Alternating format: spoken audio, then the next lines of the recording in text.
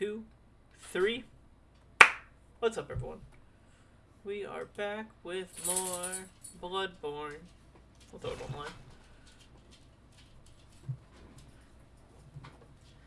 online. I know we're playing Skyrim. I know we're playing Kingdom Come Deliverance. But it's just so fun. It's just such a breath of fresh air. And I'm so excited to play this DLC. Like, I've never played the DLC, and I just want to get there. Now, we died here last time. We might be way too weak to be in Canehurst. But it's okay.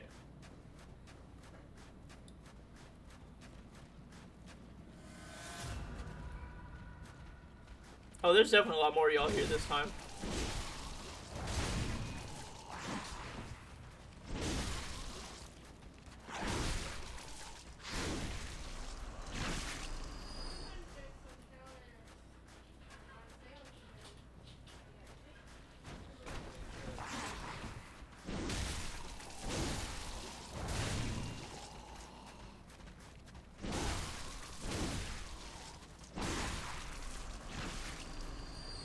I wish they dropped blood vials. I wish that were the case. I think I can go down here. I believe there is a metamorphosis down here.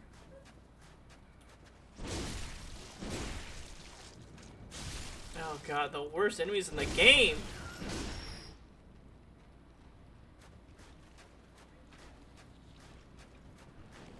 Just get out of here. Get out of here.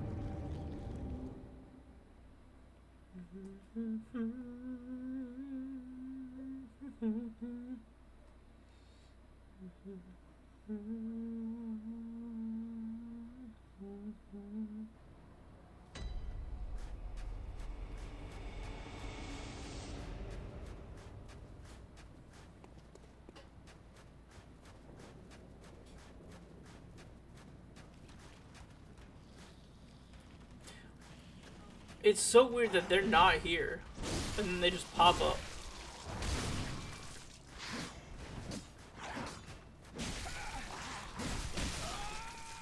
Fuck! There goes 16,000 souls instantly. We've been streaming for 3 minutes and we lost so much progress. Hate to see it.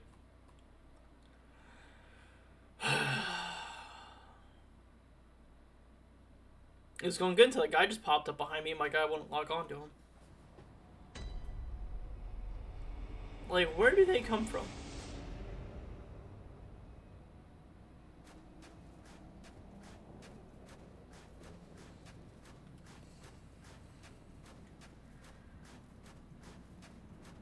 Okay, so they just jump up here.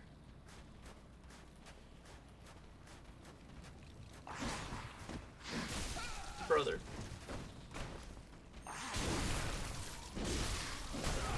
Okay. Where did you come from? I wish they would all just be here. Cause like I can take them on one-on-one. I said as I died before, but I can take them on one-on-one. Obviously I got like a 60-40 chance of murdering them.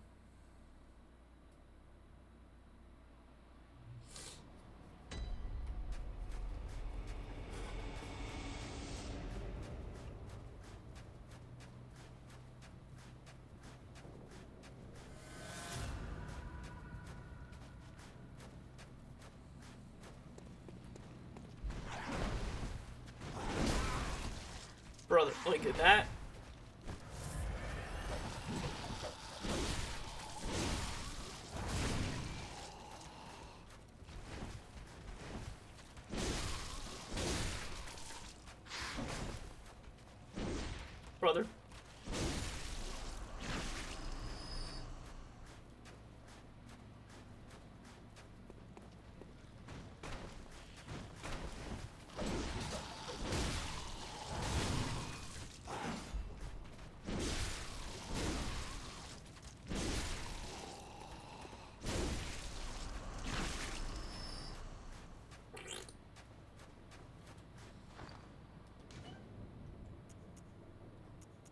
Just making sure I had the moon on.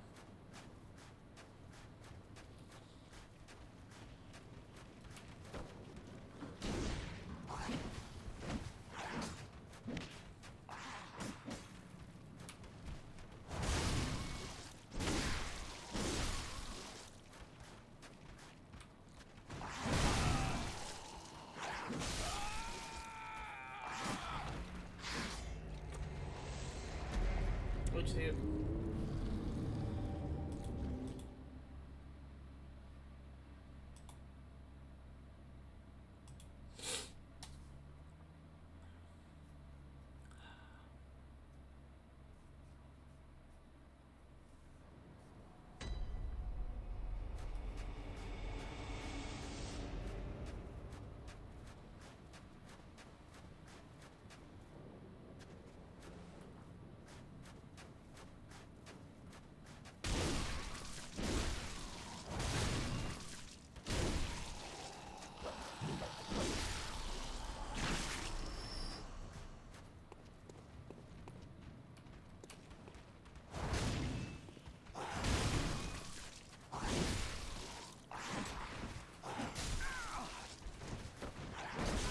Brother.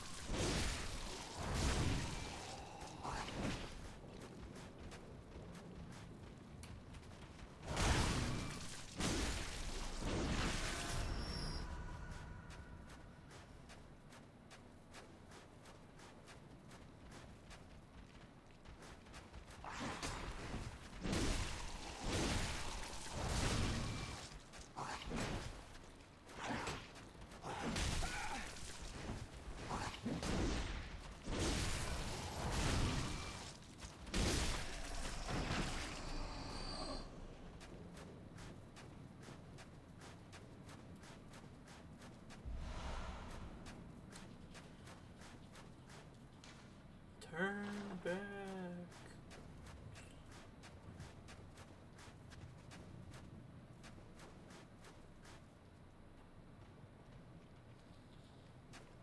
Is there anything else really down there worth getting? I don't think so.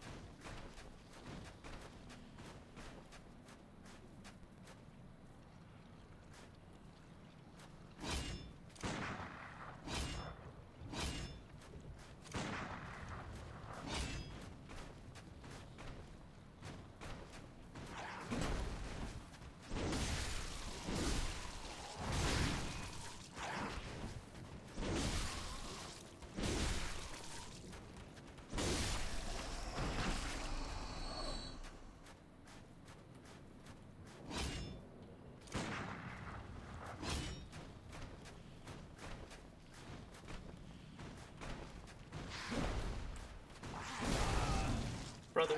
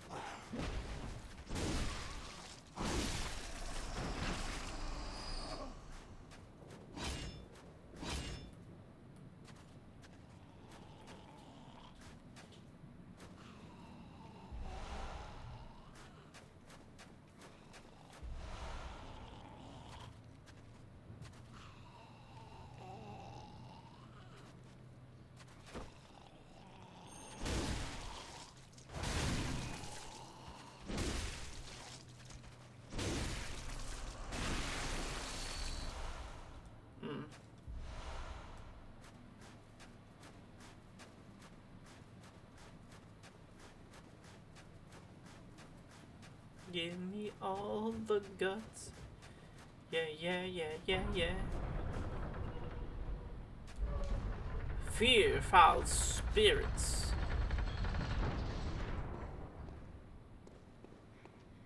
Now we have all the moaning myrtles. Turn back. Beware of vile blood.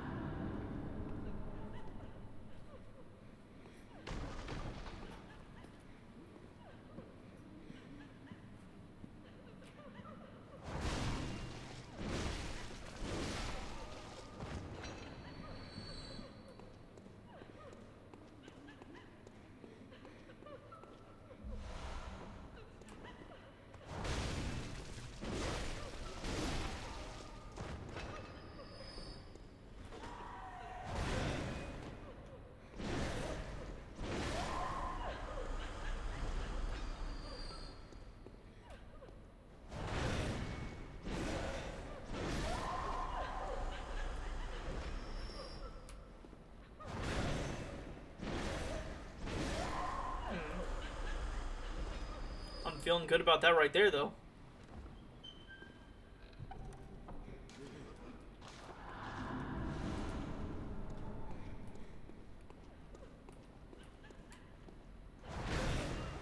The fact that I can kill them in a combo,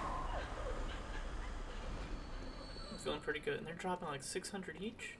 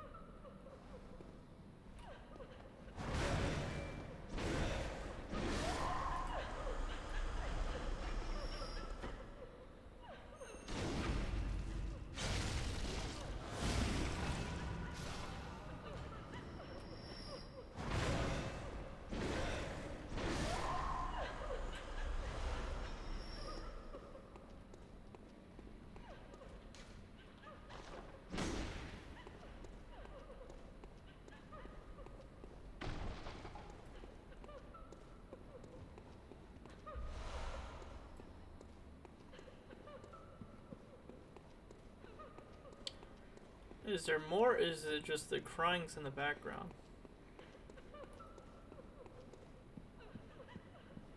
Or they're probably upstairs and... Okay, the... Hey, now...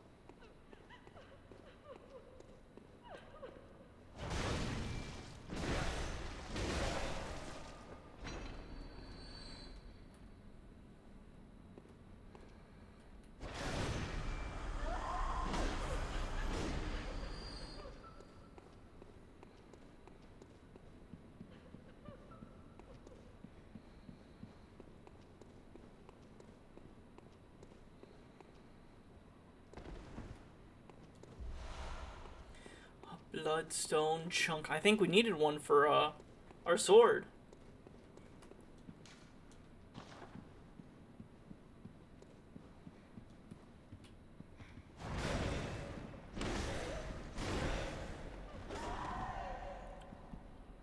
Oh, you didn't die.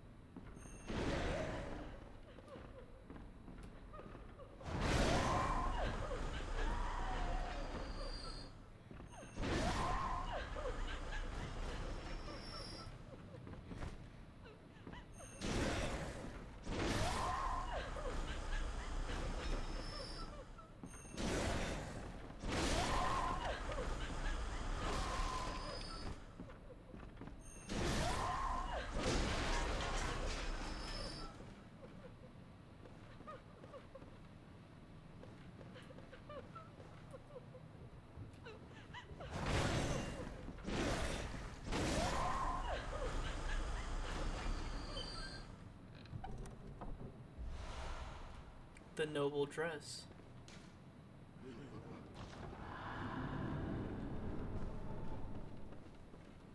Dummy. Yo, what's up, Sonic? Welcome in, man. Welcome in. Don't get fooled. How are you doing today?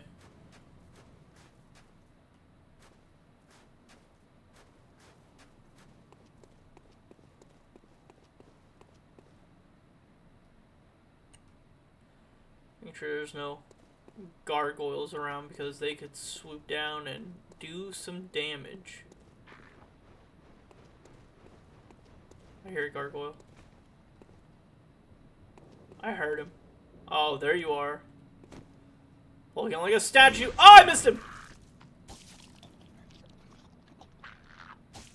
Brother.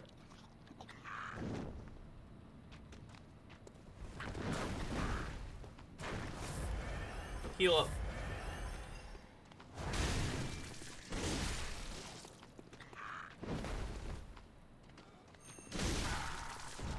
Man, you guys dropped good amounts of experience still though. Alright, I see one there. I see you up there.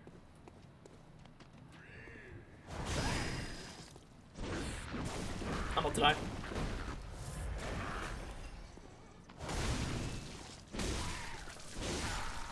Could I decide what games I bought? Yo, what games did you get, man? I'm excited to hear the final selection.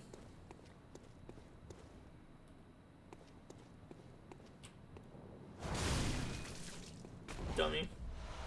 Another bloodstone chunk, yes.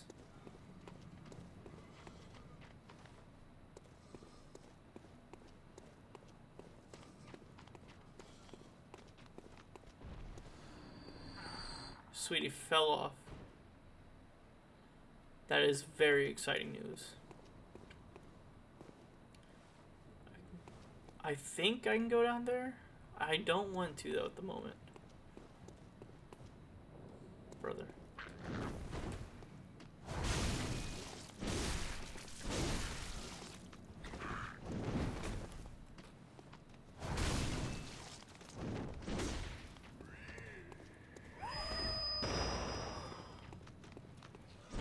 Get him. The Borderlands collection of all 6 games, Sly Cooper, and the Batman Arkham collection. Yo, the most bang for your buck. You got like what? 6, 7, 8, 9, 10, 12 games?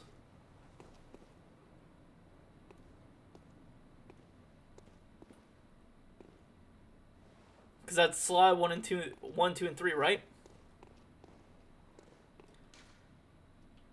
Sly.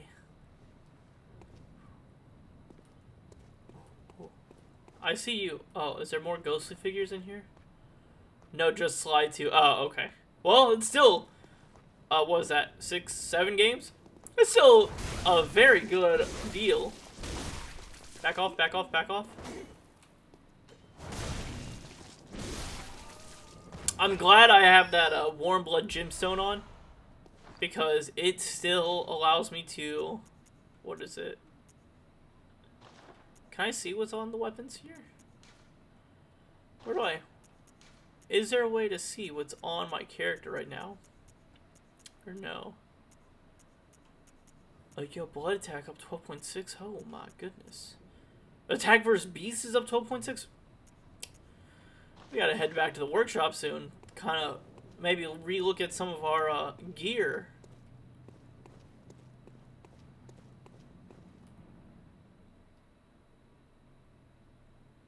I hope these games will last me a long time. I feel like it will. I mean, Borderlands 1, 2, and 3 by themselves will last you a good chunk of time.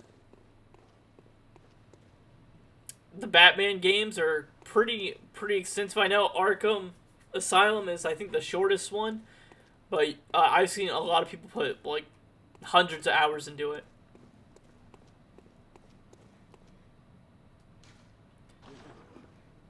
I hear you. That's my shadow over there. That was throwing me off. Where you at, lady? I can hear you.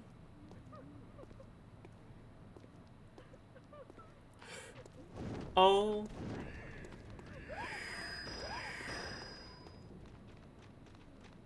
this is the worst outcome. Can I get one of you?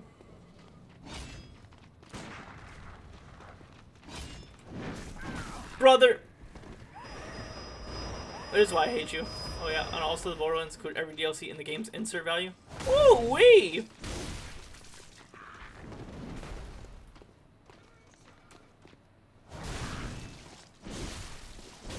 One down. One jabroni down. Where'd the other one go? Did he go back? Oh! Yo, actually snuck up on me. Like low key.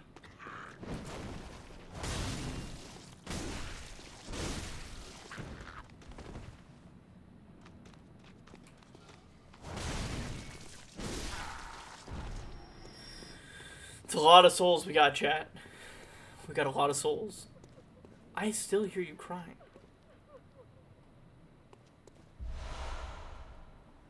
I think it was 5 DLCs total. Oh, man!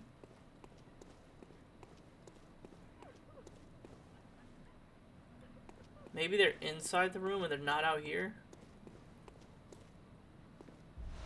Twin Bloodstone charts? I mean... Twin Bloodstone charts are alright, but...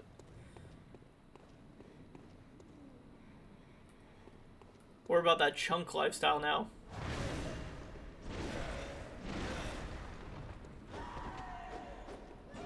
I'm glad we're fighting the ghosts again. Ghosts are quote-unquote easy to deal with.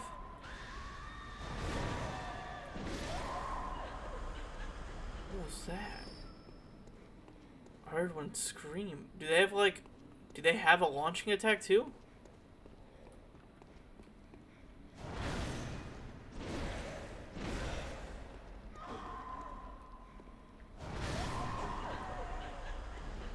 Super easy. I say that until I die and I lose 47,000 souls. I've already lost like 20,000 souls this episode. As long as they don't get up behind me, I think I'm alright.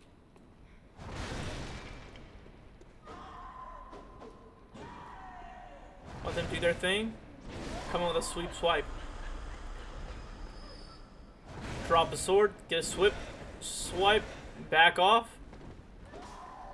Get him with a swipe and a swipe. I see that chest there. I'm not touching it yet. I want to clear the room first because the last thing I want is for them to do something I've never seen before.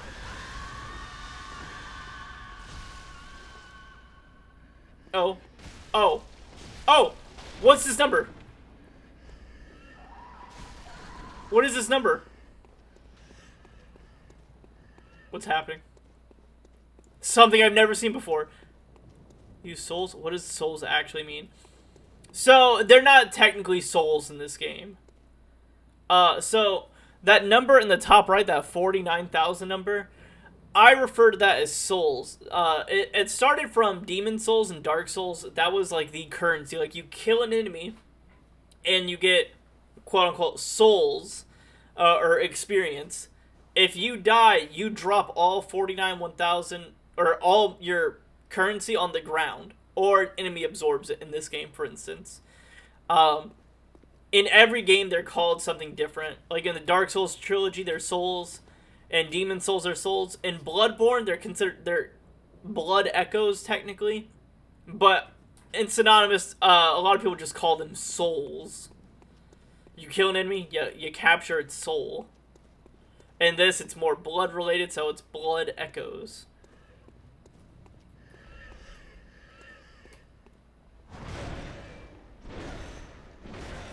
Yes, and Sekiro as well.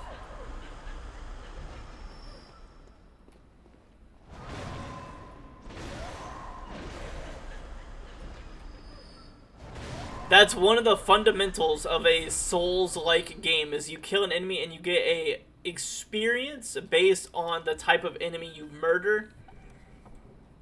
And then when you die, it drops on the ground and you have to find it or pick it up. I don't know what this is.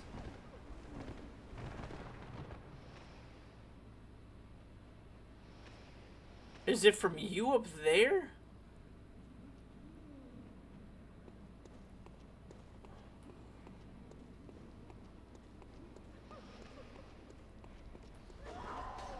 I think it is from... You're hitting me like a blow dart, aren't you?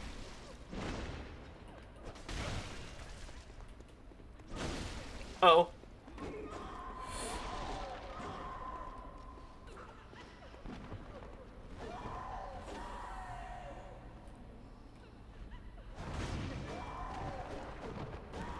I just want to murder the guy over there first. I think he's the one to hit me with that, like... Okay, let me back off. Bring you back over here. Sekiro, actually, it's similar, but it's different now that I think about it. So in Sekiro... Who's behind me? Is there someone behind me or beside me? I heard an attack, but I didn't see... Okay, you're over there.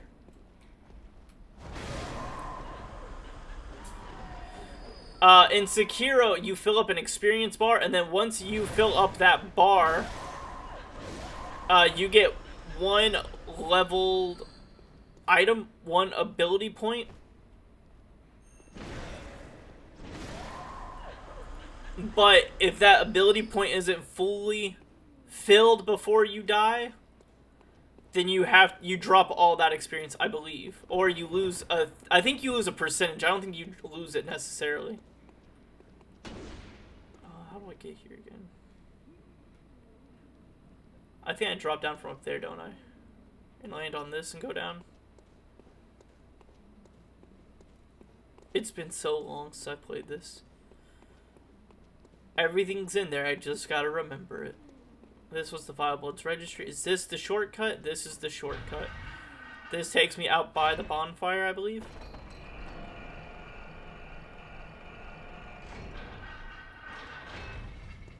Yes, yes it is. Over there is where we started, and we went in that way.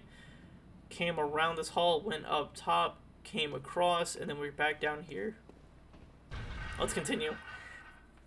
I don't think I'm strong enough to fight Logarius, though. You can only move diagonally. You can't move diagonally, only horizontally. So, like, I can go forward and backward.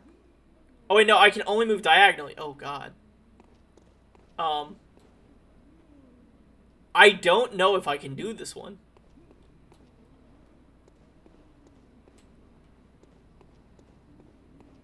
I will try my absolute best. Hold on.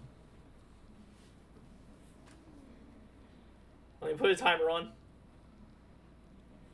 For 30 minutes. I will do my best to only move diagonally. Now, it's going to be kind of hard to tell. Because, like, the camera kind of shifts behind you to where you're always kind of, like, walking backwards. But you'll just have to take my word for it. No, I won't think about it this way. My sticks will always be at a diagonal.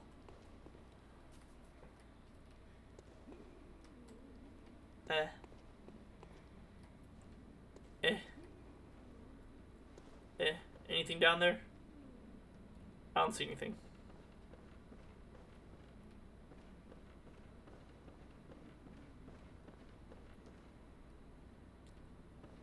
Can only move horizontally, but can camera. Horizontally, but you can move the camera. Okay, you can move camera. Nothing's here. I see an enemy. Okay. Please. Oh, I can't see. Oh. I couldn't move. I got stuck on something. I couldn't see it. At least we got the shortcut. At least we got the shortcut. I'm sorry. It's okay, man. It's okay. We only got 28 more minutes of it. Okay, we gotta go this way.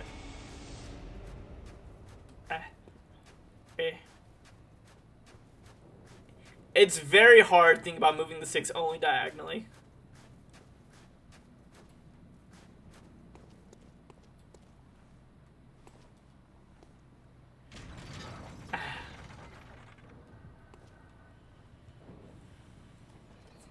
So I gotta clear out that room again. Which, as long as they don't gang up on me, I'll be okay. Hit the button, please. Thank you.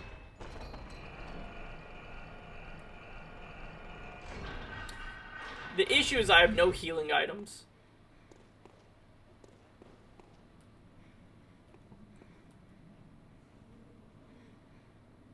I know. Oh, and I gotta worry about that guy up there shooting at me again. Oh, fudge. Okay. Please lock on. I meant only horizontal at first, but this is even better. This is what we're going with. Please lock on. I can see them. Thank you. If I'm locked in, it automatically kind of like points me in that direction. Please back up. This could take 10 years, folks. I missed him.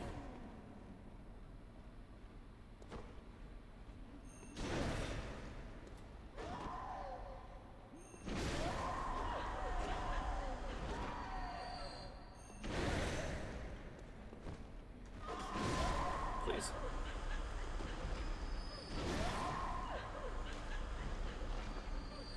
Alright.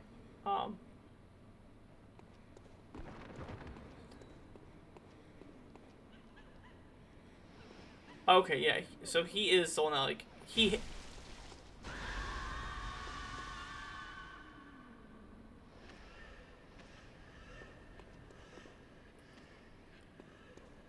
Please, diagonally.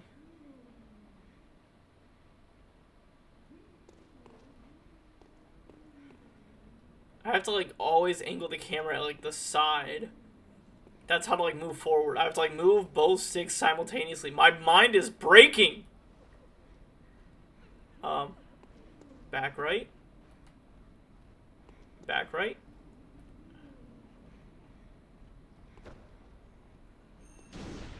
Missed him.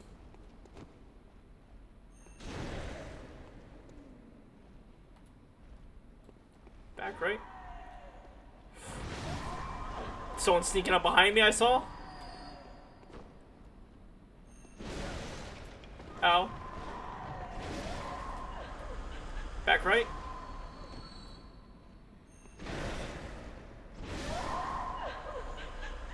Alright, forward left. Forward right. Forward left. Forward right. I'm just gonna go through here. Back left. No! You are the absolute worst, my man. Okay.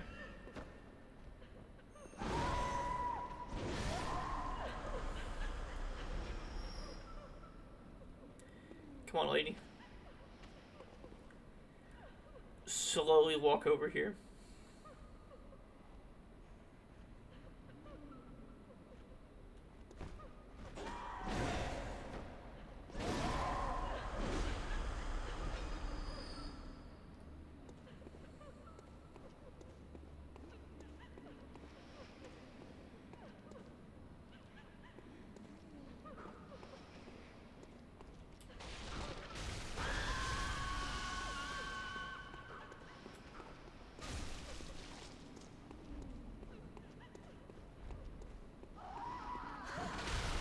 Ow.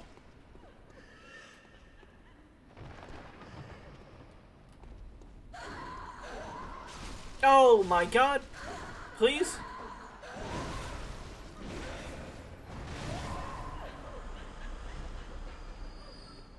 Okay. Wait a second. It's only been 7 minutes. I feel like it's been eternity.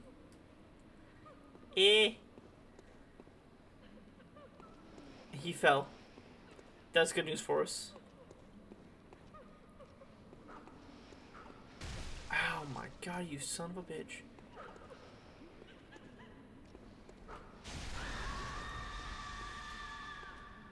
I'm about to be charged up by all these women. I don't even see where they're coming from. Oh god. I need to go this way and back this way.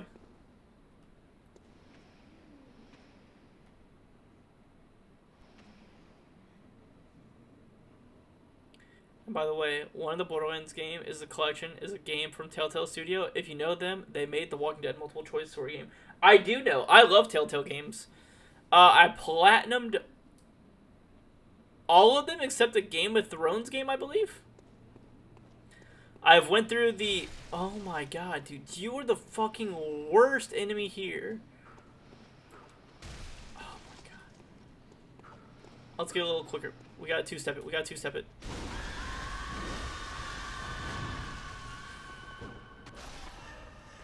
Alright, we gotta get out of here. Ow. Ow. Diagonally, diagonally. Oh, I lied. And the Borderlands one. I did not get a chance to play the Borderlands one. I take that back. So, the, Yo, I hate that they, like, do a mid-jerk. I did not play the Borderlands one or the, Game of Thrones one.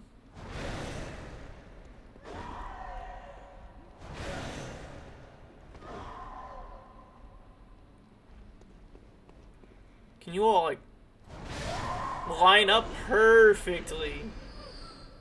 Okay.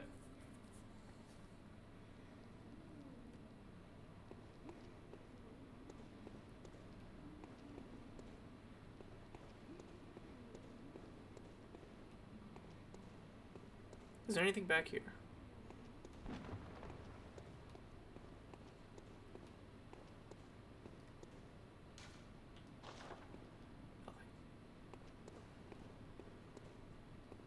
I didn't play the Borderlands one because I didn't know where it fit in the timeline, and because I never played another Borderlands game, I didn't want to, like, spoil myself on knowledge ahead of time.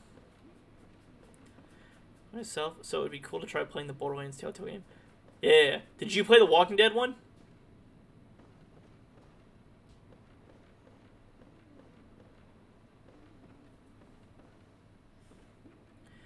So this asshole probably has my souls. So in most Souls games, your items and your experience drop on the ground. However, in Bloodborne, they have a special mechanic where an enemy that killed you or an enemy nearby can, like, suck up your souls. And when they do that, you'll see that their eyes glow. So I have to kill this jabroni probably to get all my souls back. I watched the Rad Brad and PewDiePie play it. Hell yeah, man. I highly recommend playing them. They are so fun. And, dude, I love the Rad Brad and PewDiePie. As a kid, yeah, man. I remember watching when they came out. I was watching Brad release them every episode with the seasons as they came out with the chapters. Oh, dude, me and my wife now at the time were so excited to watch those when we were growing up. Yep, so he has my souls. I don't know what I'm getting hit from. I lost 50,000 souls. I don't know. Was there a second one that I just didn't see? There is, you son of a bitch! I just lost 50,000 souls. Fuck! Oh, that sucks. I should have saved it. Hate to see it. That's alright, though.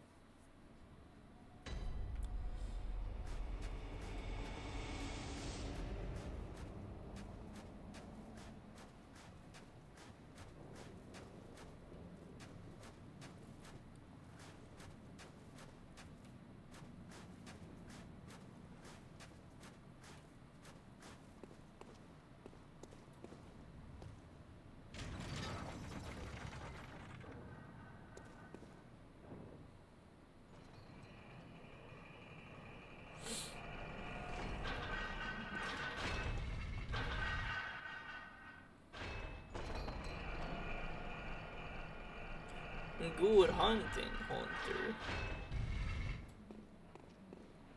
Alright, we gotta clear out this room again. Which at least this is 7,000.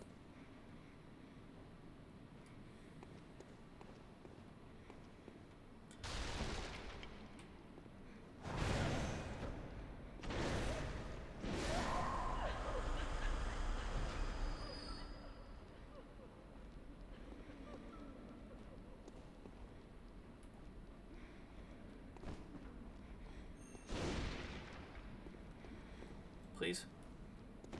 Please.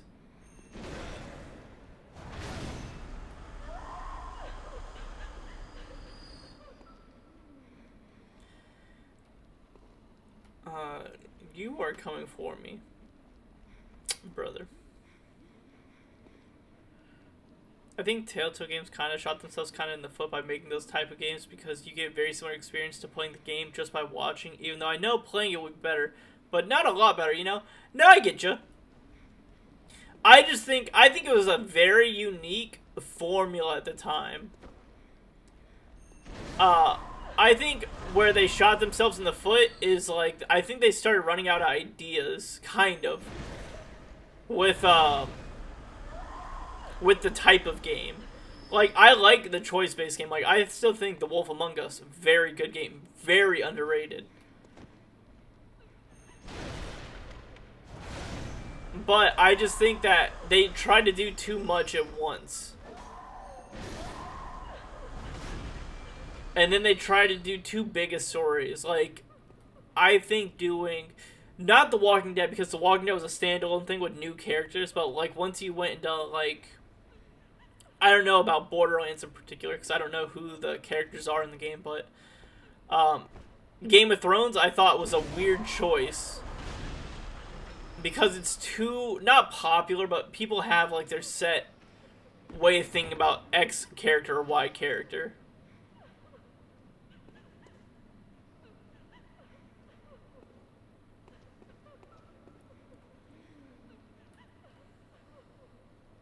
Come on.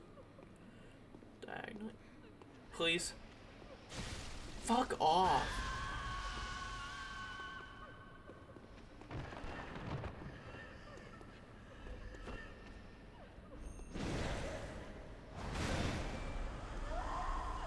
Detroit Became Human did the multiple choice aspect the best in my opinion. So many different choices you could get. So me and my wife debate on this. I kind of agree with you, but she says pretty much no matter what outcome you do, the game ends up in the same place. So it's like an illusion of choice.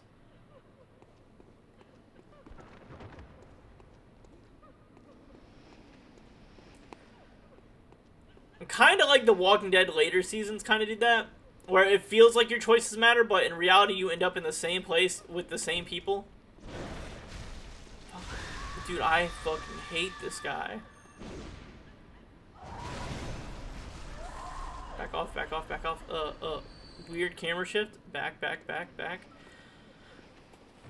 But David Cage kind of has just weird aspects in his games like that. Aside from being just a weird guy. The games are alright, but... Weird man. I gotta think of this diagonally. But why multiple choice then just have watch a TV show or a movie then? That's true. Because the illusion of the choice is all that people need to feel like they're doing something.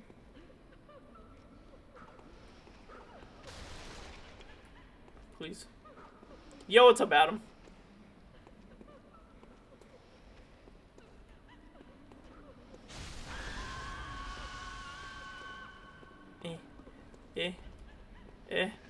Please? Oh my god. I need you to measure the length of the wall. Okay. Hold on. Hold on, guys. I need to go measure something. I will be right back. I'm going to exit game. Be back. And this counts on that timer. Because I would still be doing it regularly. I'm not going to pause the timer. Be right back, though. Call me, will do.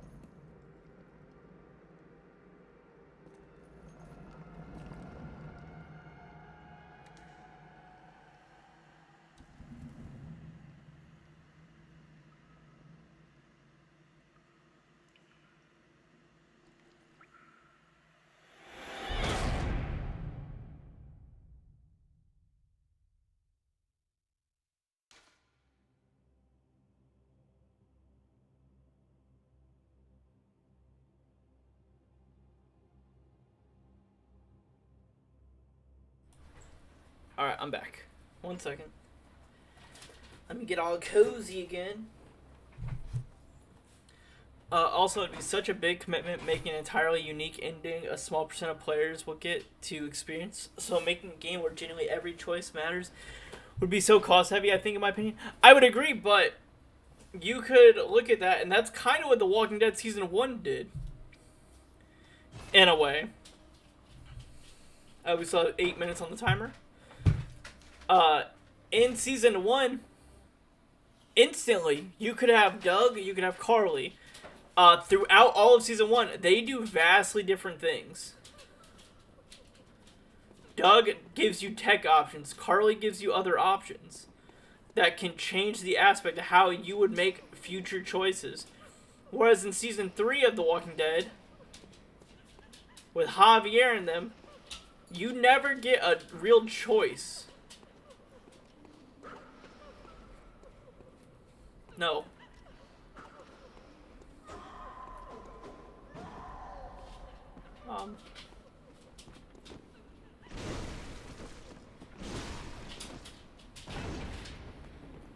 Please.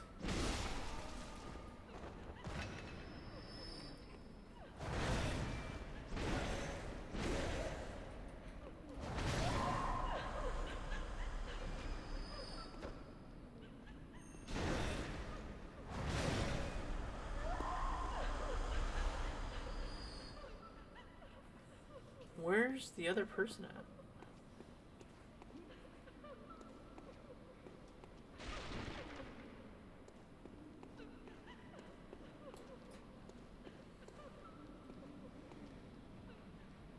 Oh! Here's how I get the chest. I gotta, like, line this up properly. Diagonally would be like that.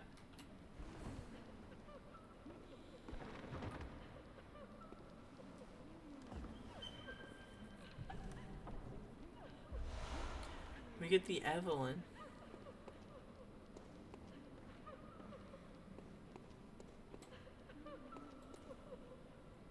I just think story-wise, Telltale does it amazing, but the multiple choice aspect, they're bad at, I think, even Season 1. We can agree to disagree.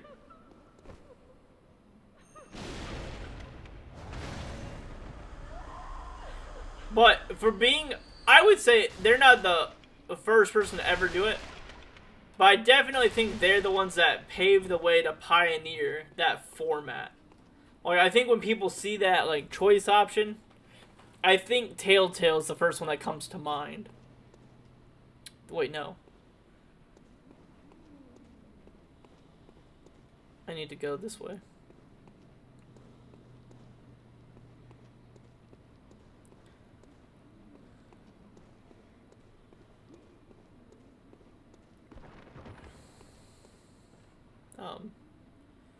Stairs are weird.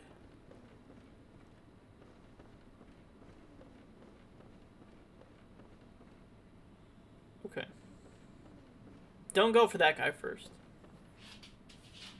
Go for that guy first. Is there any other guy I gotta really watch out for? I see a guy over there wandering. I see a guy over there.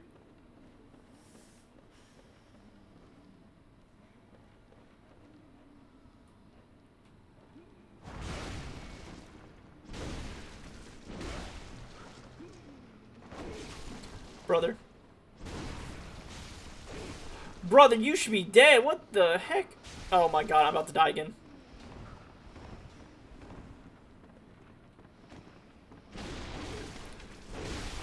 We killed each other. I lost another 8,000 souls. Fuck off. Damn it.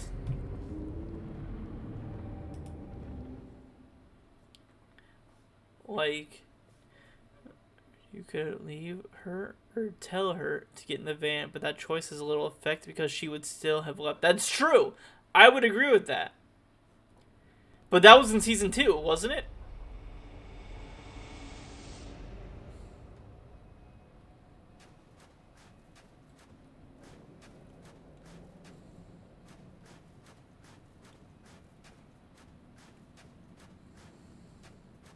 Or no, Season 2 is when you're following Clementine.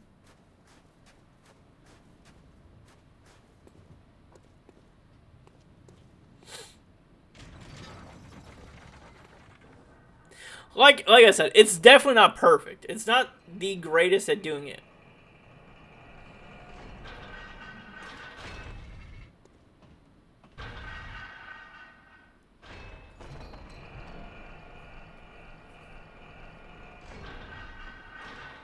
No, season 2 was only Clementine. That's correct. You're right.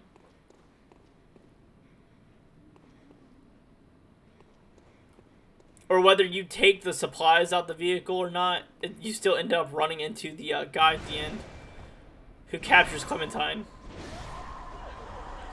Ooh. Let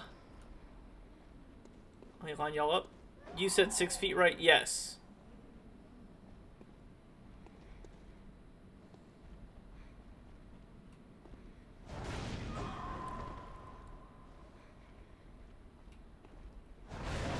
Are you going to want any overhang? Because if you're going to want overhang, you might want to account for that as well. I was not accounting for that.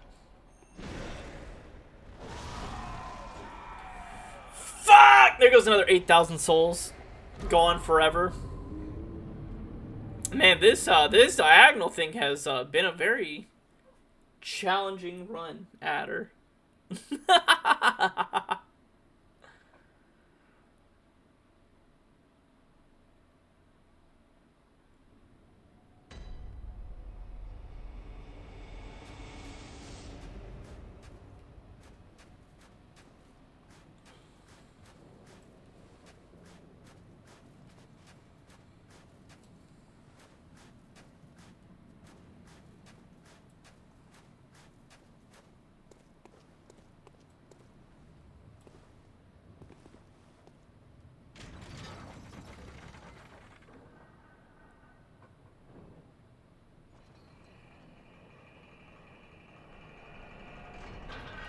Alright, let's get up here.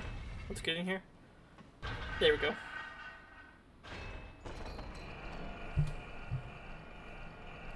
Alright, we got about a minute left with the challenge. Ooh, thank you for dropping my 700 souls here. And then if you drop your souls, this is what it looks like in Bloodborne. It's a little light glowing with a pool of blood. And that's our bloodstain, where other people in the real world, if they're online, will see where we died there.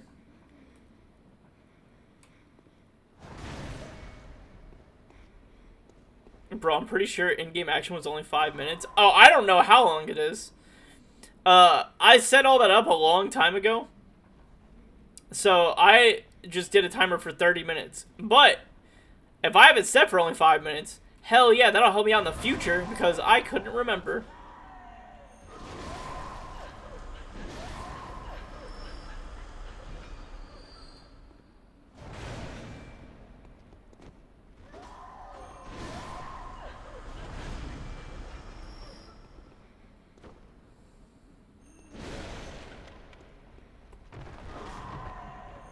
Yeah.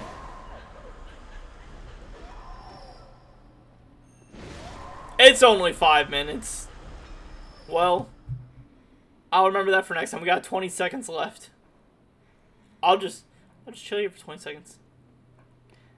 Hey.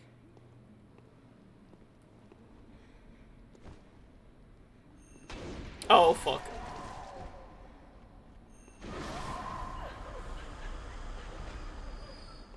There's another one over here, I believe. Timer's gone. We're free. We're free to move.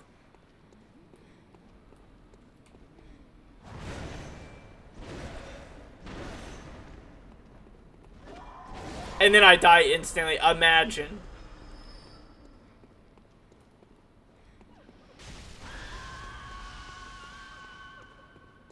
Come on.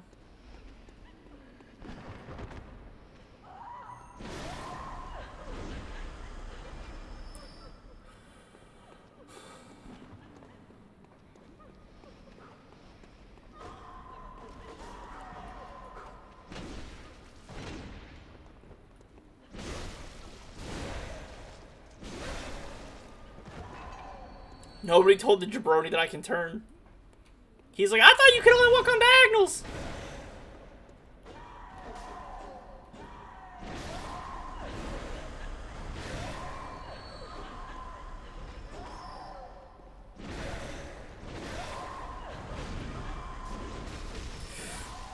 Brother, I was joking about the dying part. Chill out. God, I have no heals. This area sucks when you can't heal. Do I have any, like, special blood on me? I have Yusefka's. I'll just pop it.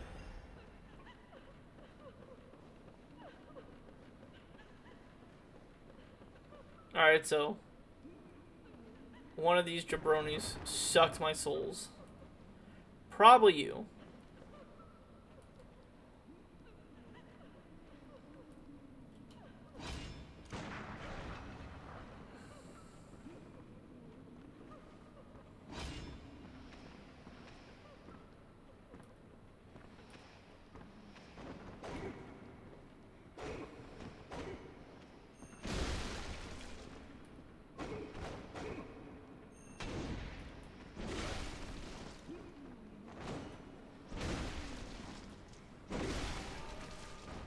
You did not have my souls.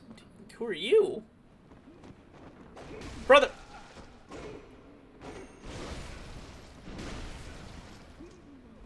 I didn't... Brother.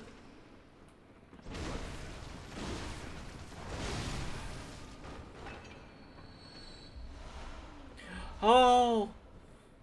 Blood vials. Alright, we gotta get this guy. I got stuck on a chair!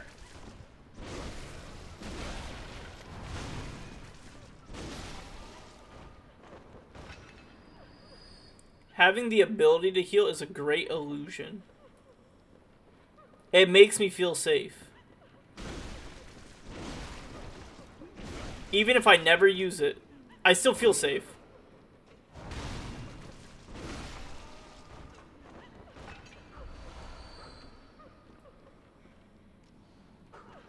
Someone is shooting at me, but I don't know where they're at.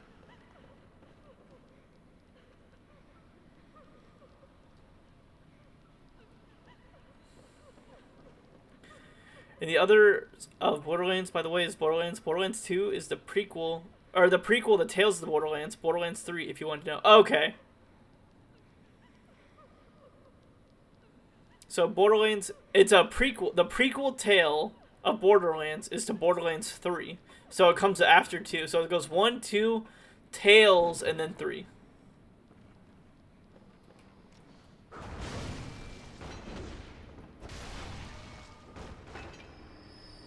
Oh wait, my souls aren't up here because I died down there too, didn't I?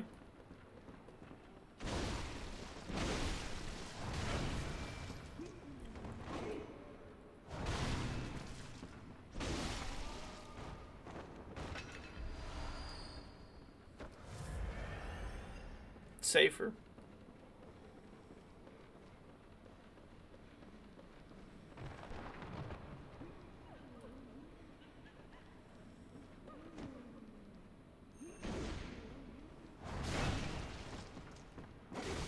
Oh my god, what a quick turnaround, blind man. Ha! Blood vials. The vials of blood. Yeah, yeah, yeah. You were probably the one shooting at me, weren't you? Oh, you son of a bitch, you're done for now. Okay, well, that shot whiffed. Heal. Get in there. No, the prequel is the game of its own. I should probably have made it that more clear. Oh, okay, so it's a standalone thing. It's not tied to, like... It's in the world of Borderlands, but it doesn't tie directly to the game.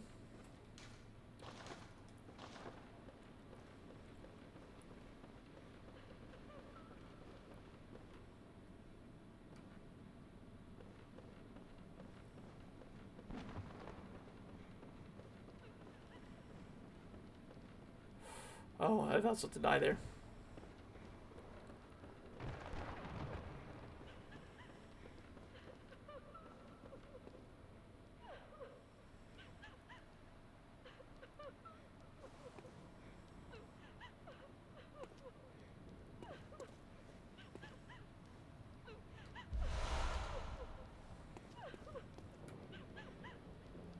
There's those two gargoyles that fought us earlier.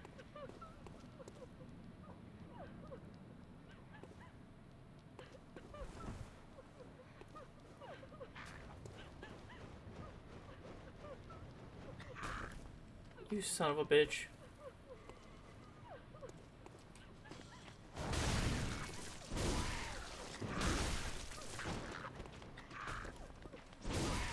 Not two of you. I'm so glad you turned around, sir.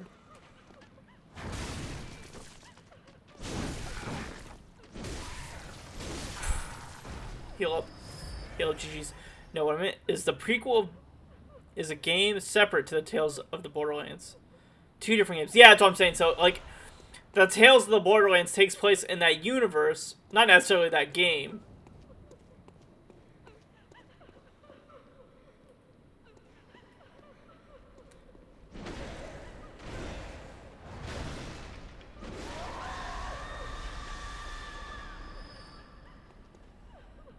Oh.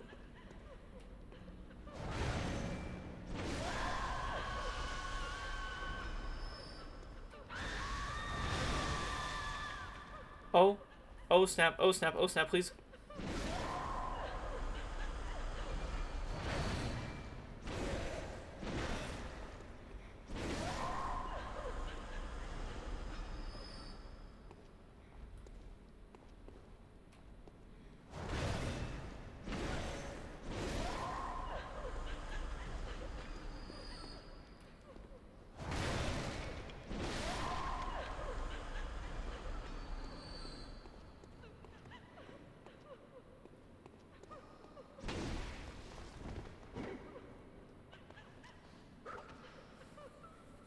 I want this guy to come over here because fighting all three of them there would be almost a death trap. She does that and you get caught, you're dead there. Or if she wants to come over here, I'm fine with that as well.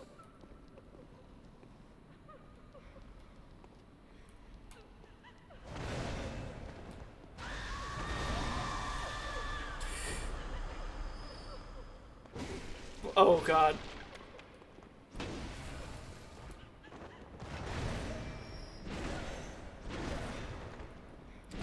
That could have been real bad right there.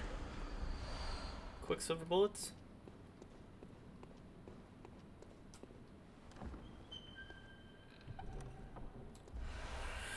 The Executioner's gloves. Let's read some of the stuff that we've been getting.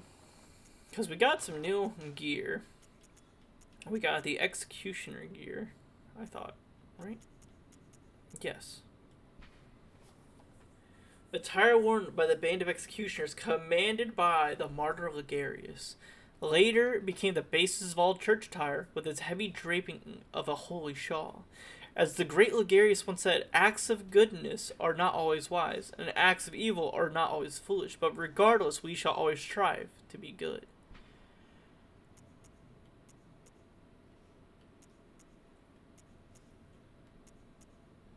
It's pretty good. It's a little worse on our overall defense, but it's not bad. The prequel is a regular Borderlands game, but Tales of the Borderlands is a Telltale's game. No, I get that part. Are these the same? Yeah. Reflect their admiration of a hand-to-hand combat.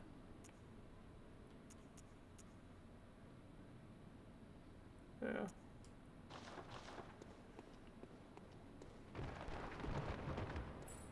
My English is bad. No, man, you are absolutely fine. I understand.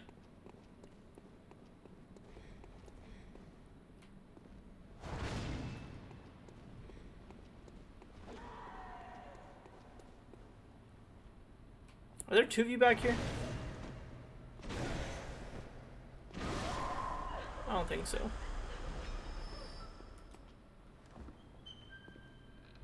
What might you have? Knight's garb, knight's gloves, knight's trousers dress. Oh, we have the noble dress as well. Worn by the nobles, the old bloodline that traces back to the Forsaken Cascaders. This is another thing I want to point out. This noble dress is the same thing that the Andrea had, the English whore. The one that died.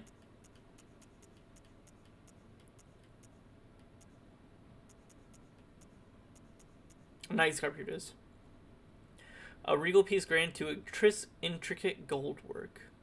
The Canehurst way is a mix of nostalgia and bombast. They take a great pride even in the blood-stained corpses beasts they leave behind, confident that they will stand as an example of decadent art. It's high in blood defense, but everything else is pretty low. High, bolt. You know Claptrap, right? I know what he is. I don't really know much about the character itself, though. But I know he's the robot that is like your companion. That I believe is played by Jack Black in the movie.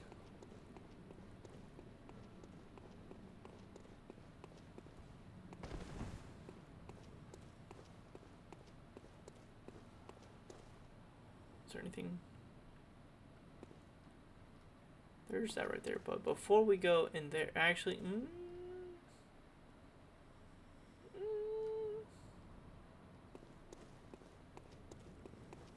I thought I...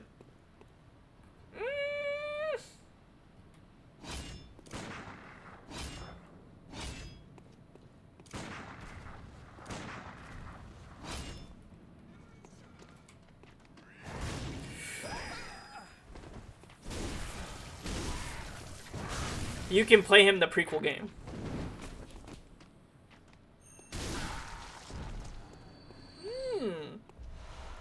Kin Cold Blood level 10. I'll tell you what, boys, that's a big chunk of souls. Makes me feel better now. About the souls that I did lose. Pull the lever, crunk.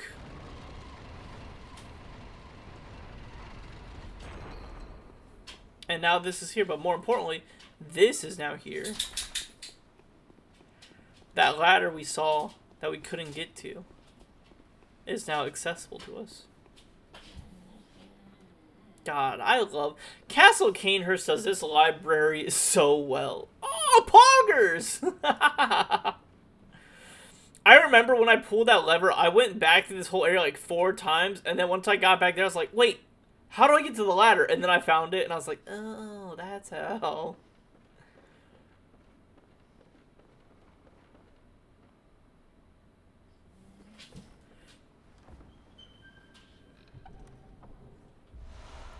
A warm blood gemstone. So there's that path over there. We're gonna go this path first.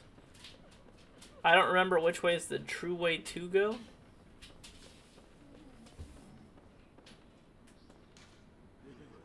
Oh, I see you.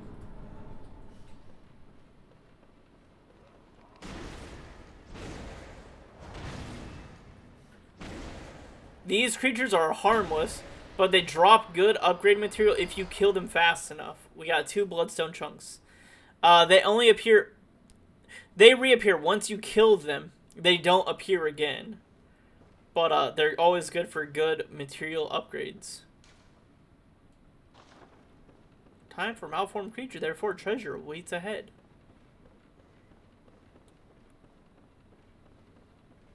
The trick is with them is if you take too long on killing them, they disappear.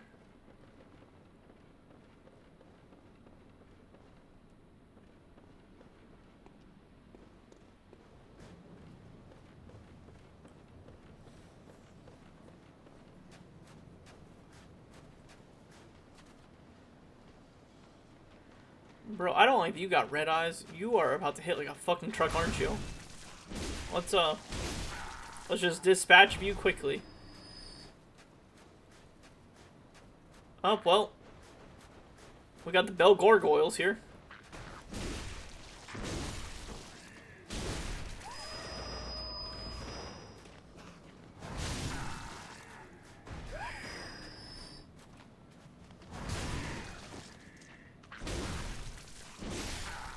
Dude, I love Ludwig's blade. It's so good. We got the Knight's wig. So now we have the full knight attire. Adornment prized by the Knights of Canehurst resembles a ponytail of silver hair. The Canehurst way is a mix of nostalgia and bombast. Oh yeah, we read that part, but just gives you a ponytail now. I am getting close to the Ligarius fight. I think like it's right there is where I fight him. Is there not a save point before we fight Ligarius? Is it the same? There's no way, right?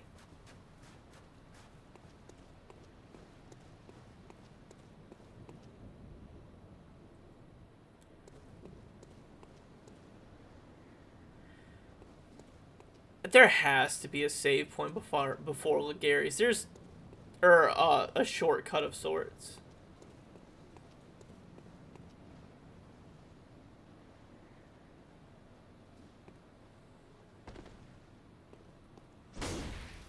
No illusion. We got a lot of Kin Coldblood though, like high level gear.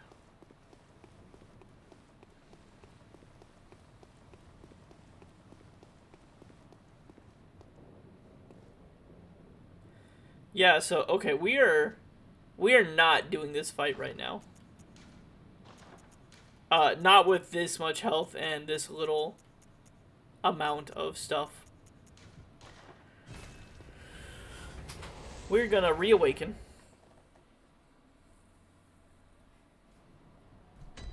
Like, am I insane? Is there not a shortcut to Ligarius?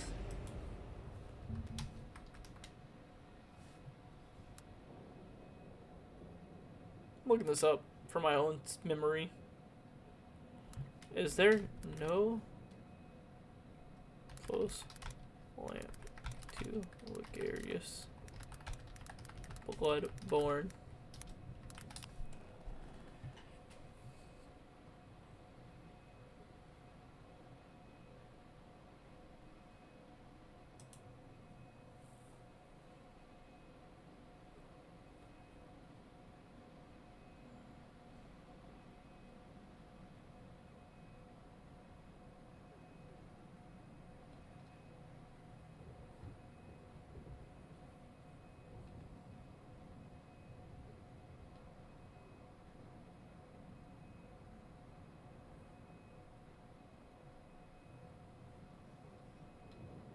There's only one lamp in this area. Oh, no. Absolutely not. Master Ligarius is no pushover fight. Like, that is a man's fight, if you know what I'm saying. Like, he is not a pushover of sorts.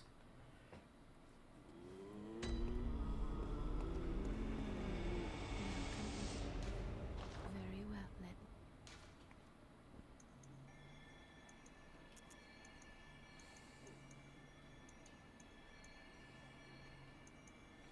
What are the level caps in this game? Like, every game has a soft cap.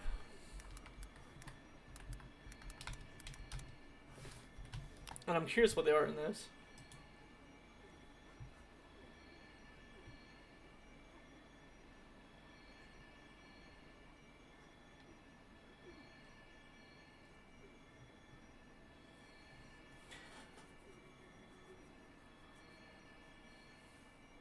Okay, so 25 and 50 respectively for just about all of them.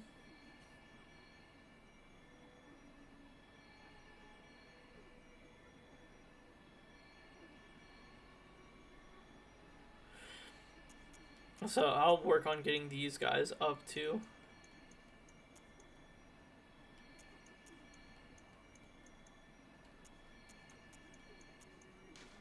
25 each. farewell, good Let me hunter. see if I can go upgrade this sword, because this sword is fantastic. We can. And it's going to up by 94 damage. Holy smokes.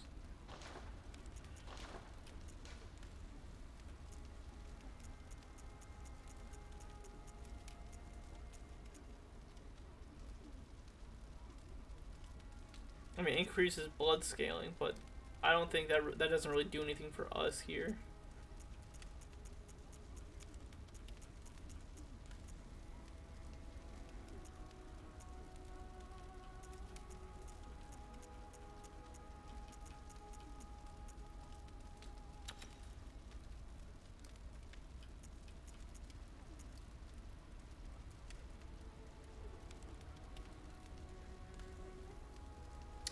You know what?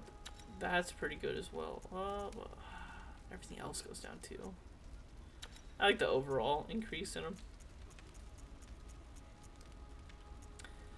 You know, we could say forget this scaling on health and just go bingo bongo on the strength.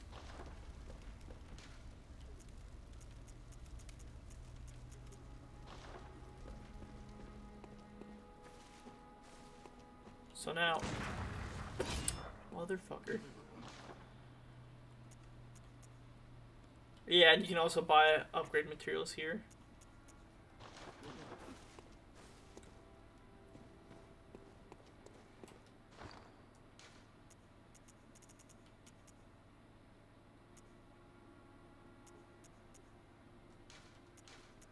Two 10 cold bloods, please.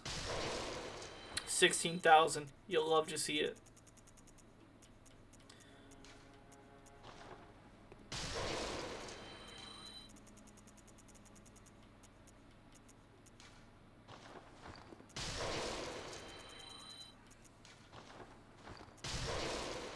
Ooh, we're at 30,000. Let's go. Let's just keep it going, folks.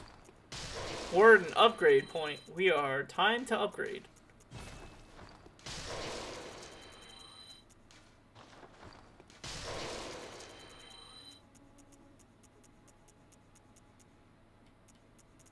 That is all? Ah, no, there's one more. Welcome. What is it? Oh, I'd like to level up, baby. Let me. Alright.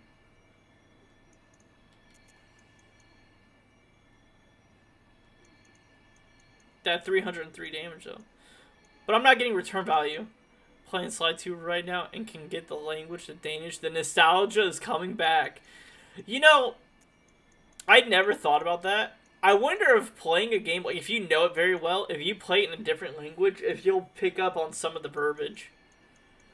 Like, I remember I was taking courses in Japanese, because I want to learn Japanese overall. And I remember me and Kalala got some Japanese books to kind of learn. Let's go to the Forbidden Woods. I don't think... Is Canehurst up here? Yeah.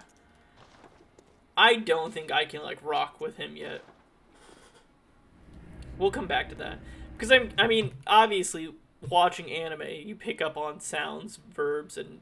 Not verbs, but the language, how it sounds, how it's articulated. So I wonder if it's the same thing. Well, I mean, I guess it's literally the same thing. Depending on how much you're absorbing into it.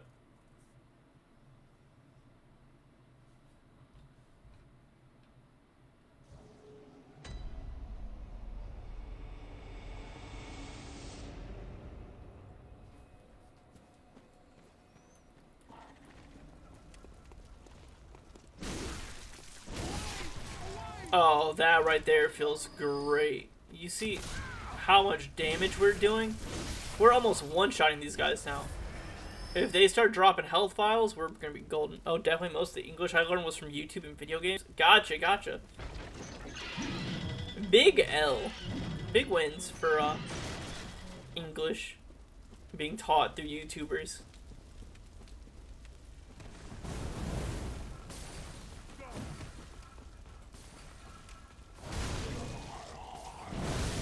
Plus, with all you guys dropping almost 1,000 apiece now with souls, with the moon rune, y'all are cooked.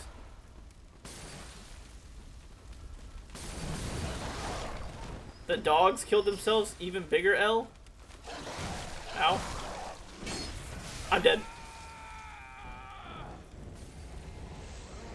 Brother, forgive me cooking, I'm cooked. I lied.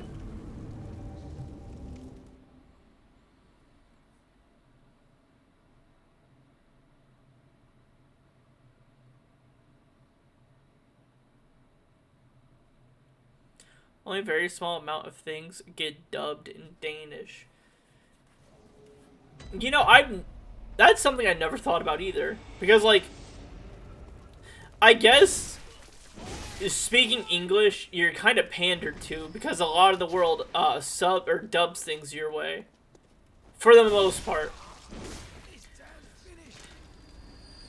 but I never thought about it with a different country if they get dubbed as much. And then if you guys do like voice acting, are all your voice actors relatively the same in everything?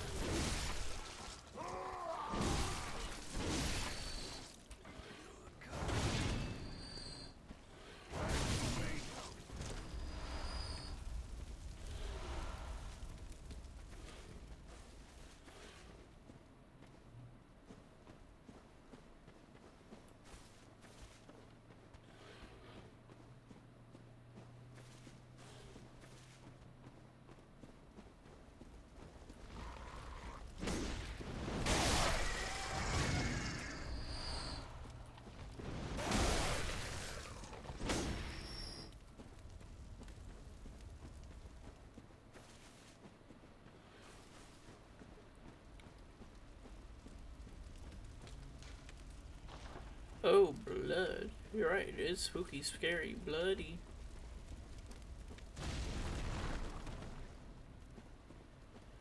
Into the thick of it. Into the thick of it. Thick of it.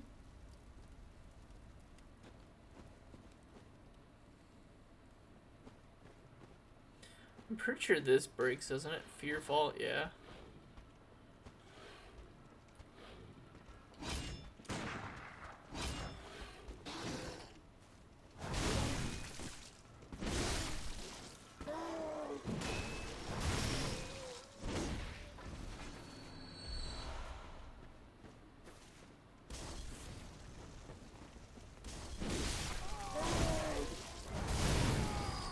Man, the damage is great now. Oh, hey there, buddy. Remember, I was a stupid kid when I watched Cartoon Network. I can't remember they were, but sometimes they would put the effort in the dub, the theme song, even that was a very hit and miss, but extremely cool. I feel that. I remember, what show was it? Naruto. I think Naruto in the first show had like some dubbed openings. And I was like, hell yeah. Or even One Piece, like the 4Kids version that was English dubbed for children. God, it was awful. But man, I'm not gonna lie. I was bopping as a child, but I didn't know any better. I was an idiot. What's here?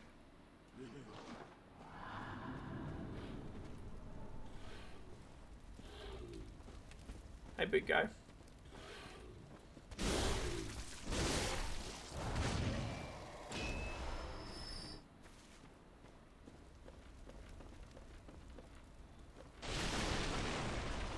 Tis a bucket. Beast blood pellets.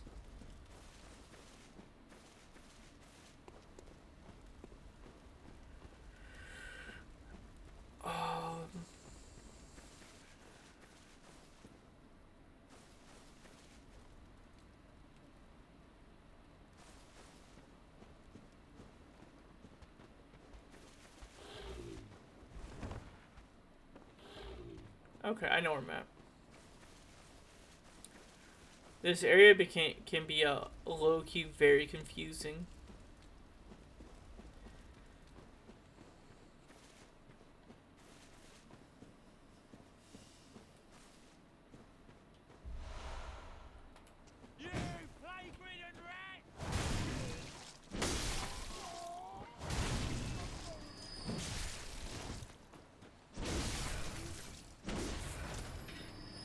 Yeah, get that health back.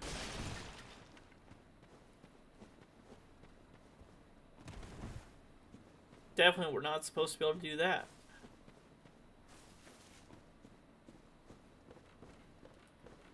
But I'll take it. More beast blood pellets.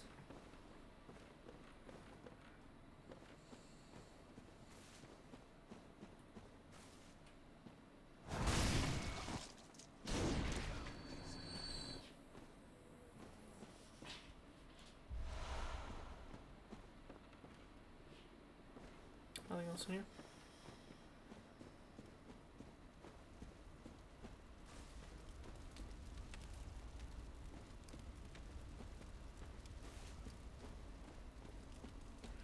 We got Naruto, Beyblade, Yu-Gi-Oh, Bakugan dubbed in Danish as some of the only anime. It was usually only kid shows. Yeah, growing up, anime I feel like didn't really get dubbed in America for a very long time until like Funimation came around. Or Aniplex. Before those came around, I feel like there wasn't really good dubbing, and if it was very cheaply done. Okay, let me not do that.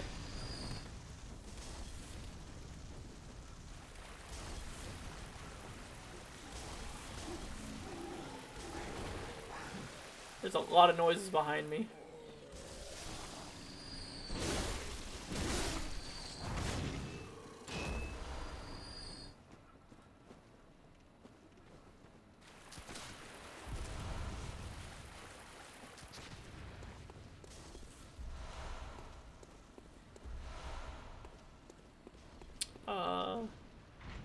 Shortcut?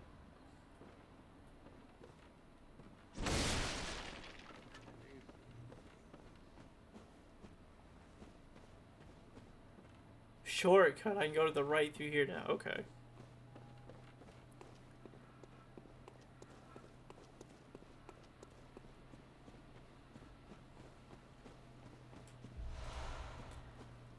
More Twin Bloodstone charts. I'll take them.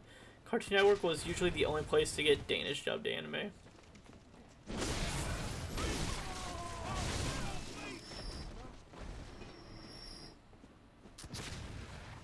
Oh, you are right above my head, buddy.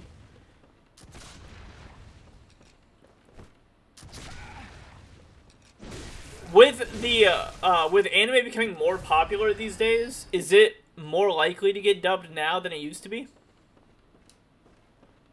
Like, for instance, if you were to get, like, on Crunchyroll, is there a higher chance of you finding Danish dubbed on it now?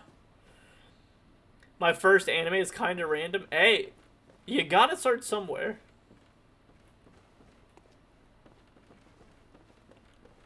Can I? No. No, you cannot. There's a cannon. I forgot about the cannon.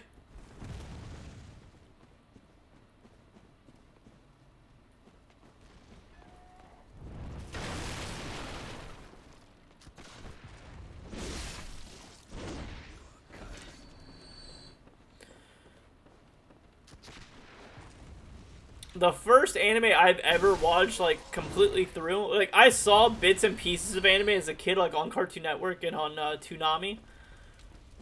But I didn't really watch anime until my freshman year in high school. So my first anime was Death Note. Fully through, it was Death Note, and then Angel Beats, and then Full Metal Alchemist, I believe. The first show, and then Brotherhood right afterwards, because I wanted to watch both versions. Which I stand by that both versions are still incredible. Oh, nobody dubs Danish anime anymore. That's a lost me when Cartoon Network died. Oh, really? That's so sad.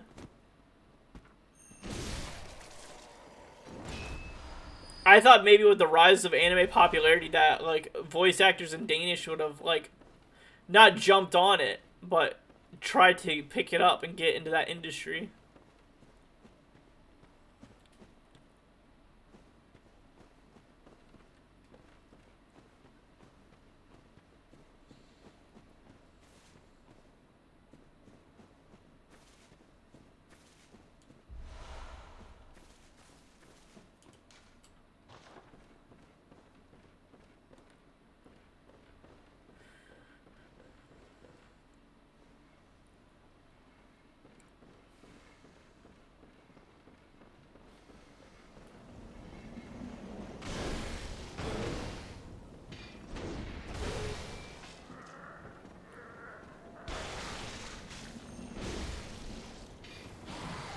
Oh, trust me, I didn't forget about you, Snake Bros.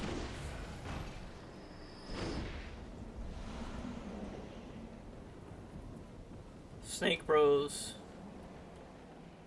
Ruffman.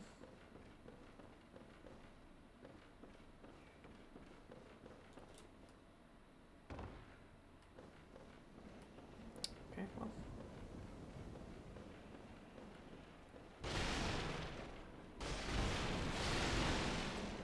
Oh wait, bro, I bought the lantern to help with this. What am I doing? Hold on. It doesn't have to always be completely pitch black. I got a light.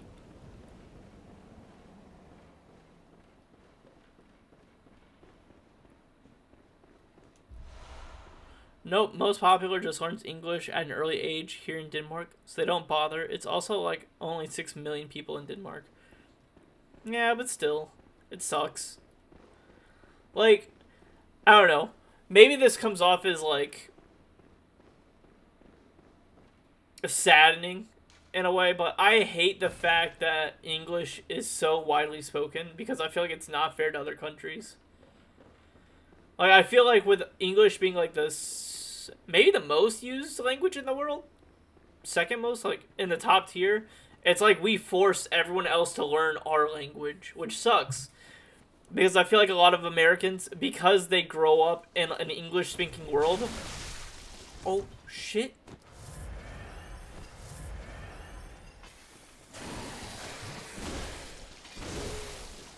I feel like it creates this like elitism almost, where they're like, we don't have to learn other languages when everyone else in the world, entitlement, that's what I want to say. A lot of Americans like have this entitlement that they don't have to like learn other cultures because why would I have to learn their culture when everyone already speaks mine? And I just hate that concept. I hate that thinking.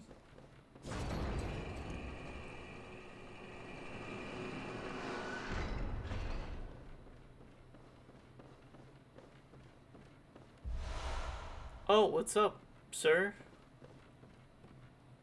Ah, a new face, are you? And an accomplished hunter, it would appear. I am Volta, master of the League. Members of the League cleanse the streets of all the filth that's spread about during the hunt. Like any half-decent hunter ought to, you know? Have you seen enough of these wretched beasts? Freakish slugs and mad doctors. Sentence these fiends to death with the help of your League confederates. What do you say? Sure. Yes. As a hunter, well should commit this to heart. Our own Carol Root. Impurity. The night brims with defiled scum. Just think. Now you're all set to hunt. Hunt in cooperation with your... Now are the oath vermin rive deep within all filth, and are the root of all vermin, are to be crushed. The League exists to expunge all vermin, ridding us of any trace of human corruption. And so, until we are rid of all vermin, you must continue to hunt and kill. This bloody fate is ours alone. Do not expect the world to grasp our work. But remember, the Confederates will always have my blessing, and each other. Always. The League do and... Okay, that's cool. Well, we found the vermin hunters.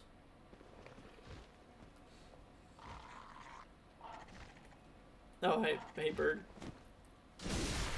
Spanish, Mandarin, English, Hindi are like the top 4 easily. Oh, languages, yeah. I can see that. And then from here we have our real shortcut. Like, the other shortcut was a shortcut, but it's almost pointless because you get this shortcut. I actually don't mind. You also need to understand TV kind of died, so most kids just watch shows on Netflix now. I guess in other streaming platforms where if they're lucky it includes Danish subtitles. Are things usually subbed in Danish at all?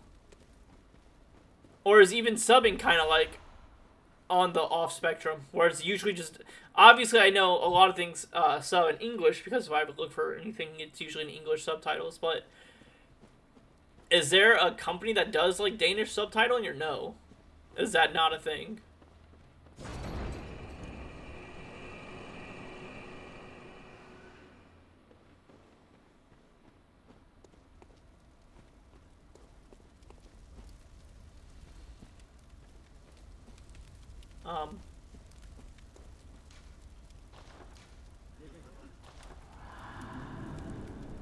You must accept yourself with wondrous good. What are you talking about? 'Tis a tree. I came up with this when I went up. I think I go this way now.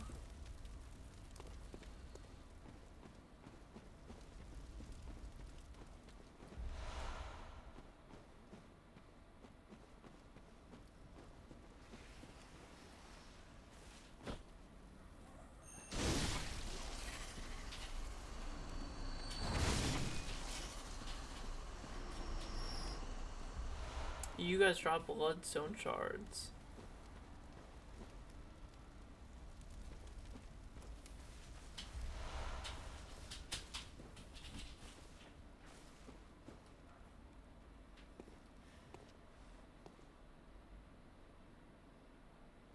Well, there's an item over there.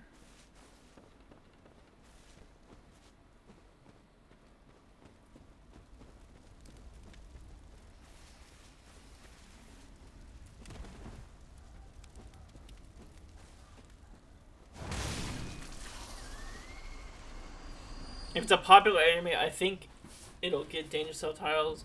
I saw Vinland Saga, but then I had them, but they're not common. Gotcha. Man. That sucks.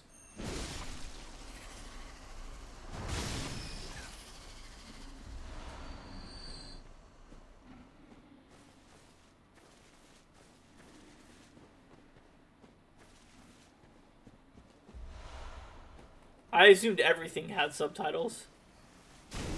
But I guess if there's not a need for it, because it's not popular enough to have them, to warrant them, I guess they wouldn't do it.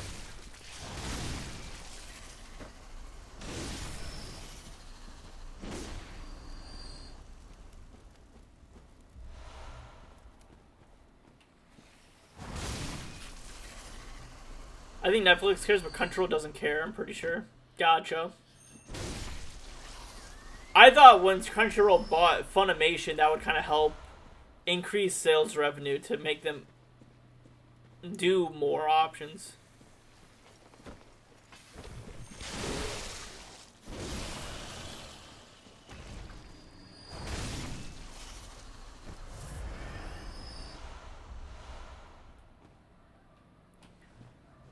Man, it's so nice seeing 20 vials up there. Anytime you get low in health vials, you get real anxious in Souls games. Oh god, I thought I died.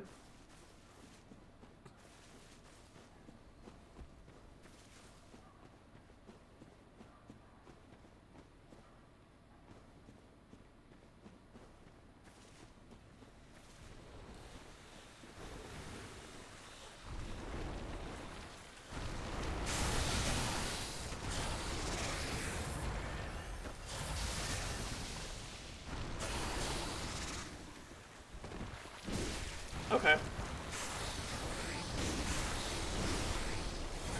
Once you get around them, they're not that bad.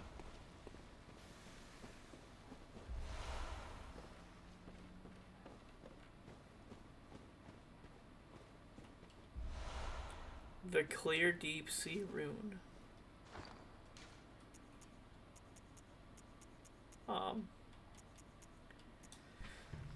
This transcripts the Great One's inhuman voices, depicts down-reaching currents. This rune means deep sea and grants augmented resistance. Great volumes of water serve as a bulwark. Okay, so it's just a better lake. But great volumes of water serve as a bulwark, guarding sleep and an augur the elder truth. Overcome this hindrance and seek what is yours. And the other one we got was Impurity. It's just about how many people will watch it. If you are only really marking towards the Danish kids that can't speak English, because almost every adult here can. Oh. Do you get taught English in school usually? To like start learning it at a younger age? I'm just curious on how that works. A Carol rune that inscribes inhuman sounds. This rune, discovered inside the forbidden beast enter, came to symbolize impurity and oath. The League, Confederates of the League, cooperate with hunters from other worlds in a hunt to discover vermin. Vermin writhe within filth and are the root of man's impurity. Crush all vermin without hesitation.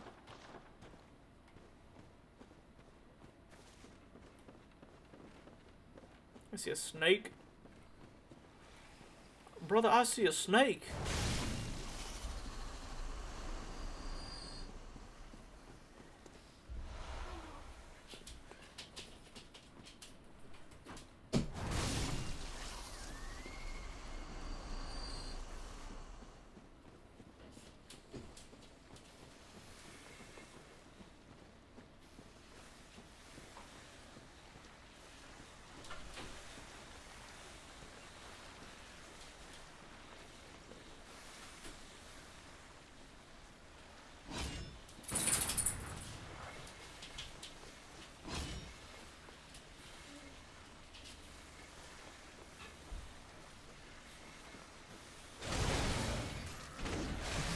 Fuck me! No, I died on poison! You son of a bitch. Yeah, first grade, but people usually get exposed to English media like me and learn it even faster. Gotcha. Yeah, because like in the US, I don't really think they have other courses for language until like you're in high school. I could be corrected. I'm sure some schools do it. But most schools, or at least all the ones I've been to, they'll offer other languages once you're in high school as like extra courses.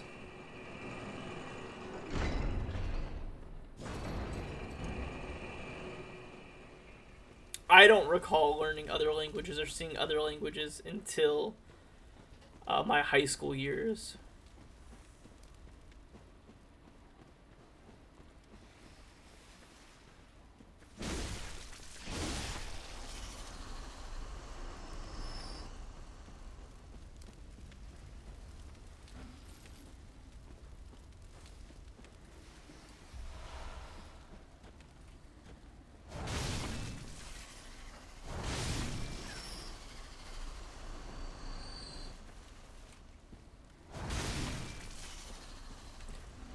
It'd be really nice if y'all dropped.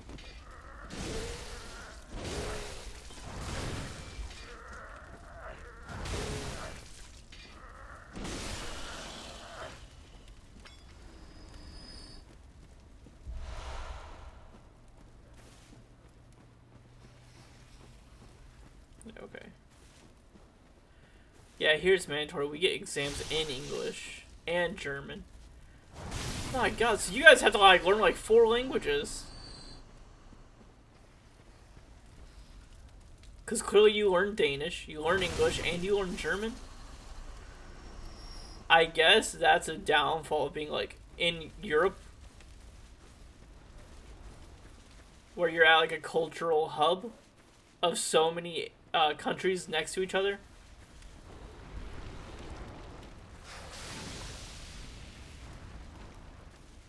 Brother, I'm looking for my 40,000 school or souls.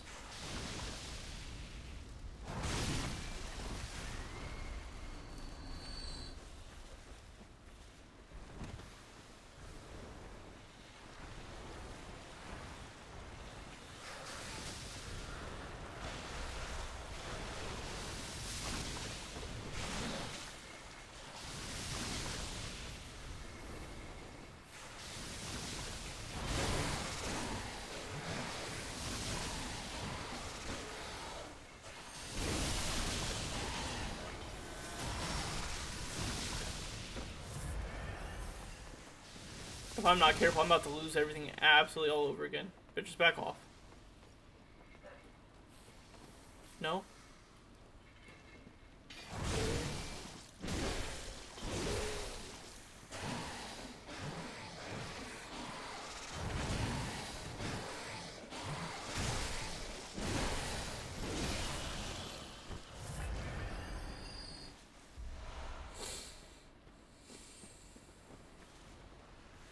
But German, it's very basic level, and once you pass those exams, you don't have to deal with it unless you choose to later on in life. Oh, okay. So it's like you learn the very minimum basics, and then if you want to pursue it more, you can. Fuck off. Is it the snake up here doing this? You...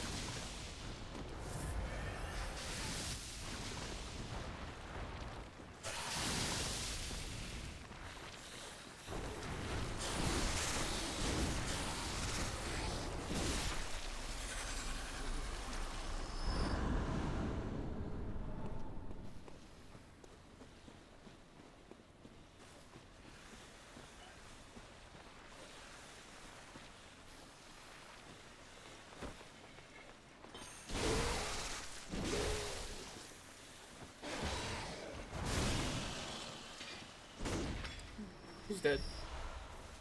Another chunk. One more chunk, and I think we can already upgrade our sword again.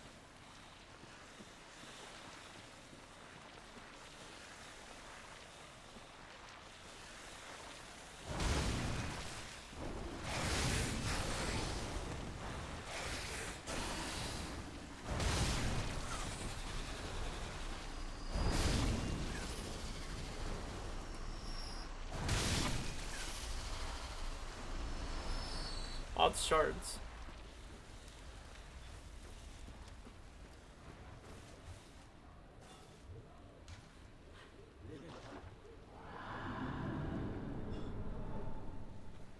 We might make that jump. More bloodstone shards.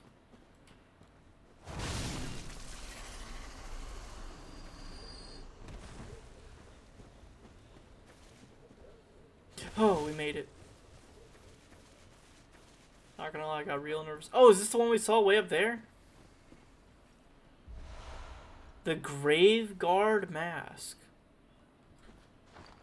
What are you? Mask of Dorse, Grave Guard of the Forbidden Woods. His pale countenance mimics the Labyrinth Watchers. Willem kept 2 loyal servants back at Bergenworth. When they were sent into the labyrinth, they encountered the Eldritch Truth and then went mad. One became the password keeper, while Dorse became a graveguard of the forest. Both remained loyal even in madness. Oh, so the guy saying, "What's the password?" was a guard to Willem.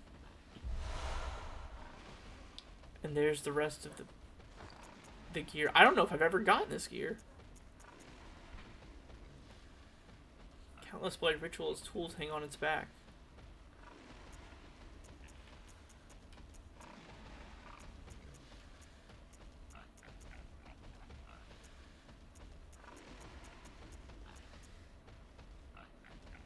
Huh.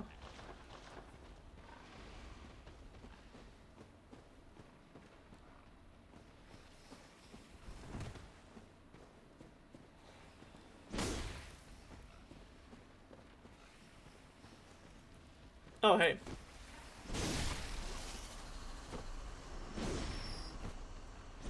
I'm telling you about my first anime. It was a show called Battle Be Daman.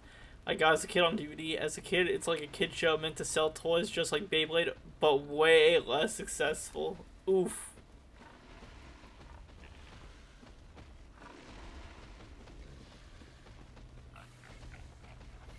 I hear a pig. I also got this jabroni who can mess me up quite easily.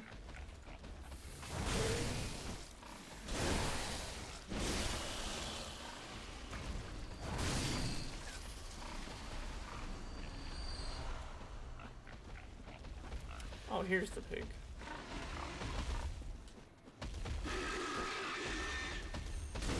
Yo, where do I stick my hand?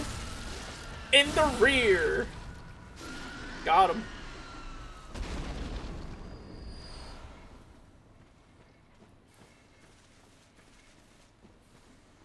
Brother, I was checking out your colon. You're healthy.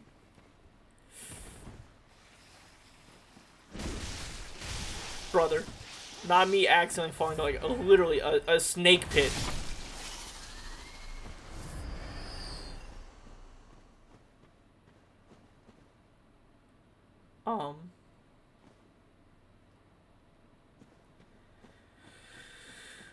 this area is so confusing. Jesus.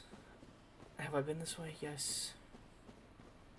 The pig was up here. What was the point of the pig? Was there more stuff up here that I just missed? Oh no, I could walk away this way and get the stuff, but I just couldn't get the mask. Okay. So the mask was on its own thing. But from what I remember, as a kid, Scooby-Doo had a very solid Danish dub. Hell yeah. Big W for Scooby-Doo. Big win.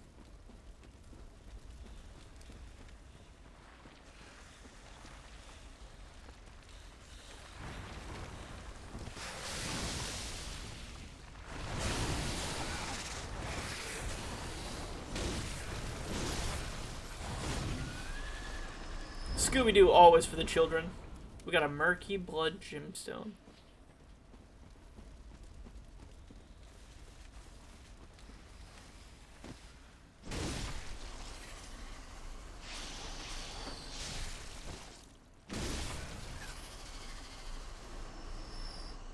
I see items down there.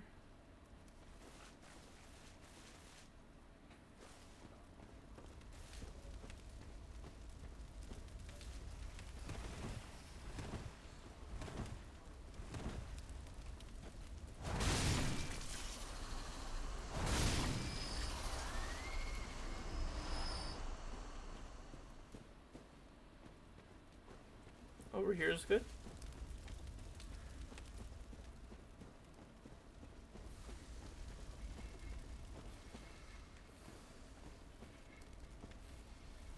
See, but you're going up. I want to know what's up here. What are you guarding, my man?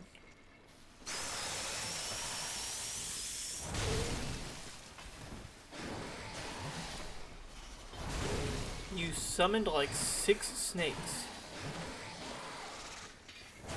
You absolute madman.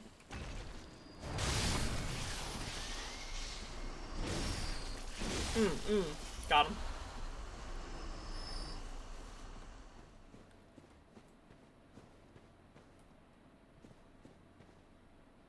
I've been through here. We're just back to the road. It just circled back on itself. Is here where I fell here? That's where the pig was. That's where the thing was, and you fall down here, and that's where the guy could be. Okay. And also dubbed the What's New Scooby-Doo theme song into Danish. I have no idea how it would sound to a guy like you, or the Danish theme song of Pokemon. Can you find a link of those, like on YouTube or somewhere, and link them in the Discord? I would love to give you my thoughts on those.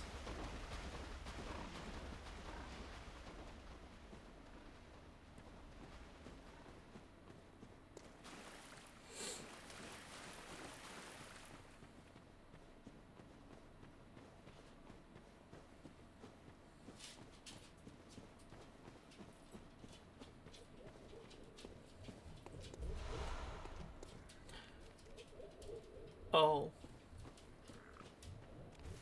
These guys can mess you up as well.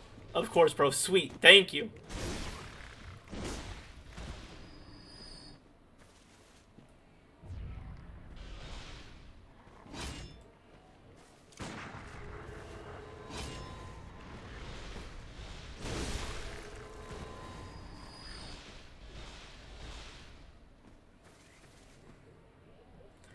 I would like to reiterate again that, remember, in this game, we are just a guy. We're nothing special. We're no one of lineage of high importance.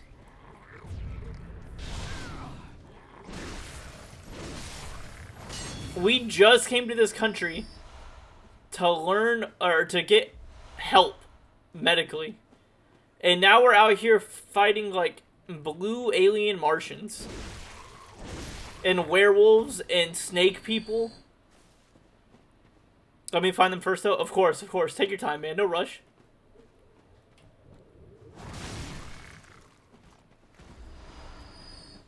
I just want to reiterate this throughout the game because I think it's fucking insane the amount of stuff our guy is just doing just cuz.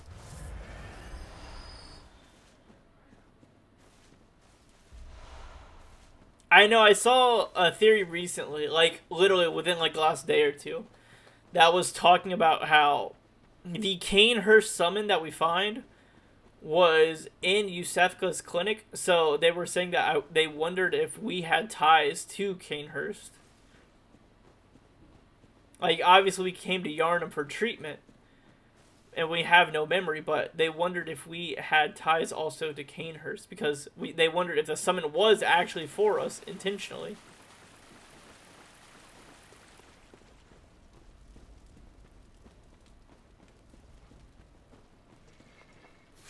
Okay. You just chilling? You just chilling around corners? That's cool. Please sit down.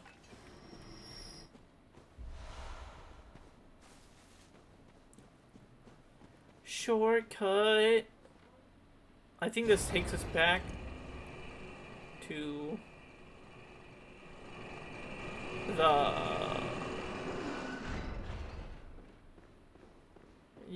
here. Cool. Let's not be here now.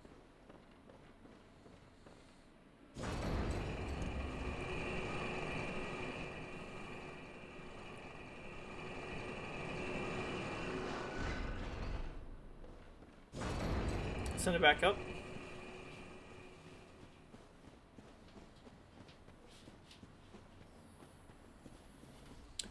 What's your Scooby-Doo? They're coming after you. Do do do do do do do do.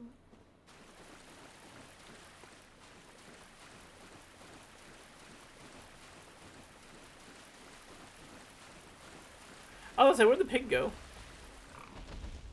What's up, pig?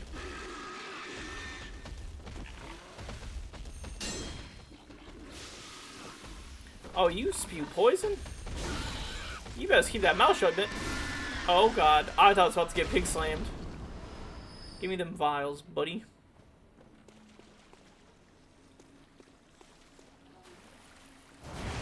Missed him.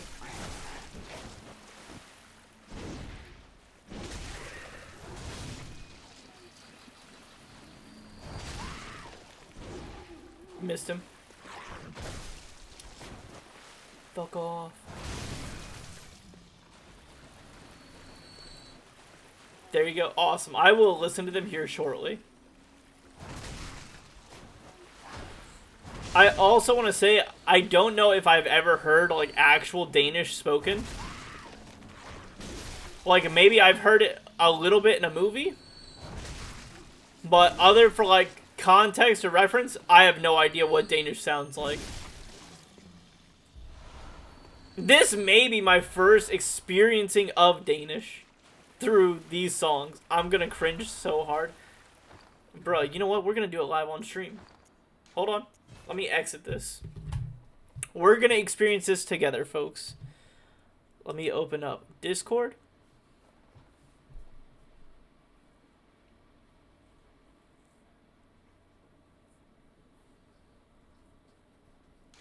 Discord, please. Thank you. Oh boy, here they are.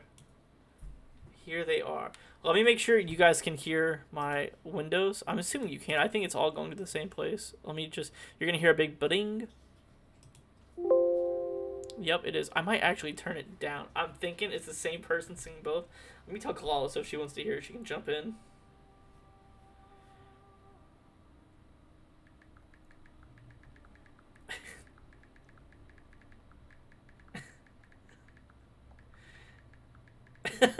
I'm telling her, if you want to hear some Danish anime openings, you can jump in the stream.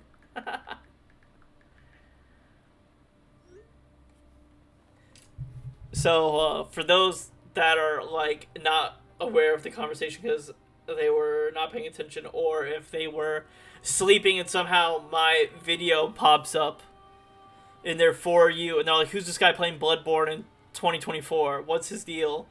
And then they wake up to hearing Danish Pokemon. Oh wait, first we gotta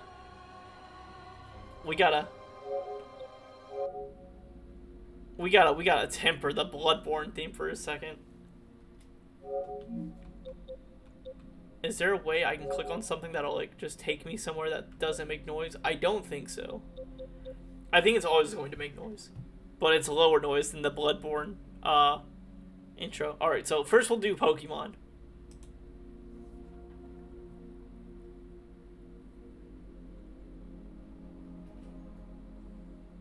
That looks so good. Look at that Not coverage. anime. Imagine a foundation that isn't Jesus. just hydrating Add. skin, but Please!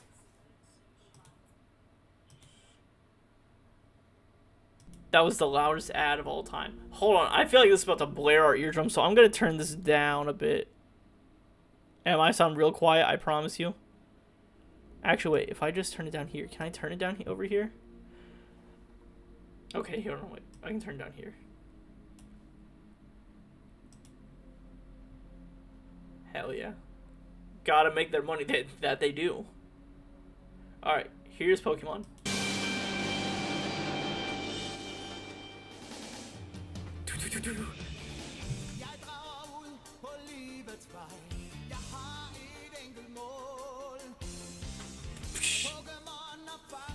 Yo, Pokemon!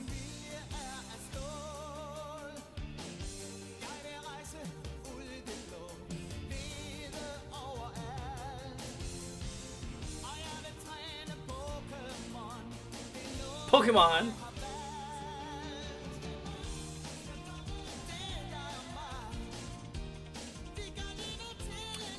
I bet you I'm about to be copyrighted for like my soul for this.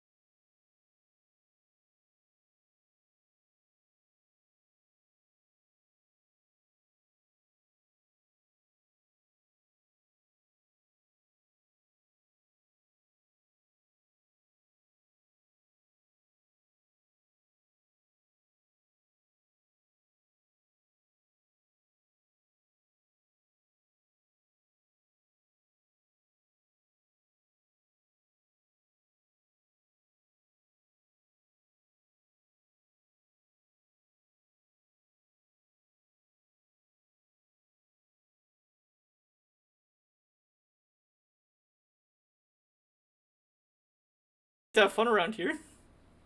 or becoming more culturally rounded. Okay. So that was Pokemon. If it plays that long of an intro, 3 minutes, that's a wild thing. Are you Danish? I admit, this is pretty random. There's been more random things that have happened on my stream. So, Scooby-Doo. Hold on. Wait, I'm going to pause it. Because there's going to be a huge ad. I lied. They got me. There was no intro. Okay, this is a minute long. This is, like, what I remember from it.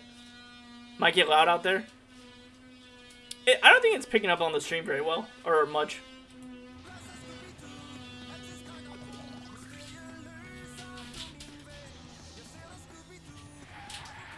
Scooby-Doo. Scooby-Doo.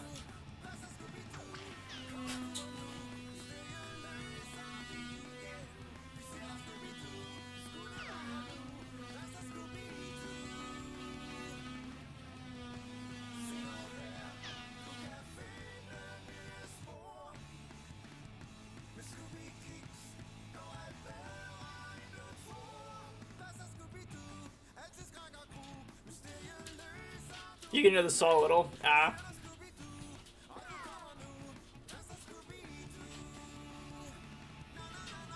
Oh, dude, the na-na-na-nas. I got this part.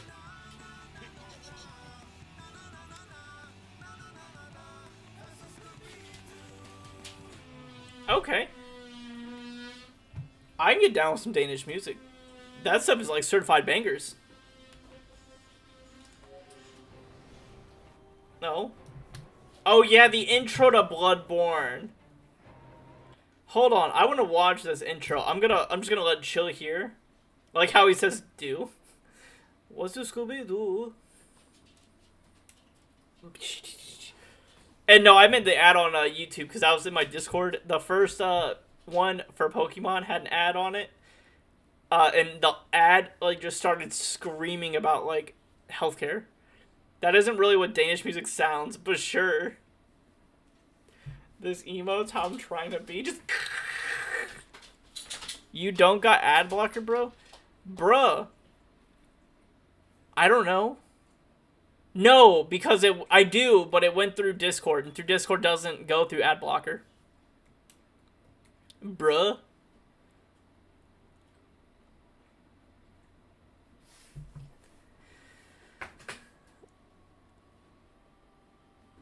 What's confusing? Yes, it does. No, it doesn't. Because it picks up a third-party thing, and the ad blocker doesn't go to that. What are we doing right now? Well, I'm talking about ad blocker, and then we're about to play Bloodborne again, but I want to see the opening cutscene to Bloodborne. Because I forgot that it shows it when you're in the title screen. That's what I'm doing. What are you doing, Kalala? Also, how much lumber did you guys get? Is it like 1,000 2x4s down there right now?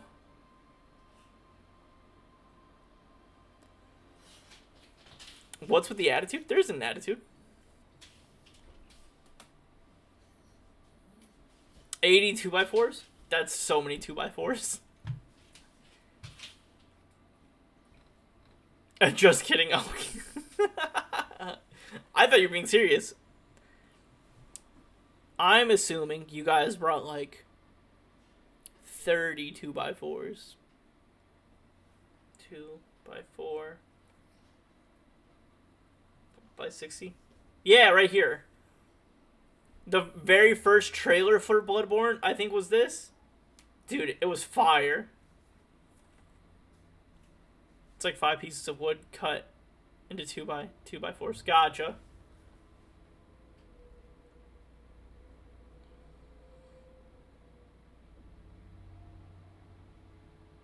Oh, I gotcha. It'll look real good. I'm excited for it. Like I said, things happen fast around here. Man, imagine if this is what Bloodborne's like visuals looked like in game. If they were to remake it. Hoo-wee! That scene is relatable to me once a month. Yo. That's a wild thing to say.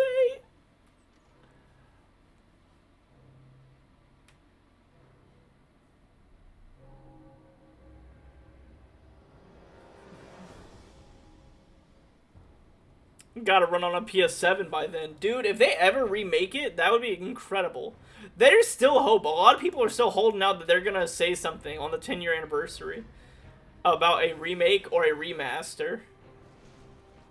I would love to re-platinum Bloodborne.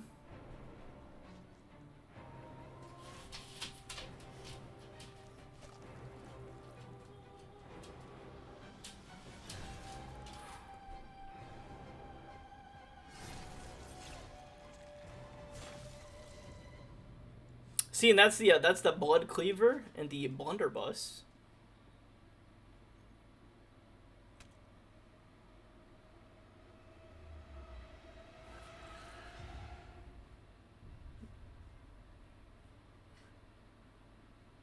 Dude, oh god. And then these are the Chalice dungeons that we're not even gonna touch Chalice dungeons. I think that's where Bloodborne took its big L. Was how repetitive and boring they were.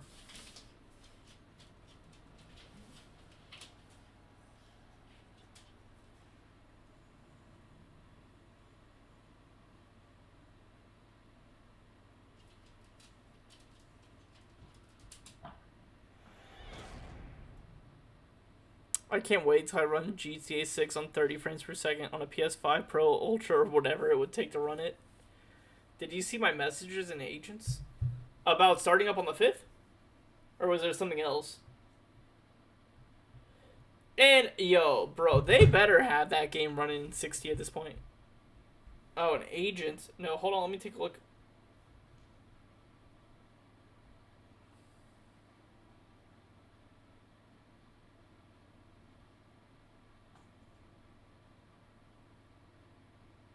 Yo, I did not hear about this. Supposedly, is this reliable news though? Is this like actual news? Did we miss an announcement? Absolutely not. I would have heard about this. Yes? Yo, they're making a Red Dead 3 open world map, includes Mexico as well as South America.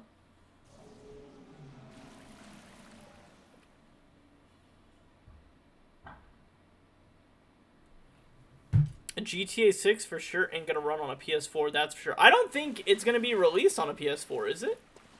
Which is sad for the people that are still using PS4. Like, I know you're still running a PS4. Is GTA 6 being able to run on it? Or are they releasing it on it? I hear a pig. There you are, pig.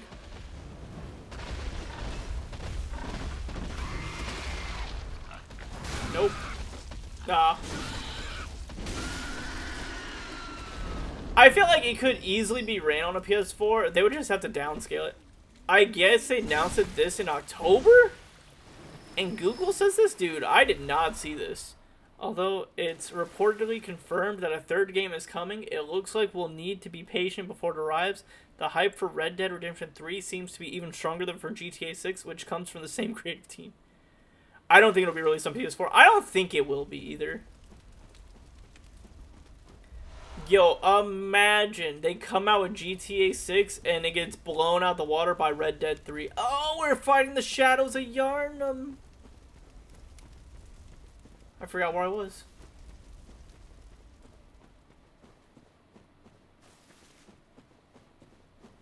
I can get help with this fight, right? It will definitely play Red Dead 3 on release. Oh, dude, I would definitely play. I won't play GTA 6 on release. If it comes out that it's like the most incredible game ever created, then maybe I'll think about getting it, but it will not be day one release. But you can best believe Red Dead 3 on tap.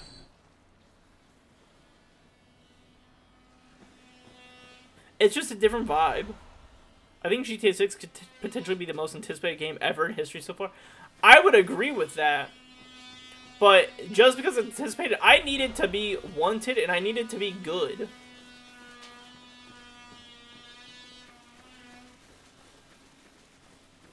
Isn't there usually a summon in here for the shadow fight?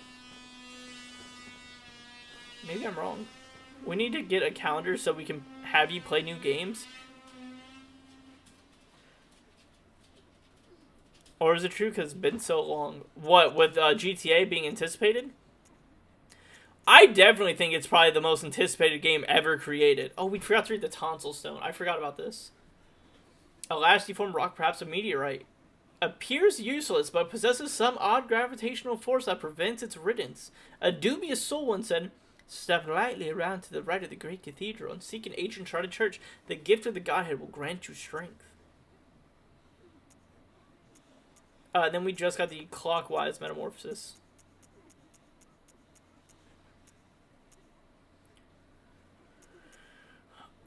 So we'll do clockwise first. The twisted cross means metamorphosis. Rotate clockwise. This rune boosts your HP. The discovery of blood made their dream of evolution a reality. Metamorphosis and the excess and deviation that followed were only the beginning. And this twisted cross means metamorphosis, but it's going the opposite way. Rotated, it increases stamina.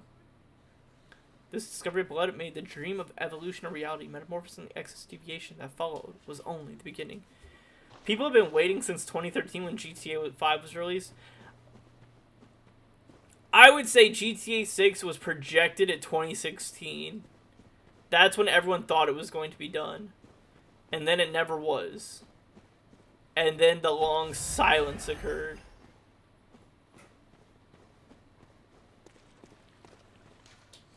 They've come to the right place, therefore focus on evasion and effective. Bully has my heart. Bully's great. I love Bully.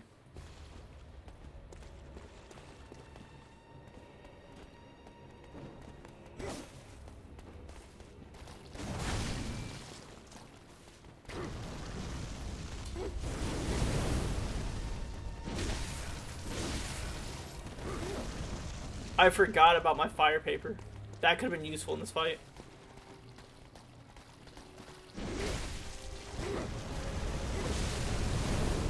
Okay, not me about to get smoked by fireballs! Heal! I didn't heal. I wish there'd be a second one. Then GTA Online was a money-making machine. It was. GTA 5 is literally the most predatory game of all time.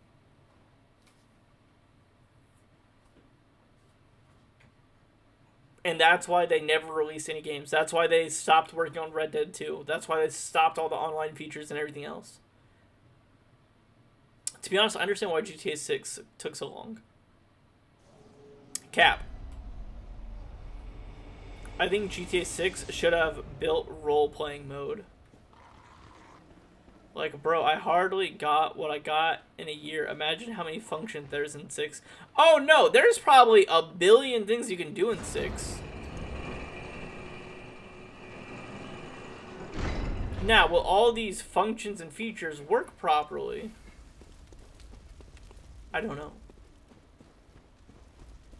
I forgot we found a shortcut. I about walked off the edge to kill myself. I think so. I know there's a bigger team than one person, but like... Here's my thing. Do you think they worked over 11 plus years working on a single project? Non-stop and couldn't release any updates? To be honest, I trust Rockstar more than most devs. That's an insane statement. One team? Yes. I don't know, dog.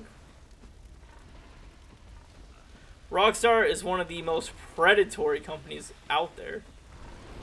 I mean, I'm sure the product will be good. I have no doubt about it. Do I think they'll release it right away? Yes. Do I think it'll be about as broken and buggy as GTA 5? Absolutely. That's how dev teams works. They usually split up and you work with the same team on one project, and some people come and go, but they have NDAs. No, I understand that as well. Like, that, I understand that. How is it predatory? Their GTA 5 online model is literally forcing people to buy things just to progress. It's wild how predatory that is. Didn't they also get in trouble because their gambling is too close to actual gambling and people were spending way too much money? They weren't releasing different games every year, and you don't have to play GTA Online. I mean, this is true. You don't have to play it. I still thought there was a person up here. You didn't have to buy anything for the story. I mean, this is also true. You're right, technically. Technically, you did not have to. I cannot argue this statement. Maybe it's not as predatory as I'm thinking it is, but in my head, they're rough. Let's throw on some bolt paper. I think that out of all the microtransactions, GTA Online is the least. Is it still bad? Yeah, but not the most. It's not forced. You can easily progress through online without spending real money. And they don't trick young kids like Fortnite has. Okay. I resign my statement.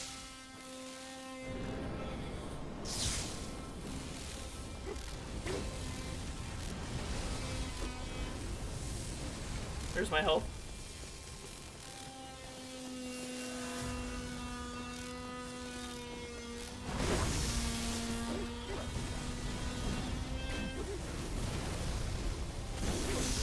Brother, you guys hit like fucking trucks. Jesus. That curve around was crazy.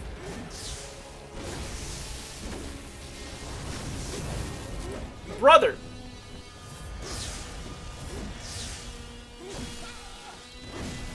Brother, please!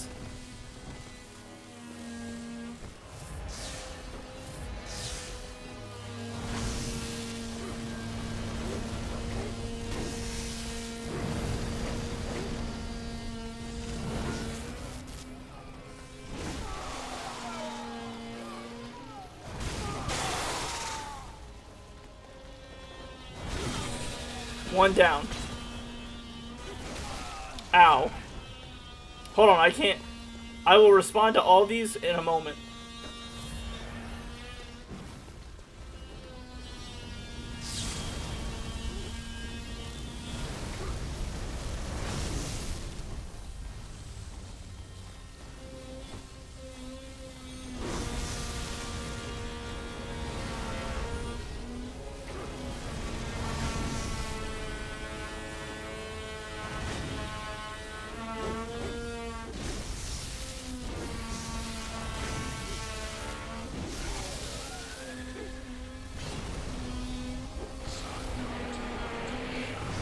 Yo, I don't remember this! I don't think I've ever seen that part of the fight.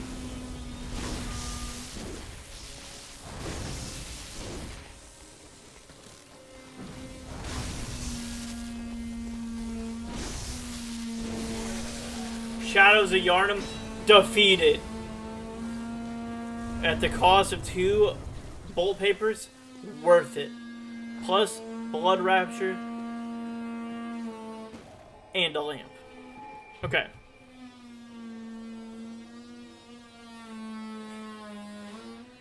Uh, 2K is the most predatory, or EA, and they make you buy a whole $80 new game yearly, erasing everything you bought before. Fortnite at least lets you keep stuff, and GTA has a long life, so you didn't have to move on until, in my opinion, a good game. Like, there was free updates, kept the game going and fresh, but it's time to move on for an MMO such as that. I don't think Rockstar is even on the same bar as EA and 2K. I think all the game companies' main focus is squeezing the money out of your wallet, which is okay, but don't make it malicious. I thought GTA Online was like, you had to keep buying things repetitively. I think the most malicious company now is Bungie. With what they do with Destiny and Destiny 2. I think that's crazy. But I agree, 2K in any sports game where you do it is all that. You can pay for cars and cosmetics and things. Yeah, but don't you have to use those things to progress the story in a lot of cases?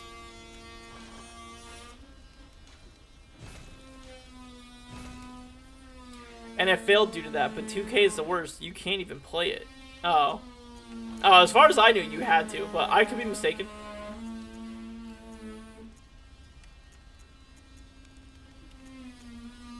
How to slow poison effect?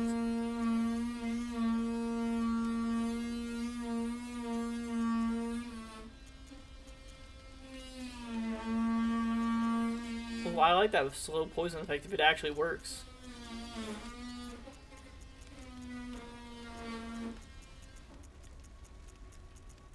Oh, we got some good runes, I feel like. It was most, like, buy cool stuff for your character or whatever, like most MMOs. Yeah, if it's just buying outfits, I'm fine with that. Oh, I haven't put anything in any of my other slots. Dude, no wonder why we're dying out here so much.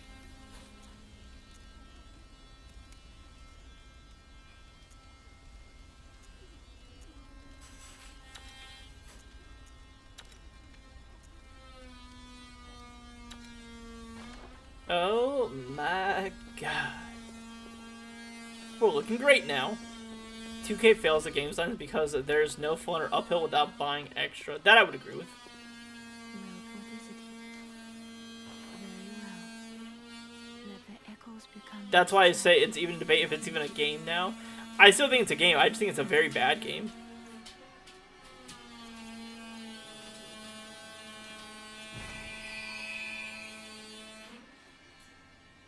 Because it's a misery, unless you pay, then you get that bit of fun.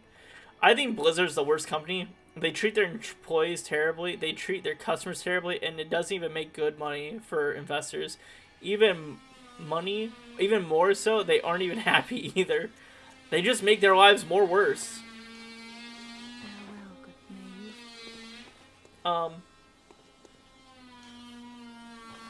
knave. Blizzard is bad. Blizzard's terrible. I think we're getting close to, like, or the ability to go to Bergenworth. I think I want to finish the woods, and then I think we'll go back to do Canehurst. I just don't want to have to deal with Legarius for, like, 20 years. That man is a no-fun zone.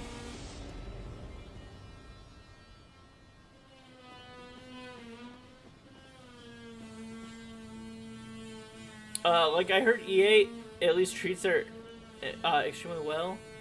At least even if they treat their players terribly also. Oh, so like it treats their employees well, just everyone else like garbage? Ooh, I forgot about the bugmen.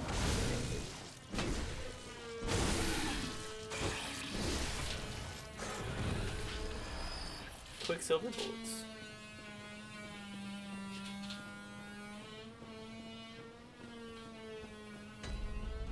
Oh, we're at Bergenworth.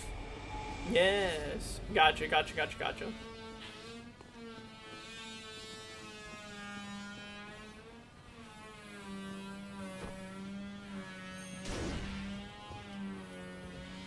From the top ropes, it was John Cena. Ba-ba-da-ba.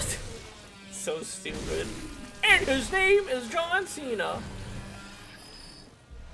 Do you guys just drop Quicksilver bullets?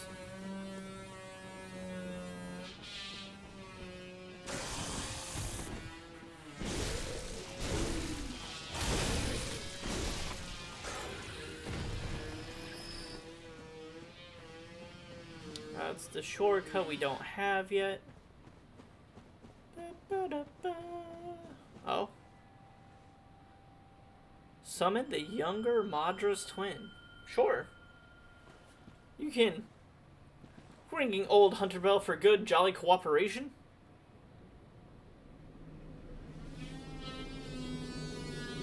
What is it? Treat their employees. Treat everyone terribly. Oof. R.I.P. Blizzard.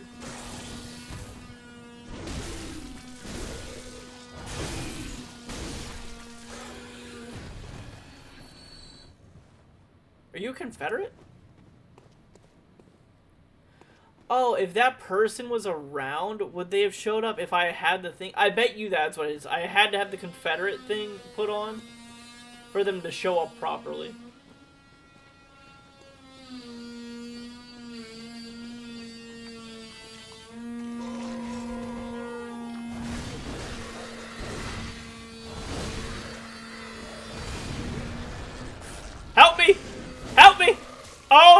thank you. Big win, because that would have been us right there, and I would have hated every moment of that bad boy. GG's, Confederate Twin. You took the hit for me, and I will remember this. We have the Arcane Link Rune.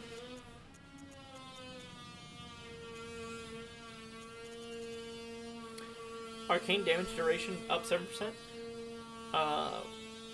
Reduce great volumes. Okay, we've read this. So more stuff. Everything in this game deals with the lake. It sounds like, but we've never ran into the lake. We just always see the lake from afar. Well, I guess not from afar. We're at the lake. I don't think I can open this, can I? Yeah, I didn't think so.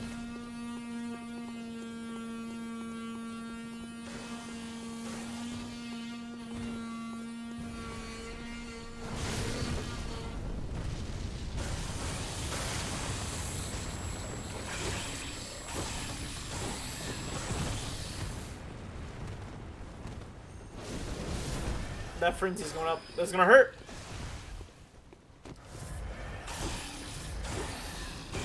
Yeah, remember when I said that frenzy's no joke? Oh shit, I'm about to die. I might die from this.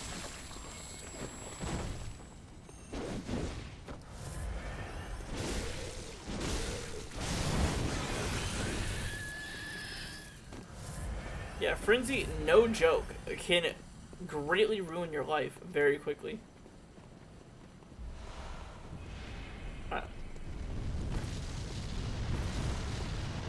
We have a great Wisdom 1 knowledge.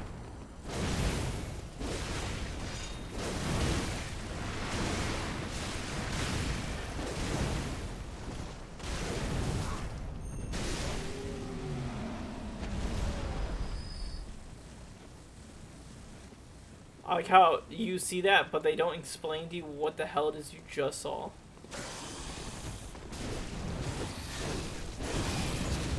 It's like, what was that? Giant centipede looking guy. Sedatives. Sedatives do a liquid that concocted at Bergenworth calms the nerves. Those who delve into the arcane fall all too easily to madness, and thick human blood serves to calm the frayed nerves of these inquisitive minds. Naturally, this often leads to a reliance on blood administration. I think indie games are just going to become better and more popular and surpass AAA studios. I would agree. I think indie games are becoming more popular because I think the people that play games can tell that the people that make these games actually care about the players. Like, it's not just a cash grab. This is like their actual passion and the things that they love. We got the Pearl Slug. Oh, also, at Bergenworth, Master Willem had an epiphany. We are thinking of the basis to planes. What we need are more eyes on the inside. The difference between Madman's and a Great One's wisdom is clearly Madman's knowledge, you just know about like a single slug, but in the Great Ones, there's a bunch of slugs coming out the brain. Where is this slug? Oh, here it is. Oh, it's a Holy Chalice ritual item. Of all the strange life forms that reside in the nooks and crannies of the old labyrinth, the slugs are clear signs of the left behind Great Ones. So slugs deal with Great Ones.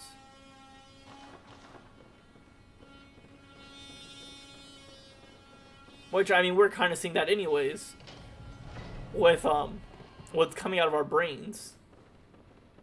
And all, like, the Great One wisdom and all that.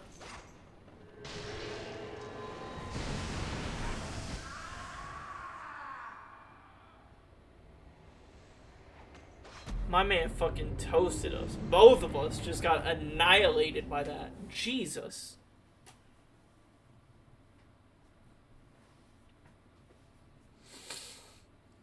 That man said, plants, life forms, everybody on Earth, give me your power.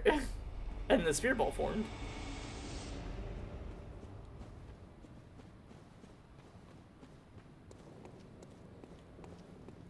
Also, creating games is having a great idea and then having the tools and resources to bring the idea to life. And today, there's more tools and resources ever to create games.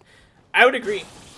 there's a lot more tools and the ability to do things, but now we just need the creativity and the need and want to actually fulfill the idea.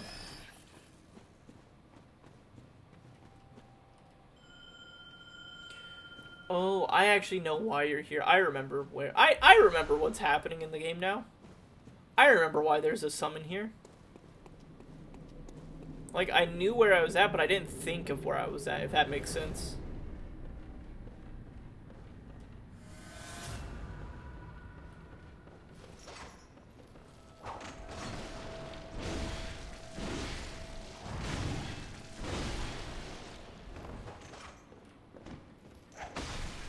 This is the pimp cane, by the way.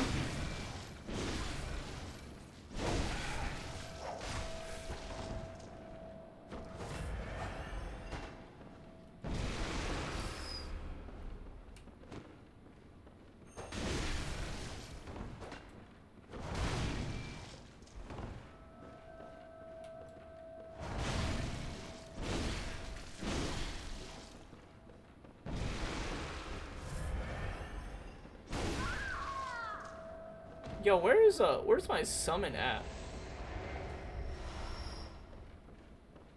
Blue elixir.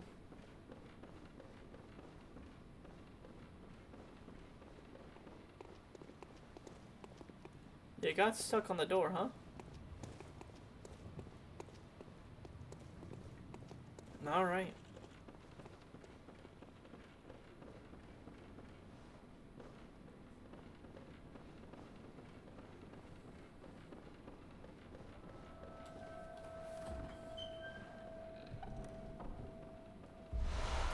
The student uniform... Sorry. The student uniform and trousers.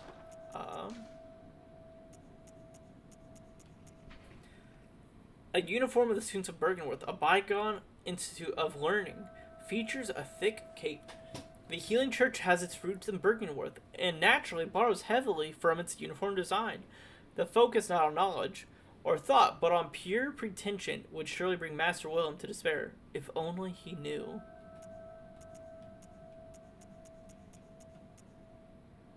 Yeah. So, Master Willem went in too deep. The spider hides all manners of ritual, certain to reveal nothing, but true enlightenment needs not be shared.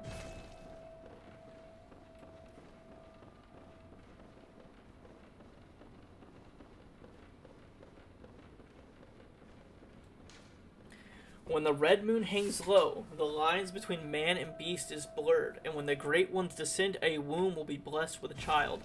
Yeah, but we fucked that up. I'm very salty by that, actually.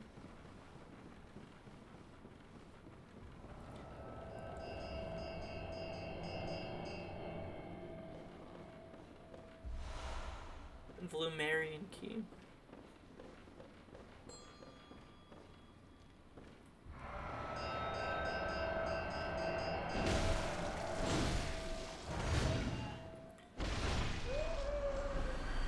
But that child that they were referring to is from Ariana. Oh, hey there, buddy.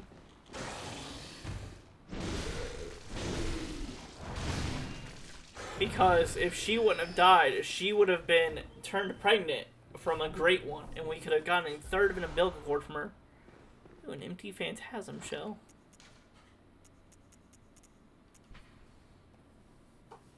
Empty invertebrate shell that is said to be familiar of a great one. The Healing Church has discovered a great variety of invertebrates, or phantasms, as they are called. Shells with slime still harbor arcane power and can be rubbed on weapons to imbue them with their strength.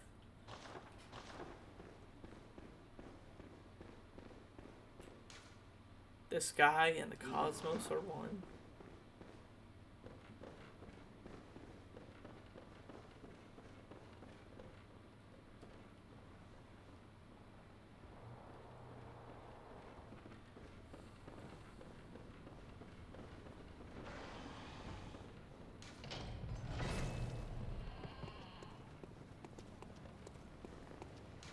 Oh, fatty, run. Oh, execution and a room.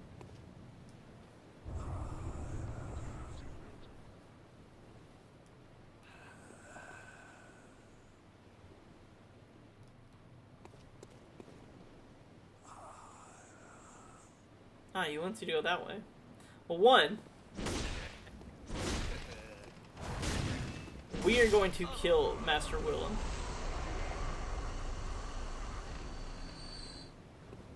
And we're gonna get the eye inscription. This guy's all about eyes. A secret symbol left by Carol Runesmith. A transcription of eye, as spoken by left behind great ones, allows one to make additional discoveries. Eye symbolizes the truth Master Willem sought in his research.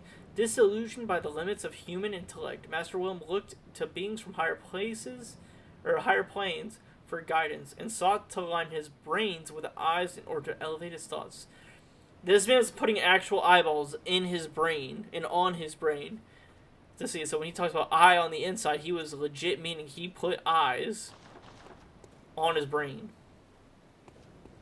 Now, whenever you see your guy stuck like that, that's a good note that there is a boss fight to come. Quick step is effective. Dude, I remember when I saw this, I was like, they're not wanting me to do this, really. I had to look it up because I didn't want to die. Yep, they want you to take a plunge into the deep to Moonside Lake, where we see our boss.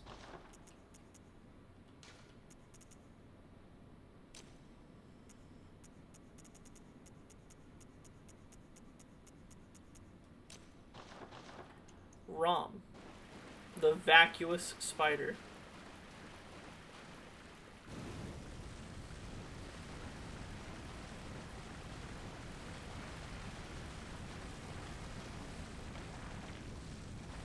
I do feel bad for Rom because they are very docile until we start fighting.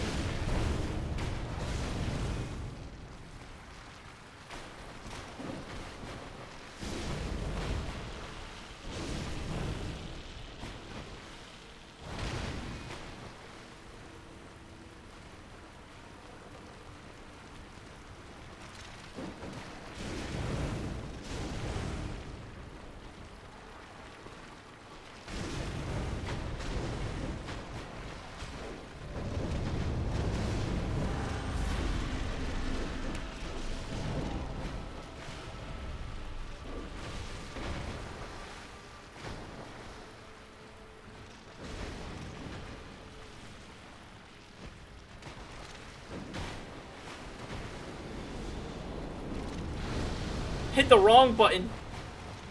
Stop locking on, please.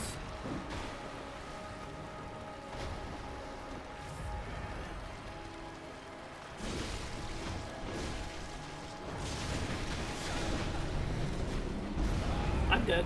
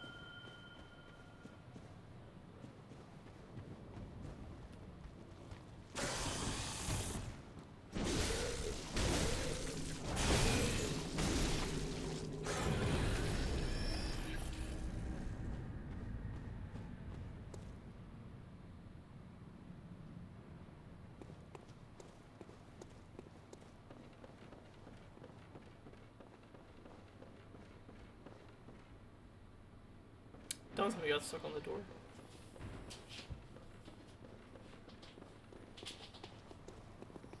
my god, you gotta stop getting stuck on this gate.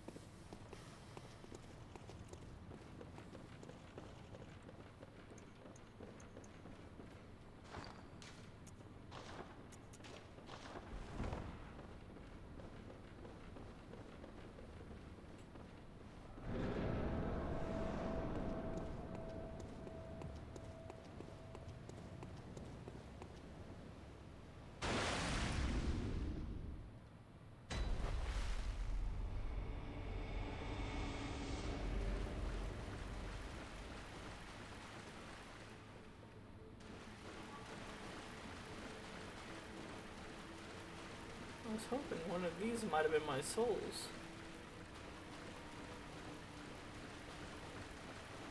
Aha, my souls. It's very hard to tell them in here. So, I forgot. I gotta take this fight slow. I can't just go for Rom.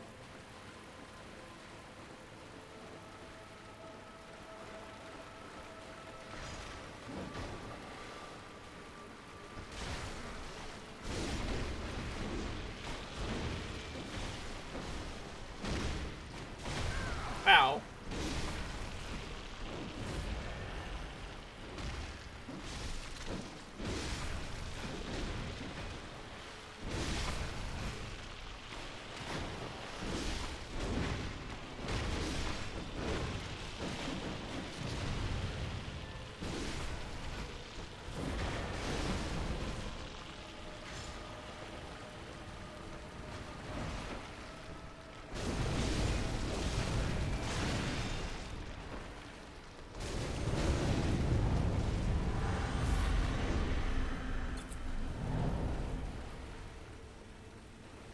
And now we slow roll again. We gotta kill all the spiders.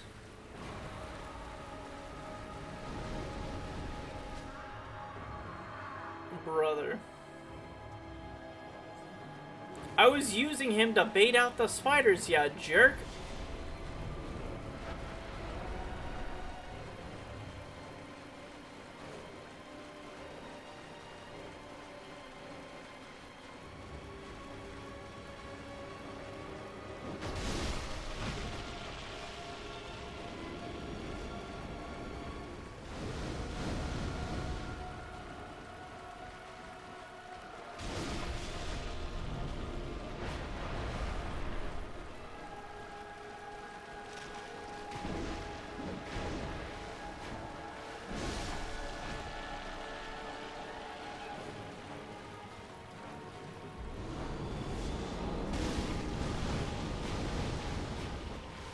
Interesting. I didn't realize these guys could drop Madman's knowledge. I mean, it's cool.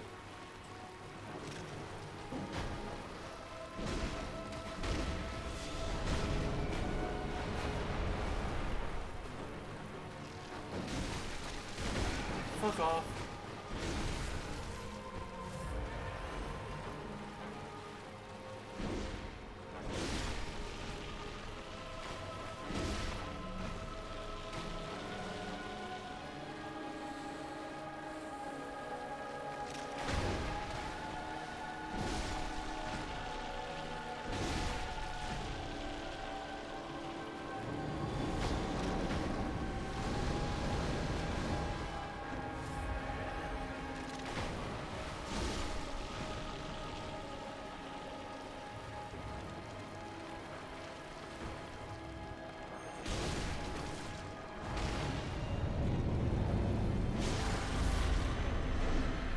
Damn.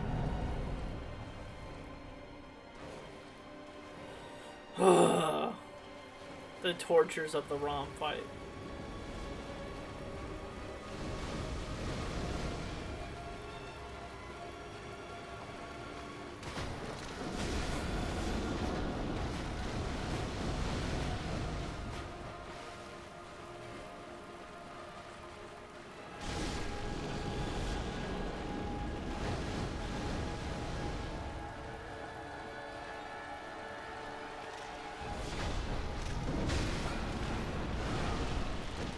Fuck off, damn it.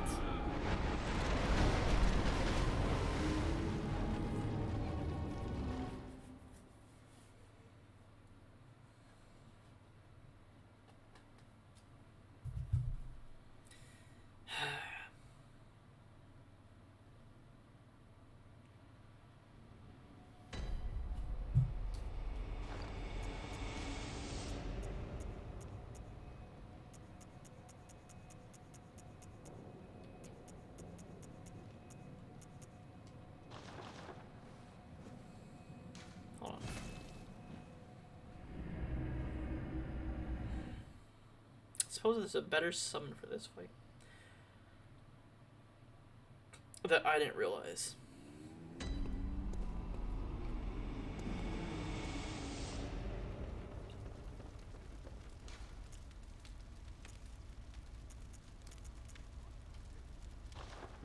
Where do you get this item? Hold on. I'm learning.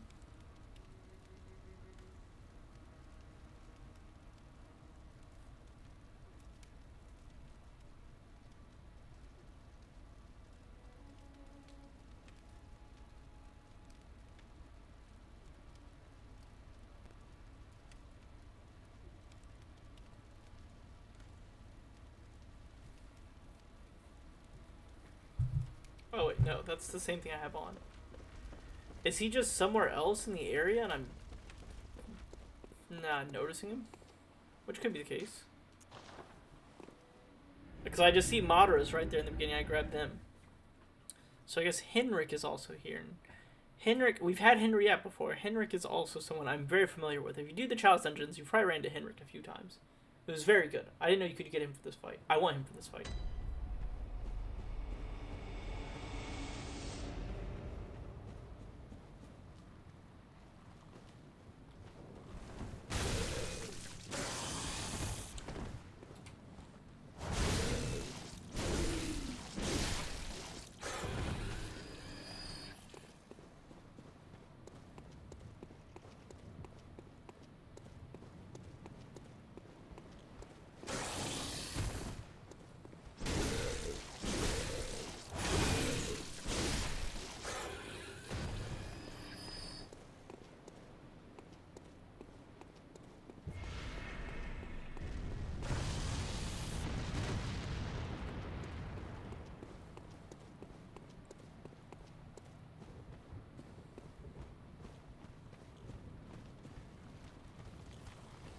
Oh, okay.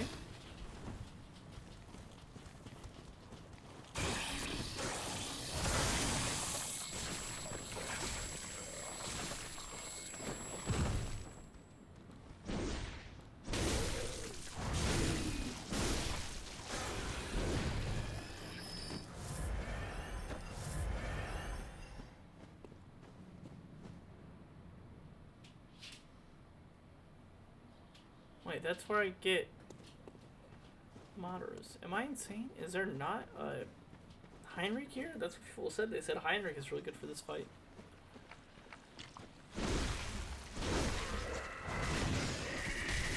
Okay, well, fuck you. He's not here.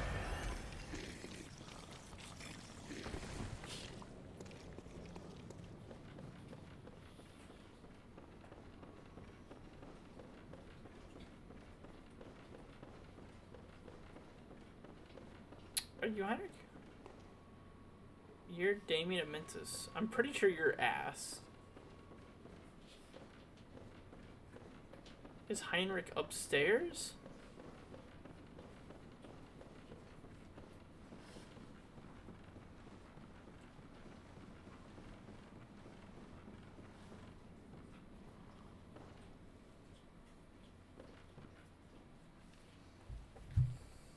Hold on.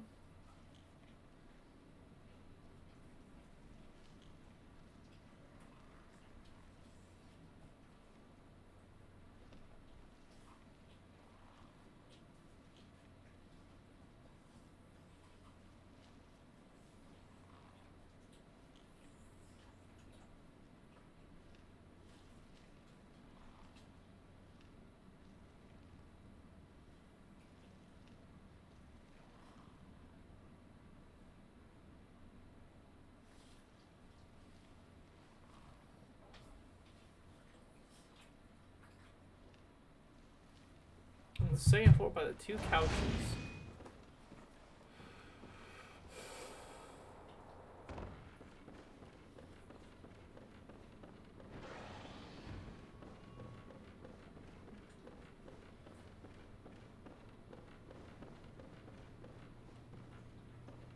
I see no summon signs. Am I insane? Am I not doing it properly?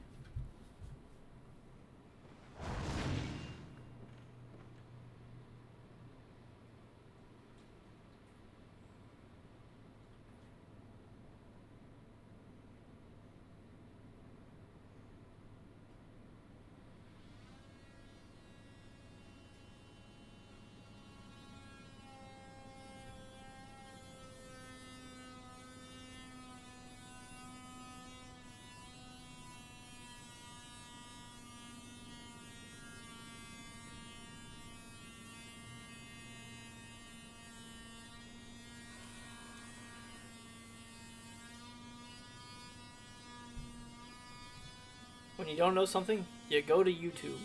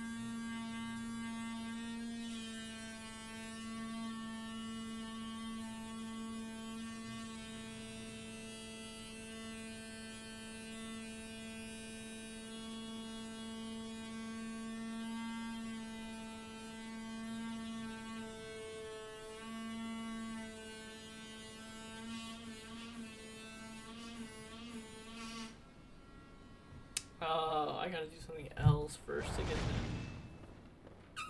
Hate to see it. Alright, let me go get the other person again. Young Madara's twin.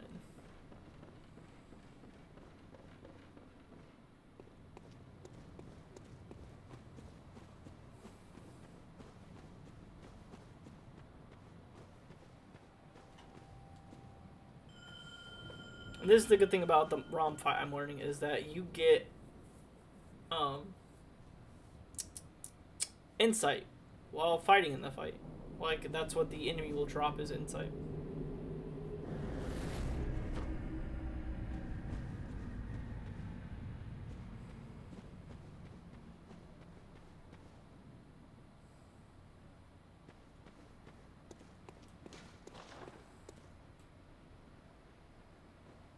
Don't want you getting stuck on the door.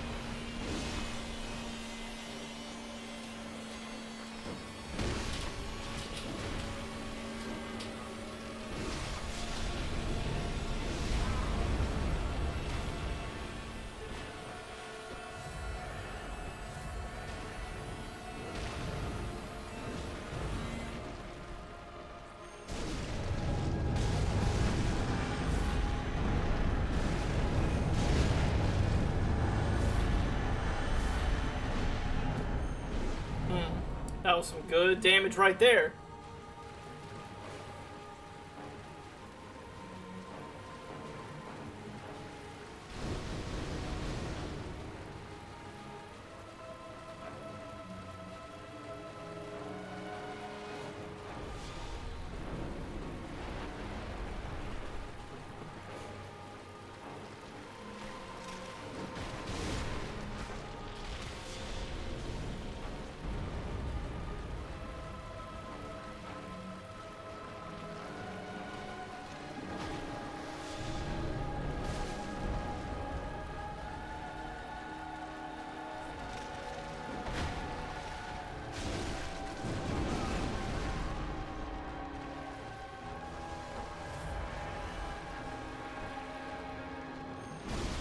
Got him.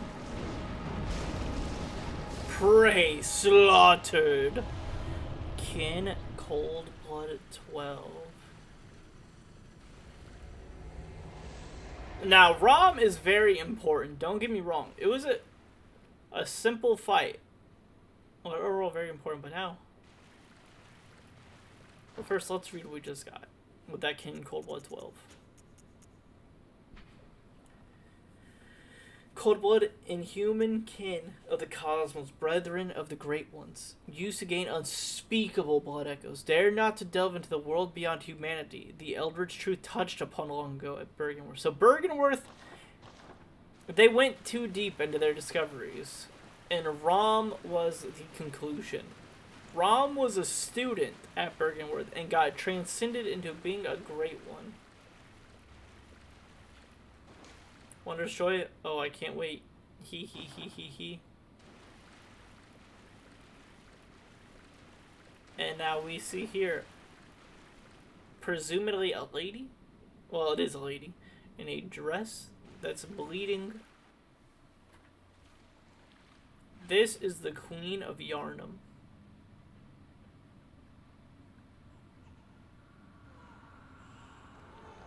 Who had a miscarriage amongst a red moon.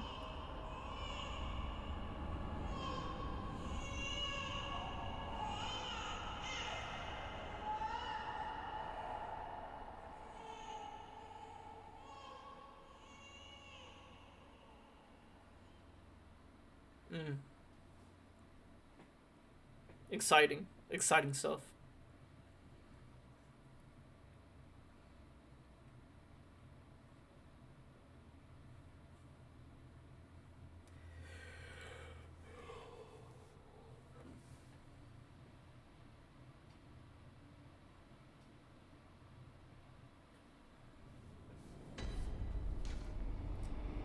Ritual seal broken. Seek the nightmare newborn. Okay, so now that we have a ton of these things, this is the thing that's been grabbing you. This is an amygdala. It's fucking terrifying. I'm not gonna lie. I think it's one of the coolest designs in games. And now, remember when I said, like, time progresses, and you're like, wow, it's daylight again. It's not daylight. Now it's red moonlight.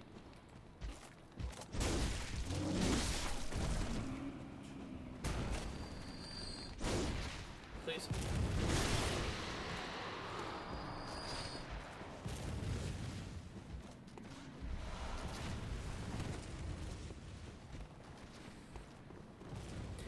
But before, this is what, I was going to say patches, but the one guy was saying, he was saying, come here, and then you could learn the truth. As this guy would grab you and he would teleport you. But yeah, so when we kept seeing these, it's him trying to grab you with his otherworldly grasp. And now, folks, we're in Yarhar Ghul, Unseen Village. Yarhar Ghul is where we were at before, when we got captured by the Bagman and sent to, like, the Shadow Realms. We were in a single, like, a smaller location of that. And now we're in the physical location. And as you see, there's a bunch of amygdalas around here. Like, they are all over this place. Once you get so much insight, you can start seeing the unseen world that's all around you.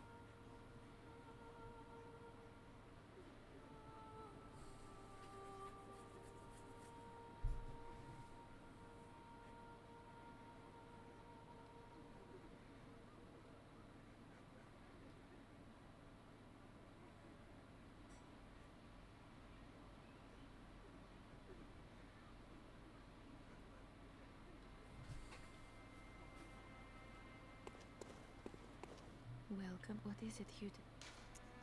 Good hunter, your presence somehow soothes. I sense the ancient echoes. They course your veins. Good hunter, very well, let...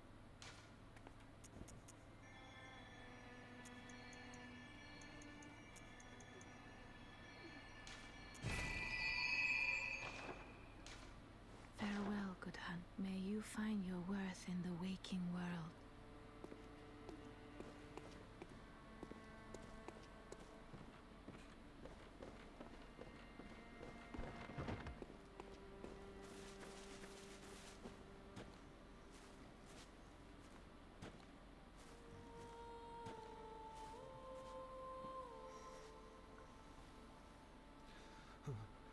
Oh, Lawrence, Master Willem, somebody help me.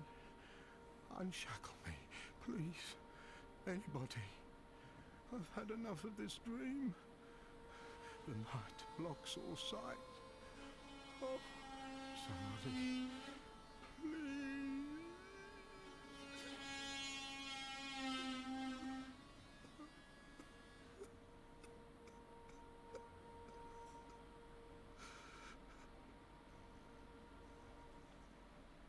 Oh, unshackle. Oh. So this is when you learn more about Gehrman. Gehrman is shackled to his fate. He is crying out for his friends to save him, Lawrence, Willem. These are people that he knew in his younger years as a hunter, and he is begging for one of them to come to his aid. Because he is trapped here. Unshackle me.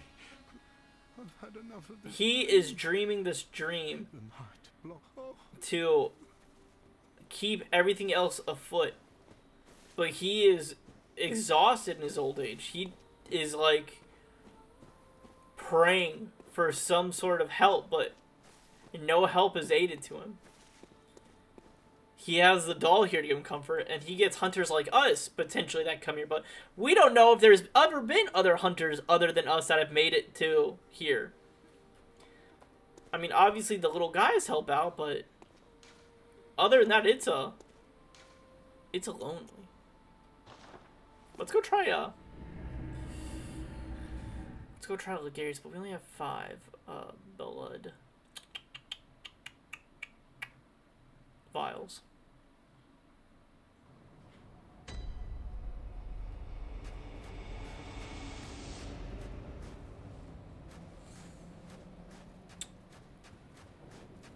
We'll give him a 1 try. If you never get hit, you'll never need the vials. Think about what you think about.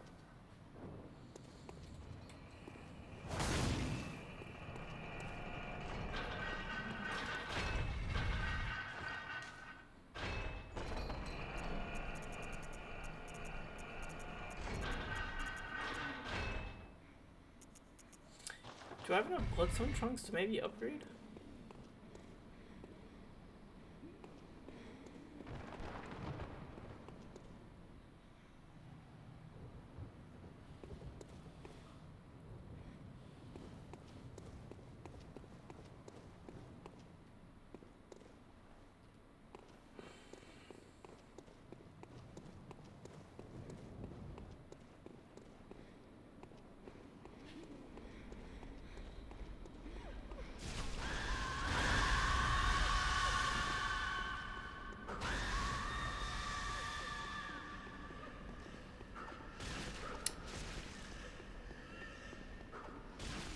Brother.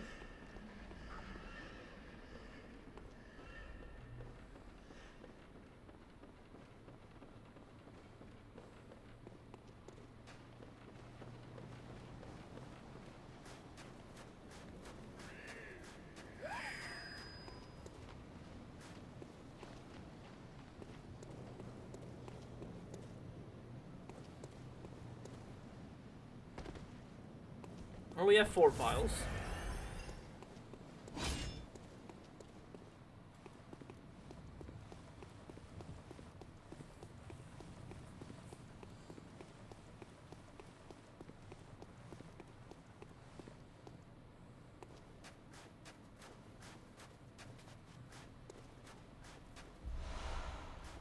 And the bold hunter was like, yo, fuck, man, if you're not ready, you're not ready.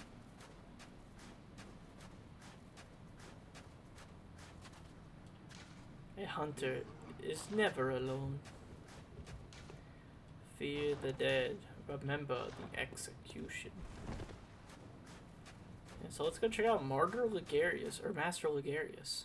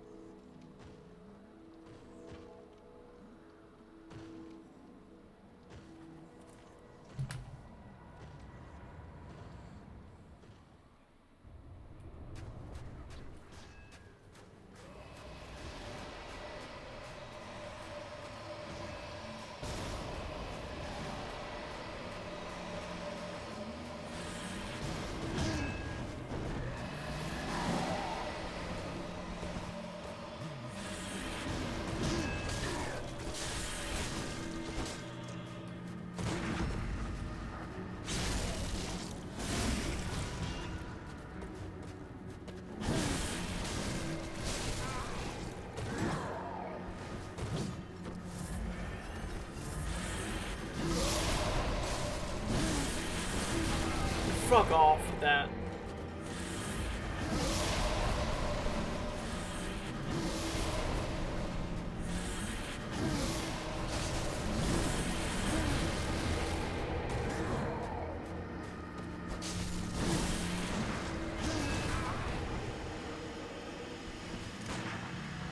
No! I screwed up. I need to stop that from happening because he gets extra goofy.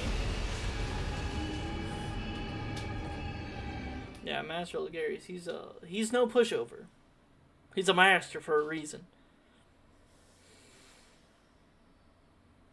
Having no blood vials sucks though. Where do people I don't want to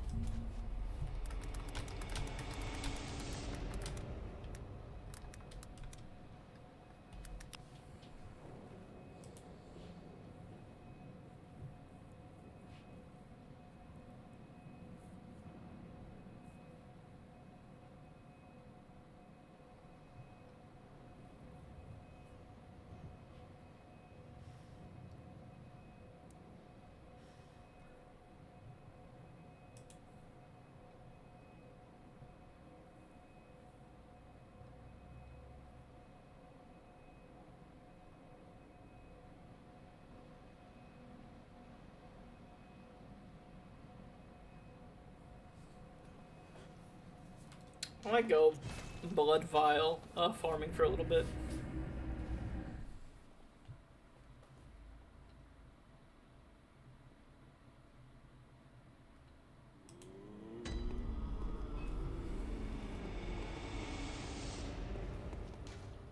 So a lot of people say the witch's abode.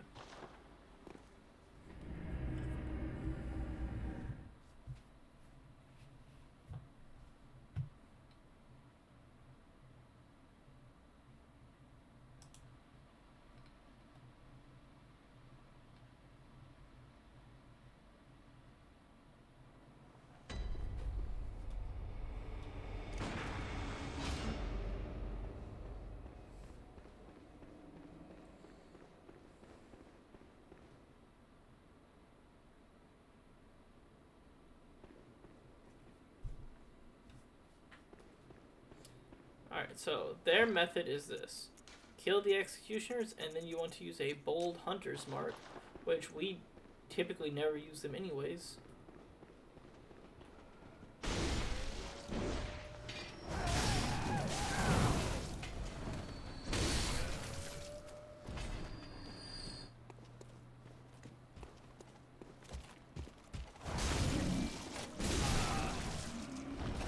They drop out 2 to 3 each. Can verify it. And you'll get about 9,000 runes relatively.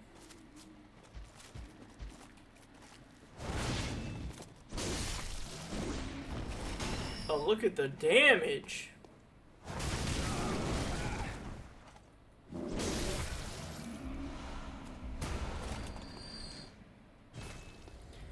And then we'll pop back. We'll go straight over to the thing.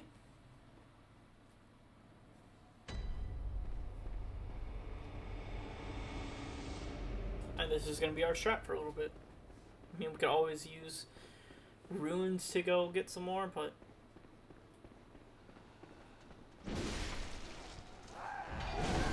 Brother.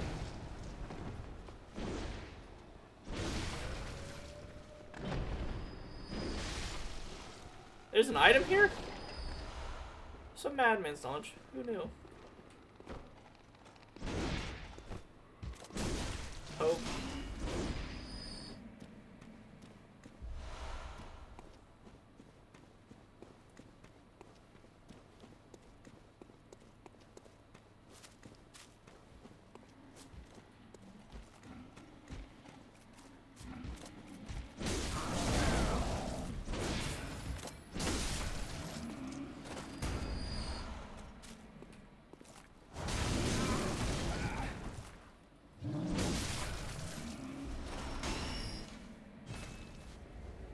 And back we go.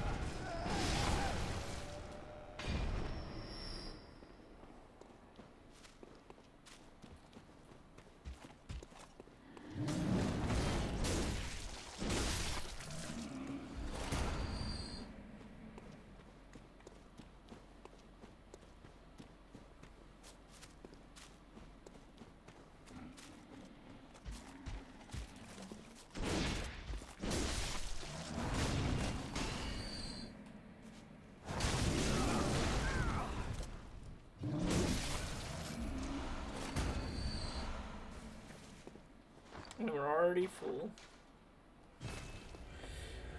I could also go back and buy more Hunter's Mark, just to really speed up the process, because I only got 10 of them, so at most I can only get like 30 or 40.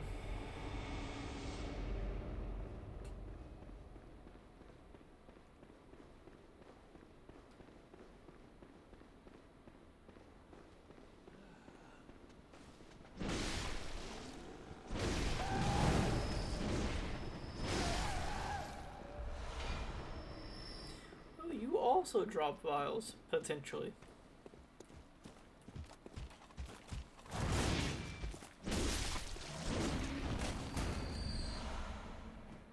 Dropping a 4-banger right there. Ooh-hoo-hoo. Love to see it.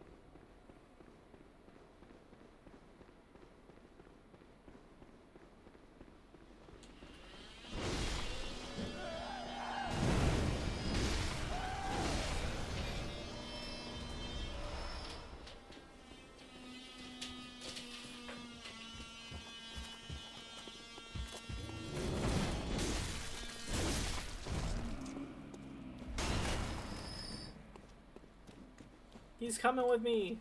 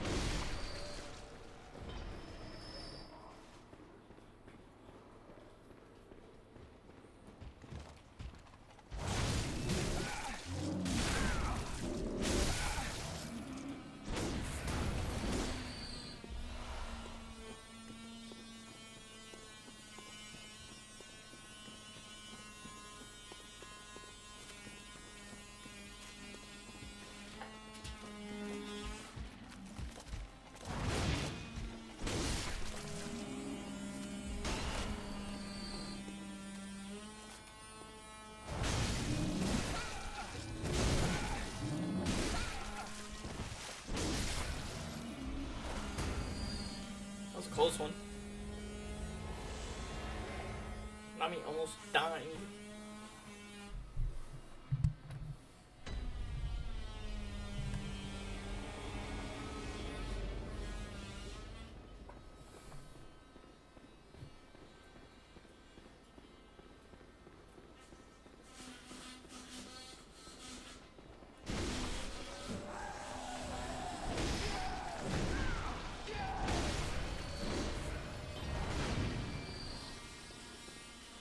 Nothing.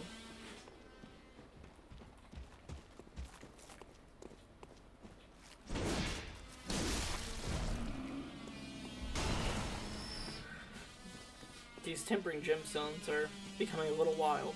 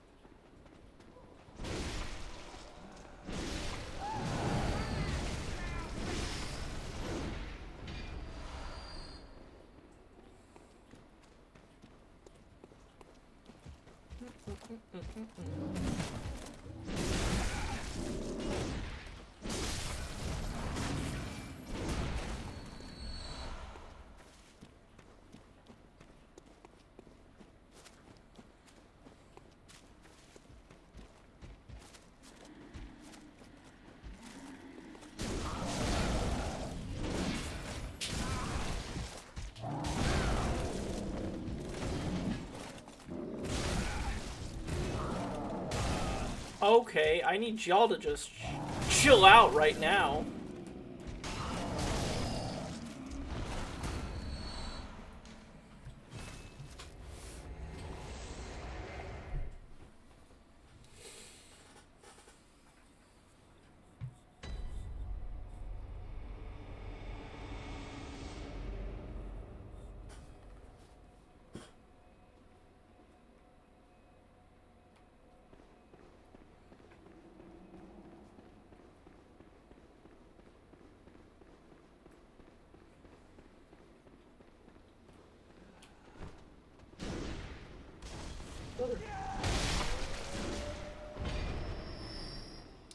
nothing from any of you. Worthless.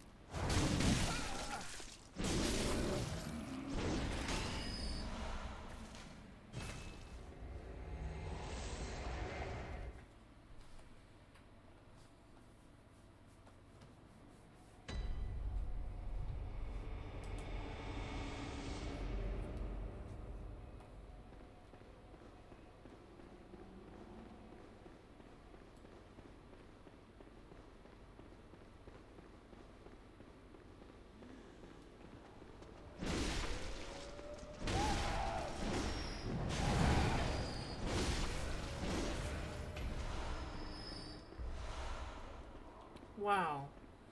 2 extra blood vials. And 88, 88, 8. Okay, debatable.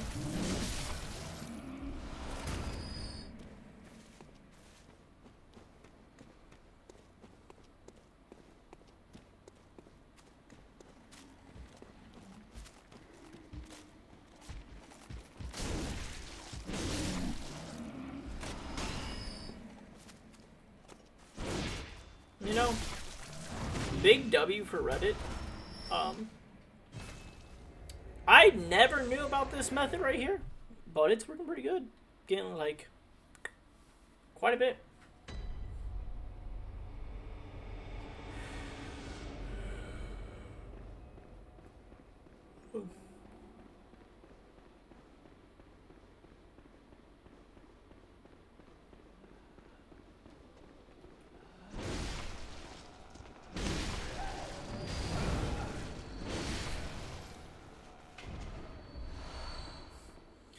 Big G's coming out towards the end.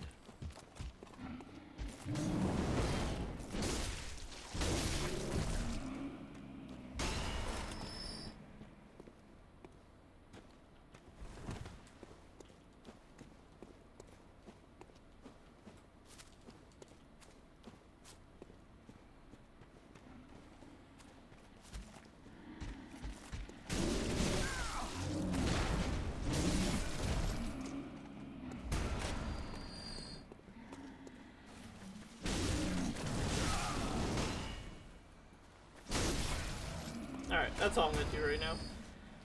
I don't want to use all of my bold hunter's marks. I know I could probably buy some more, but the thought of having a spare one for an absolute emergency when I need to use it sounds way better.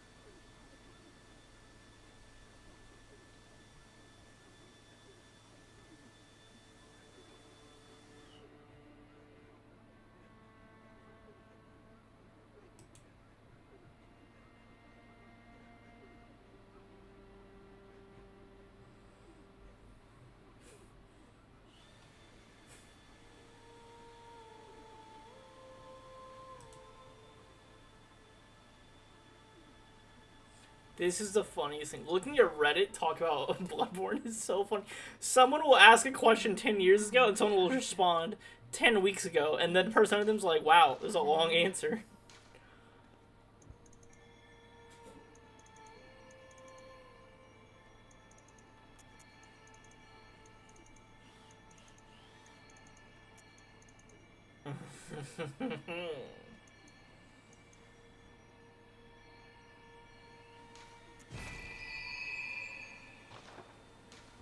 Farewell, good hunter.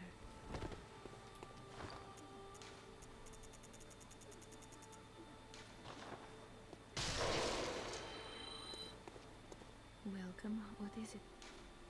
Very well, let me.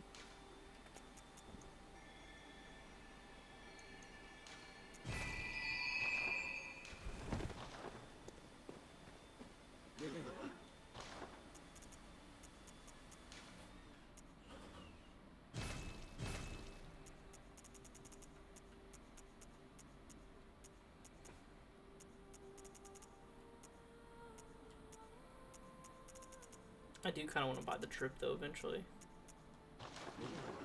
Maybe we'll take all the stuff we get from Ligarius and put it in the drip. Do I have any more stuff over here?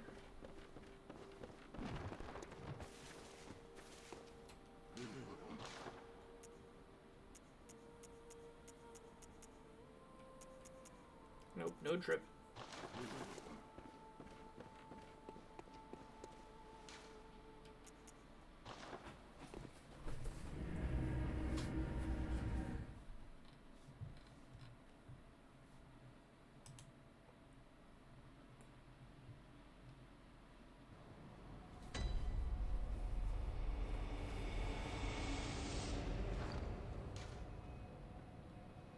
Level am I? 62. Alright.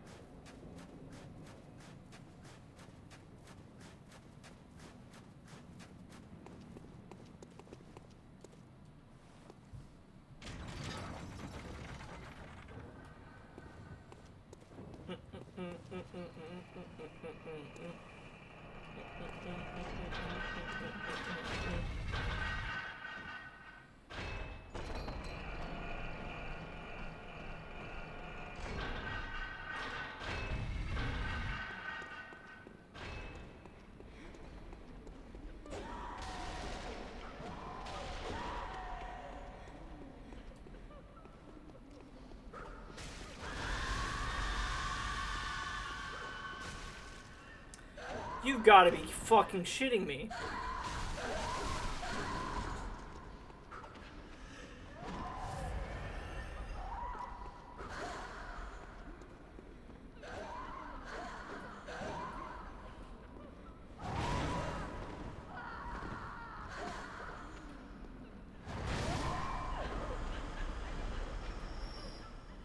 You cuss so much. I got sniped off a ladder by a blow dart. That deserves a little cussing.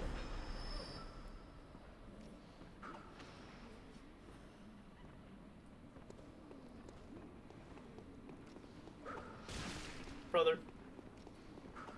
Brother.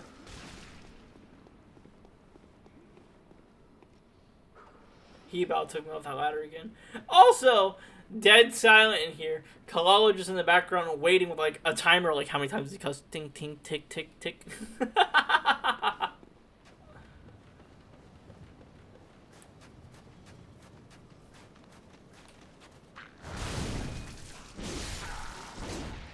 Ooh, the damage. The damage is good though.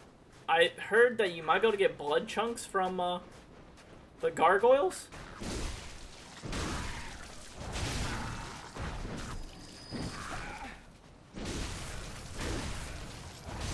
That right here is blood chunks.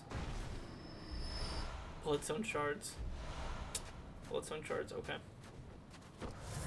Not the chunks I was guaranteed after reading a single Reddit comment, but I'll take it.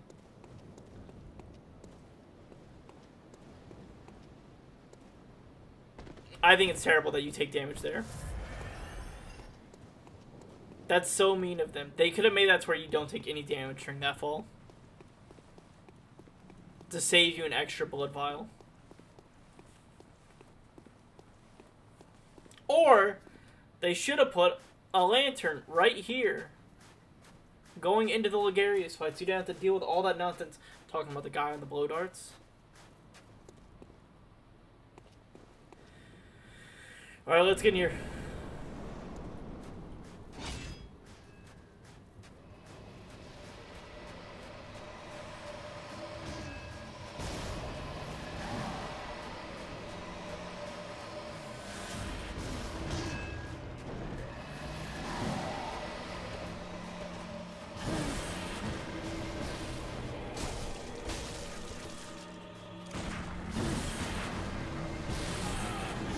I can't see.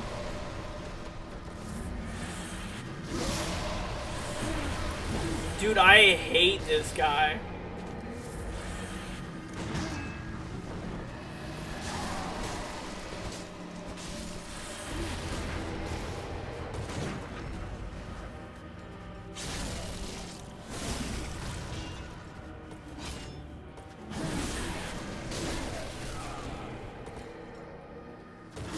Back off! Back off! Back off!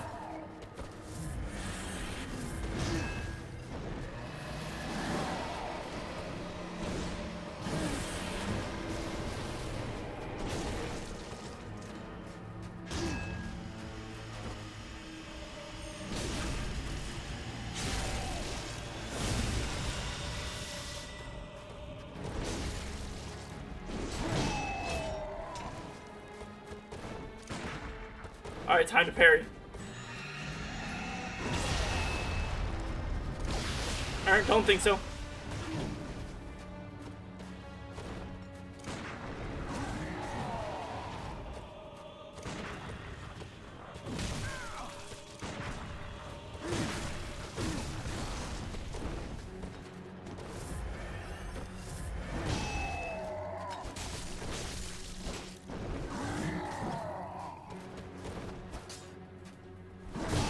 Dude, I can't stand you.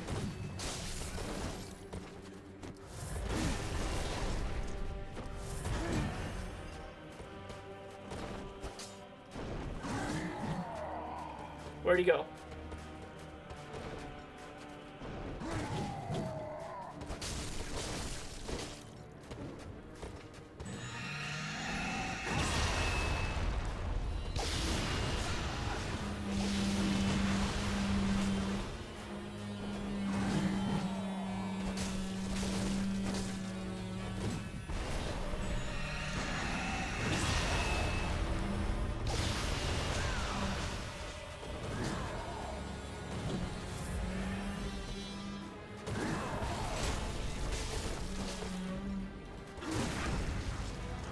GG's.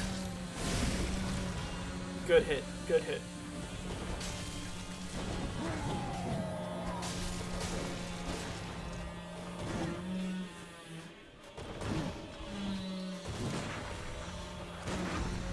GG's Ligarius. I remembered how to parry. Took every shot. Well worth it though, Chad. Well worth it. Man didn't stand a chance.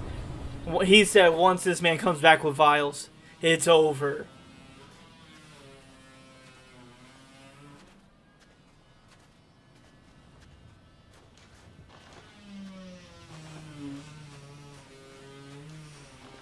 Oh, but there's no way through.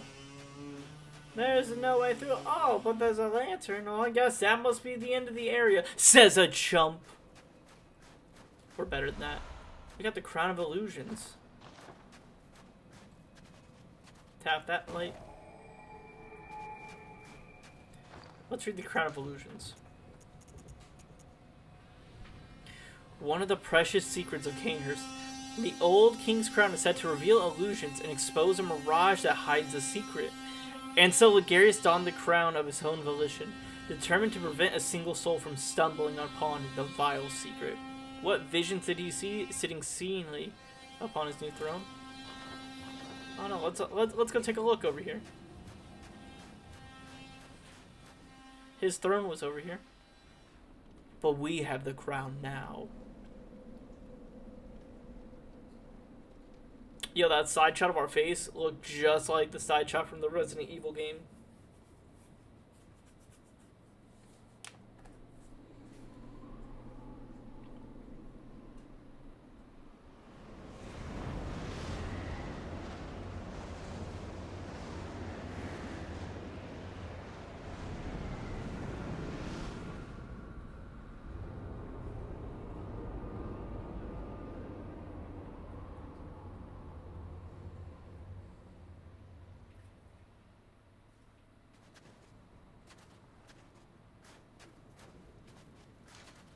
Treat Queen with care.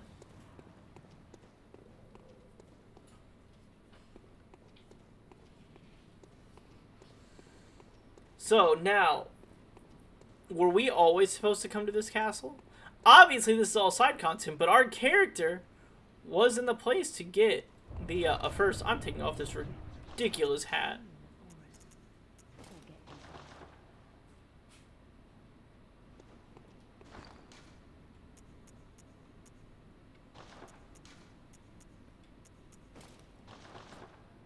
Much better.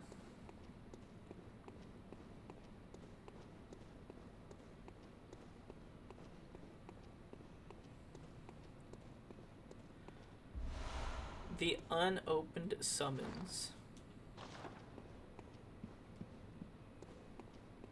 We do know a man who wanted to come to Canehurst as well. But will he like what he sees once he gets here?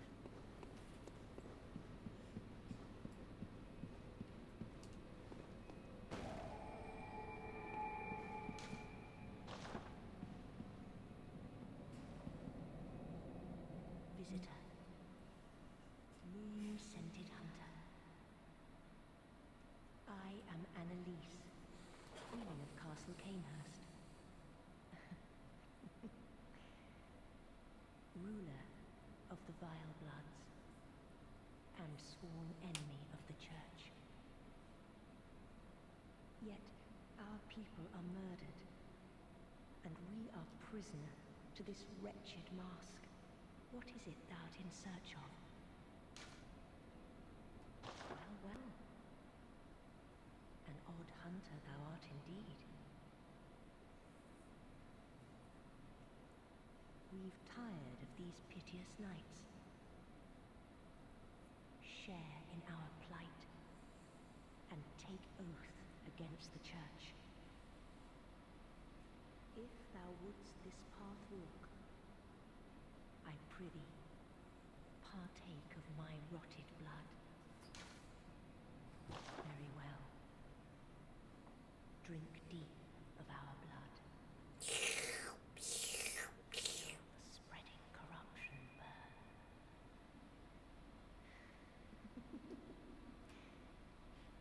Now, thou art too a vile blood. We too, the very last on this earth. Corruption, the Canehurst badge, and we got respect. No, sorry. We await thy writ for the honor. Arrant, vile blood or no, forbend the vile blood or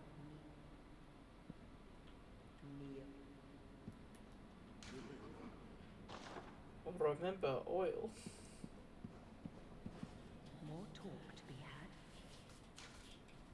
We await for the honor.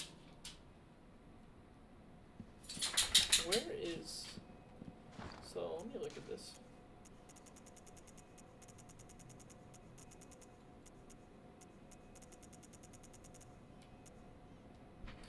An old sealed summons. Like the first is kind, it's an invitation, but for whom it is not known, and it lacks in interest.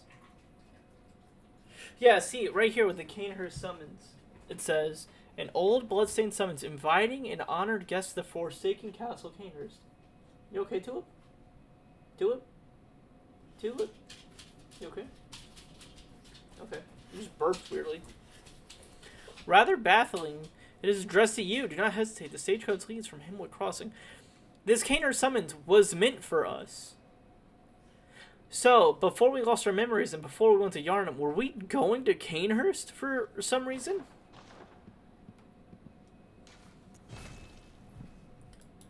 It's all very curious.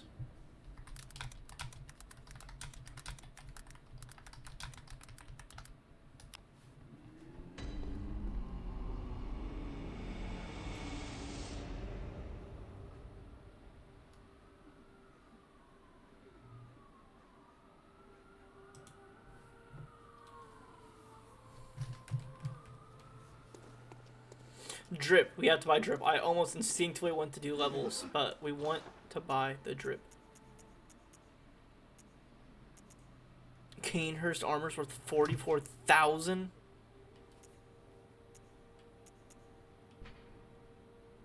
Paper thin silver said deflects blood or ill intent.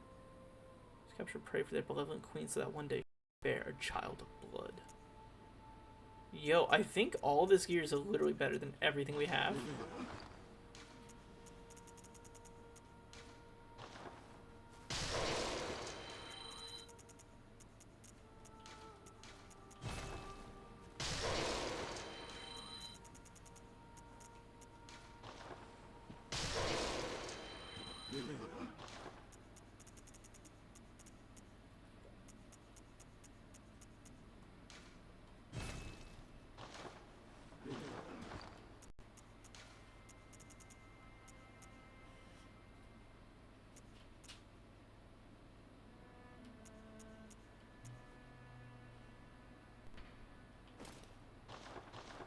Oh, whoa, we look drippy, drippy, drippy.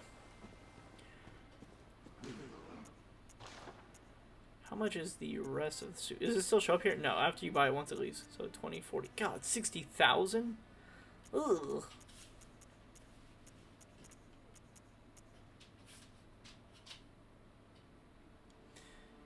Yo. I'm just saying, we could do the Bold Hunter Mark method.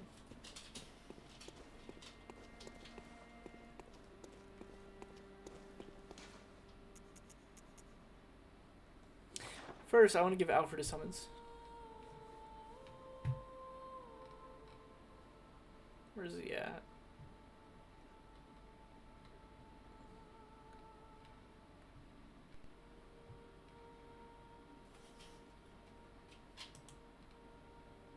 My computer is having an issue.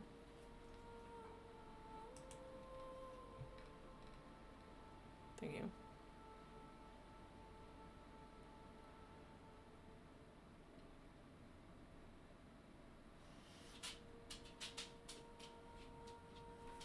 Okay, so he is technically not there. He is in Cathedral Ward, where it goes towards the Forbidden Wood. So if we go to Grand Cathedral. Oh. Oh, is the fight happening right now?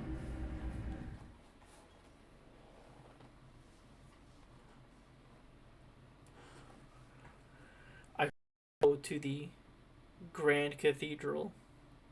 Oh, my camera just froze. Oh, no. My computer just froze.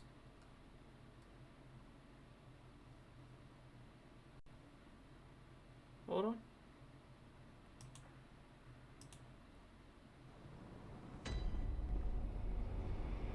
Oh, my stuff is chugging. Hold on a second. Hold on. Oh, I thought somebody was saying that. It was just the thing. Oh no, my camera's back. Dude, it's these fucking ads that just keep appearing.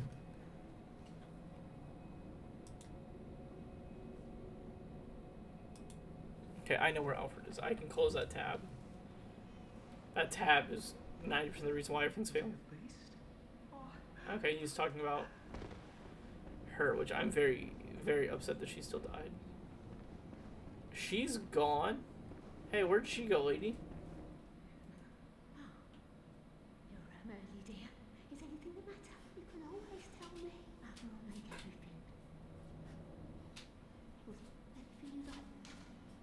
Oh,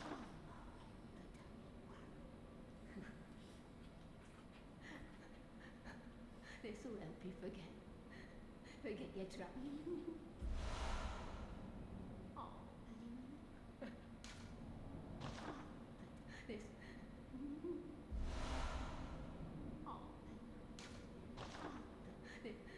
Can I just keep getting sedatives?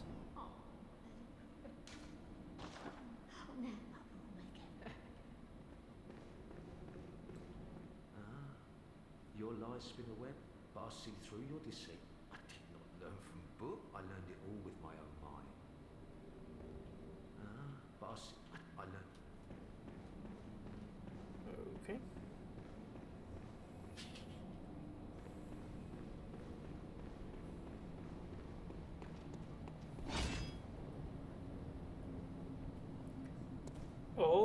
Oh my god, it's so cool.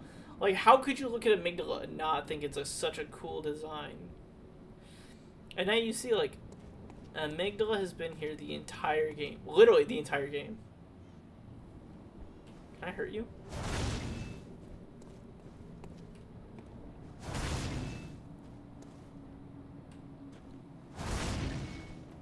I love that they're always keeping an eye on us. Literally. Watching our every move.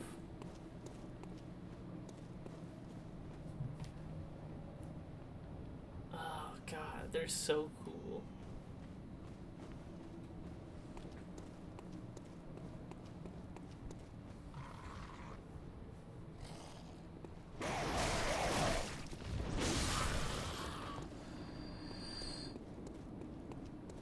Oh, Bagman's gone. It's probably because I'm able to just go straight to Yar Ghul now. I'm amazed you guys are still here.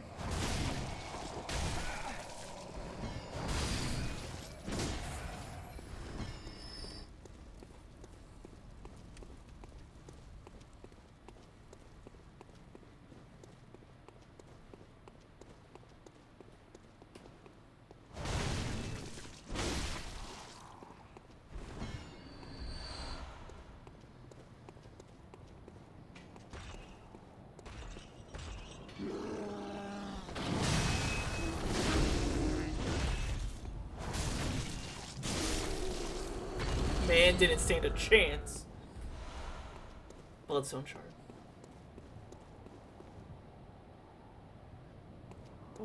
Before I wander up those steps into what may be a nightmare, I'm gonna see if I can find Alfred.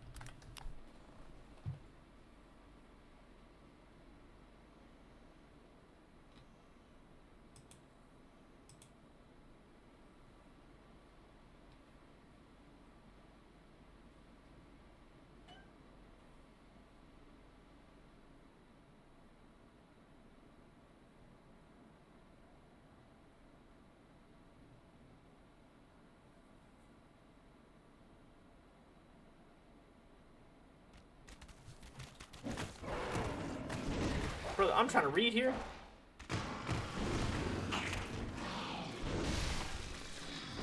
Chill out.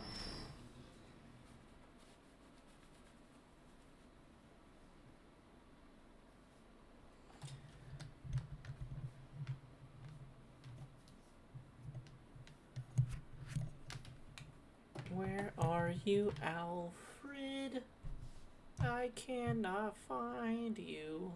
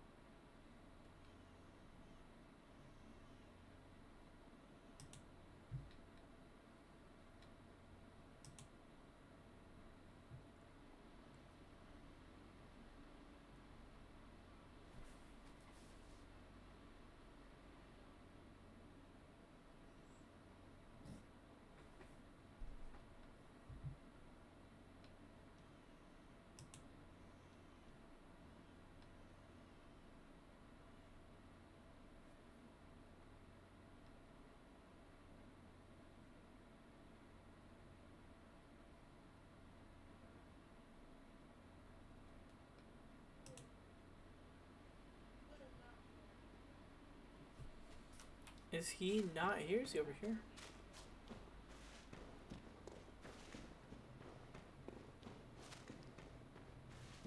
Hold on.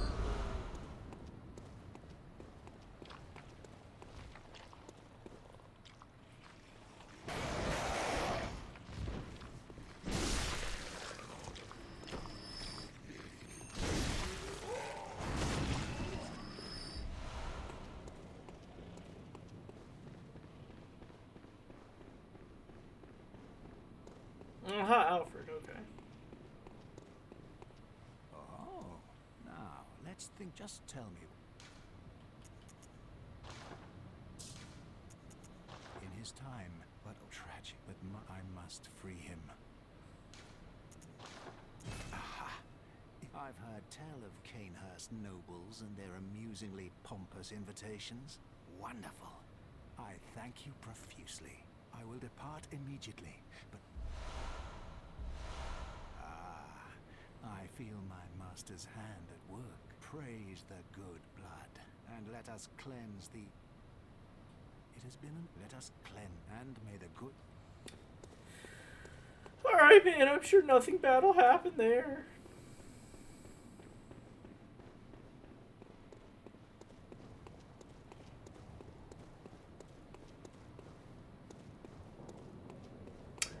That's the way to the Forbidden Woods. This is why I get confused. The Witch's Abode is that way. They're in Charnel Lane. Back there's the Forbidden Woods. Different areas. But, now, why couldn't I use this? Lantern.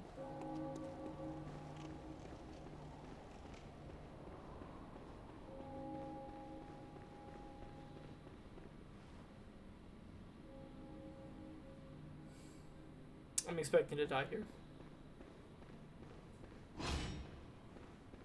Hey Eileen, remember me?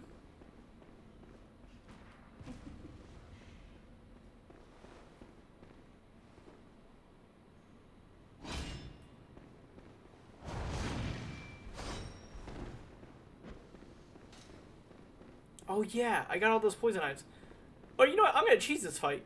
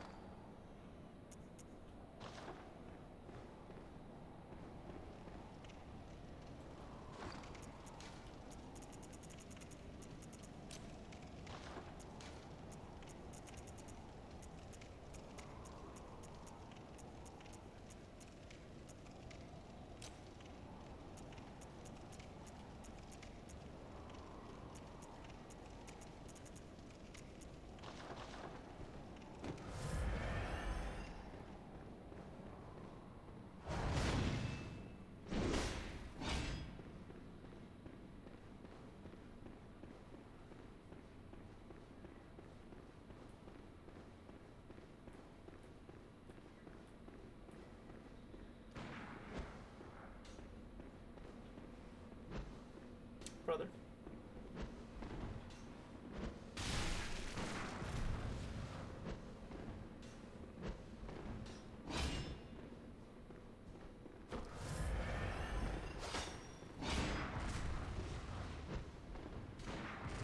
Okay.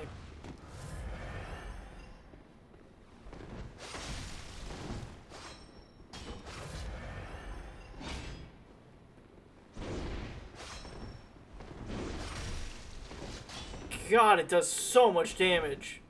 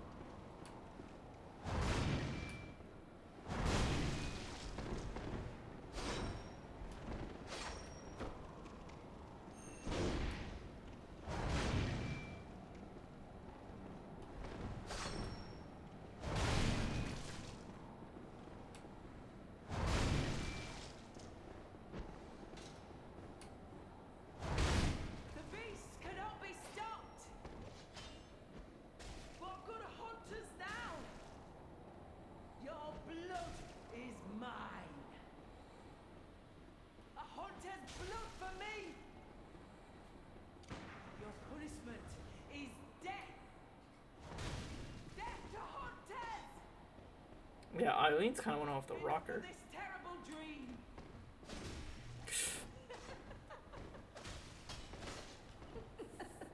Oh my god.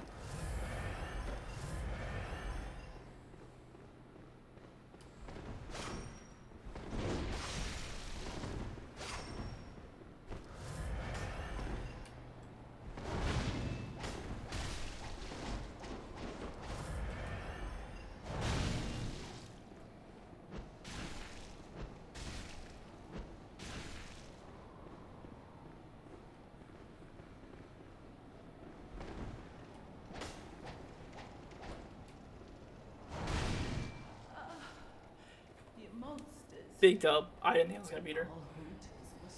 Even though I absolutely cheesed her. Absolutely. We got the Crow Hunter badge. GG's.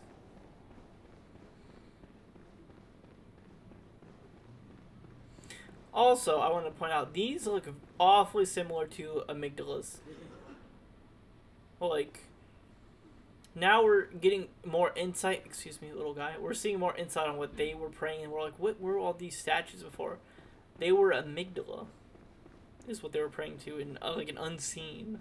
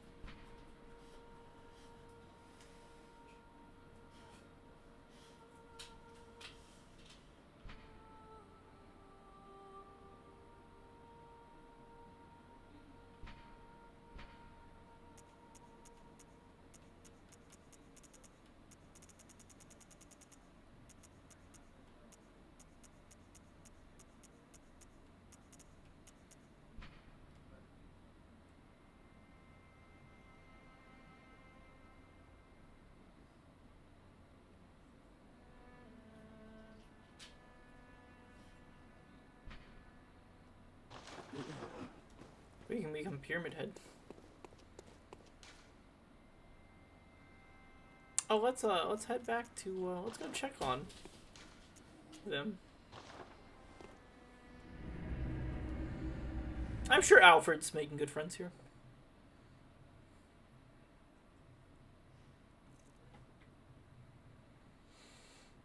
Master, look! I've done it! I've done it! Smashed and pounded and grounded this rotten siren into fleshy pink pulp. There, you filthy monstrosity! What good's your immortality now? Try stirring up trouble in this sorry state. All mangled and twisted, with every inside on the outside for all the world to see.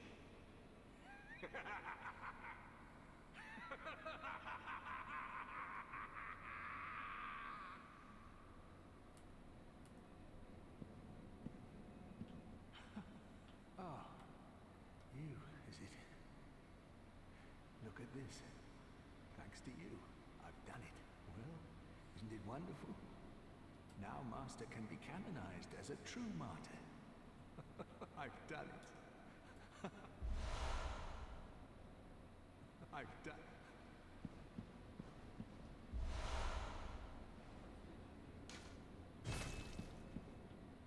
I've done it. I'm gonna look this up on my phone because it'll load easier.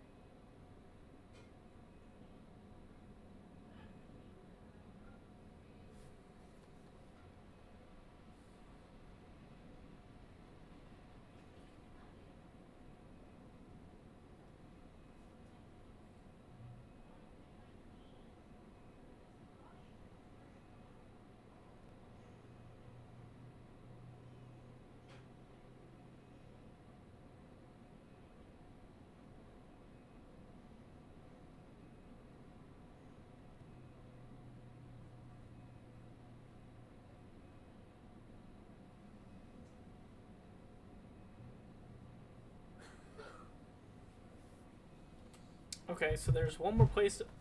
Don't attack him, please. Now we must go to a new place. We must go to where we first met Alfred, which was by Ulasil. Or not Ulasil. Wrong series. By Uden.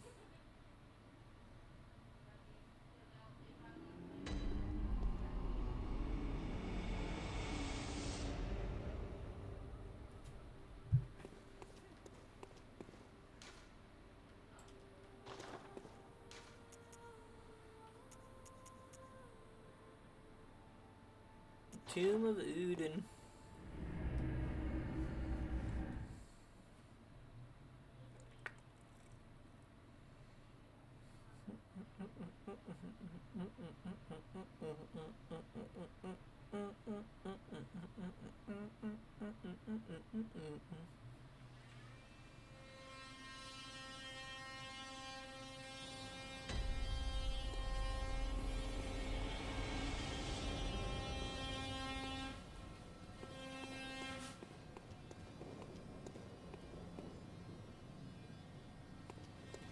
Does this always look back here? Oh, that was in the tree. It's just a statue by the tree.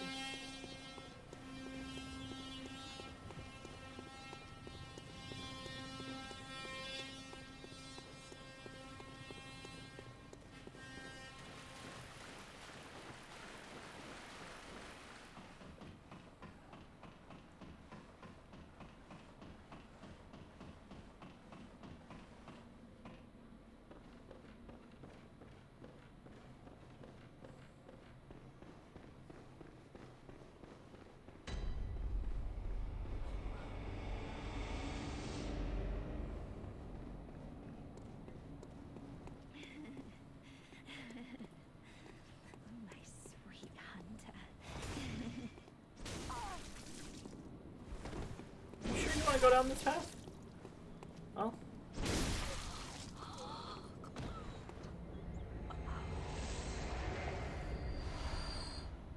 The Uden Wraith. I've never seen this.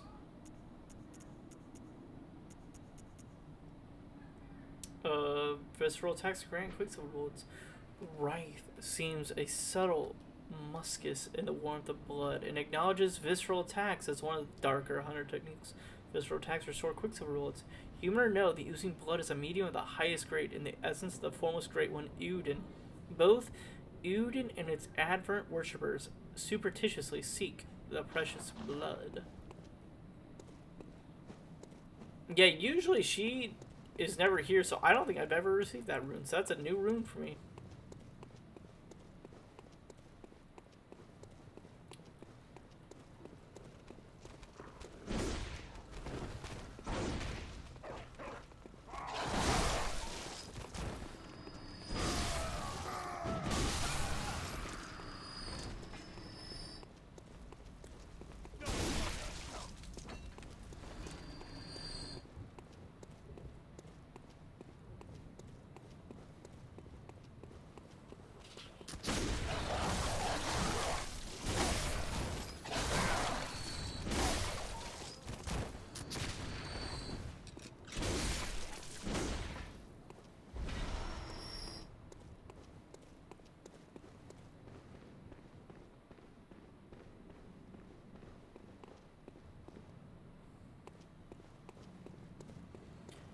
Good old Alfred.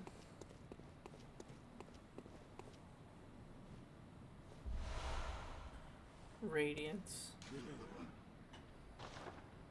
I think he learned the truth of potentially what happened. A secret symbol left by the Carol runesmith of Burnwood. The Rune of Radiance, adopted by the sworn executioners under Legarius' command.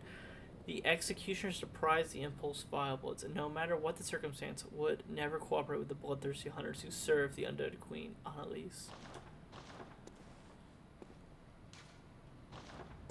So it's interesting.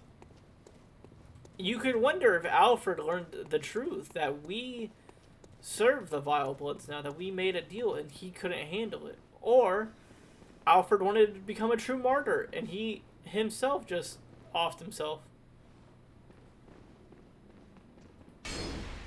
Alfred's he's an interesting character. If I had to name an oddball, but a lot of characters in Bloodborne are oddballs.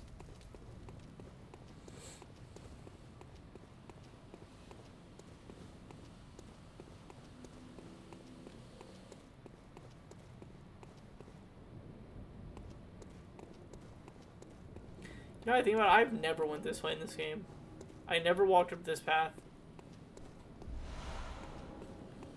This is the way you go to, like, when you're first needing that $20,000 key. This is how you go. You go up here, and then it's this door, and it's like, you need $20,000.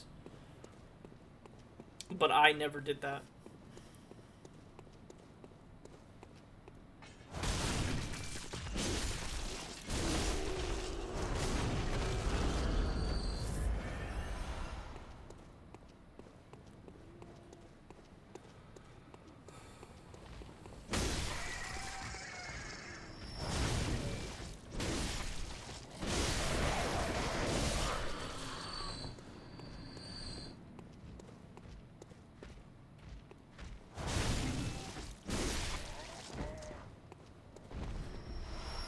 The monocular.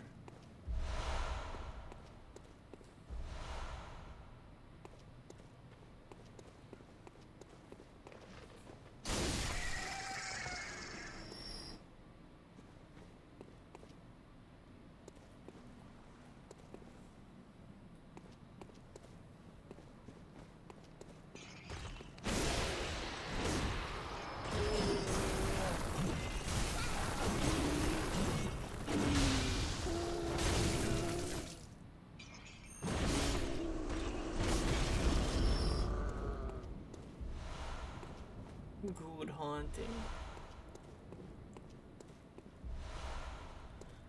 Lots of bloodstone shards. Could have been very useful early on in the game.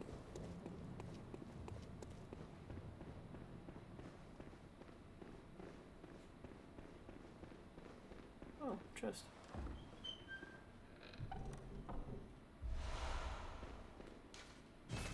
Doors closed.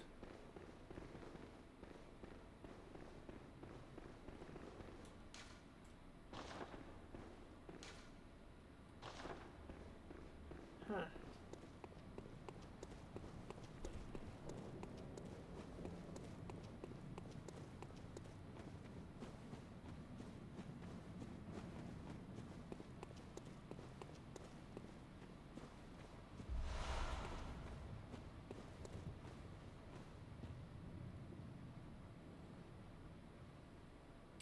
I think over there is where we were supposed to fight.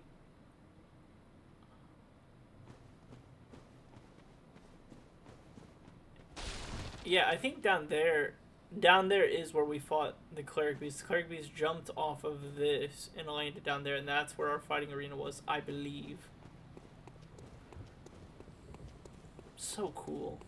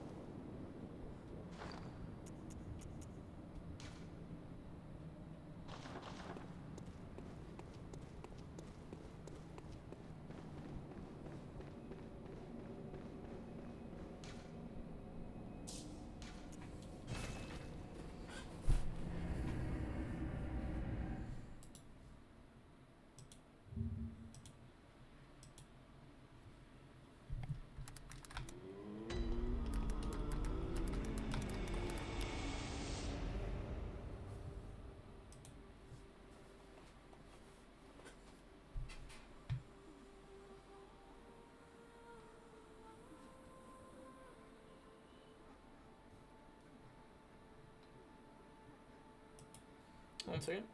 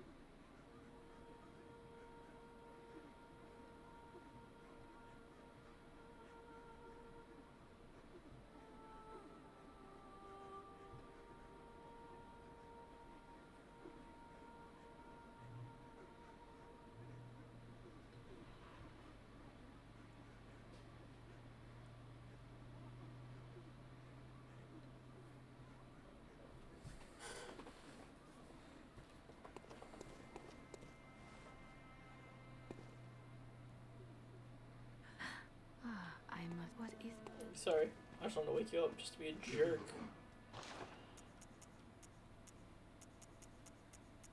Oh, I need some more.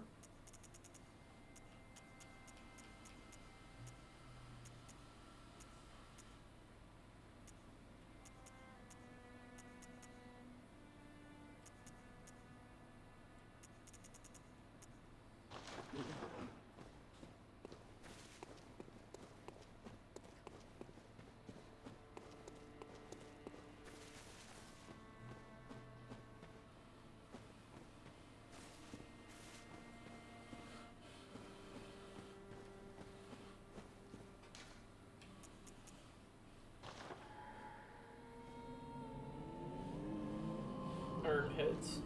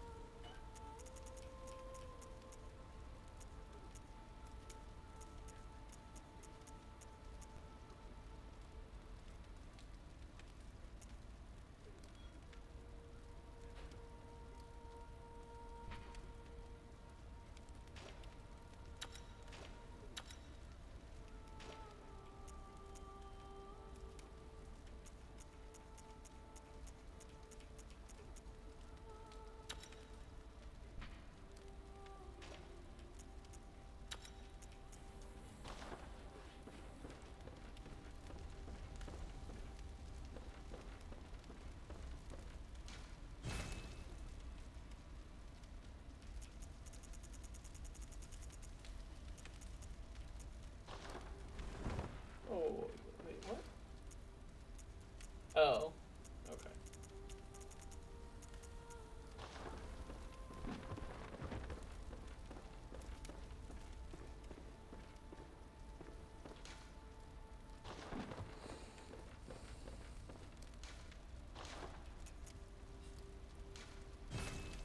One more chunk.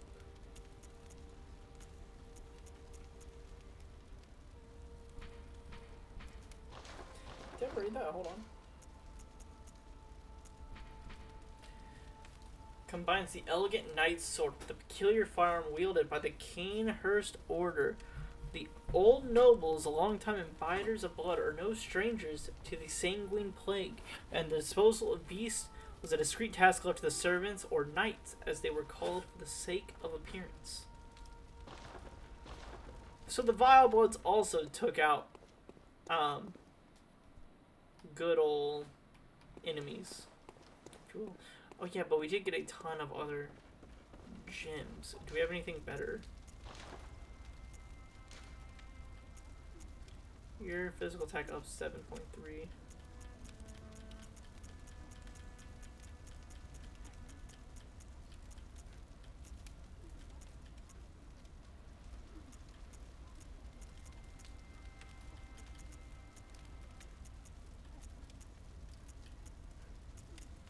Your physical attack up 9.5.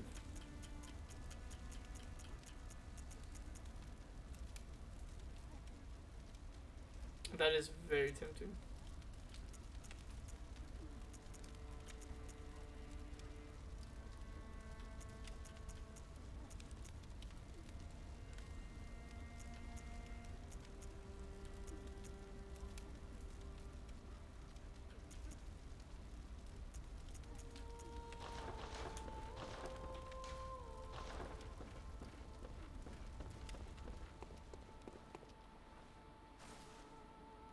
Pants really don't work, but we need more.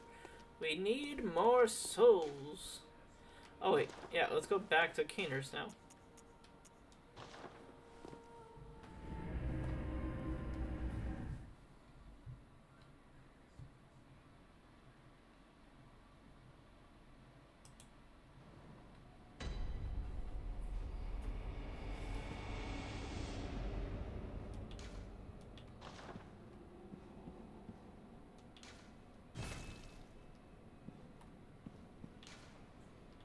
Remember, oil, it writhes eerily.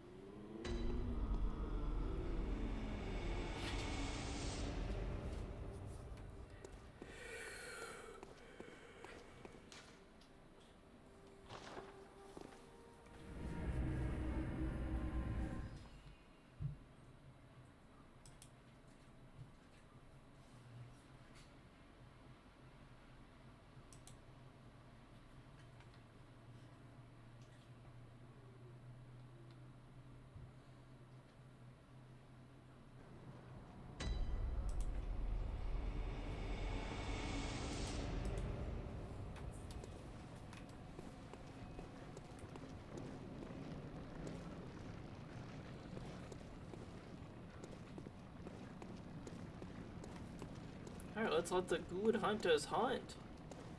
On we go.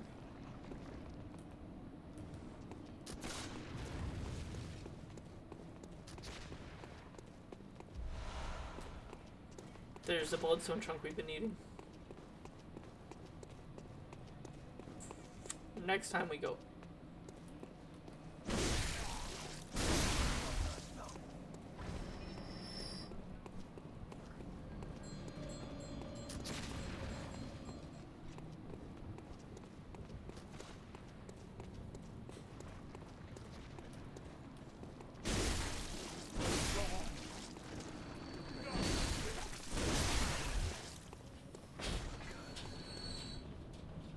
There's a shortcut.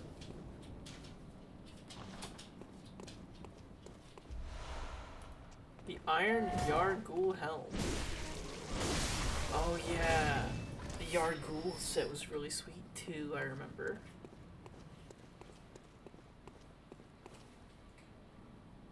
Yeah, it says probably get good. Scrub.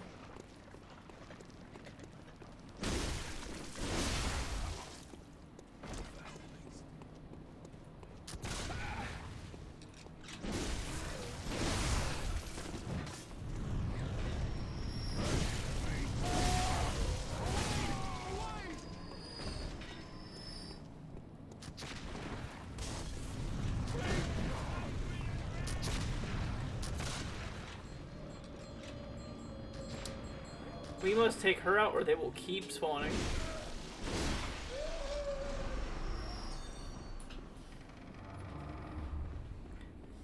That is what the Chime Maidens do. They will keep reanimating corpses that you've already fought.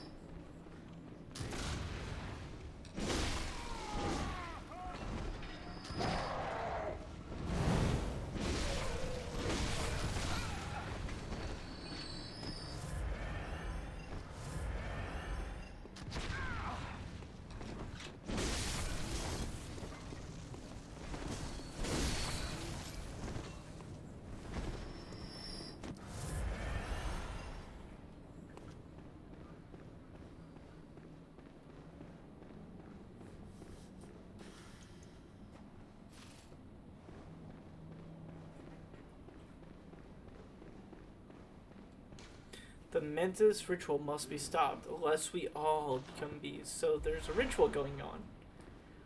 A Mentis ritual, in fact, that is prolonging the hunt.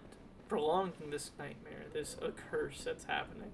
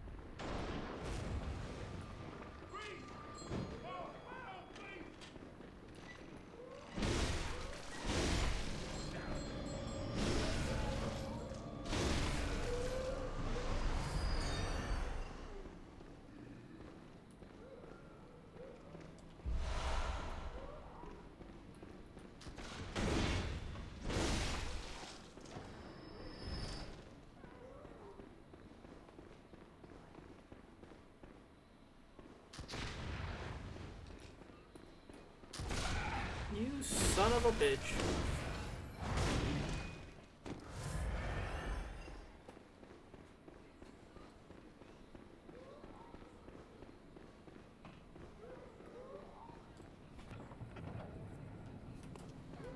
That opens the door.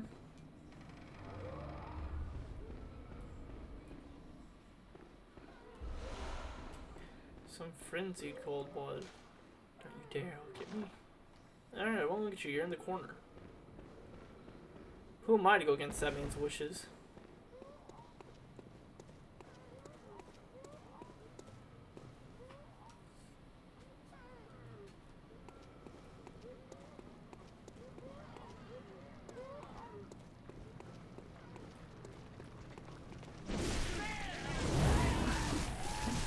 Oh my god! I just got one-shotted! Holy smokes! Them ladies, they know how to tussle. They came at me with a 1-2 punch. Hee-ha, hee-ha.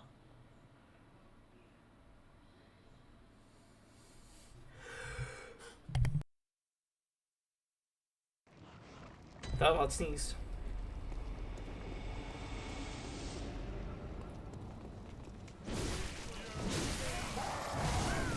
Oh my gosh. Dude, not the... Where's the stairs? I just lost 30,000 souls because of a single statue. Ah! It's annoying. Fudge, I'm trying to buy the golden pyramid head hat. It looks sweet.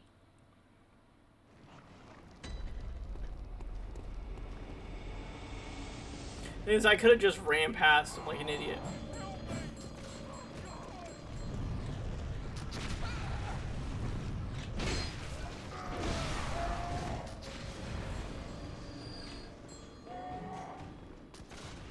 Like right there is all I had to do.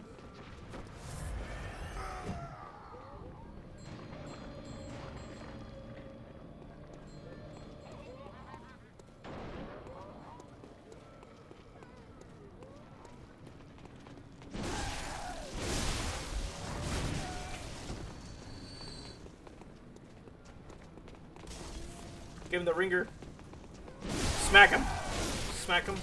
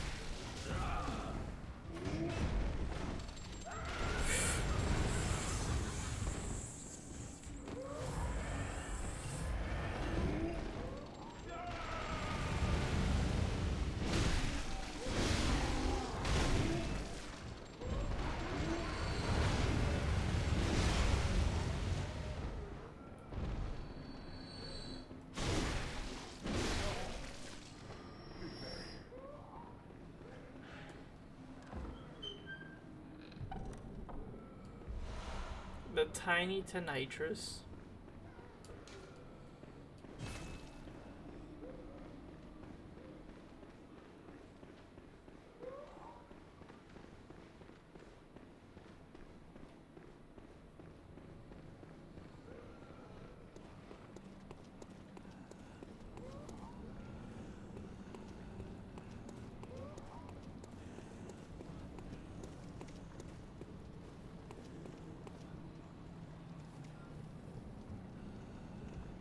Interesting. So like their pumice-like head, I don't think I've ever noticed. Like it's hard to tell with this one, but the one over there you can see like it's blinking. Like the one in the far end, like by the tip, like through my sword, and like the tip of it here, where you see the tip of his sword, you can see the eyes blinking. I don't think I've ever noticed that. That's really cool. They're all here again.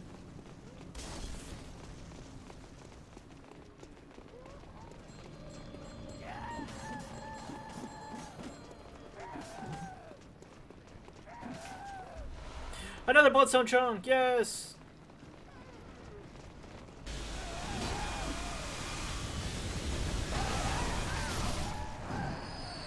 No!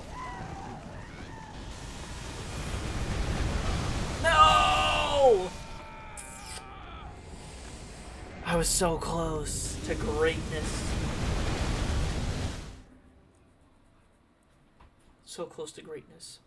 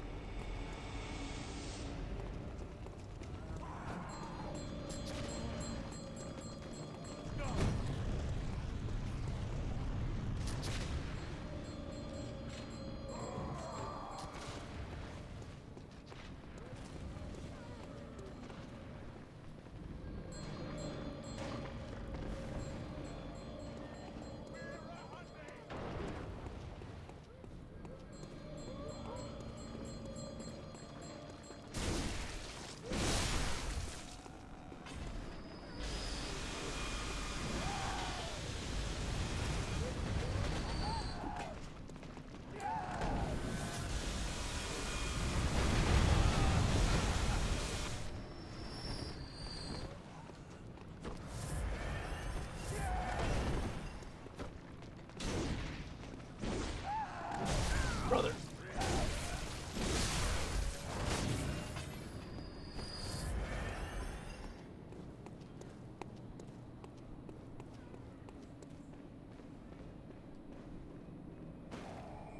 Now, for reference, that is where we were earlier when we came in. Those are the twin staircases, and down there are like the bagmen that we were farming. For just references of location of where we are at.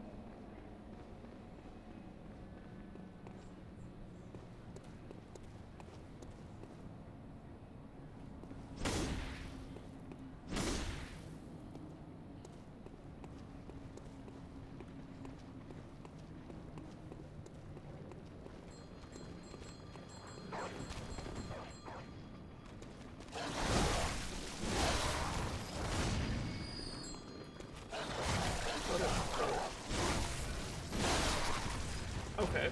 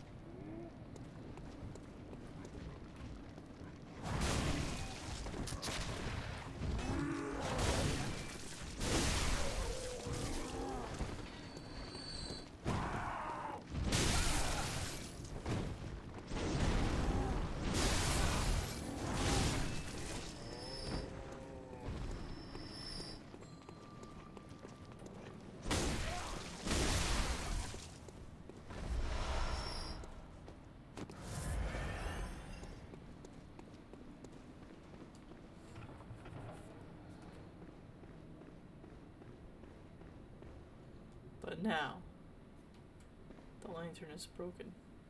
There are 3 very annoying people down that way, though.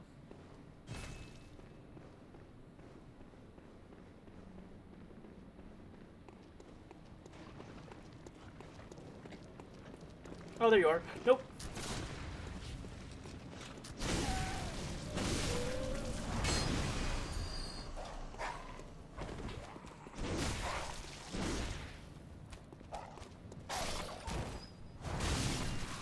They just got that I don't feel so good Mr. Stark effect in them.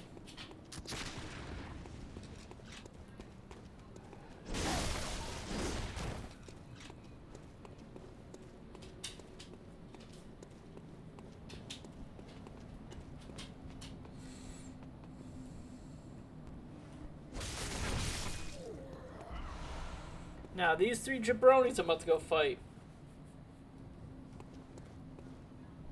are low-key a nuisance. I'm not gonna lie to you. They're annoying.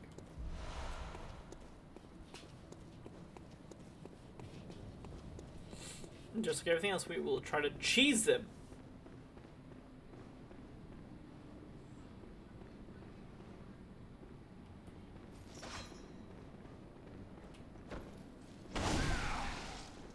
Oh, yep, and look at that. Here they all come.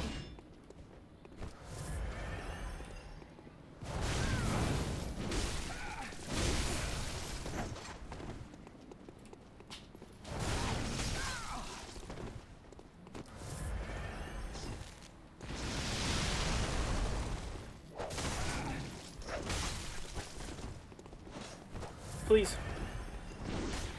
I'm in a bone zone. I'm in a bone zone. I gotta get out of the bone zone. I gotta get out of the bone zone.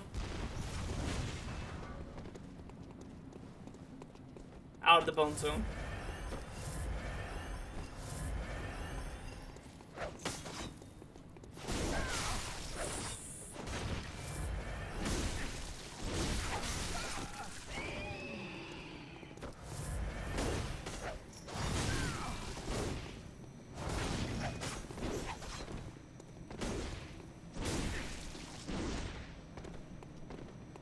Is this the limit of the bone zone?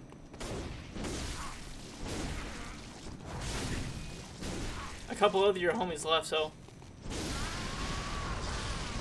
Man tried to get me from outside the bone zone.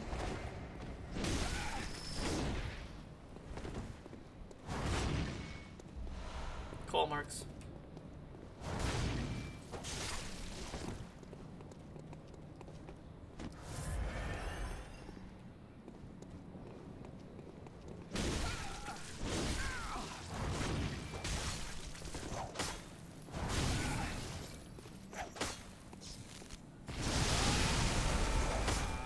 Man got me with Sasuke's move, gone with the thunderclap.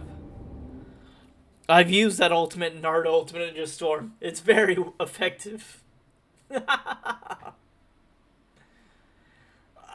He said, "Kidding, be God with the thunderclap." I saw it go up as I was jumping, and I said, "Uh-oh."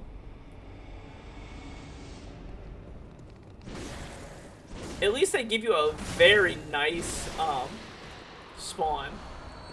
2 bloodstone chunks.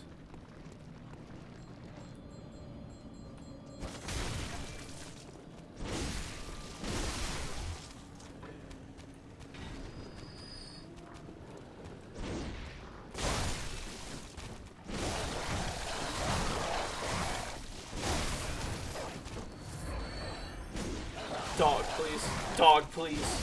My dog.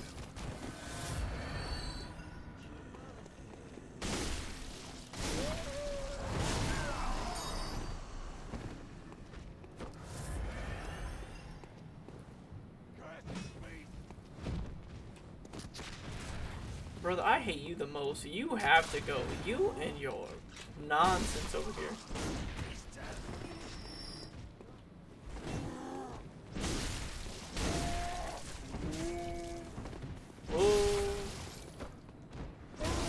Poke.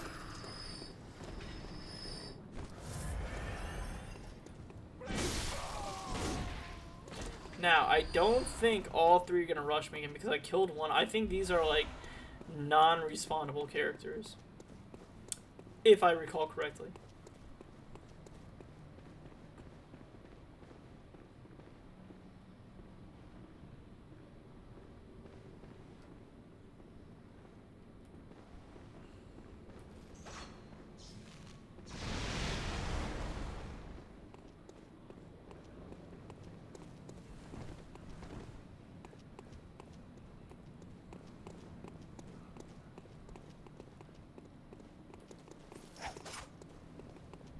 Nope.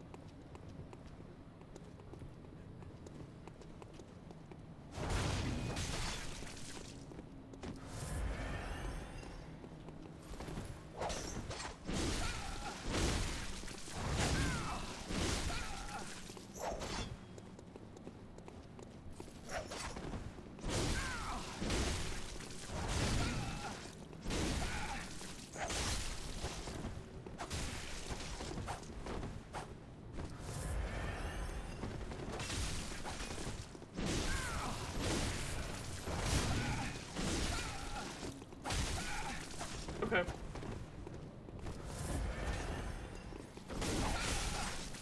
I was hoping that would hit the other one.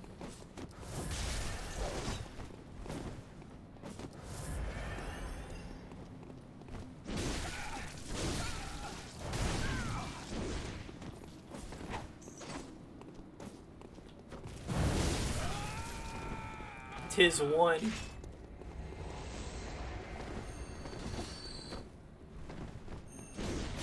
Okay.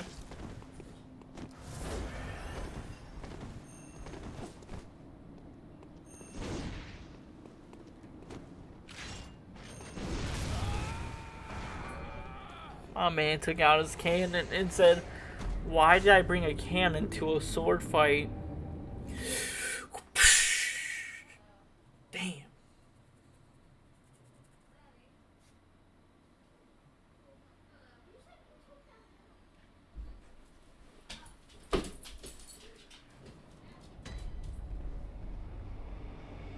Alright, round 3. We're not gonna get stuck in the bone zone. We're gonna take him out. It's just a mono-e-mono fight now.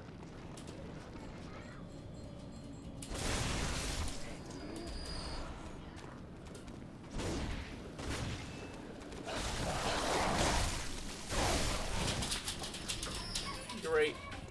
Take out her.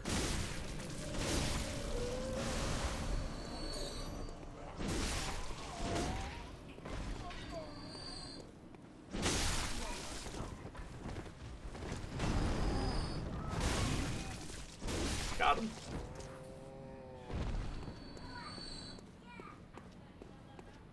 So far working Golden Pony Boy. Let's rid and rot. I don't think so.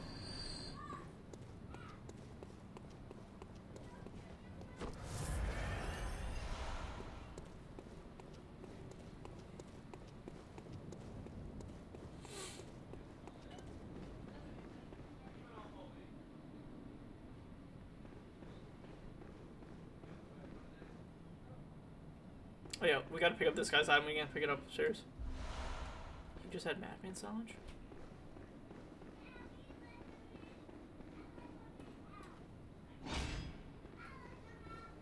Mono fight, buddy.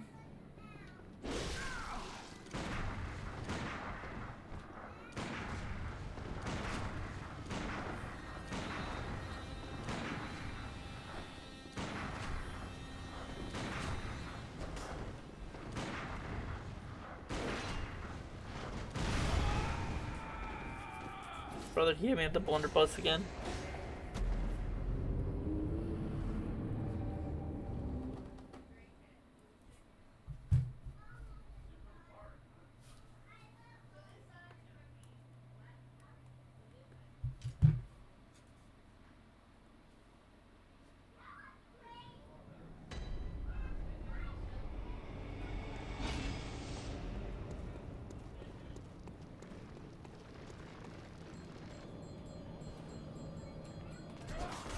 Missed him.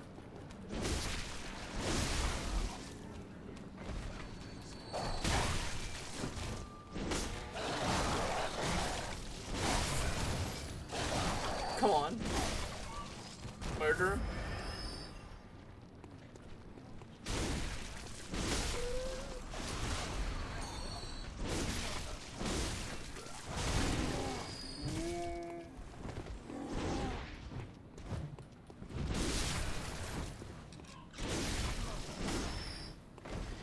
Still getting a lot of stuff here, and I'm getting blood vials, so you know what?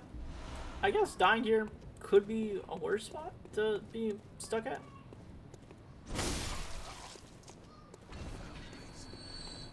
You know, getting at least almost 7,000 souls every time. Alright, this time, F the parrying. I'm just gonna beat you with my sword. I'm just gonna beat you to death.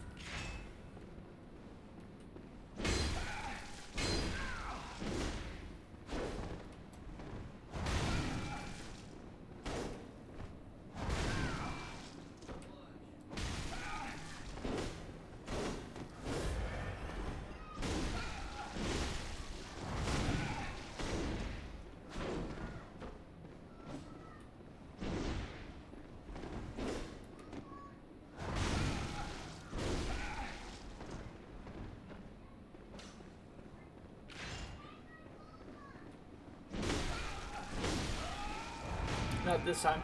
Not in this house. Not in this house. You're done for. You're done for. Yeah, no. You just had quicksilver bullets.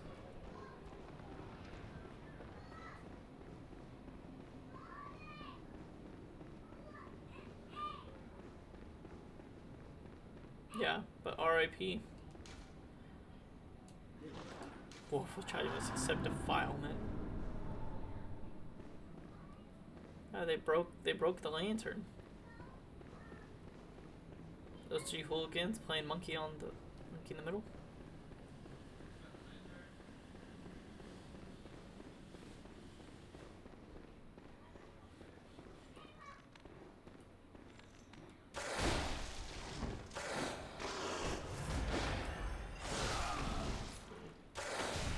Okay, but can I, like, get out of this little hallway, please?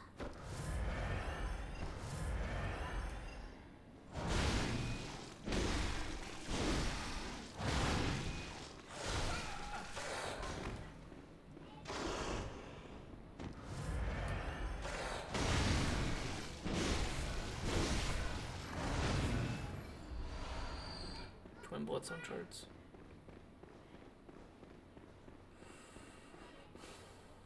Where's this go to again? Oh yeah.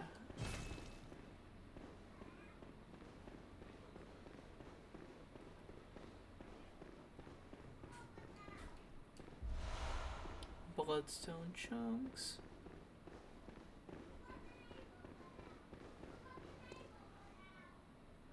Oh. Oh, I didn't realize this is where this was. Oh, hell yeah. No. We got this. I didn't realize that this is where this fight was. I thought there was a different way to get here.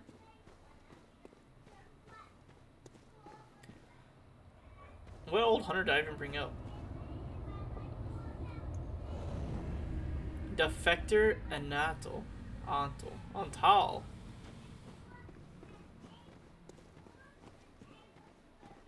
Yeah, you're like, who do I fight?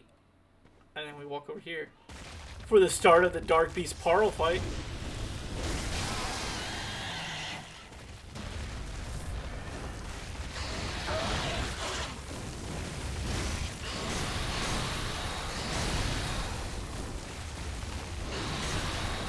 If you guys are saying a lot's happening, I agree.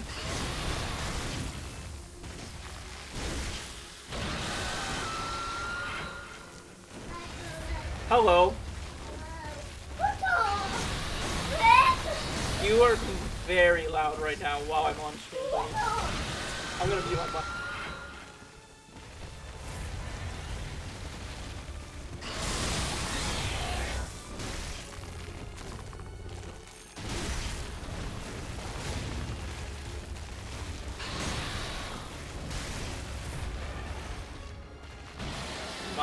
My nephew is very loud and very excited that I moved to Cage.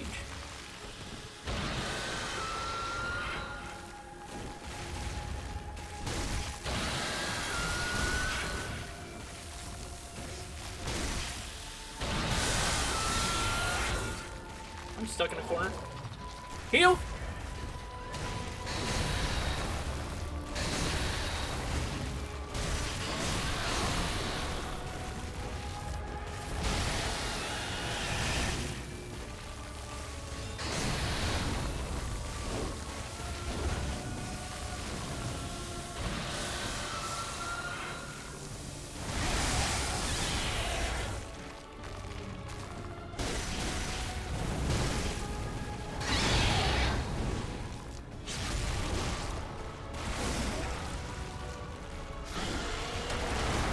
There we go. And that is the end of the Dark Beast Pearl fight to give us a Spark Hunter badge. Which, I knew the fight was in this quadrant, but I didn't remember that this is how you get to the fight. It's so cool that we just found it through a hole in the wall. I thought you had to go out the church and to the right.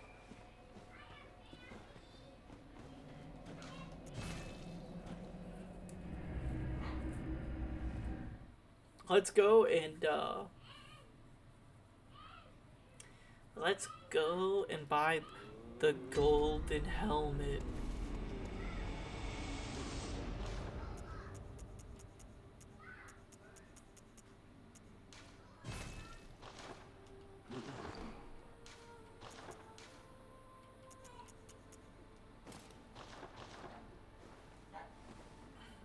Pyramid headed up in here.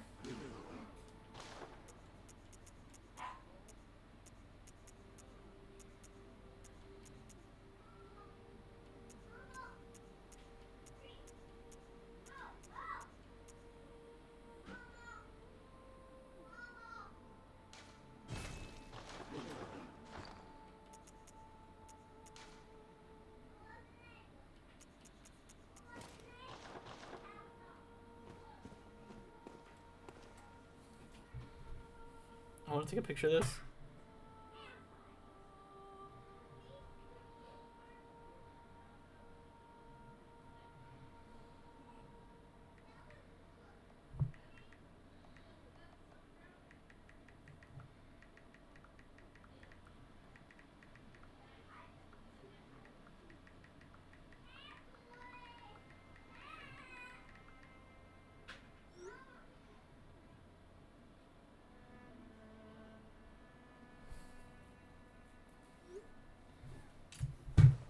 When Claw's gonna laugh at that. It's pretty funny.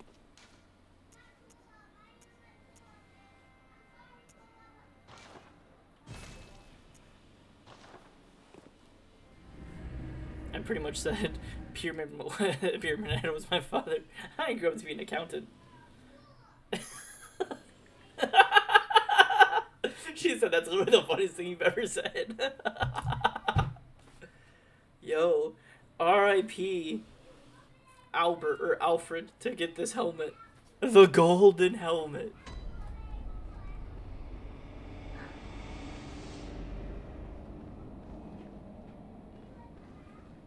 Okay, let's...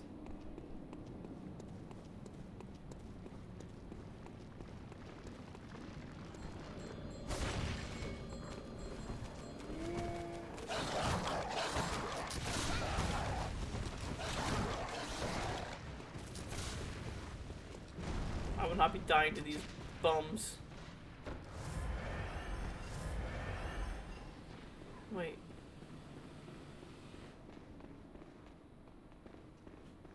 How did I get... Hold on. Yep, I remember. You were in here very scary.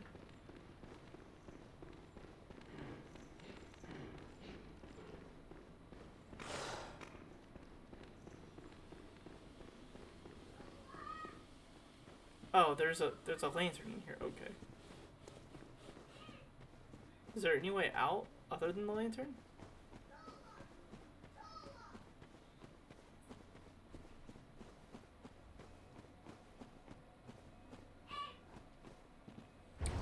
There is. Should have just went and pushed on the door.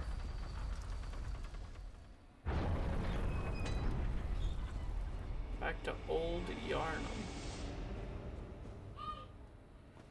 Yeah, see, I don't want to go to old Yarnum yet. Oh, wait.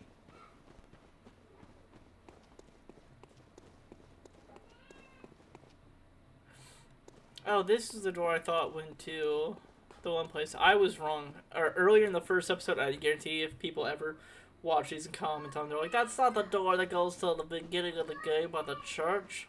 That goes to Old Yarnum. And you are absolutely right. It was the door downstairs in this episode when I got that blood gem. In Canehurst, or not Canehurst, in Uden. When you take a left and go down the steps in Uden, go past the guy with the mace, or the ball and chain.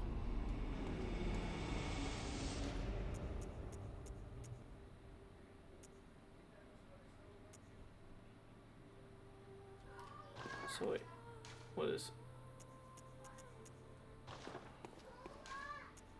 Grave of the Dark Beast.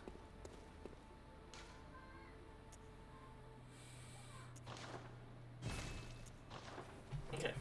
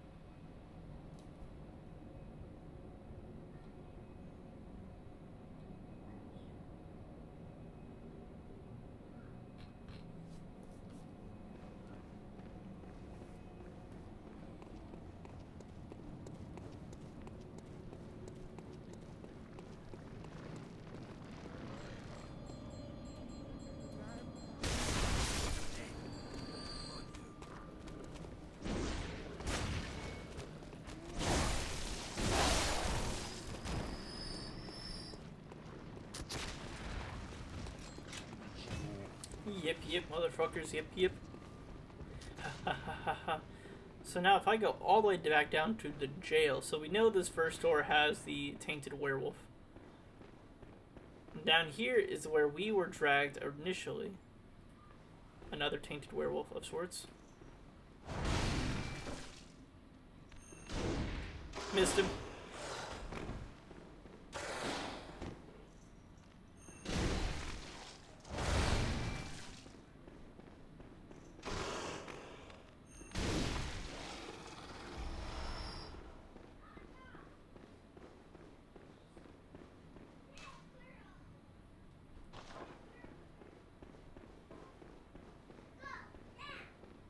Oh, hey.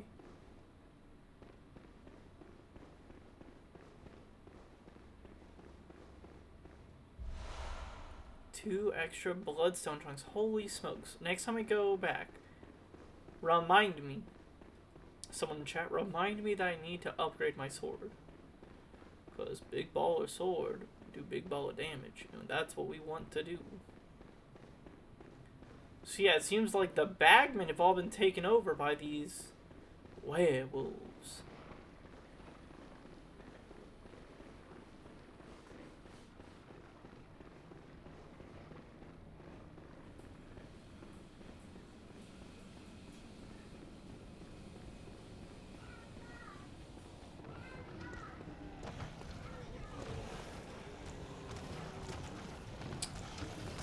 What was once a pig is now this monstrosity.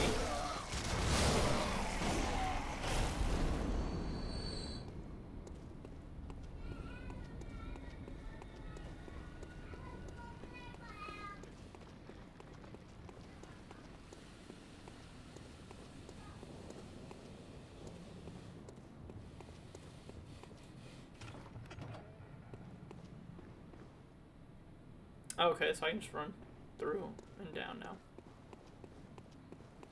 Don't get fooled by that thing, it's not a lamp. As much as we would all love to be a lamp, not a lamp.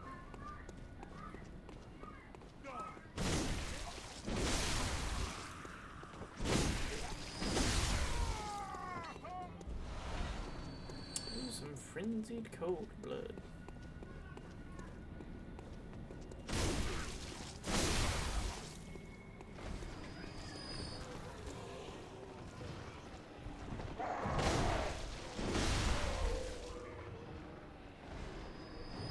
Shortcut.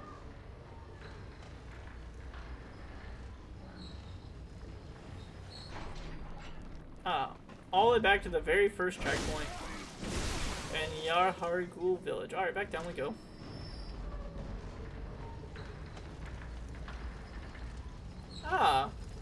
Cheeky. Cheeky, cheeky, cheeky.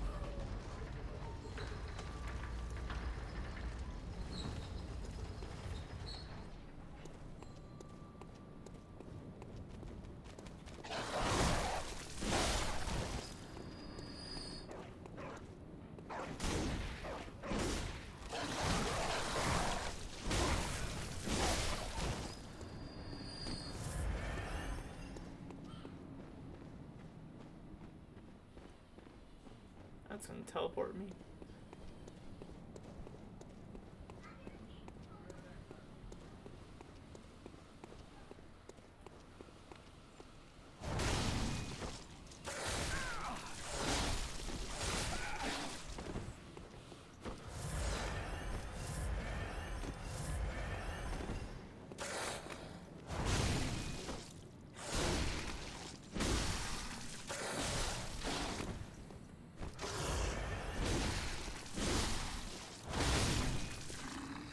Down.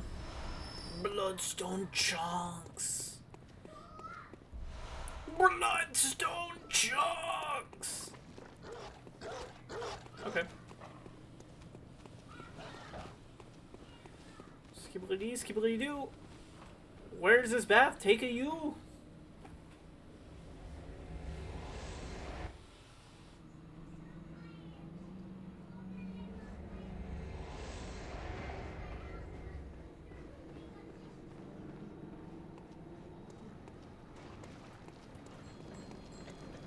Okay, I know where I'm at.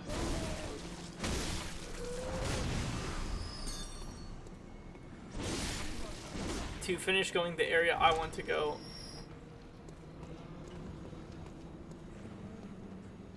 That way. That was the boss fight.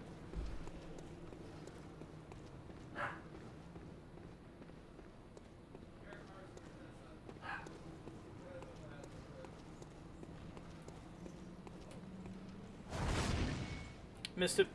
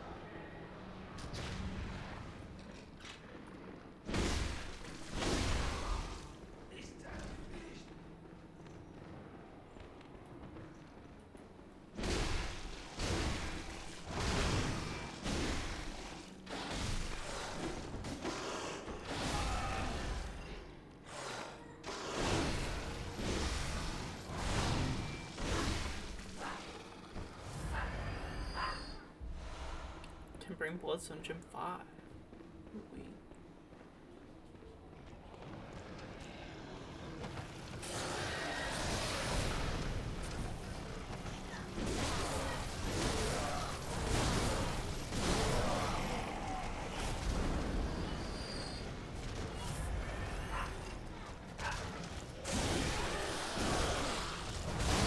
They're like the pigs, but they're more annoying and much louder.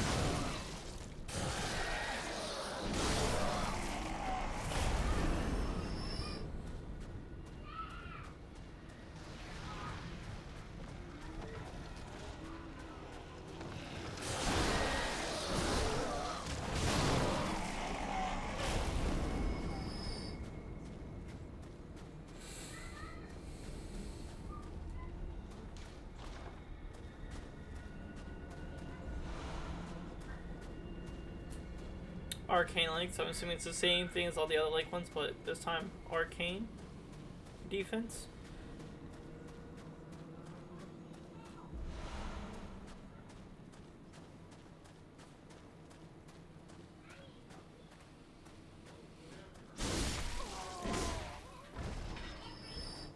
Came for the math, went down that way, came out that side. Okay, now I'm aware.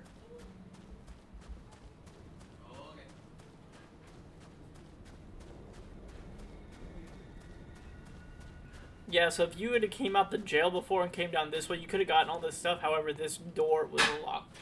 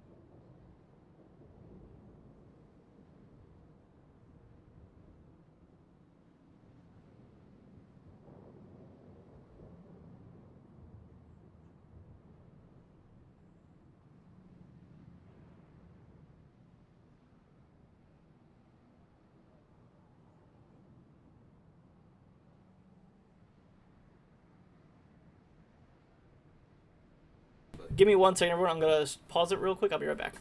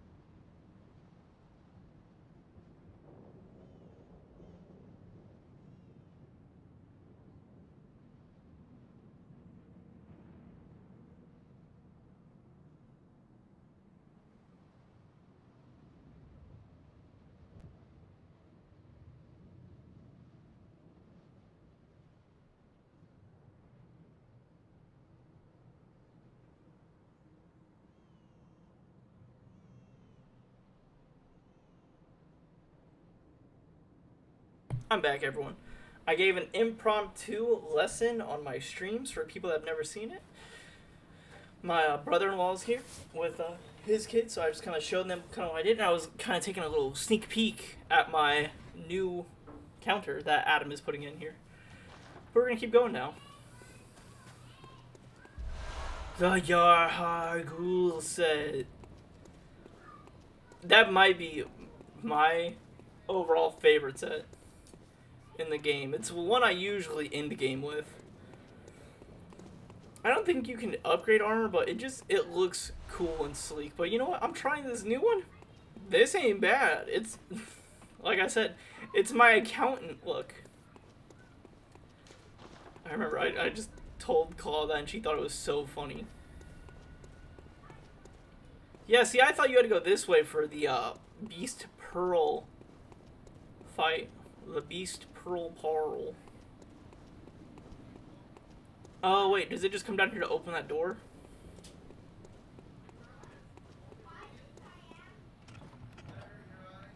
Okay, well. F me, right?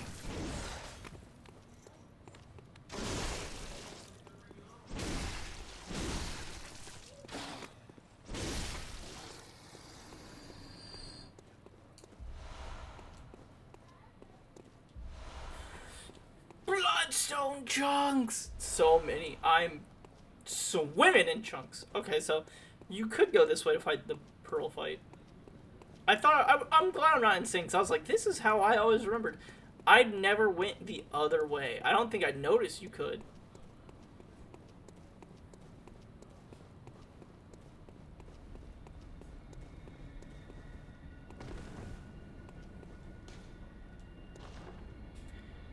A pale moon sky. A pale blood sky.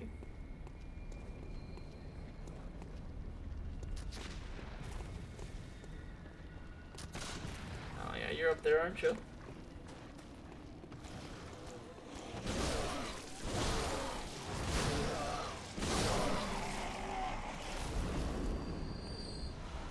More chunks.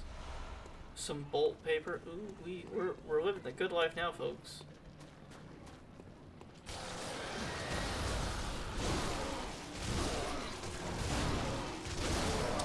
That thing usually gets people on their first time playthrough.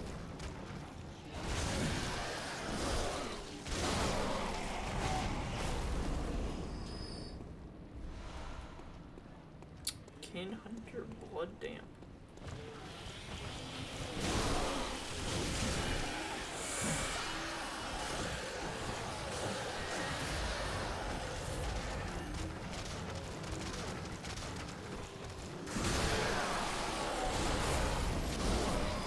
Like full health.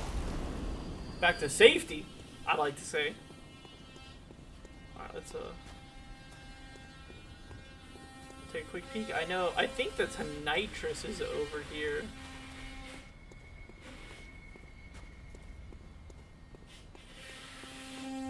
Yeah, the nitrous. Maybe this is where... might be what...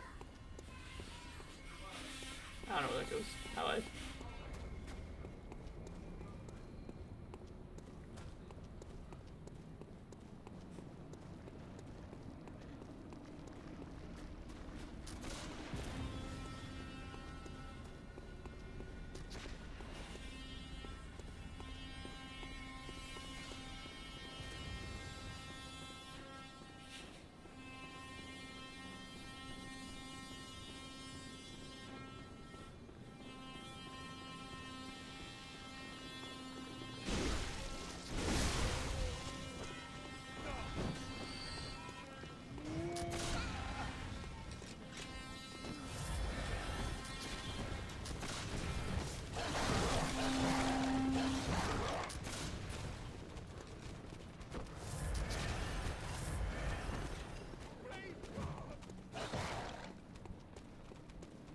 Not gonna lie. Clench my cheeks a little bit.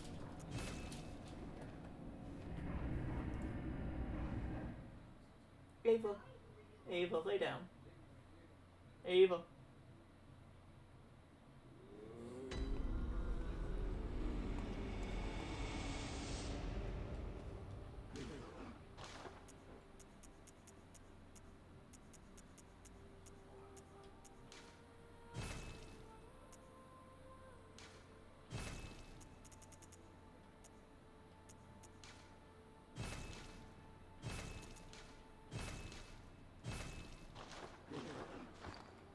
So now we have all the Kanehurst stuff. Let me read some of these. The iron helmet worn by hunters of the unseen village. Removing the hood reveals something reminiscent of a warrior of a previous age. The headwear is made of metal, rarity for hunter garb.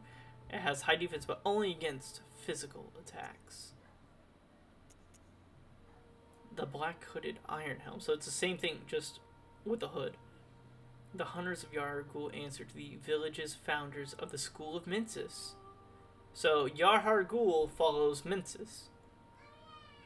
Wow. Other places follow other things, but they deal with the school of Mensis. Hunters in the name only. These kidnappers wear the black hoods low to shadow their eyes. This helmet is made of metal, rare to hunter garb. And then we have the Canehurst helmet. It's the same thing, it looks like.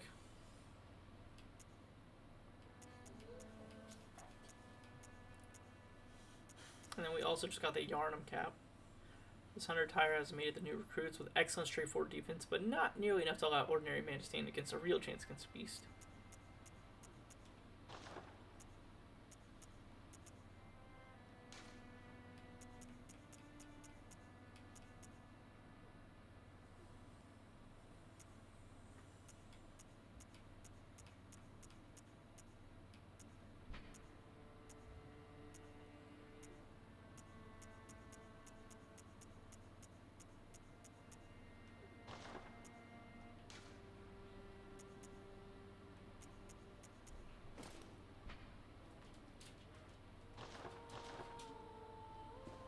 There we go. We are looking swaggy. Look, what looks better, this helmet or this helmet?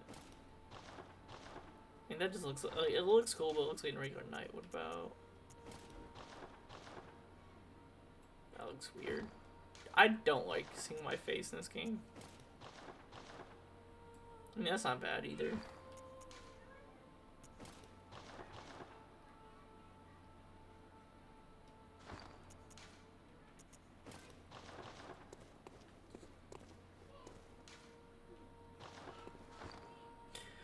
We need to use some souls to level up our sword.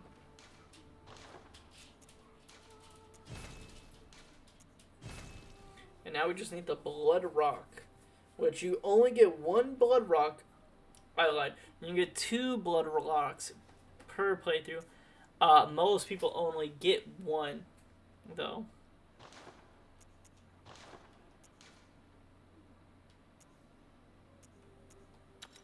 Much better. Is there anything more than that? No.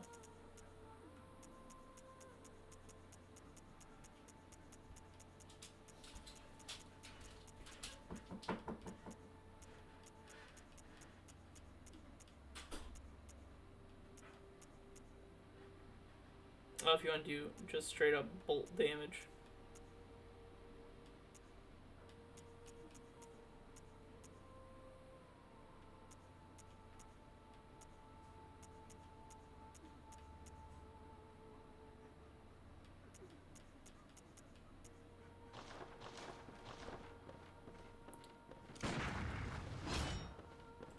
Can we upgrade?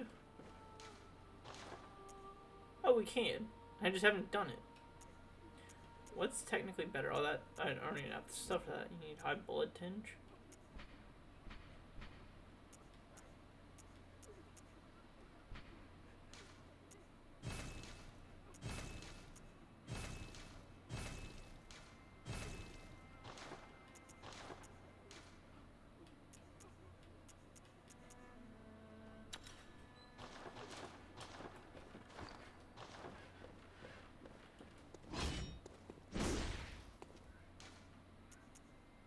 Let's go to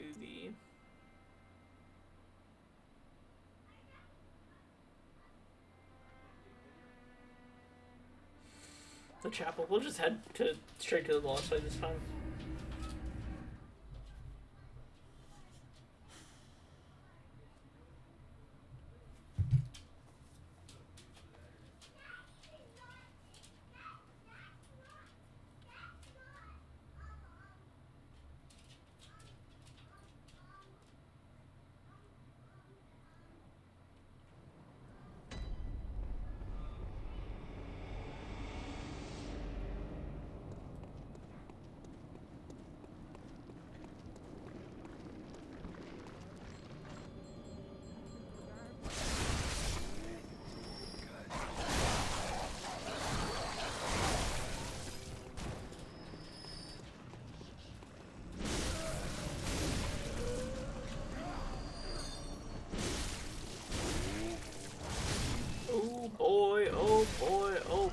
one-shot these guys.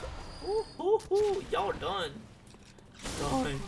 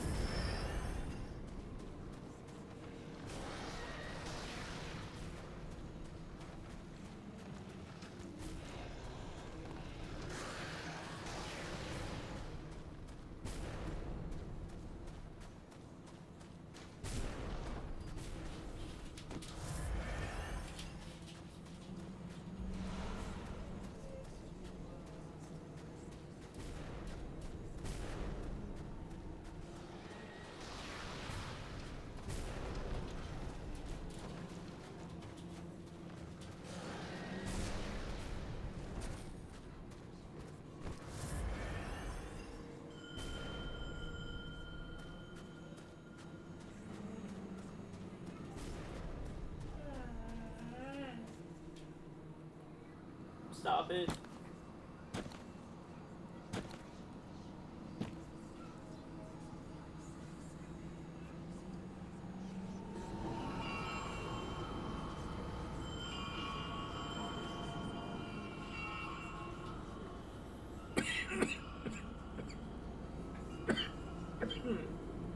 Goodness. Oh no.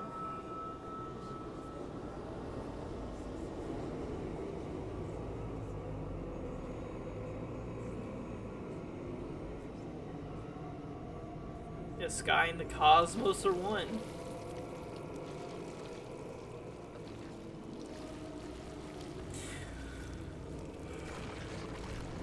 Ew.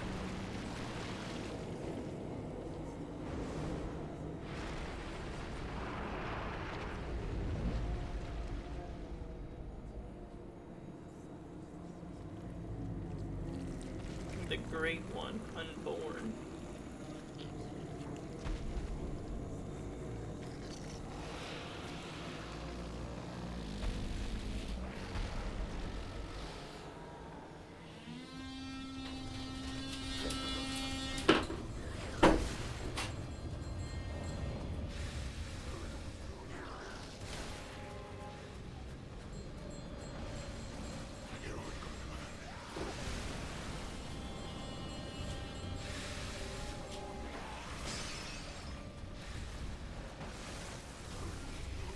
Here it is.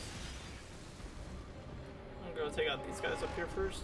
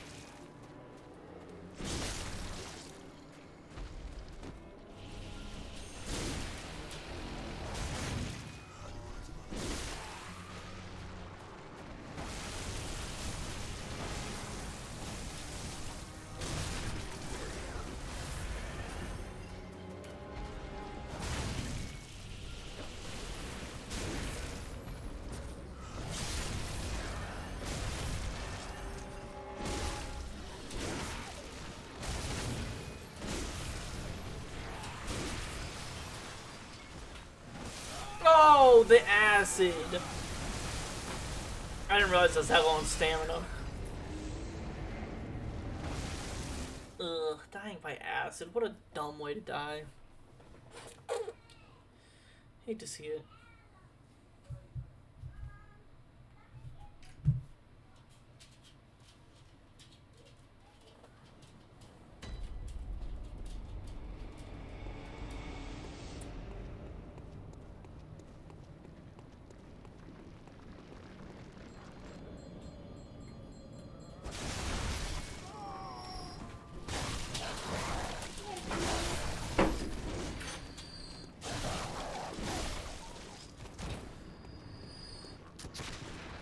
Ooh, don't mind me, folks.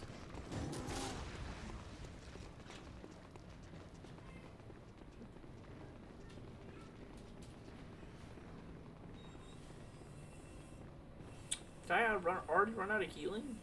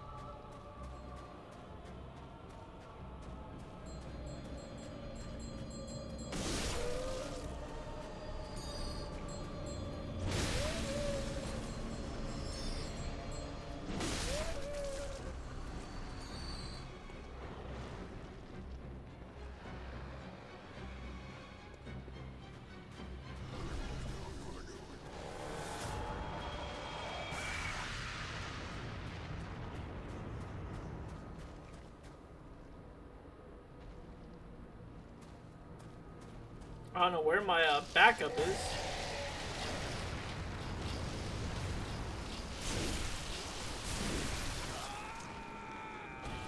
Where's my backup? Old Hunter Defector Antal has died. What the fuck was he doing? Was he fighting a nobody? Was he just fighting nobodies? This is why I hate the summons in this game. Like,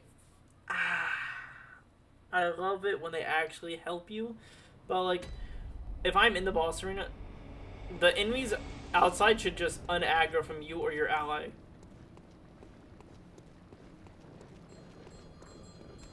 I fucking hate all of you.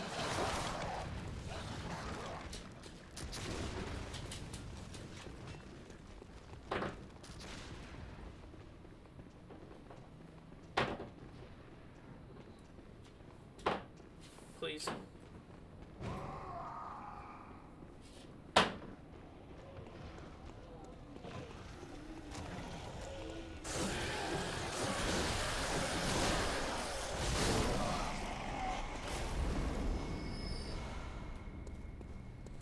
You're dropping some mighty high looking gems.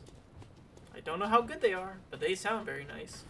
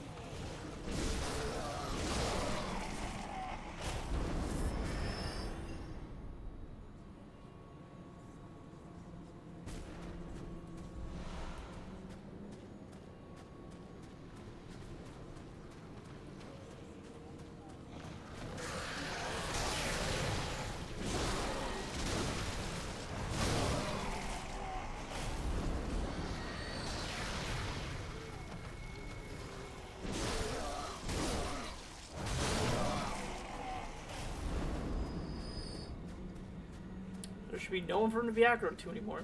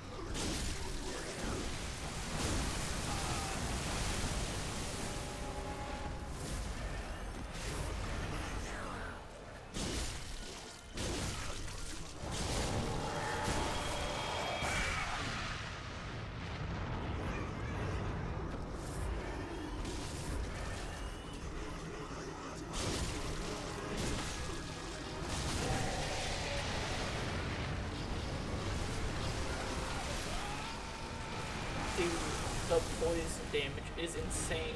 What have you been doing? You're supposed to get him to attack you and not me. Yo! Good evening, Patty. Welcome in, man. How are you doing? Oh, I'm so glad you're online. Of course. Anytime you need me, Patty, I'm online. I'm out of blood vials. Oh. T-Bone is shocked by streaming. I believe it. I've had a mad night. Oh, what happened, Patty? Good night, but mad. Ooh. Tell me about your night, man. Share me your Patty woes.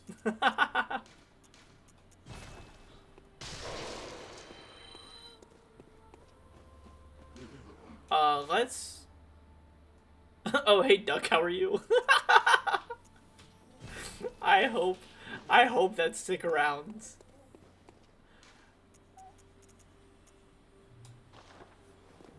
Good story. All right, Patty, fill me in, man. I'm excited. I'm playing my favorite game. I got my best bud here. Pretty good duck. Wah! What? Oh, also, Patty, while you're typing, it might get loud. Adam is building I don't want to say we. He demolished half a wall in my house and is making a thing out of it. I'll send pictures in Discord later. Duck. It's a good thing, Klala. I would think. You know British youth these days. Let me go to Is it? I would say yes. It's definitely not a bad thing. If Patty called you it, I'm assuming it was a compliment in a good way.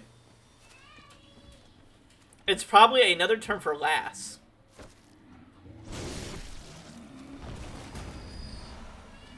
You're dropping punch and blood cocktails? I mean, that's cool and all, but...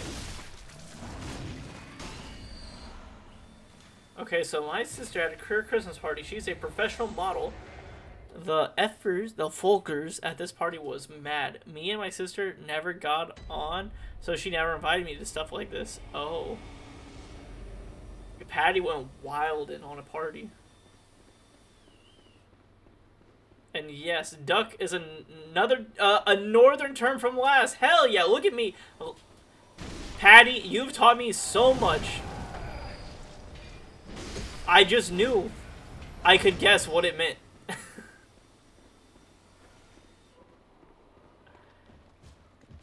Parker and Carson are joined watching. Hell yeah.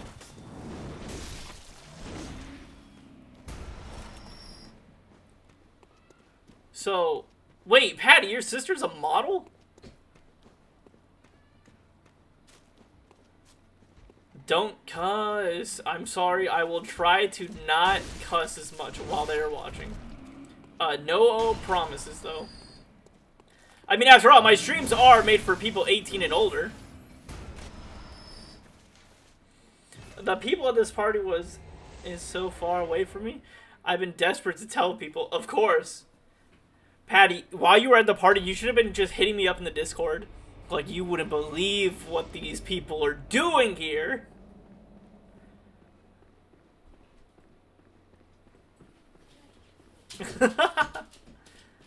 Rose Mahone, or Rose Killen, if you want to check her out. I don't know if I want to check her out. What kind of model is she?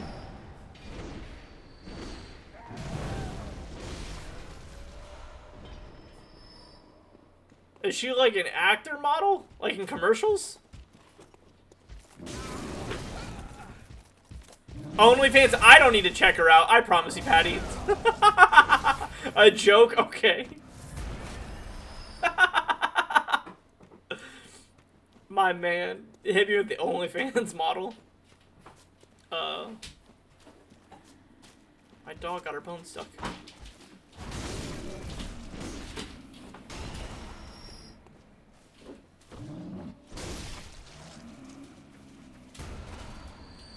You are sus. Who? Me? Never. She is a catwalk in magazine. Andre ads. Yo, Patty, that's wild.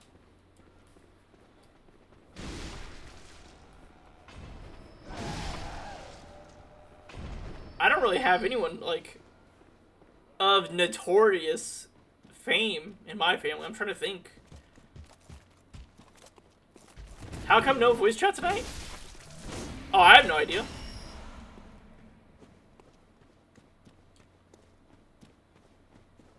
I was just playing Bloodborne. Sussy. Okay, I'm assuming this is Carson typing.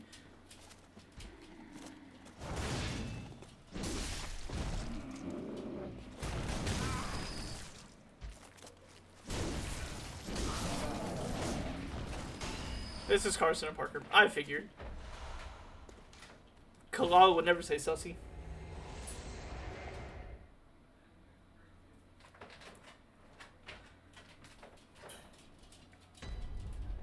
I mean, I could probably figure out how to work it in to where you could chat with me on stream right now. Patty, while I'm playing Bloodborne. Actually, yeah, I think I can make it work.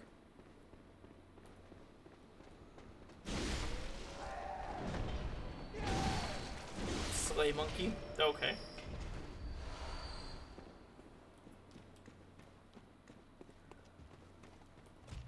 Yes, can we do that? I think so. Hold on, let me murder this guy right here. But Patty, okay. Rules. There will be rules. Patty. Patty rules. I need you to watch the language. Would make my Indian night so much more fun. What does that even mean, Patty? Yes, there are rules. We have to be careful about the speech. No swearing. Yes, no swearing. My niece and nephew are watching on Kalala's account right now.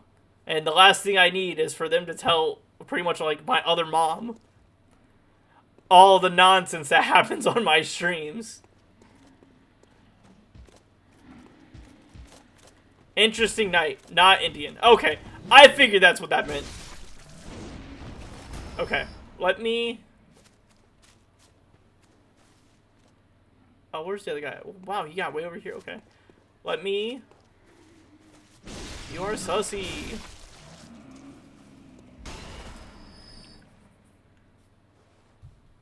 Okay, I'll be good, I promise. I'm sober, so I'm all good, buddy. Okay, alright.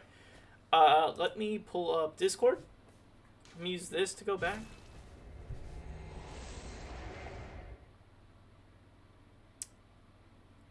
Just very much stimulated. I get you, I get you.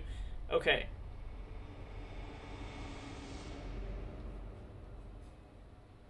So if you go to my... I'll get my headphones. Okay.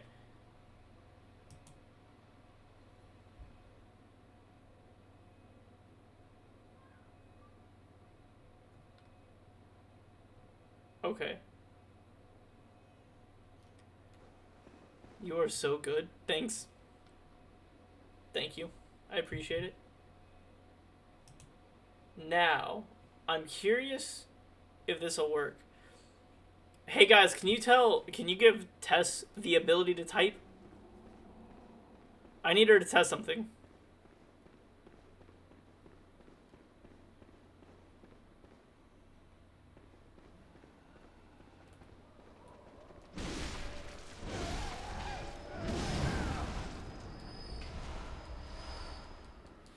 Can you jump in my Discord and go to the hangout? I just want to see if you can talk.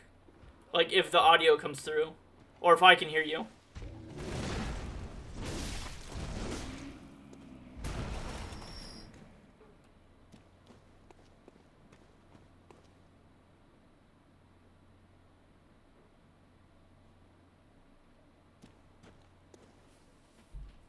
Because I didn't hear the normal but when I joined, but maybe it's because I'm in the first one. No. Well, I just need someone to jump in for a second.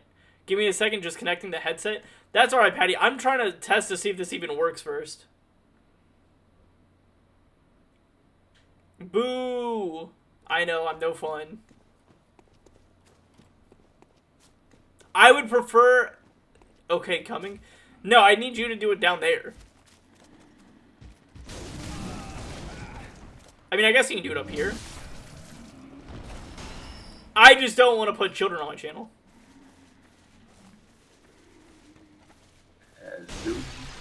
Okay, hold on. So this is what I was afraid of. Yeah. 1 second, 1 second, 1 second. Hold on. I have to rework my setup. 1 moment. Let me think about this. I'm going to pause the stream for a second.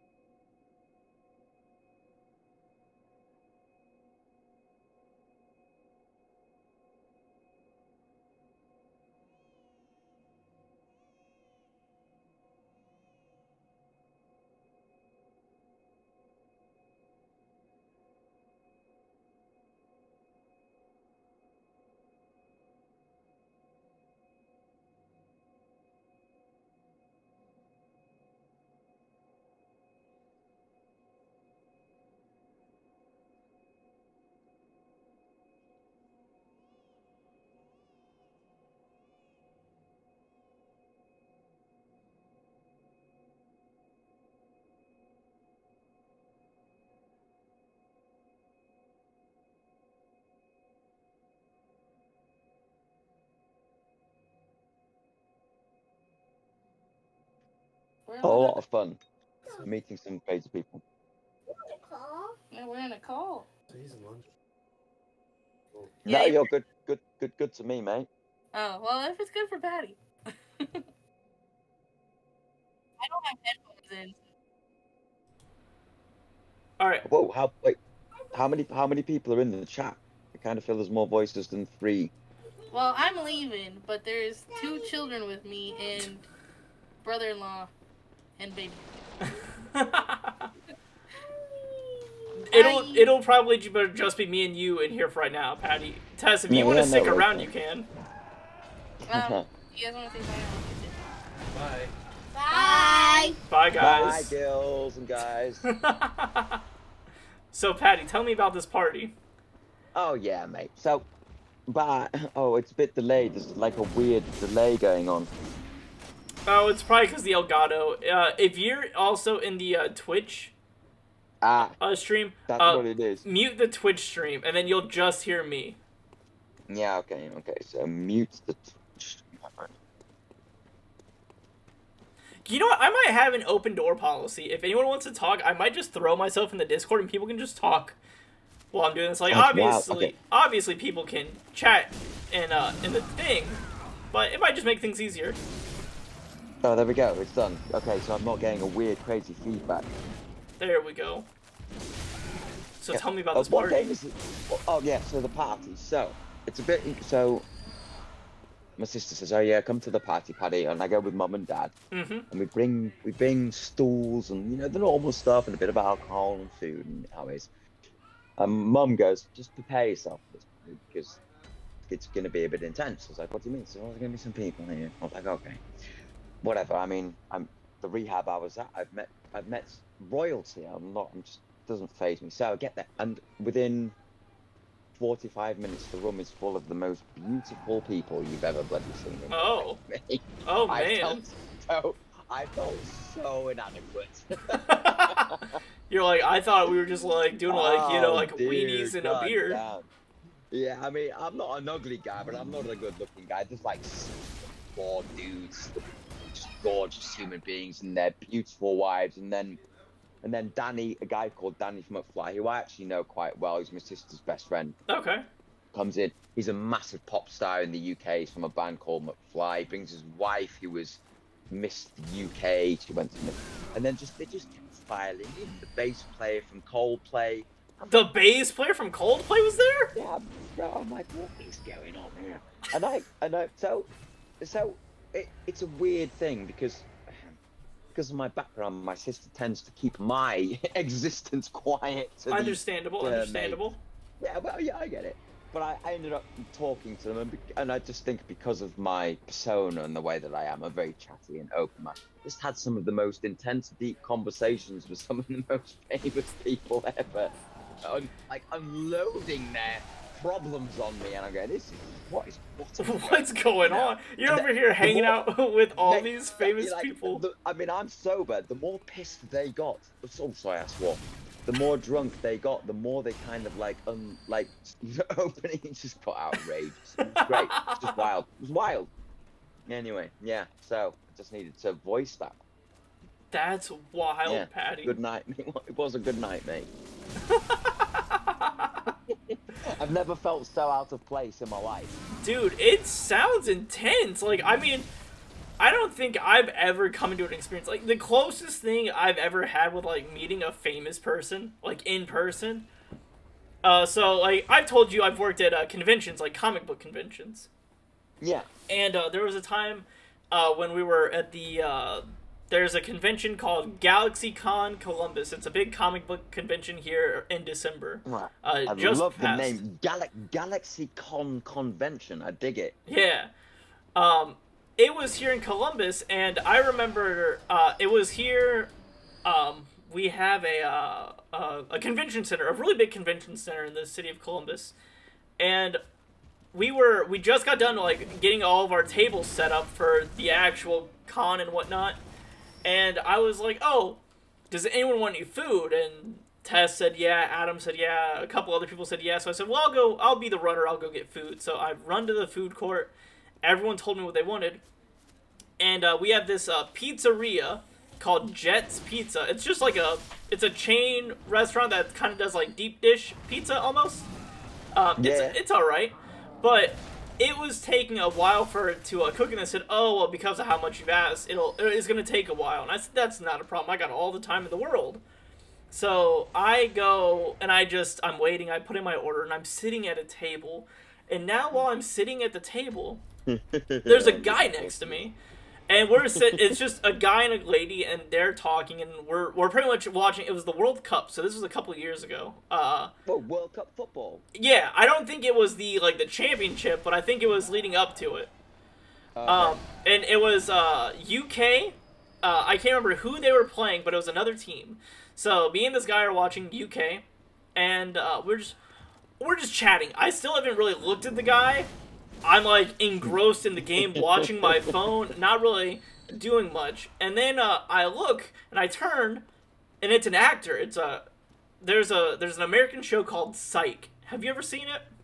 No, I can't say I've even heard of it, mate. Okay, it's a good show. It's a comedy show following a man who is quote unquote a psychic detective. He's not psychic at all. He's not psychic at all. It's just a big charade that he plays to make it look like he's psychic. But I'm pretty sure Cartman from South Park had an episode like that. Yeah, it was probably based on the show. But he sits there, and I was like, "Oh, you're." And I looked up the guy's name. I was like, "You're Corbin Benson, right? From like the show Psych?" And he's like, "Yeah." I was like, "Oh, that's cool." And then in my head, I was like, "All right, don't pester him. Don't talk too much." Yeah, right. Yeah, exactly. I'm just gonna keep watching the game and commenting on the little bit of football knowledge that I have, or soccer knowledge that I have. I was like, I don't want, like, this guy's about to go talk to people all day. The last thing I want to do is be like that fanboy who just keeps talking to him. yeah. You don't want to be that guy, right? Exactly. You don't want to be that guy. So I'm sitting there, now sweating. I'm realizing I'm sitting next to him and, like, his handler, or who's, when people go to, like, these shows, they have not a bodyguard, but someone who, like, acts like their personal assistant during these times. Yeah. And they're just talking like business stuff, and I'm just sitting there right next to him waiting on my pizza, and then the second it gets done, I was like, oh, well, time for me to go, and I just kind of like get up and I walk away. But I was like, oh my god, I can't believe that was Corbin Benson I was just sitting next to. Yeah.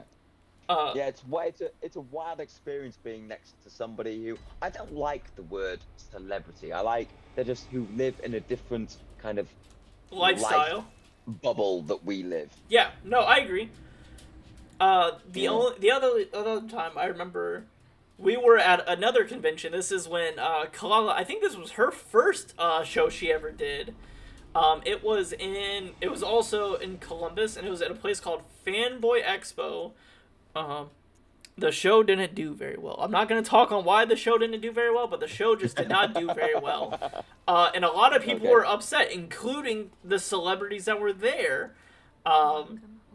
They sat there. It got to the point where people were leaving the show early, including the celebrities that were there. They had a bunch of voice actors.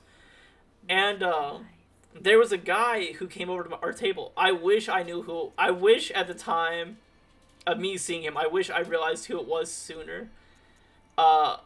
So whoa, who was it? It was I want to say John DiMaggio. I want to say, is it John or Joe DiMaggio? Let me look it up real quick. John DiMaggio. It's either going to be John or Joe. I always get the name mixed up.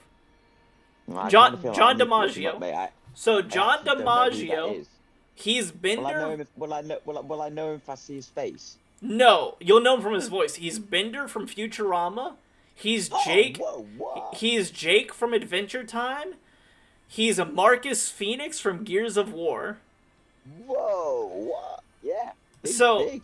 Yeah, he just came over to our table, and he was like complaining about the show. He was like, "Man, I can't believe they're kind of doing this and whatnot." And I was like, "Yeah, it is kind of like really bummy how they're kind of like running things right now." But then I was like, "Wait a second." I saw that he had a little Gears of War icon, because when he goes to the convention, he goes as the voice actor, essentially, for all these characters. and I see a little Gears of War pendant on his jacket. And I said, "Oh, that's crazy. Is that from Gears of War?" And then he does his voice like, "Why, yes, it is." And I was like, "Oh my god, are you him?" He's like, "Why, yes, I am." And I was like, "Oh!" Love that. I was like, "This is crazy. Who knew?" Yeah, I've got a lot of stories like that. I mean, I don't want to go into it too much because of who's watching, but the place that I was at, which I've told you about, some of the people I met in there. So I the first day I was in there, I'd spent a week in the hospital just figuring myself out physically, and then ended up going to the main site, and I met a guy. And he was like, "Do you want to go to the pool pad? Let's go for a swim. You look like you could just cool off." Bearing in mind it's Thailand, middle of summer, you know, headspace. Okay, so I get into this pool, and there's this like lass swimming, blonde lass swimming up and down doing laps. It's like a lap pool. It's like an infinity pool, but a lap pool. Okay. And so I start swimming, and then we start talking. We just go up to the edge. We've got our arms over this. So I said, "What do you do?" So you look like you're new here. I was like, "I am." Just she's like, "You all right? How you doing?" You know how it is, for sure. Like I do. I said, "What do you do?" She said, "I'm a model." I said, "Oh, cool." Patty, you're just hanging out models all day. Well, I said, "You might know my sister. She's a model." And she's like, "I doubt it." And when she said that, I was like, yeah, "What do you mean you doubt it?" Yeah, okay. And she said, "What's your name?" She said, "Kate." I said, "Oh, cool. My name's Patty." She said, "Look, it's your first day here. I'm sure your headspace is all over the shop. Come up for dinner and sit with us all. We'll be on the main table. Come up and have some food with us, and we'll chill you out, and we'll keep your head in a good place." I cool. So she disappeared. She got up the pool, she disappeared. She was very slim. She was very good looking, but you know, nothing, you know. And then the guy who I just messaged, "Who are you speaking to?" I was like, "Oh, yeah, that was Kate." She's like, "Yeah, that was Kate Moss." Oh. I said, "What?" I said, "I don't know who she is." Kate Moss, the model. I was like, I don't know who she is. And he's like, "Yeah, she's like the most famous model in the world." I was like, "Really?" I said, "I have to Google it. Are we going to go Google it?" I said, "We don't have our phones because they take the phones." Yeah. I was like, "Well," I said, "if they've got computers, then let's go." So I went to Google. Who? This is what? What? I was like, "What is she speaking to?" She doesn't look anything like she does in real life compared to the photos. There's a lot of airbrushing going on. But she ended up being such a legend, just like well, it's weird. I don't know why we would expect anything other than they are just being normal human beings, which she wasn't. And it's really funny. Like, I feel like once you see someone on TV or in magazines, like, you almost get an idea of who they should be, almost like a persona in your head. Right? Absolutely. Everyone 100% does that. And everyone does it. And it's like, oh, you're not what I was expecting, which it's not a bad thing. It's just, there's just sometimes you're just like, I was taken away. I didn't know you were going to be like this, which is, like I said, not a bad thing. Just, it could throw you off. And then, especially the model or someone that's, like, widely seen physically, you're like, oh, I was expecting you to look like X, but I see when you're not in makeup or you're not all dressed up to the nines, you look Y. Yeah, it's a wild thing, mate. When you meet these people, I mean, one of my best friends. I don't want to kind of be name dropping. I understand. Met all these people. But, we'll just name him Tom. My best friend, I would say, other than the guy that I was best man at his wedding, Dan, he was a York boy like they were. But my best friend, I met in there, and it took me a month of playing Uno every night till 10 o'clock at night, till the guys came and said, "Right, it's okay, you go to bed." I spent a month playing Uno with him. He annoyed me. Like, he was an intelligent guy, but Asian bloke, and I was like, "What? You know, he never tell me what he did for a living, but he said he was an important person in an Asian country." Turns out he's the Prince of Bhutan. Oh. Yeah. So it took a long time to get that out. Why would you want to tell people that? So then me and him then progressed our friendship for another month, and he's like, "It's family week, Paddy, me." And I said, "Well, yeah, Jiggle, my family's coming. Your family coming?" He's like, "Yeah." I said, "My mum's going to want to meet you." I told her. I said, "Your mum?" He's like, "Yeah." I said, "But she's the queen. What do I do? Do I bow? What do I do?" I said, "Don't do anything, mate. Look where we are. She's not the queen here. She's just a woman. She's just a lady here." It's like the Princess Diaries. I said, "Shut up, mate. She's a bloody queen. What are you talking about? Shut up." He was like, "Nah, mate, I swear to God, she's not that type of woman. She's sweet." That's so funny. My mum, yes, I met my mum and dad that day, and I was very excited about that. And then he's like, "Oh, come meet me, mum." And they walked up it was like a long tarmac road up the middle of the facility, very pretty, lots of flowers on either side and bushes. And they had these clothes on that I can't even begin to tell you what they look like. And they floated.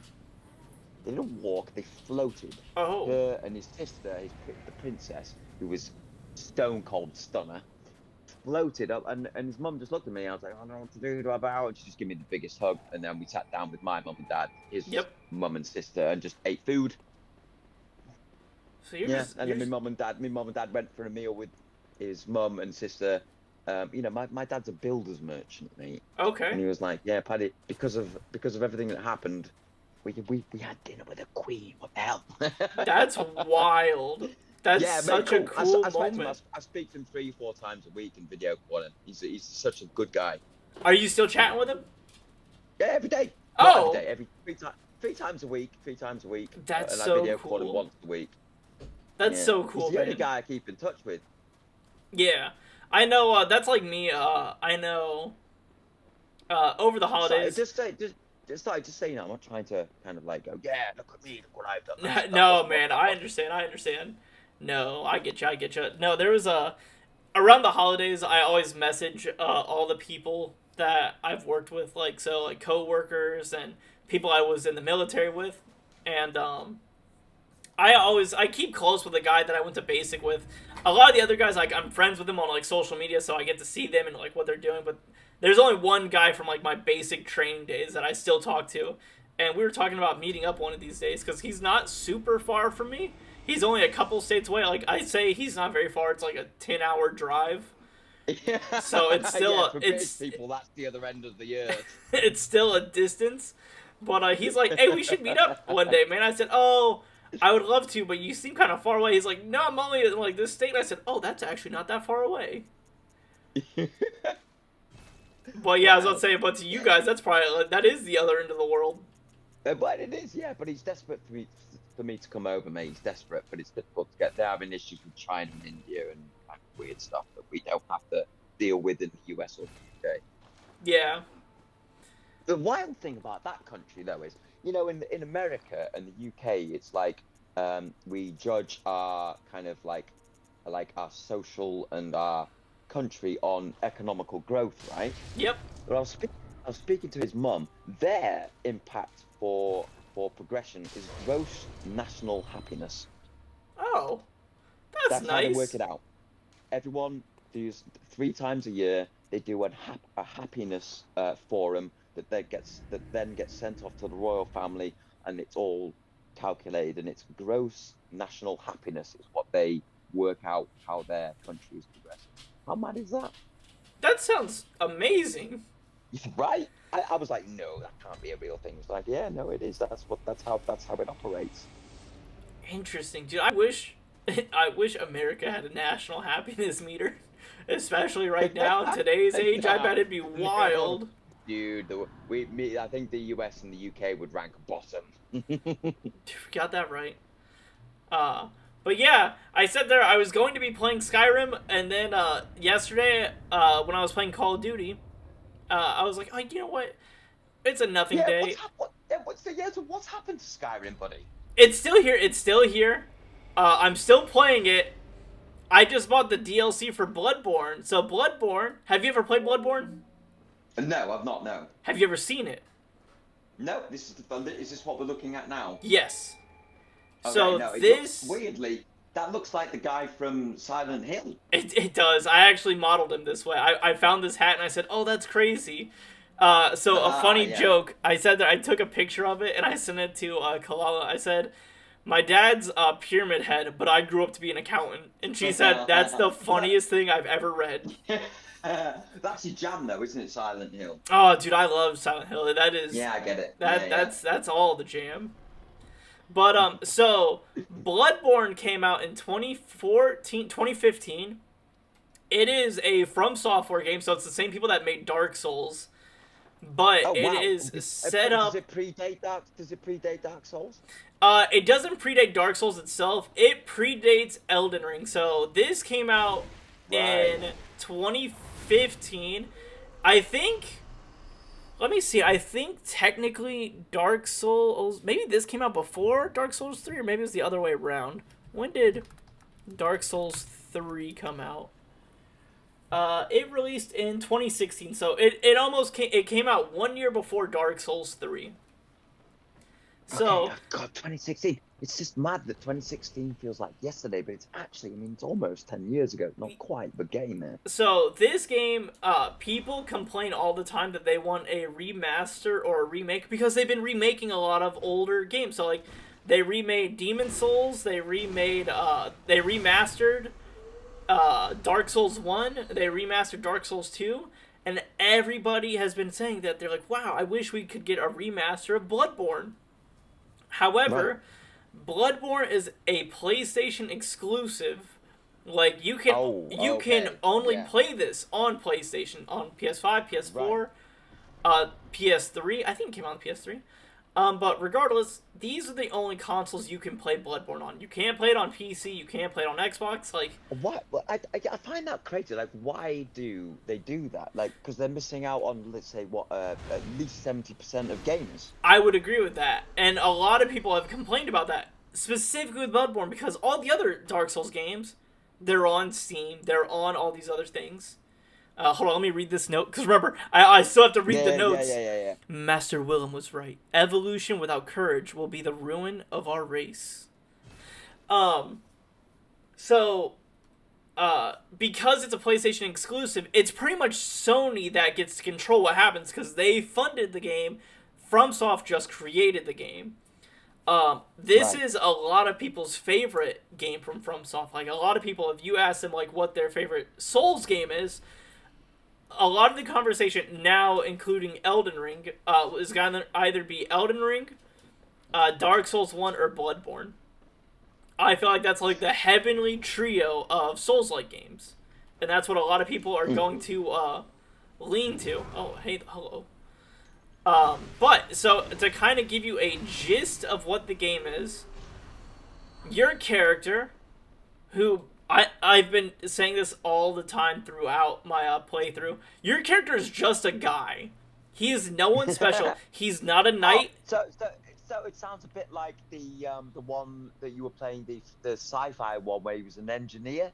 Yes. Fighting his way. Yes.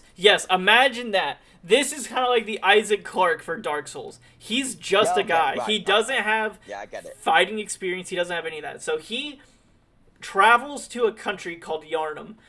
It's modeled after old England, so a lot of it's cobblestone work. But I kind of get that by the vibe of like the environment you're in right now. Yeah, so it's all based on like a Victorian Gothic era England, like design wise. But you go to this city because you are in need of blood work, and in the city of Yharnam, they have a blood administration technique that can cure people. However, while you're in Yharnam, you make a contract with a man who puts this mysterious blood in you, and then the night starts to turn. A lot of the people in Yharnam are starting to become more beastly, and then you realize you came to Yharnam on the night of the hunt. Now, getting into the hunt is kind of a it's kind of a hard definition to describe the hunt, but essentially. Is there anything like that film where one night a year murder is okay? No, it's not like The Purge. Yeah, The Purge, yeah. No. So, what we're in right now is we just teleported after beating that big boss, that the Great Unborn. So essentially, the people in this world that have been dealing with this blood have been taking blood from what they call a Great One. The Great Ones are pretty much gods from an outer world perspective. So usually they're in like a fourth dimensional aspect, but somehow some of them slip through to a third dimensional. And a lot of the people in this are affected with this blood, and they start turning what's this thing? beastly. This is a person that's been infected, but clearly He hit a That's growth a spurt. person. It was a person. Oh, I'm about to get my ass kicked by this person. Let me just take some more of this blood, get myself interjected. Oh, that's cool. That is a cool mob. But this game is a very gothic horror, like cosmic horror. It's very Cthulhu-like, if you know anything about Cthulhu. Like with I H.P. do, but Lovecraft. I swear to God, mate, the only thing I know about Cthulhu is from South Park. That's okay. So Cthulhu was like the story of Cthulhu originally was created by a author called H.P. Lovecraft. He wrote a lot of like old like cosmic horror literature. He was not the best of guys due to the time frame he was in, but his works are very notorious. Everyone knows the name Cthulhu, whether it's been through some other source of media, some other type of movie. I mean, I really thought it was an actual god from like the Sumerian era, but it's not. It's an author has created it. An author created it, which is crazy because it has such a wide, renowned knowledge. But yeah, it's just made from a guy, and I don't even think it was a big story. I think it was a small little story, but I could be wrong on that.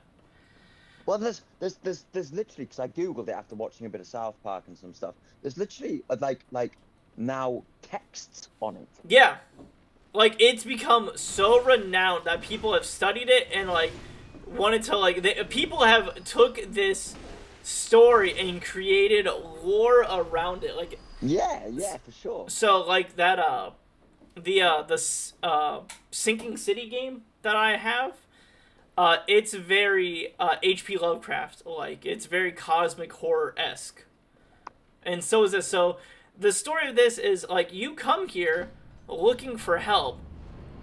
Oh, I don't want to go in here, please. Okay, it's just gonna send me through. Okay, that's fine. Open the wrong door. But as you traverse throughout the night, you're fighting devilish beasts. Now we're in the Nightmare of Mensis, and we just got teleported here from Electral. But like, clearly things are looking a little spooky. No, mate, this is grimmed up. You absolutely need to get into Warhammer 40k. I swear to God, mate, if this is your jam, you will love the lore and the stories. And there's lots of audiobooks and books and stuff. Mm-hmm. But it's such a developed universe. It's just insane. There's thousands and thousands of characters to get into. But it's this, you know. When when your character's just gone through that door and the wall of like dead sunken into the side of the wall. Yeah, for sure. Grim dark. Yeah. So this, while you're going through, you're learning that. There's multiple schools at work here. There's what they call the Healing Church, which studied in a city of Bergenworth. While they were studying in the ancient city of Bergenworth, they found these catacombs underneath the city, which are now called dungeons. Chalice dungeons, or what they're called in the game, but we'll just call them dungeons. While exploring these dungeons, they learned of an ancient civilization called the Thumerians. The Thumerians are an ancient race of people that descended from godhood, essentially, from ancient great ones.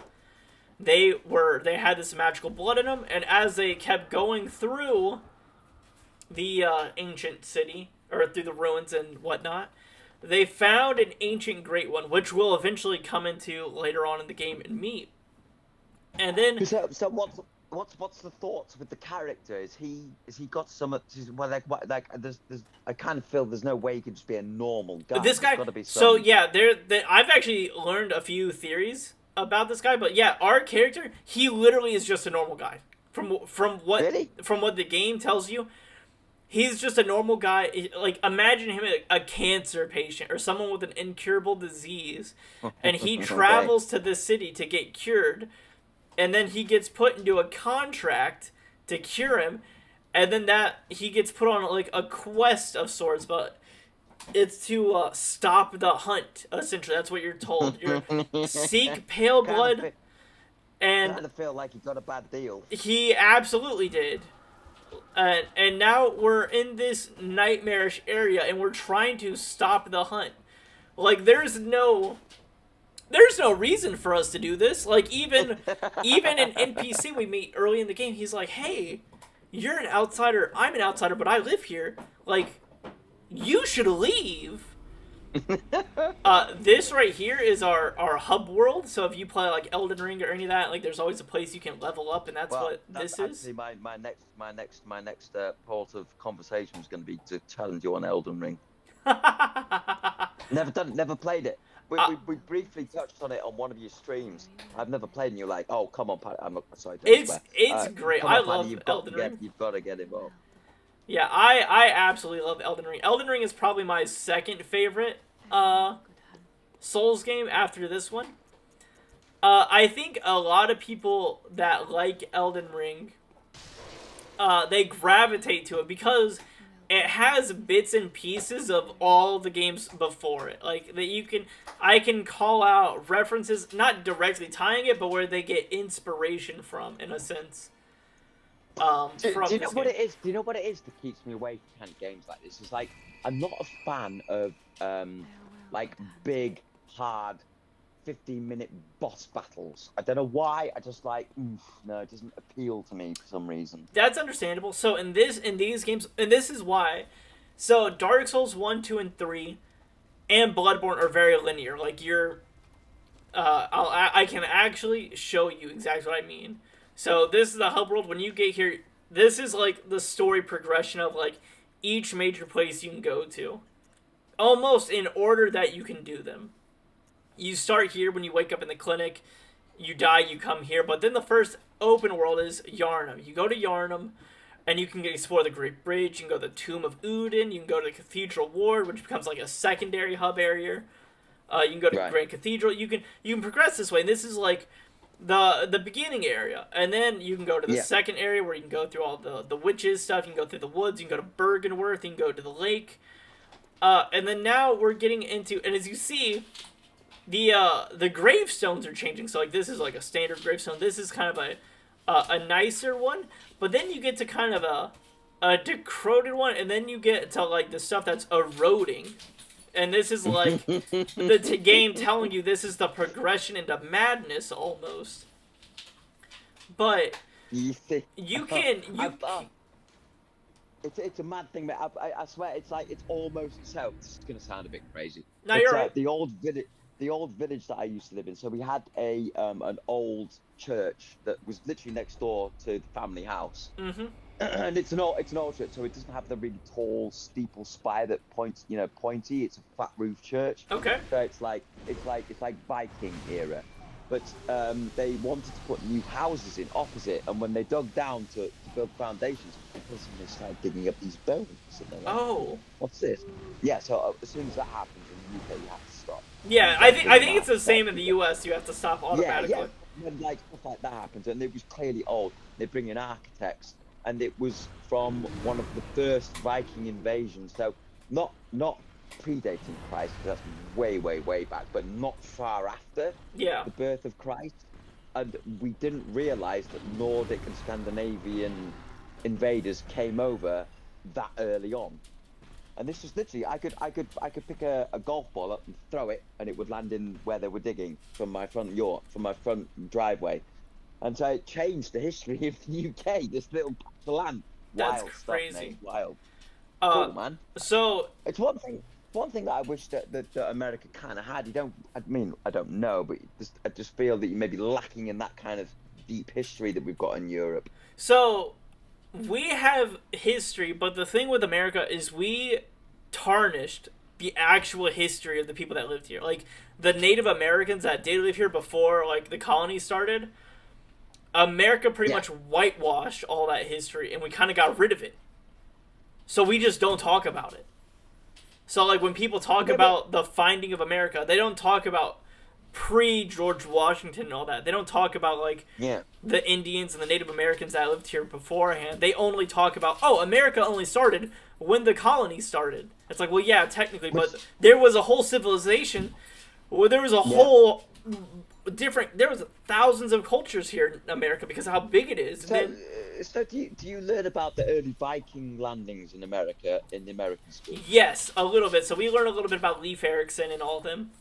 Yeah. But not a ton. We just learned enough to know that he traveled the Iceland, the Greenland whole scenario. I suppose the only thing, obviously there's history, but I suppose the difference would be is very nomadic like tribes, so they were moving around, so there maybe wasn't as much permanent settlements, built of stone, because they were moving around all the time, right? Yeah. So that's a perfect way to explain it. So there wasn't much stonework. Like there are. So if you look up some Native American caverns, a lot of them stayed in caverns. So instead of building like stone structures, they lived within cave systems. And you can go there and you can see like all the ancient drawings. You can see some of their old tools that they had that they uncovered and whatnot and preserved.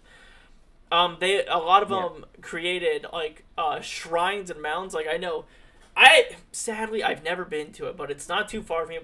They're called the Great Serpent Mounds. If you look it up, it's super cool.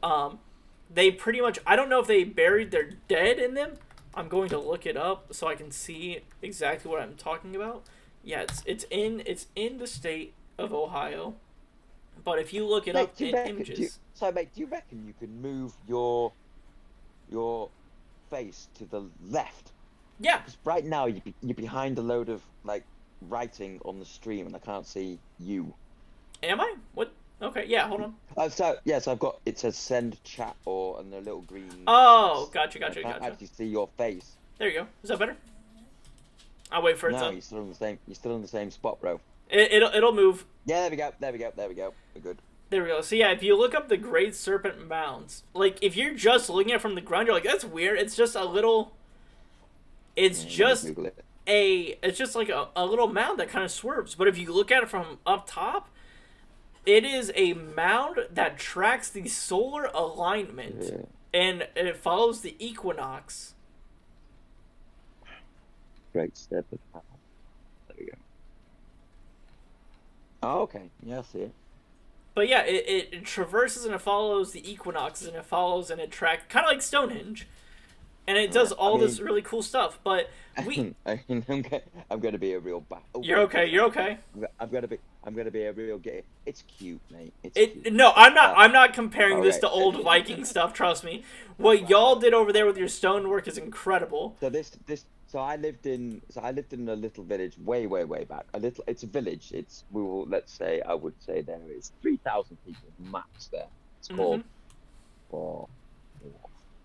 Nope, that's spelled wrong. No, you see, now there's no way I can figure out this stuff. It's a really weird English. That's probably castle. So this was just in my village, mate. Okay. just in a tiny little village. Sporforth Castle. Wait, I think I looked this up before, didn't I? It might be double F. We might have had this conversation before, to be fair. Yeah, I've seen this. I remember this. Yeah, it's like it's almost, I've got a few American friends who have come over to the UK and they've gone to London. London's cool. London's very cool. Lots of old buildings. But then they come up to Yorkshire and they go to York and it's Roman and the buildings. People are still living in Roman buildings and they're like, whoa.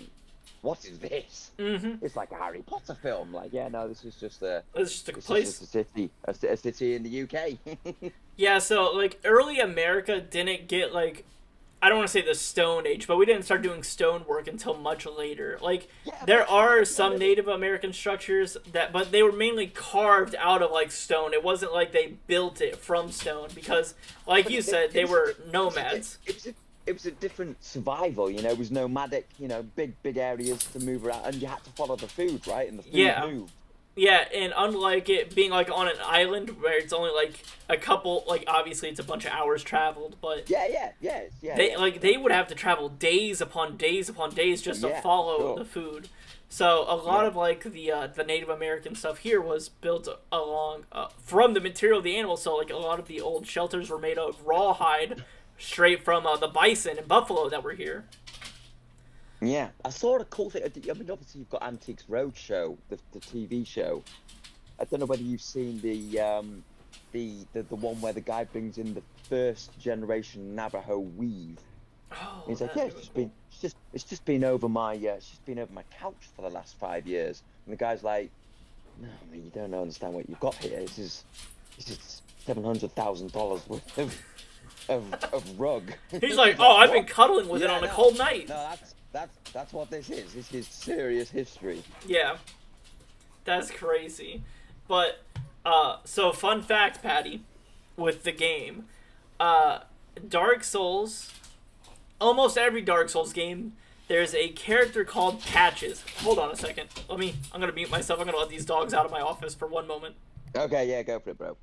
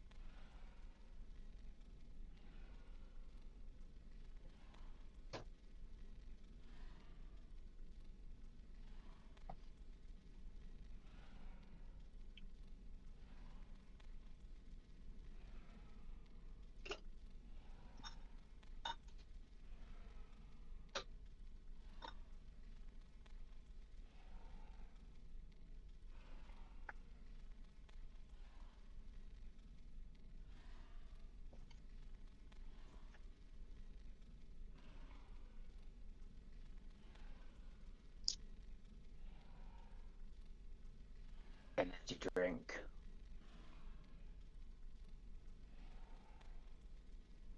Oh god.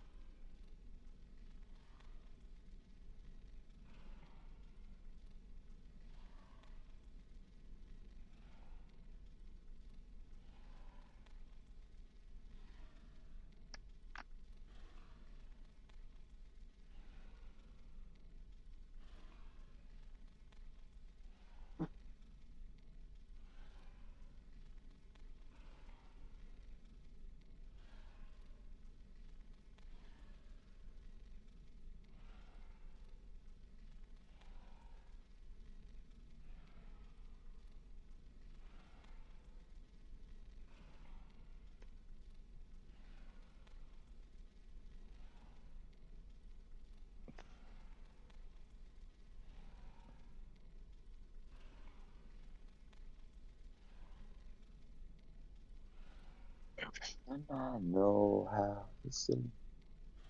Anything I go.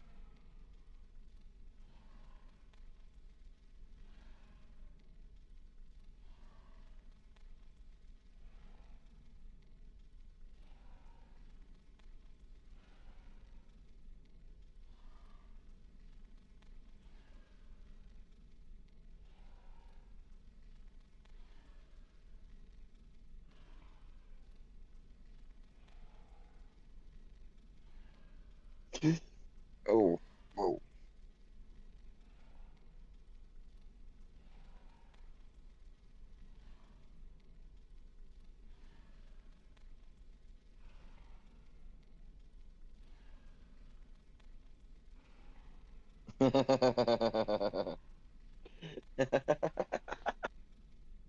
Oh, that's savage. Oh my god.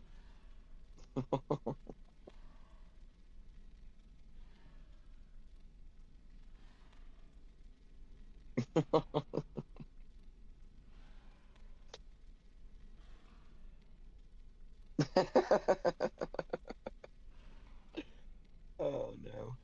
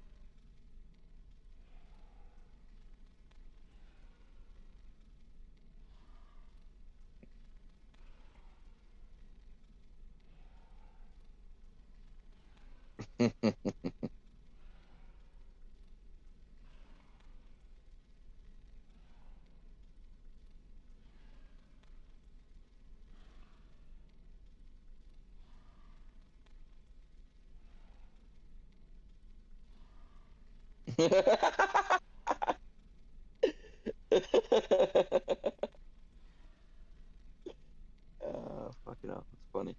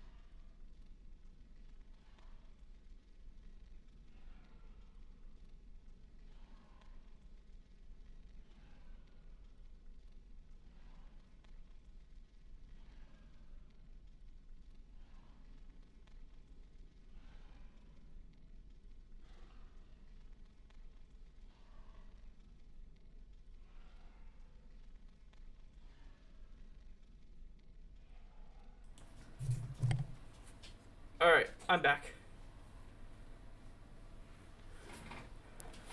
Who we?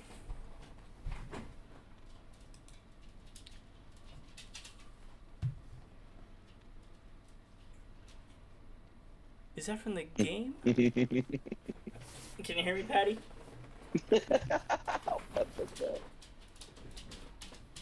Patty? Oh, yeah, whoa. How you doing, mate? You alright? I'm doing okay. Hold on a second. The audio's a Everything little good? distorted. Yeah, no, I had to help them lift up some furniture. Oh, cool. Let Hope me you can hear me giggling away, mate. I've been watching some YouTube videos, and I mean, I probably didn't hear you, but the stream definitely heard you. Hold on. I'm going to oh, really? Oh, no. disconnect from the call. There's a weird distortion coming through now. I'm trying to figure out where it's at. I'm trying to pinpoint it. Uh-huh. Oh, it's not coming from my end. Looping back through is a loop back through, which is a possibility.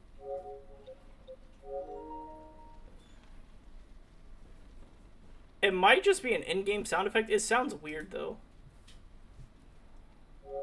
Hold on. Nope, don't turn off. Okay, it's something in the game that's making that weird, like, gurgling noise. I've got the stream paused, to be fair. Oh, goddamn, I hope your bloody entire stream didn't hear me giggling away too. Oh, no, they absolutely did.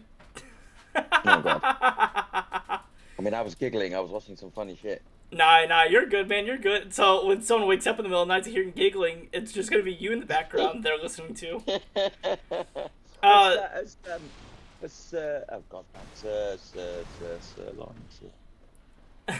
god damn. What's your other main streamer? Your other main guy called Sir Adam? Yeah, what is that his real name? Adam. That's his real name. Adam doesn't go by a secret identity like I do or Kalala does. No, but I get why you would. But so that's his real. So God, what's his tag? What's his Adam Tude? Streamer name is. No, is Oh, Seaborn? Seaborn. Yeah. Okay. So Seaborn and Adam are not the same person. Okay. But so. Okay, so now I'm confused. Wait, Adam is the guy that was on chat a couple of weeks ago. Yes, when we were all playing the fishing game, it was me, Kalala, and Adam.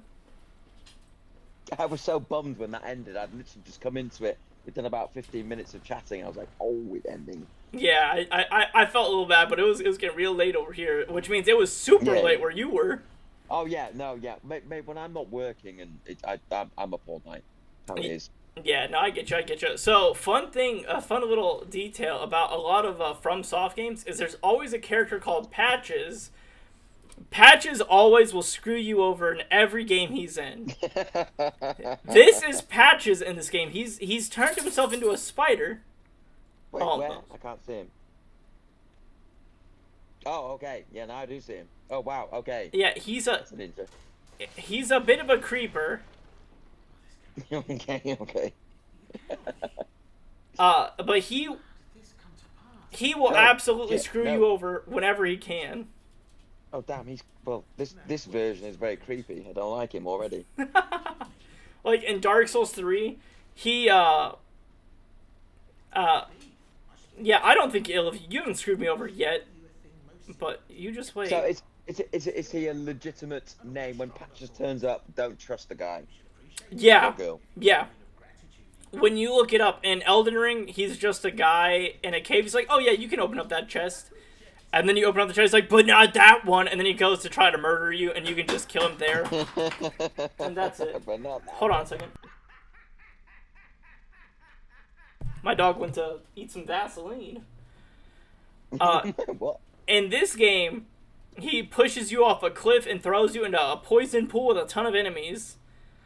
Okay. Sounds like a piece of work. Yeah, he's a bit of a character. I've got an ex-girlfriend a bit like Patches. Let's see. I don't think there's anything else from. Yeah, but yeah, Patches. He's just chilling in here. Yeah. And being a creeper, if I do say so myself, a bit of a creeper.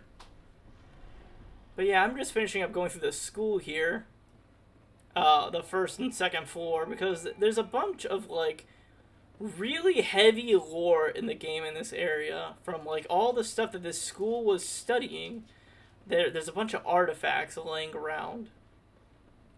I have to say, I can't quite get my head around the fact that you've made your character look definitely like a pyramid head. So usually, this is like a $60,000 helmet. Usually, your character will look something like this. Like, hold on, I'll put on the basic hunter attire. Okay. Which is essentially what most, if you ever look up a thing of Bloodborne, it's probably of a character looking like this. Kind of like a pirate.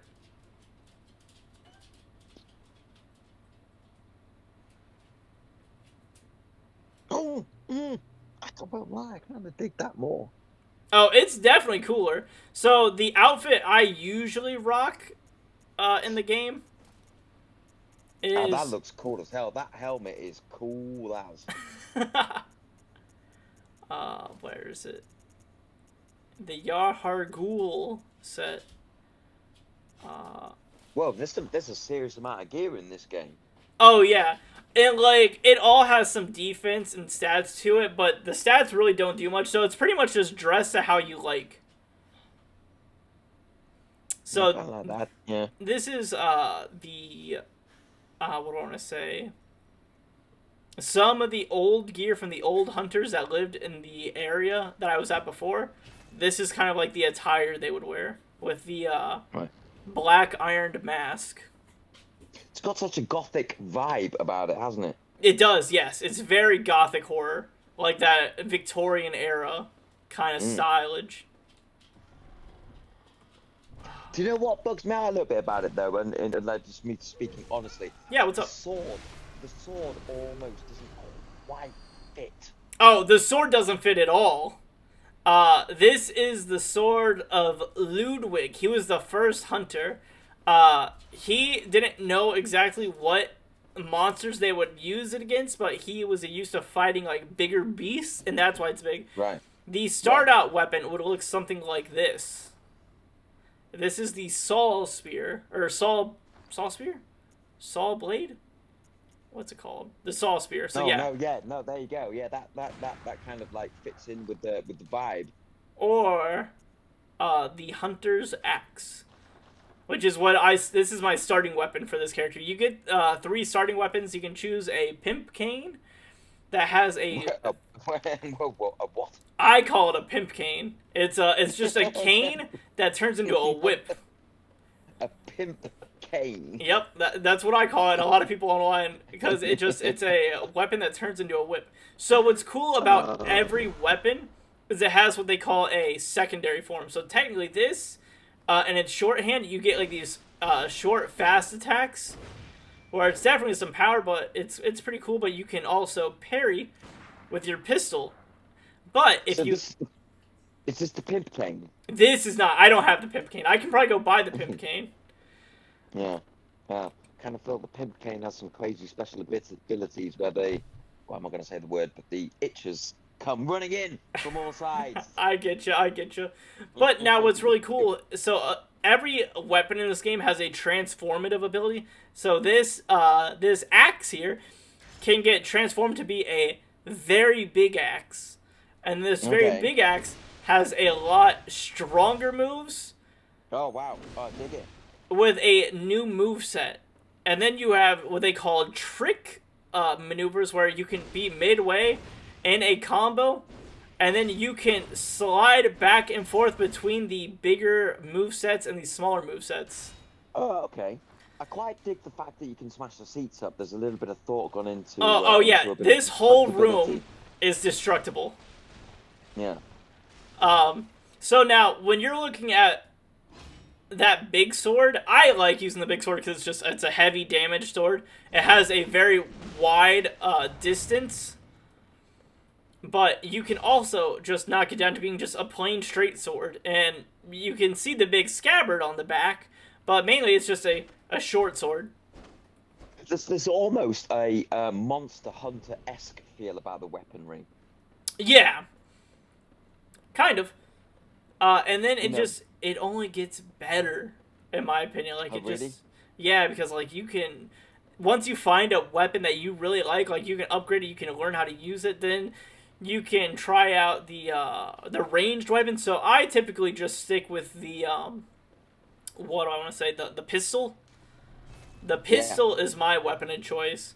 But, like... So is that your go-to, like, so I know Elder Scrolls is very different to this, but what's your go-to kind of style of fighting in a game, where you've got multiple options? So, in a game like Dark Souls, I like just to be a straight damage dealer. Right. I like to be like a tank. I just want to emit the most amount of damage at once. Yeah. Which, if you are seeing it, let me not die here, but like a couple swings of this great sword pretty much puts everyone down in like a hit or two. It does so much damage. It's a weird one for me, like, depending on what style if I'm playing like an MMORPG, and if I do that, I get heavily invested in it. 9 months of my life, every night playing that. I'm definitely a range, an archer, a scout, or maybe like an assassin dual wield kind of stuff on MMOs. When I'm playing games like this, I'm a bit the same, like Kingdom Come Deliverance, sword and board, big damage, tanky stuff. No, I'm the same. Like in Skyrim, I was like, oh, dude, I want to be like a sneaky necromancer. I want to be like a thief who can do all this like cool stuff. I want to be an archer that can kind of hit off enemies from the distance. So we got kind of a similar build set. It changes per game. Yeah, agreed. Yeah. All right, so let me look at this item I just picked up. I have to say, if I'm playing, because I've done quite a few Tom Clancy games, Ghost Recons, some of the newer Ghost Recons that are open world, I do tend to go for like one-shot sniper stuff. When it comes to modern shooters and whatnot. Modern shooters. I don't play, but you're quite. I mean, I was watching you last night play. Night before. Oh, Call of Duty, yeah. I mean, you're pretty good at that. So I used to be ranked in state, like when I was years ago. I got that vibe. A long time ago. I'm not as good as I used to be. Like, I'm okay now, but now I'm just playing for enjoyment. Like, back in the day, like me and Adam, when we were growing up, like when we were probably in like junior high, maybe like beginning of high school, like before girls entered our lives and whatnot. My man, we were a dynamic duo because we just put so much time in the game. Obviously, once you get older and the game starts slipping away from you, and then they made a bunch of terrible games in between, so you stop playing them. It kind of just slips away. I had that exact relationship with one of my best mates, who was I actually haven't spoken to maybe 7 or 8 years, but we used to play CS. Yeah. Before it was CS:GO, the original 56k dial-up stuff. You know, and we were ranked as a clan. We were called HK Heck and Cock, and I think we were third in Yorkshire, Yeah. and I don't know, maybe 23rd in the UK. So pretty Wow. cool. That is cool. Yeah, but that's a long time ago though. That I mean, shit, I was maybe fucking. I swear again. I You're was maybe fine. 18, maybe 18. So yeah, a long time ago, 20 odd years ago. Yeah. So hold on 1 second, Patty. I gotta read this real quick. The Augur of Ebertaz, remnant of the Eldritch truth encountered at Bergenworth, use phantasms the invertebrates known to be augurs of the Great Ones to partially summon the abandoned Abretus. The initial encounter marked the start of an inquiry into the cosmos from within the old labyrinth and led to the establishment of the choir. Mate, this is grim dark. This is 40k, but in swords and shields. Yeah, so essentially, the people in Bergenworth, they went looking in these caverns and labyrinths, and they found a lost one, a great one, not a lost one, a great one, called Ebertaz, which we'll find in the game. Is that what that is on the left? No, so this is just a small portion, a fragment of it. It's just like a slug. Right. A lot of this game's very slug heavy, with their designs, but this is just an augur, so it's something that you can use to call upon Ebertaz, and you can gain some of its power. However, I can't do it because you need 18 arcane. If you see people shoot like tentacles out of their arms, this is the item that they are using. But Right. the initial encounter marked the start of an inquiry into the cosmos when they encountered Ebertaz in the labyrinth, which eventually led into the establishment of what they call the choir. The choir is where they started doing mad experimentations on people and on children, and created a thing called the orphanage, which we will run into the orphanage. Oh, what? Not They created a thing too called the far. orphanage. I don't think it's too far from here. We just gotta go through the nightmare of It Mensis. sounds fucking hellish. Dude, They created a I'm thing telling you, called you should look into Bloodborne. Like when you get your but it's not on Sounds like PC. some mad Nazi experiments going on. Oh yeah, there's a bunch of nasty experimentation going on here. Do you have a PlayStation, Patty, at all? I don't, man. I've got an Xbox, but it's a 360. Ah, curses. Well, I won't lie, mate. It's been PC all the way, and now my laptop's died. Unfortunately, it's Switch. That's what I've got. But yeah, it's always ever been PC. gotcha. I was gonna say, if you ever get a PS3 of sorts, ooh, yeah. If I can go fight the boss in that arena over there, off in the distance that I'm looking at, I don't know exactly how far the stream is behind me. You're in for a treat I can see it. for one of the coolest characters in the game. There's a creature called dude, I'm blanking out. Amygdala. It's an amygdala, which an amygdala is a part of the brain that helps determine what's real and what's not. And they created a character in this game that's called Amygdala, and That's Amygdala pretty wild, man. is a I can't even describe to you what you're gonna look at when you see him, because he is a interesting creature. That's all I can say. Like, I've actually thought of a really cool. I want to get a Bloodborne tattoo one day. Like I said, it's one of my it's one of my favorite games of all time. I just don't know what it would be, but I think I want it to revolve around Amygdala somehow. I think one of my I won't lie, mate. I have to say, everyone says, "Oh, take your time with a tattoo; it's forever."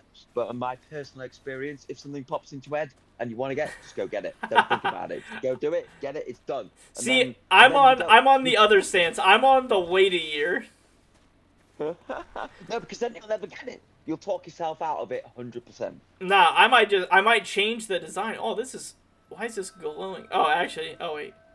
Oh, okay, hold on. I gotta focus for a second. So, Yeah, no worries. in the game, you'll fight regular hunters. They kind of simulate if a person broke into your world, or because like people can invade you in this game. Like, since I'm playing online, Wait, like, what?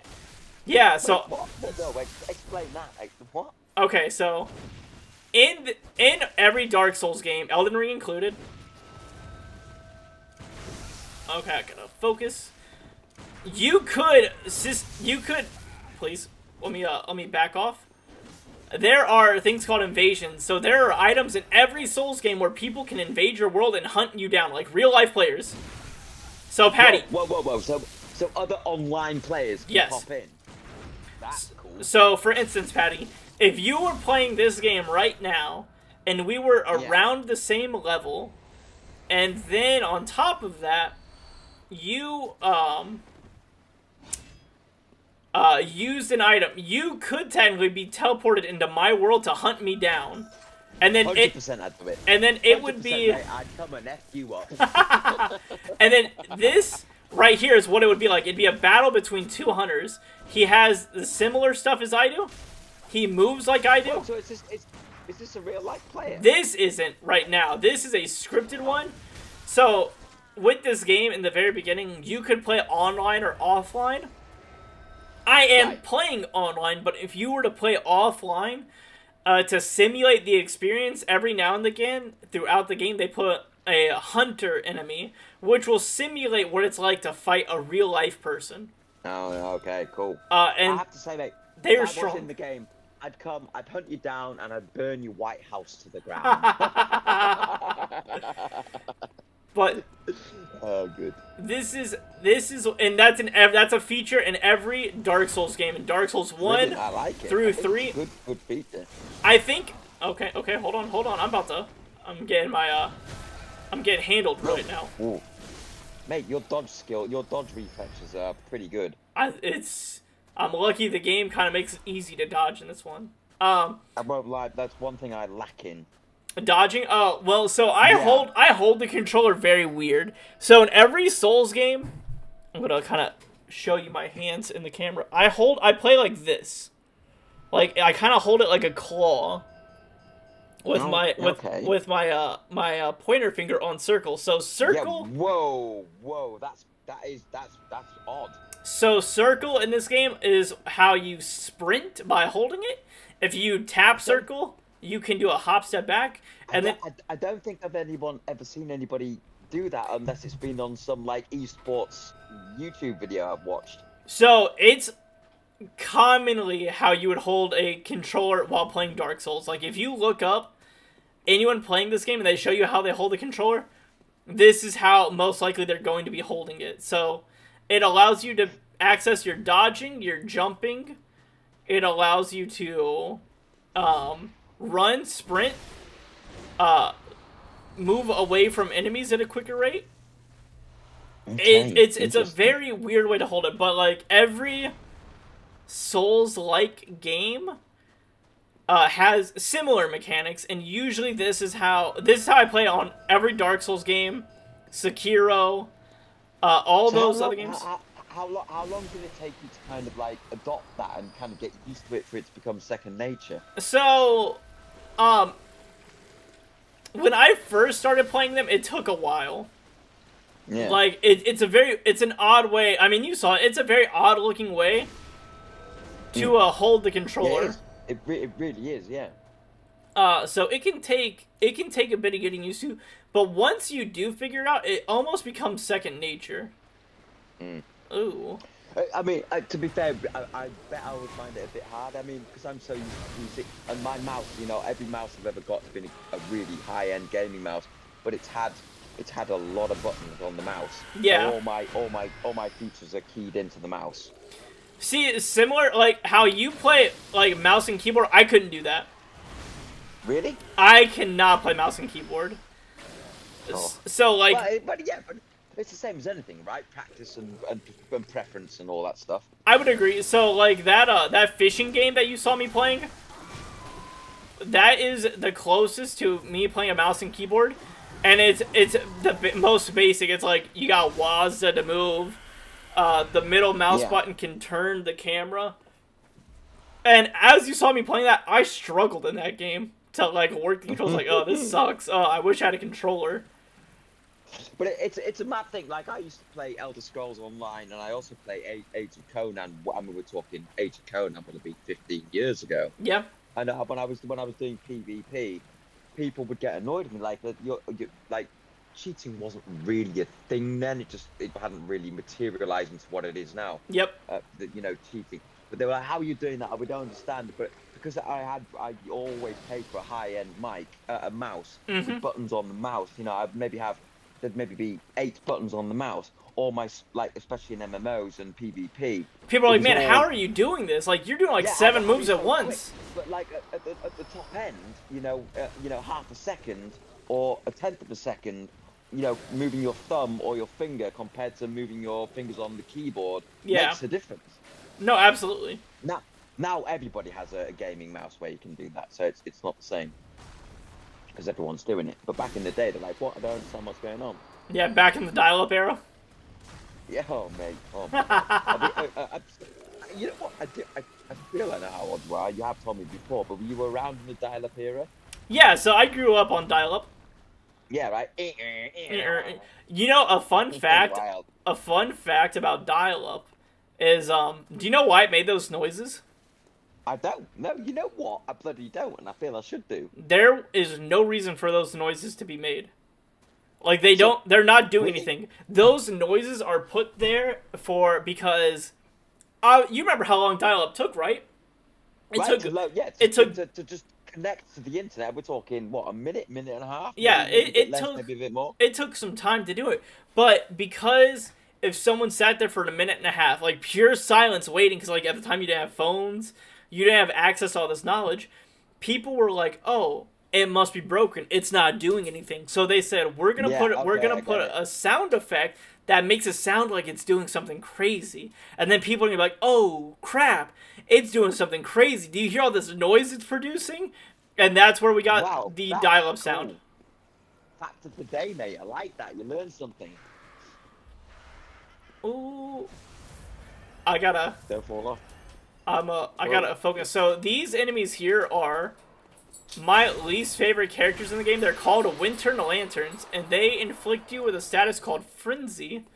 And Frenzy is like a very strong attack that can like almost one-shot you. I don't think... Can you kill these guys? I don't remember. Oh, you can.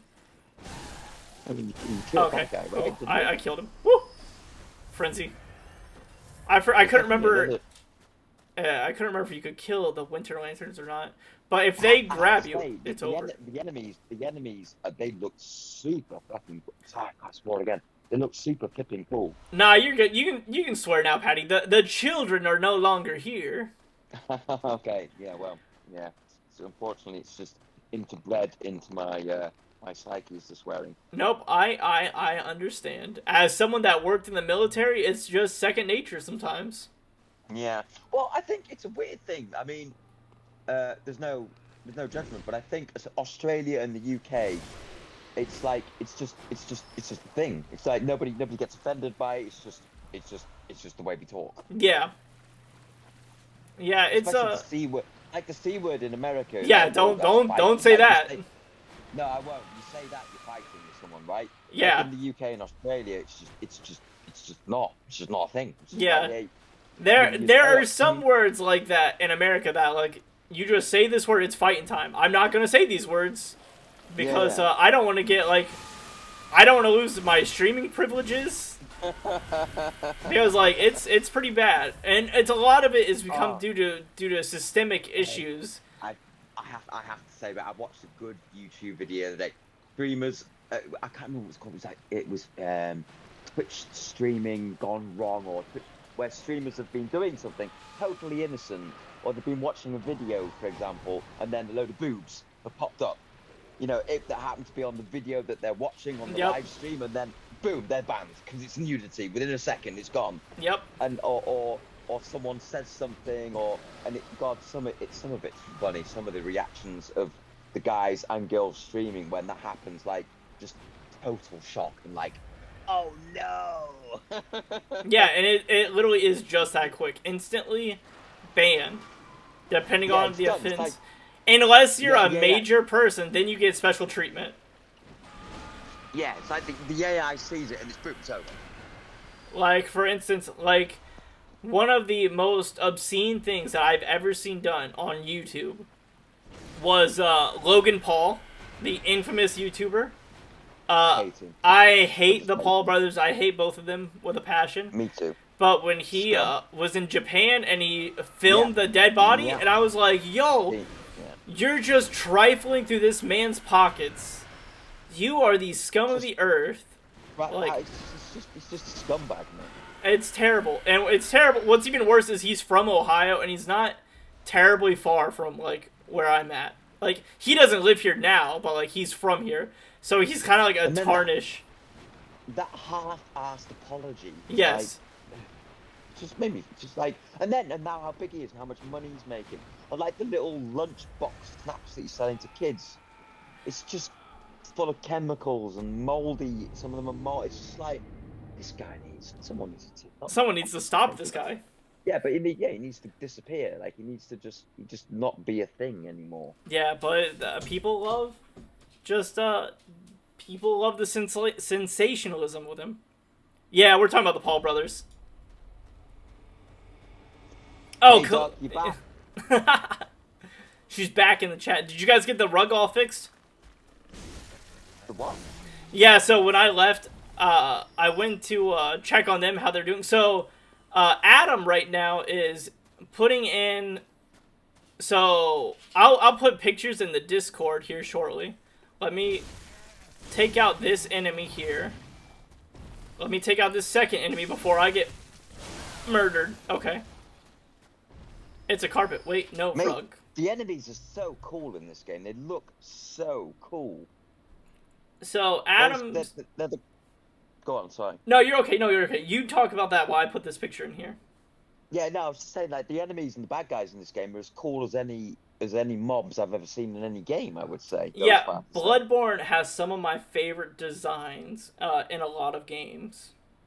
So let me download these images.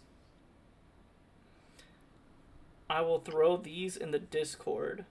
So this is kind of like the before and after effect. We had a half wall that separates our kitchen and our living room. Like, okay. Right now you just see a big hole cut out in it. What's a half wall? So, tell me when you pull up the picture in Discord. Okay, yeah, just looking. No, that's the channel. It's in the main channel, the dust pile. Okay. Yeah. Oh, dust pile. Oh, okay, right, I see. Yeah, okay. So yeah, what I would call a half wall, it's hard to tell from this picture, but like... Yeah, okay, I get it now, half wall, which is exactly what it says on the tin, right? Well, so, he cut the wall in half. That whole thing is leveled now. It's completely smooth all the way across. This wall goes up. UK doesn't do open floor plans. Do you guys not do open floor plans? Yeah, we do, yeah. Oh, okay. But, wait, was that a full wall before? So it almost went up to the top of the roof, or to the top of the wall, but it stopped. It was like 2.5 to 3.5 feet short. And I always hated it, that it wasn't a full wall, and that it was always half done. So what we're going to do is we cut the whole thing in half, so that whole L used to go all the way to the top. That's wild, man. You know it wasn't a load-bearing wall. Yeah, it wasn't a load-bearing wall. It was just there to separate the spaces. Yeah, Klaus says it's a style for the lights. Yeah, because there was lights built into the top of it. But we're like, we don't like this. We don't like the separation between the kitchen, the living room, and the dining room. We wanted it one thing. I dig the half-cut wall. I think it's kind of cool, man. To open it up, does it feel a bit more roomy? Oh, it feels so much bigger. So we cut it in half, and Adam's actually building a, right now. You can let the dogs out. I will in a second. He's building a counter on top of it, so it's kind of like a morning bar on both sides now, and he's putting cabinets underneath it. Oh shit, cool. So it'll look super cool. Is Adam good with his hands? Is he quite a handy guy? Yes, Adam is like a perfect handyman, and he's also an electrician and can do all that. 1 second, Patty, I'll be right back. Yeah, no dramas, mate. Take your time.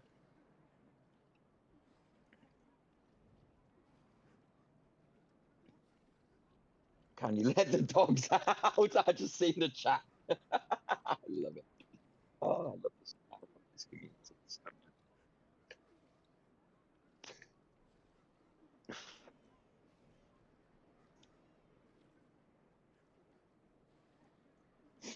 Okay. All right, I'm back. He's also going to make me a new desk. Really? Like, whoa, wait, what? I mean, that's quite a big undertaking. Your new desk. Yeah. So Are we talking oak, or are we talking plywood, or Wayne? How's that gonna look? I don't know if Kalal has a type of wood in mind. Do you want a wood desk, Kalal, or do you want like a metal desk? Oh, metal. Adam can do it all. He's a handyman by Really? nature. That good. I like him. Yeah, good.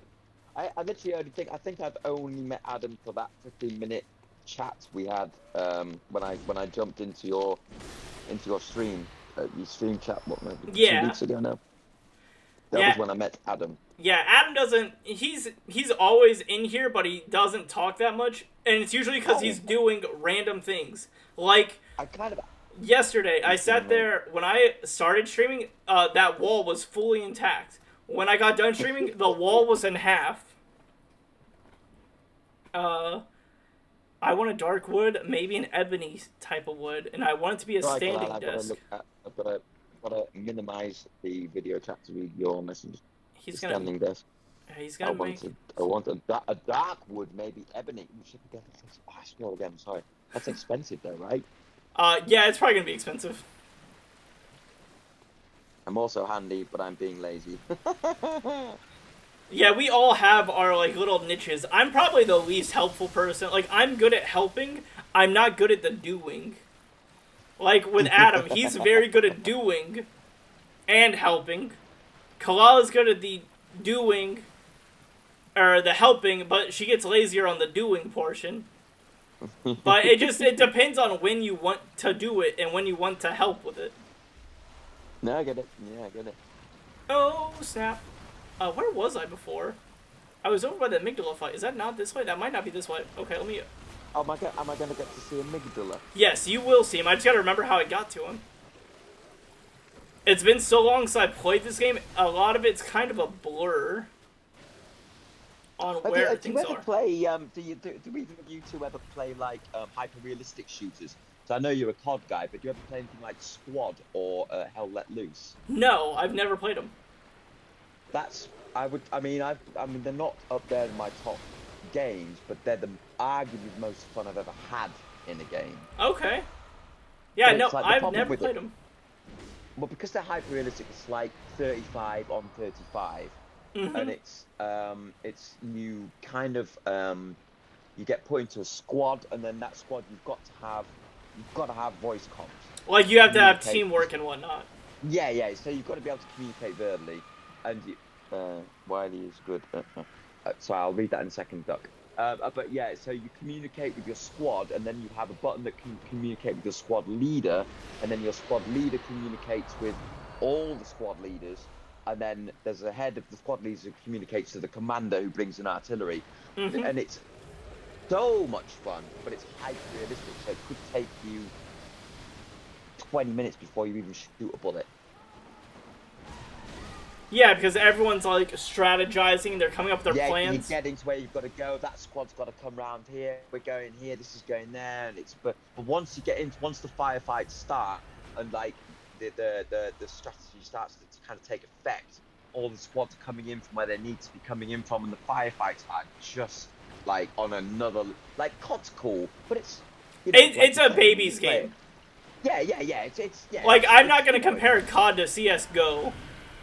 Yeah, well, in CS:GO, it's very arcade, whereas Squad is like super hardcore. Yeah, like if I had to rank shooters, I would say Call of Duty is the lowest, and then it goes to Battlefield.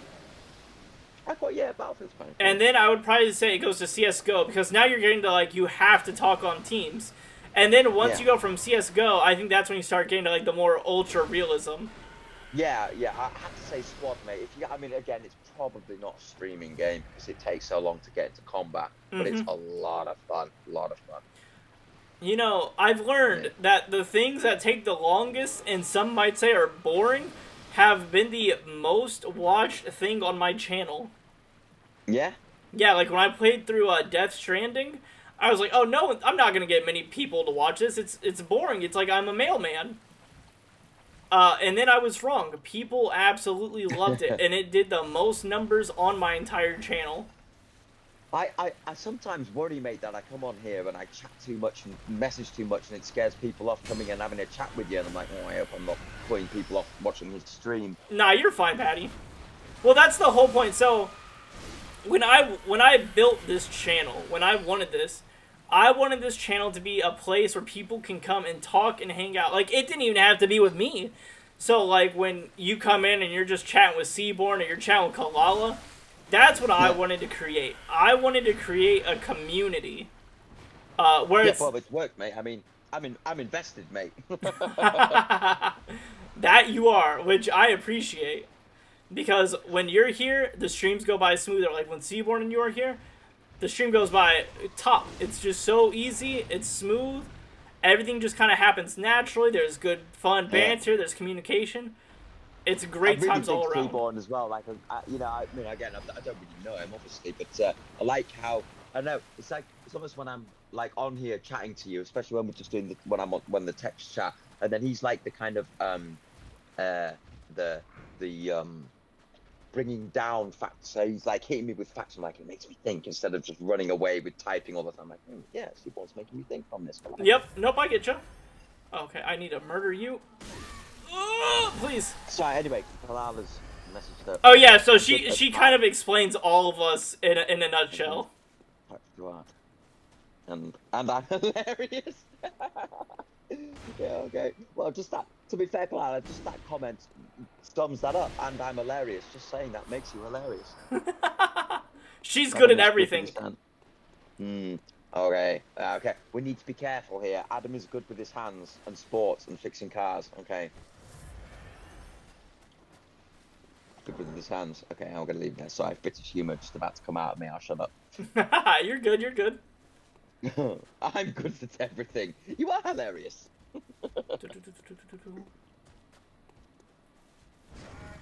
How come you've disappeared from the voice chat? Are you no good?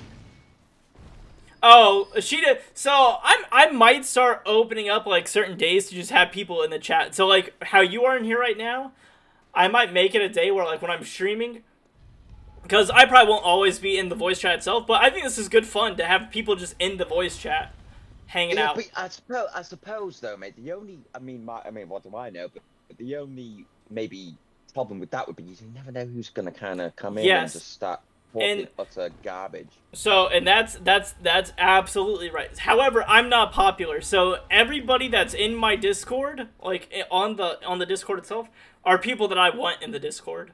I remember there was a time where Kalala was doing one of her anniversary streams, because she's also a streamer. Yeah. But you can easily kick. I agree. I can absolutely. If someone acts a fool in chat, on live, not only are they getting probably banned, they're getting kicked off the Discord. They're getting banned from the site. Like, it's gonna be bad news bears for them. They will be dusted, and you will see them no more. Yeah. Okay. Yeah, so that happened on Kalala's birthday. She was doing this special thing where she was letting new people into her Discord. It was like her first year anniversary. It was her celebration for her birthday, and she was playing a game for everybody. Like, anyone could play it, and they came in and said like a ton of slurs and mass reported her and almost got her channel taken down. Because so they hit you with slurs and then reported the slurs. Yes, they were doing what they call a hate raid, where they come in. People just do it. It's one of the fears of being a streamer is being hate raided. Like, I get nervous about it sometimes.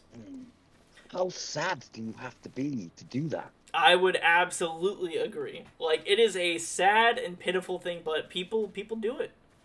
They target women, people of color, and LGBT. Oh.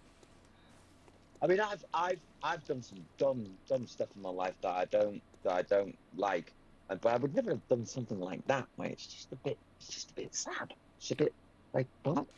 What's going on in your life to make you do something? But we're gonna.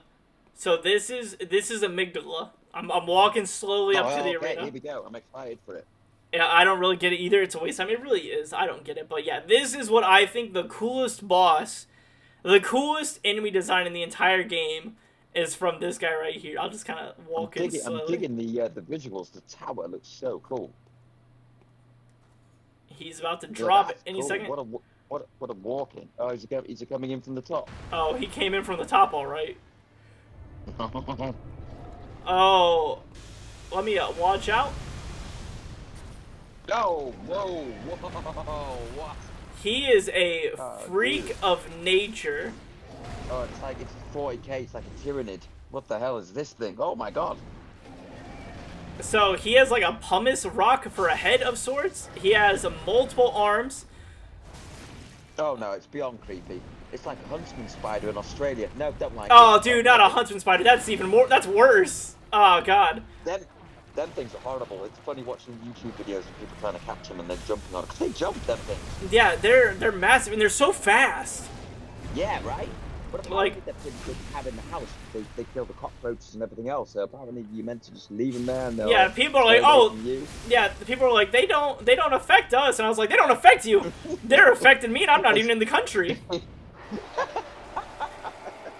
So Yeah. once you If get I had something like that in my house, there's no effing way I'd let it be in there. It's gone.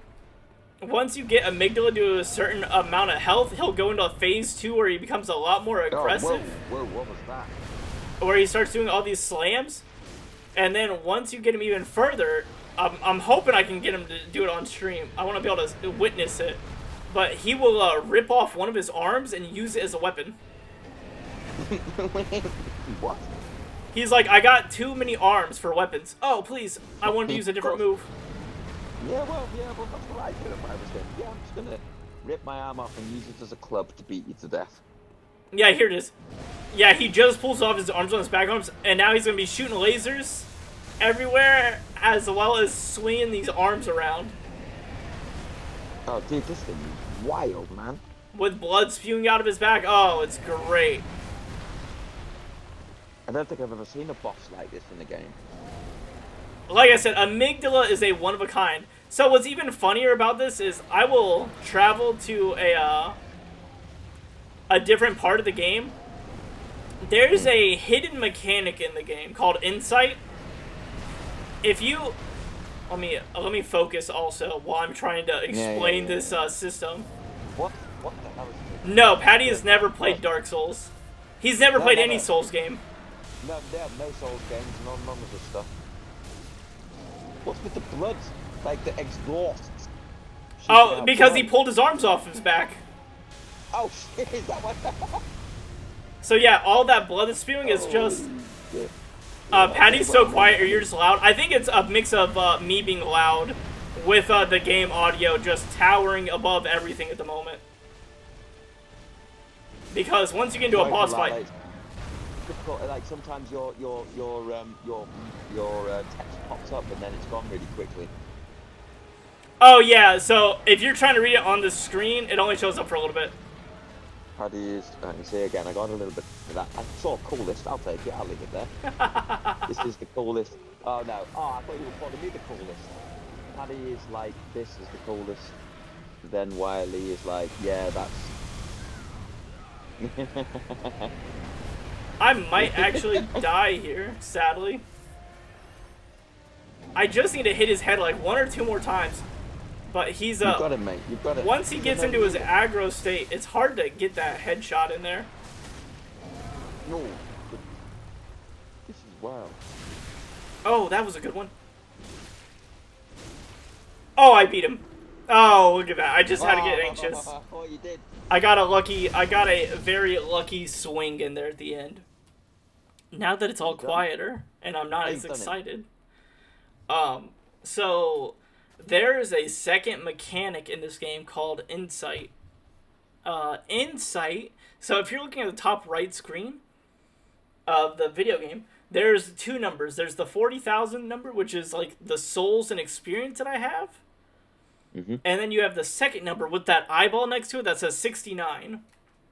So throughout the game, you get items called Madman's Knowledge, which are these guys right here. I'm going to break some, and it raises your insight. Your insight allows you... Kalala, I'm not going to let the rug thing go. I'm going to come back to that, but carry on, bro. The I have to know about the rug, but we're just talking the game. I'll come back to you. Can you put a picture of your rug in the Discord claw so we can see it? Is it? You see now we're on the rug. No, it's okay. It's okay.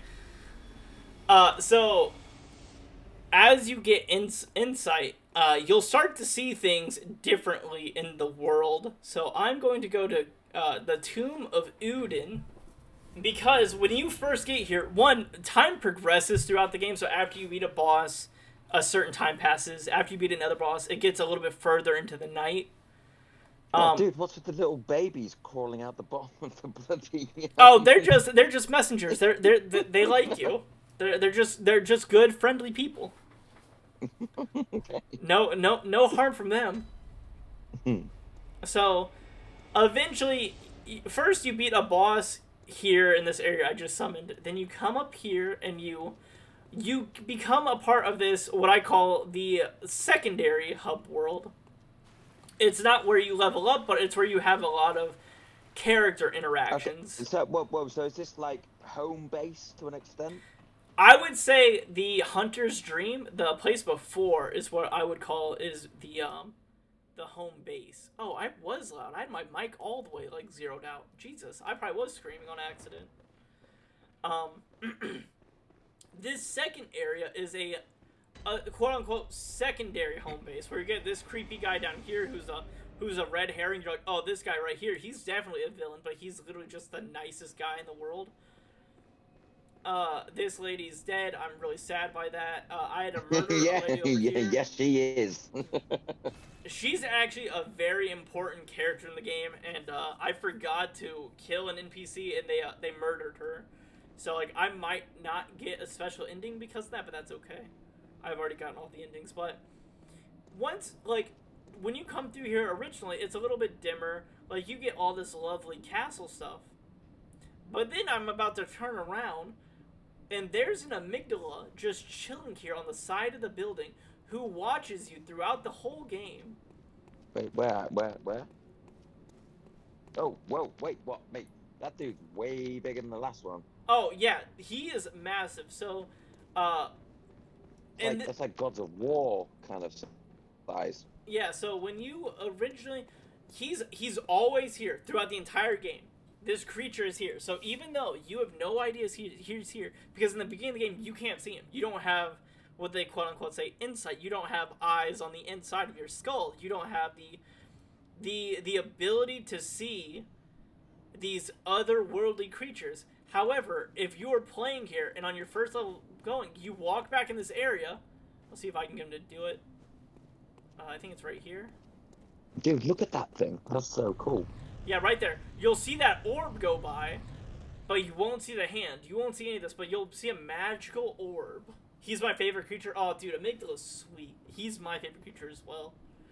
But, like, you could get picked up by this orb, and it can straight up murder you. And you'd be like, what just happened? Because you wouldn't see anything but this orb pick you up and pull you in the air and crush you, and that's it. And you're like, what just happened? You have no idea. Okay. I'm going to go and check the rug picture out. Bear with me. Oh, that's not... Whoa. I kind of feel her gaming setup is pretty hardcore, mate. Is your gaming setup as good as this? No, hers is better, in my opinion. Whoa, is that a Middle Eastern rug? I think it's probably something she just got at Lowe's. It's pretty cool. But it is very pretty looking. Because we lived in the family used to live in Saudi Arabia and Bahrain. We've got a load of Middle Eastern rugs, and they look very similar to that. Gotcha. Oh yeah, I don't know what kind of rug it is. That gaming chair. She got it on Amazon. Wild. Yeah, so that gaming chair's wild. I need a new gaming chair, and I might get one like hers from the same company.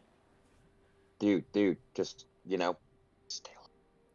Dude, I don't want to steal hers. Hers is like built around her like very cutesy setup. Well, yeah, I get it. I mean, are they cat's ears? Welcome. Yeah. I don't want to zoom in and start picking everything out and getting too interpersonal, but it's a cool setup. Claude, can you Although also... I really want to see what's on the shelf on the back right. On the back right? I'll zoom in and look at it. I don't want to do it though, 'cause it's like I don't like doing. I'm not that guy. I don't like You're kind of okay. peering No, into so people's lives. she has a bunch of books from a web author. I can't remember Cool. her name at the moment. She said, "Go ahead, Patty." She's giving you the okay. Okay. I have to get the go ahead. I'm zooming in. Lore Oh, Olympus okay, yeah. is a series of books Lore that Olympus. were created on webtoons. That's it. Now you're quiet, Wiley. Oh, I turned myself down because I thought I was screaming. I'll turn myself back up. I'll just have to lower my voice. I just have to talk softer. Okay. So now I've zoomed into the pillow underneath. Is that Kentucky? Is that a sports pillow? Yes. So we're really big. So sports in America is different. It has classes. It's kind of like the UK football league, how you have different leagues.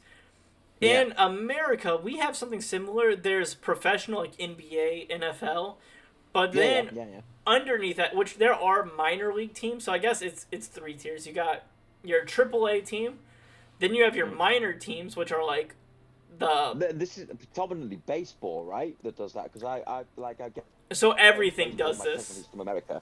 Right, okay. Everything does this in a way. Like there are minor league basketball teams, there's minor league baseball teams, stuff like that, I believe.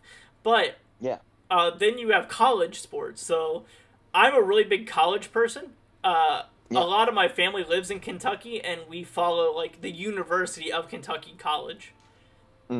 So it's kind of hard to explain that, kind of. No, I get it. I mean, I do follow a lot of American sports because I've got American family, so.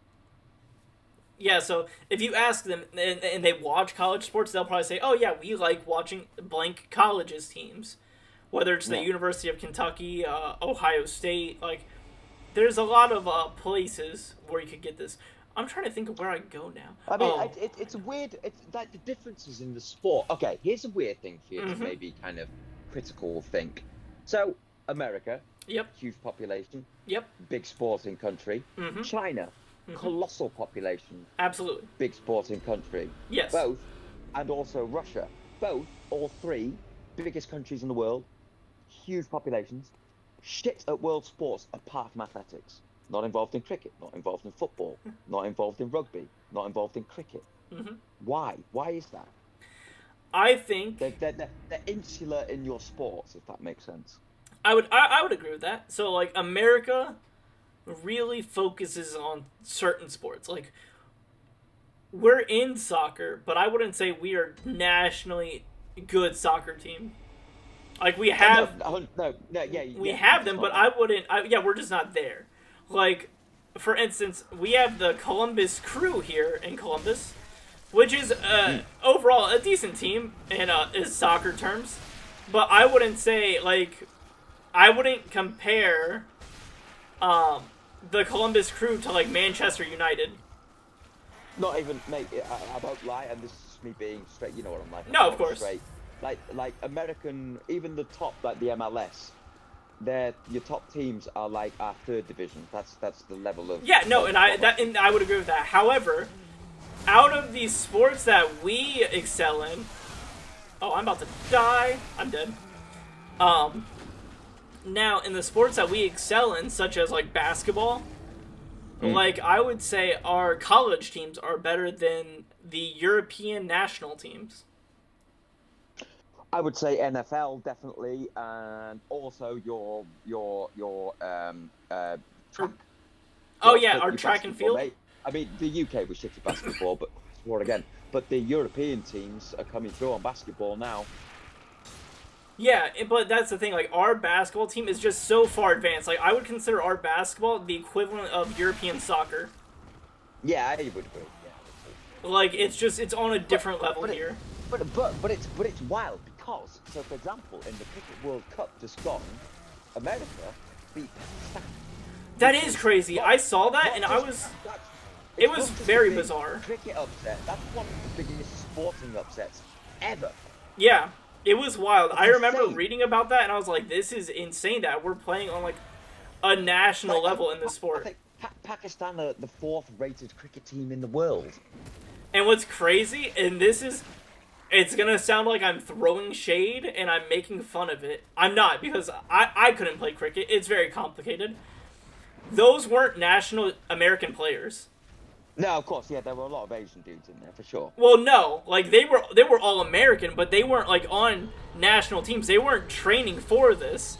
Like I said, this is gonna sound like I'm throwing shade, but I promise I'm not. Those guys, that was just what they did on their side hobby. Yeah, well, exactly.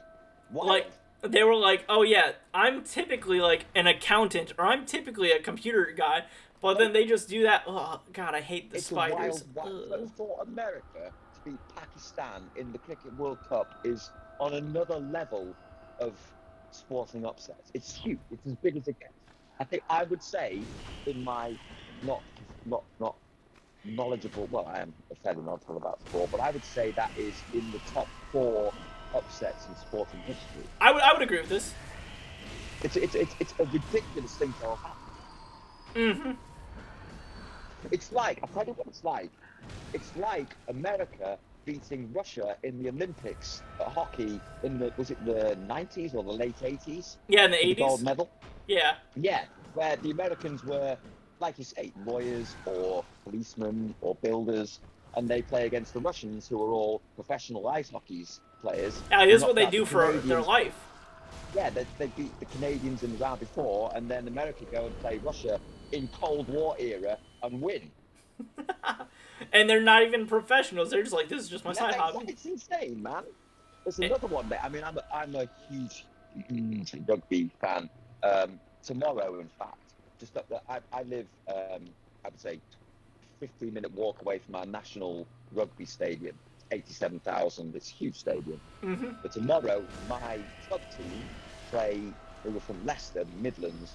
I mean, I'm a ex-season ticket holder, like passionate about Leicester. I know everything about them. Yep. And they're playing Harlequins, which is the local London team, the biggest London team, who literally, their stadium is 10 minutes away. So the local club team's stadium is 10 minutes away, but the national team is 20 minutes away, and it's being played in the national stadium. Sellout. It will be the biggest club rugby crowd in history. Ooh. Yeah. It's going to be so good. Cool. Going to watch it on the TV with me, Dad. Can't wait, mate.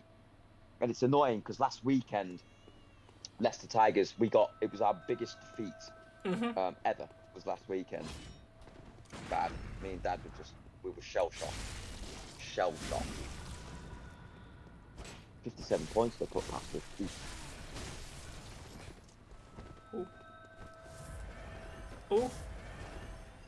Every time I fight a real person, not a real person, but a hunter, Human. It's a very scary experience. Oh, I didn't realize you had the same sword I got. Done. Dusted. Goodbye. Now you're quiet, Wiley. Kalala, are you into sports? Are you into any chicks? Oh, I shouldn't say chick, that's not nice. Any lass sports? Female sports? Yeah, female sports. Sorry, lass female, yeah. You're okay. Sorry, I was being really quiet because I was focusing. I turned my mic back up, though. But now, my throat's actually starting to hurt. I've been talking a lot today. I didn't realize it. Well, that's my fault, mate. Well, I mean, I've been streaming for 8 hours now, talking throughout the whole game. Yeah, 8 hours, 8 minutes, 43 seconds. Yes, you have. I'm into them, but not as much as Adam and Wiley. Yeah, like so we'll also I don't watch female sports, but I'll keep up with them, just because I want to show support. Because there's a big separation with female sports in America. They're like, oh, a female can play sports, but they don't get the respect and recognition that they should, even though they're playing on a national level. They kind of get disrespected in America. It's a weird one. I mean, it's yeah. Like in the UK, there's the women's football team. They won the Euros. They won the European competition, and it was vast. I think half the country watched the final, and they played at Wembley, which is the England men's football home ground, and it was full. It was a full stadium. 80-odd thousand people went to watch the women play football, and everyone's like, "Whoa, this is new. What's going on?" And now the Women's Premier League is a big deal. But, everyone, it's a difficult one. Because I always go, I get it. I will watch women's sport. I'm a sports fan, so I'll absolutely watch women's sport. Yep. But a lot of men won't, because and this is just me being, in my opinion, Yep. the quality of it, I'll watch it. I don't care about the quality. I like sport, but the quality's maybe not as top flight as the men football or the men rugby. Yep. But not enough women. That's what I see. If women's sport needs to grow, some more women need to watch the sport. I would agree. I think women need to watch more of the sport. I think people just need to take more interest in it. Because obviously these women are working just as hard as the men are. But I think 100%, a lot of it is then it comes into the play of payment. Because I think a lot of women that are in the national sports team, they feel like they're working just as hard as the men, but they don't feel like they're getting paid as much as the men because they don't have as big advertisers, which then when you're not getting advertised as much, you're not getting seen as much, and when you're not getting seen as much, you're not being put on the screen as much. Do you know what I'm saying? I do. I get it, and I agree that they work just as hard, and the skill level and quality level in that sector is just as good as the men are in their sector.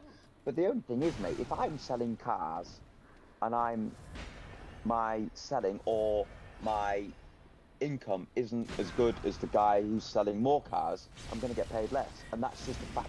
No, that is, I agree. Unfortunately, yeah, it's capitalism. It is. I don't think it's not like women are hated, they don't get paid as much. That's why it's like, well, unfortunately, the money isn't as much as this, so it's not going to be as much money there. Mm-hmm. And that's capitalism. That's capitalism, right? Yeah, that is. Unfortunately. That's one reason why I don't like capitalism as much. Like, I understand it, but I do have issues with it because now let me say this scenario: if me and you and like we'll use your same scenario with the car lot.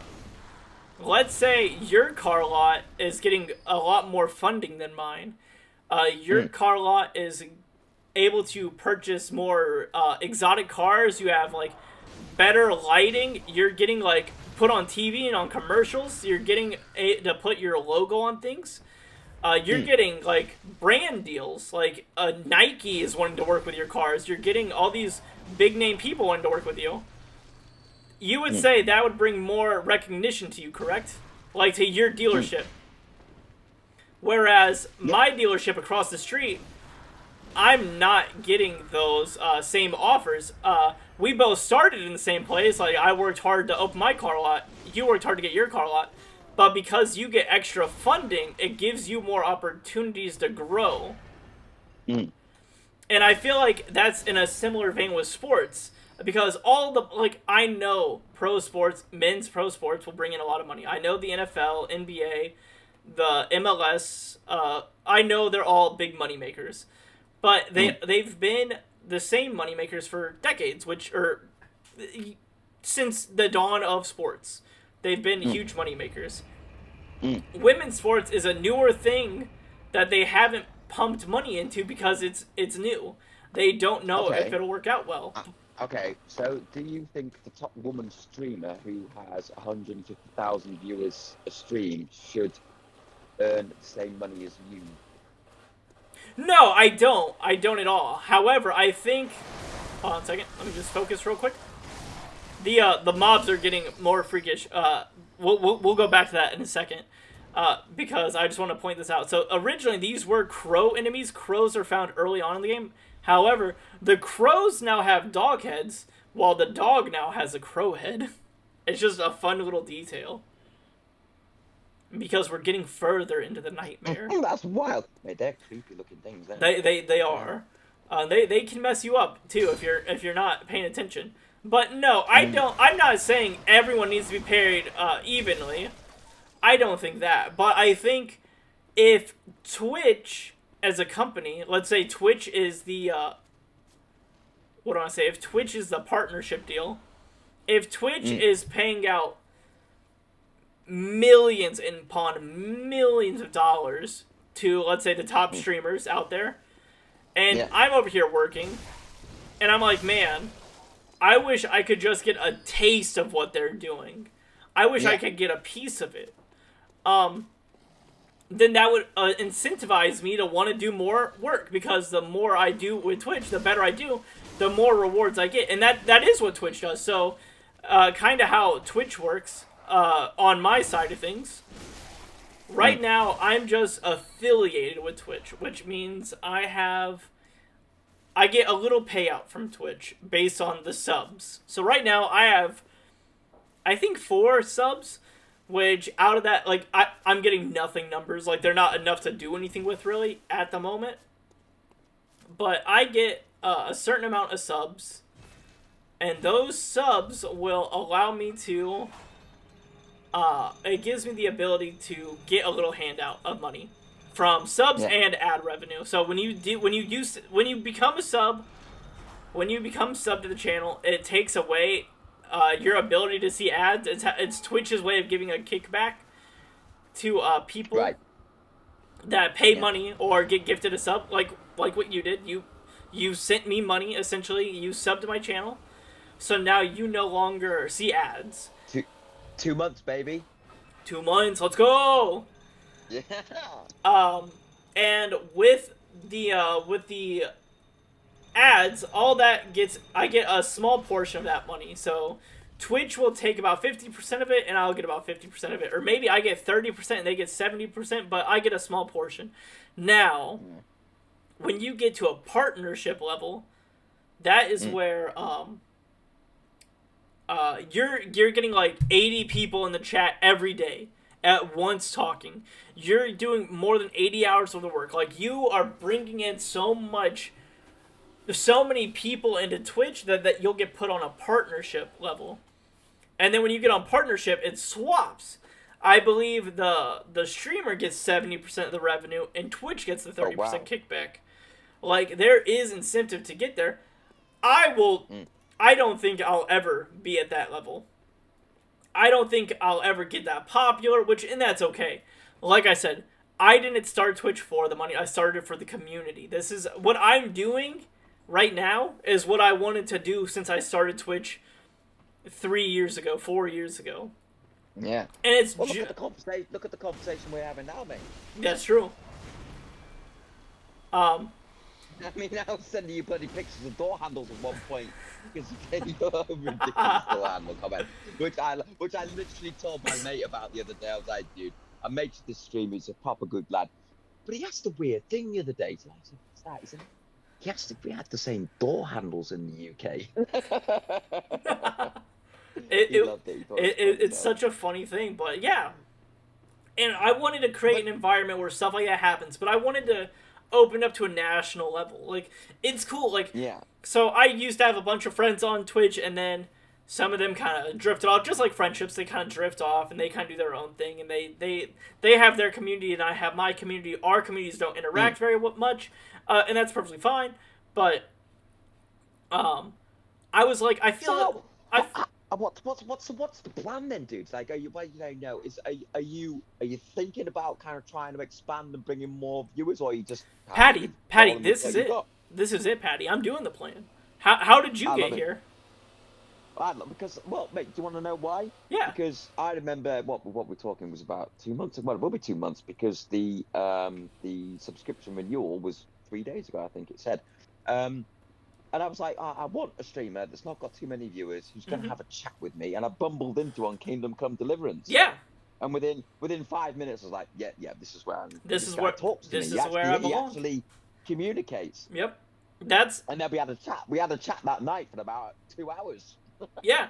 That's how I want people to find me. I just want them to stumble upon me. Obviously, if you tell people about me and they come in the chat and they're great people and they want to be a part of the community, that's awesome. But how I've been doing it, it's like guerrilla streaming. It's like I was telling Claude this. I need to set a proper schedule. Yeah, you do. That's one thing you do. I know I do. I'm just bad at it. And she needs to hold me accountable. What about, like, okay, it'd be difficult. You wouldn't be able to report this because, I mean, we're just having a chew of the cud, and putting this on YouTube would be, people would be like, what the fuck is this? They're just having a mate chat. But what about recording some of your streams when you're doing a bit more hardcore gaming and putting the video on YouTube? I do. You do? So, all my streams in this past year have been put on YouTube. Wait, what the hell? Okay, well, I need to subscribe to that. Give me a second. Yeah, so if you just look up Wily Duster, I only have why have I not done this before? What the hell? It's great. I guess I don't. I don't talk about the YouTube side of things, like, because, so, Kalala has always said, you should put yourself on YouTube. Like, if you're gonna play it, you might as well do both hands. That's like Kalala message. I've just seen. No, you're good. A lot of it. Okay, I'm not into them. Oh, she was Not talking about that the much female with Adam. sports. Yeah. Sorry, right, YouTube. Where are we?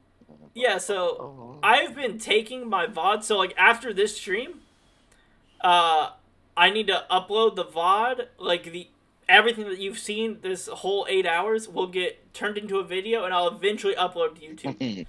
Oh no! Everything. When you went away for those 10 minutes, I was giggling to myself and talking about how shit this bloody energy drink is. I'm thinking they're gonna hear that. They will. They're gonna be like, he hates it. But yeah, I have, technically, I didn't realize this, I have 161 videos on YouTube that span from 20 minutes to like 10 hours, 12 hours. Wiley, Duster, Wiley. It's a little bunny with glasses. No dash or anything. 100% I'm spelling that wrong. I hate being dyslexic. W-I-L-E-Y. W-I-L-E-Y, yeah, that's spelled. Hold on. I might not have enough. Hold on, I'll throw it in the chat. Yeah. There you go. I also yeah, threw it dude, in the chat. yeah.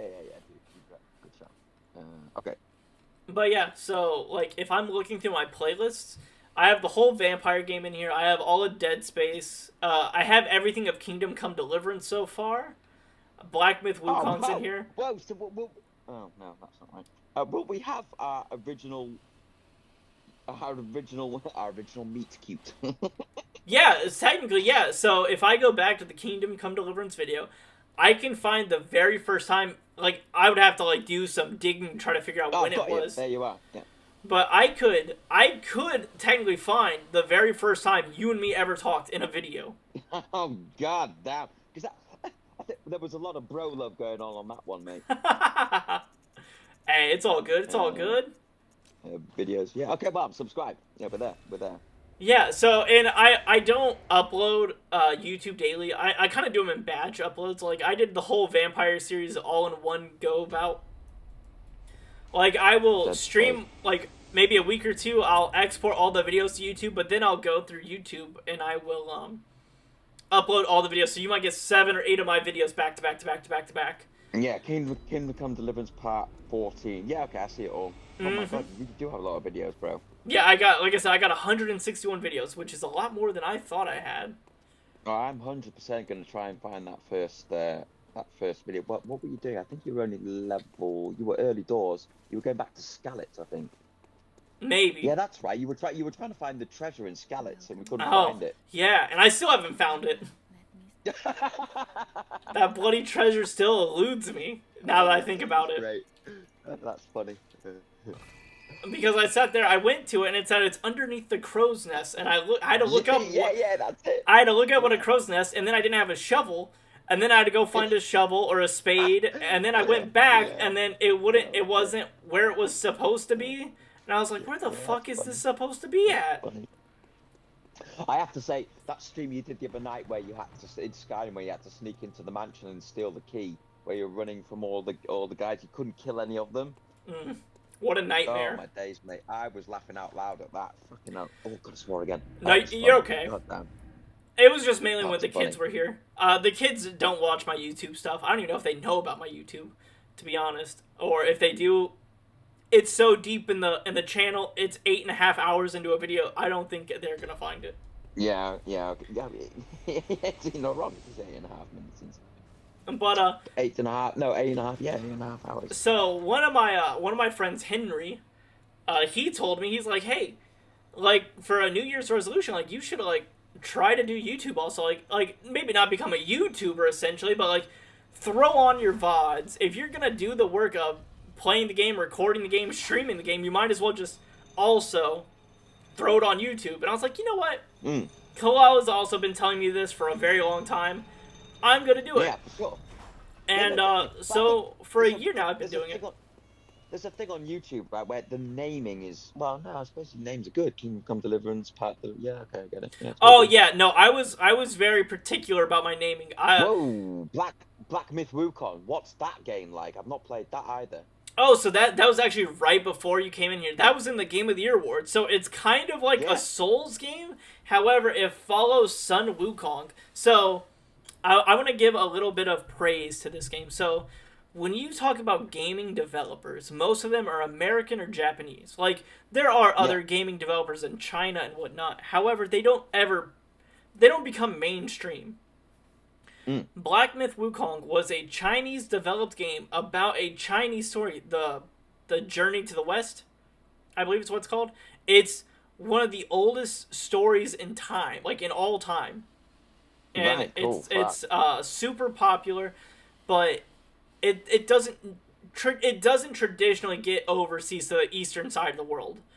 Like, it usually just sticks right around the China and the Mandarin area. They all know the story very well about Sun Wukong and all the stuff he did, but it doesn't pass that, like, cultural barrier. But Black Myth Wukong came, and it was such a good game. It broke through the barrier, and it was such a popular game. I mean, it got put on the Game Awards for almost being the greatest game of the year. It's a very pretty game. Like, I think it's a gorgeous game. It has very fluid and very fun combat. Now, when you do get your PC up and running, or when you get a new PC, I highly recommend looking into it because it is incredible. Yeah, I keep getting told that. I mean, I was surprised that No Man's Sky didn't get a sniff in this year.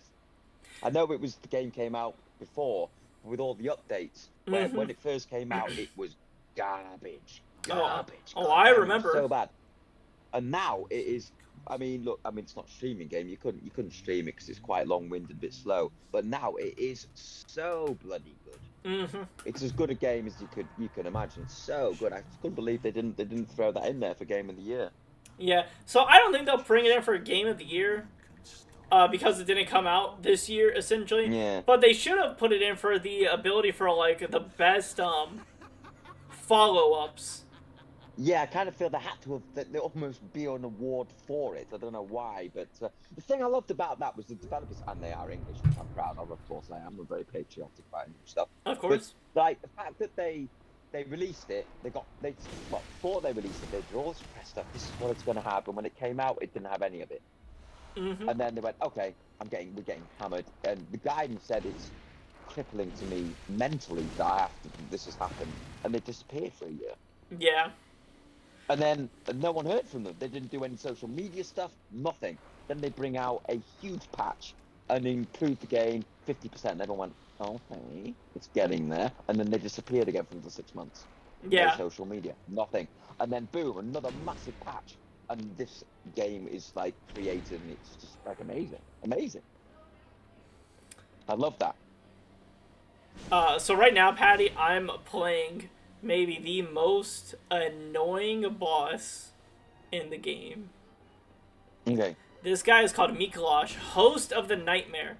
So, this guy, Mikolash, Where'd he go? he's running away from me. I'm going to stand still for a little bit. He's in front of me with the black gear. He has the a cage on his head. Oh, I thought it was like some Egyptian headdress. No, it's like a cage almost. So, he is the host of the Nightmare. He is a very interesting character, Mikolash. He belonged to the School of Mensis. Because remember, there's a bunch of schools. There's the School of Mensis, there's what they call the Choir, there's the Healing Church. There's a lot of things going on here. But he is from the School of Mensis, and he just, hit him, he disappears. It's a very long-winded fight. Yeah, dude, how'd you get him? I mean, he's just running away. You gotta run up, and he double-backed on himself. Watch out for the guys. Okay. Eventually, he runs into this room, and you fight him a little bit. Yeah, there he goes. Does he come at you with anything? Has he got once you get him in this little area right here, now he'll start to actually fight you. Thank you. Kalala brought me a water. I was becoming long-winded. So, also, I talked earlier about that. Sorry, dude, I don't know whether maybe my earphones are running out of battery or whether I can't hear you. No, you're okay. Can you hear me now? I can, yeah. Okay. So, once you get locked in with him, then he'll start doing some damage. But as you can see, that tentacly arm thing, that's what I was saying earlier. That auger that I was reading about. Yeah. It's pretty cool, but Mikolash, as much of a joke of a character he is, he has like high importance, but because his fight sucks so much, he just gets dunked on in the community. Oh, really? But like he can like right now he almost one-shot me with that move. But he's just so annoying. Ooh, back up. What's the glowing orb in his chest? Oh, that's just my lock-on. Oh, okay. You're like, oh, what is that white little ball? Yeah, that's actually quite a cool thing. That's a good feature. It shows you where you are. Because there's so many games I've played where you're not sure who you bloody are. Especially Kingdom Come Deliverance, you're not sure what you're locked onto. Dude, don't get me started on that game's combat. I know. I love it. Ooh, that water felt good. I know there's ways to do it, and I guess my way is just not set up properly. I don't understand. I'm trying to fix it. I have to say, every time I watch you play it, there's definitely you haven't done the skills where with the parry and stuff for sure. That must be like a super high skill because I've tried to do it. You can get it at the beginning from the trainer, but it's a bit of a it's weird. My entire first playthrough, I had the first issue, and then when I played it the second time, I was like, oh my god, I wish I'd known that. What did I say? That dialogue progression to get that. It's like a weird dialogue progression to get that skill. It's like, oh, well, maybe I just didn't do that dialogue progression. Yeah, no, agreed. It's weird. It's a bit convoluted and yeah. And yeah, because you and Seaborn both talk about it. Yeah. I'm like, I wish I knew what you guys were talking about. So what Mikolash is doing, well, other than running around like a little bitch and jumping through mirrors, he's kind of internally monologuing. He's saying cost, or some say cost some, grant his eyes. Like, he's saying some very bizarre things, but in the School of Mincis, as well as the Healing Church, they thought a way to transcend standard humanity, what they had to do is they thought people needed to literally put eyeballs inside their head. Sorry, mate. I'm just gonna have to jump in. Yeah, no. Is your buddy chopping the wall down right now by any chance? Oh, probably. Like I said, I can hear drilling in the background or cutting or something. Oh yeah, that's definitely Adam down there, either working. He's probably sanding the wall. Yeah, that's a sander for sure. Let me see. Did they put the stuff in the chat for the wall or not, or maybe not? So you can't follow this bastard through the mirrors. No, you can't. Oh, Kalala also showed her the rest of the room. Oh, okay. Let me have a look. Sorry, I've kind of totally neglected the chat. Yes. No, you're okay.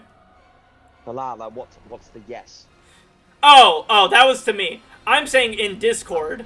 If you look in Discord, she sent you the rest of her office. Alright. Oh, right. Okay, here we go.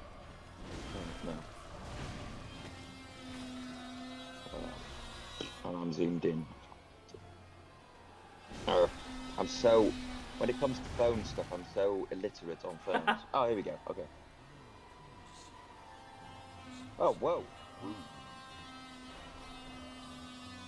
That's some cool. What is that? Zoom. Don't know what that is. Oh yeah, that's Pyramid Head. That's my dad. Oh, whoa, yeah, I love it. You've also got she's also got oh god damn it, Big Red Fist films. Hellboy. And a very sexy looking elf. I do have a thing for elves. Galadriel in particular. Ooh, Galadriel. So we're just now watching probably my favorite comic character. Hellboy? Oh, Hellboy, yes. Hellboy is Kalala's favorite comic book character. Oh, really? Yeah. Hellboy. Probably my favorite comic character. Really favorite comic character? That's quite a big statement. I'm a basic guy. I grew up with Spider-Man, and I love Spider-Man. No, I've lost you, mate. I don't know whether my headphones are running out of battery. They keep cutting in and out, unfortunately. If not, it might be me not being close enough to my mic. Like I said, I can feel my voice going out a bit, so I've been drinking water. Yeah, gone again. I heard you. I could hear my voice. I think my voice. I've been drinking, and then it went quiet. Weird. Yeah, you're back. And then I hear you go, Yeah, it might be. It might be your I swear to headphones. God, mate. Yeah, it could be my headphones. Just bear with me. If I charge them. Can you send? Yeah? I can hear you. Can you hear me? I'm on my phone now. Can you hear me still? Okay, yeah, now I'm gonna have to put my headphones back in. I don't know whether you can hear me. I can hear you. But can Hang you on. hear me? Okay. Hey, Kalala, can you put pictures of the living room Yeah, in there? I'm back now. Can you hear me? Yeah, I can hear you now. But I took my headphones out and was just going through the phone stuff, but I heard nothing through the phone. So Gotcha. But okay. Oh, got one-shotted. Oh my god, this guy is such a pain in the ass. Oh, whoa, what was that? That was like phosphorus. Yeah, so throughout this whole Oh, you fight, died. Okay. that I did die indeed. Throughout this fight, Mikolash is talking about all this like higher plane of existence stuff. He's talking about how we need eyes. He's talking about the vacuous spider Rom, which is a boss we fought earlier in this stream. Which, if you want to look up what he looks like, he's a very creepy looking creature as well. A very pacifist creature, but creepy nonetheless. And Mikolash is talking about how they need to grant us eyes and we need to be able to see all this higher stuff. And he's just he's a student of a school that essentially studied on students and really turned them into monsters almost in a way. But how long that fight took, I have to restart the entire fight, so now I have to do the whole rigmarole Holy of shit, back at the chasing him. beginning. Like, this is why he's hated in the community. Because of how annoying just his character is.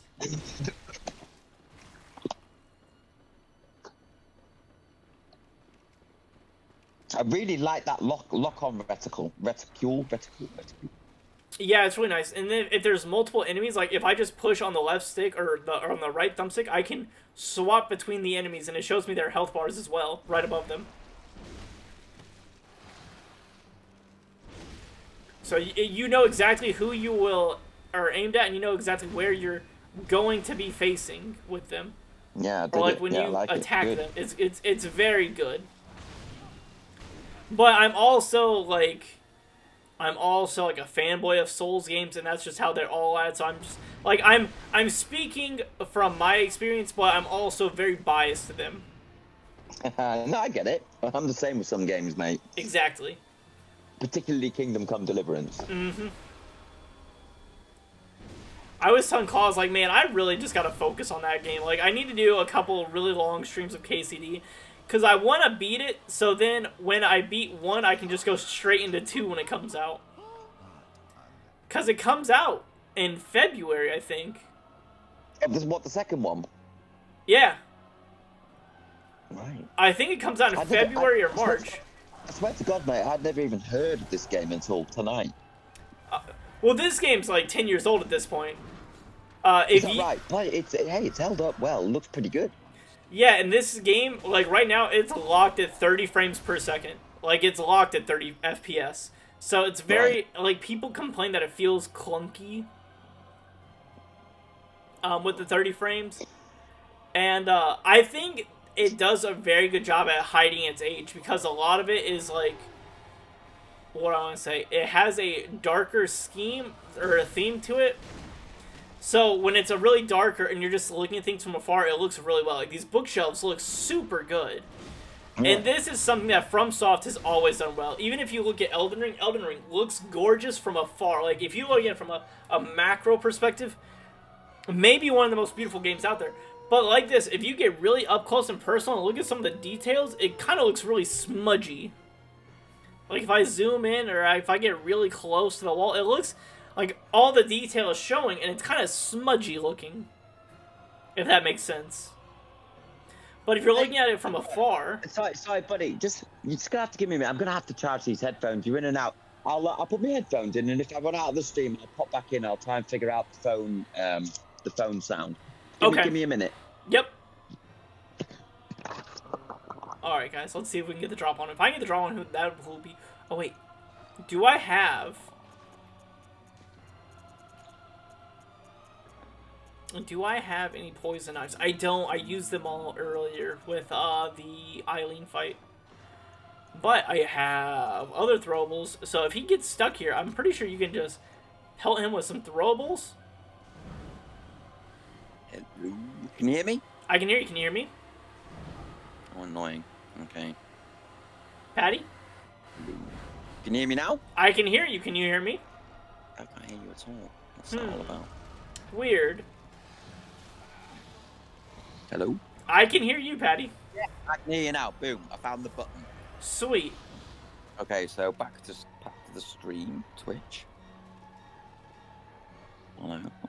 Is the sound all right, mate? Because I'm literally just on my phone speaker. Yeah, sounds good.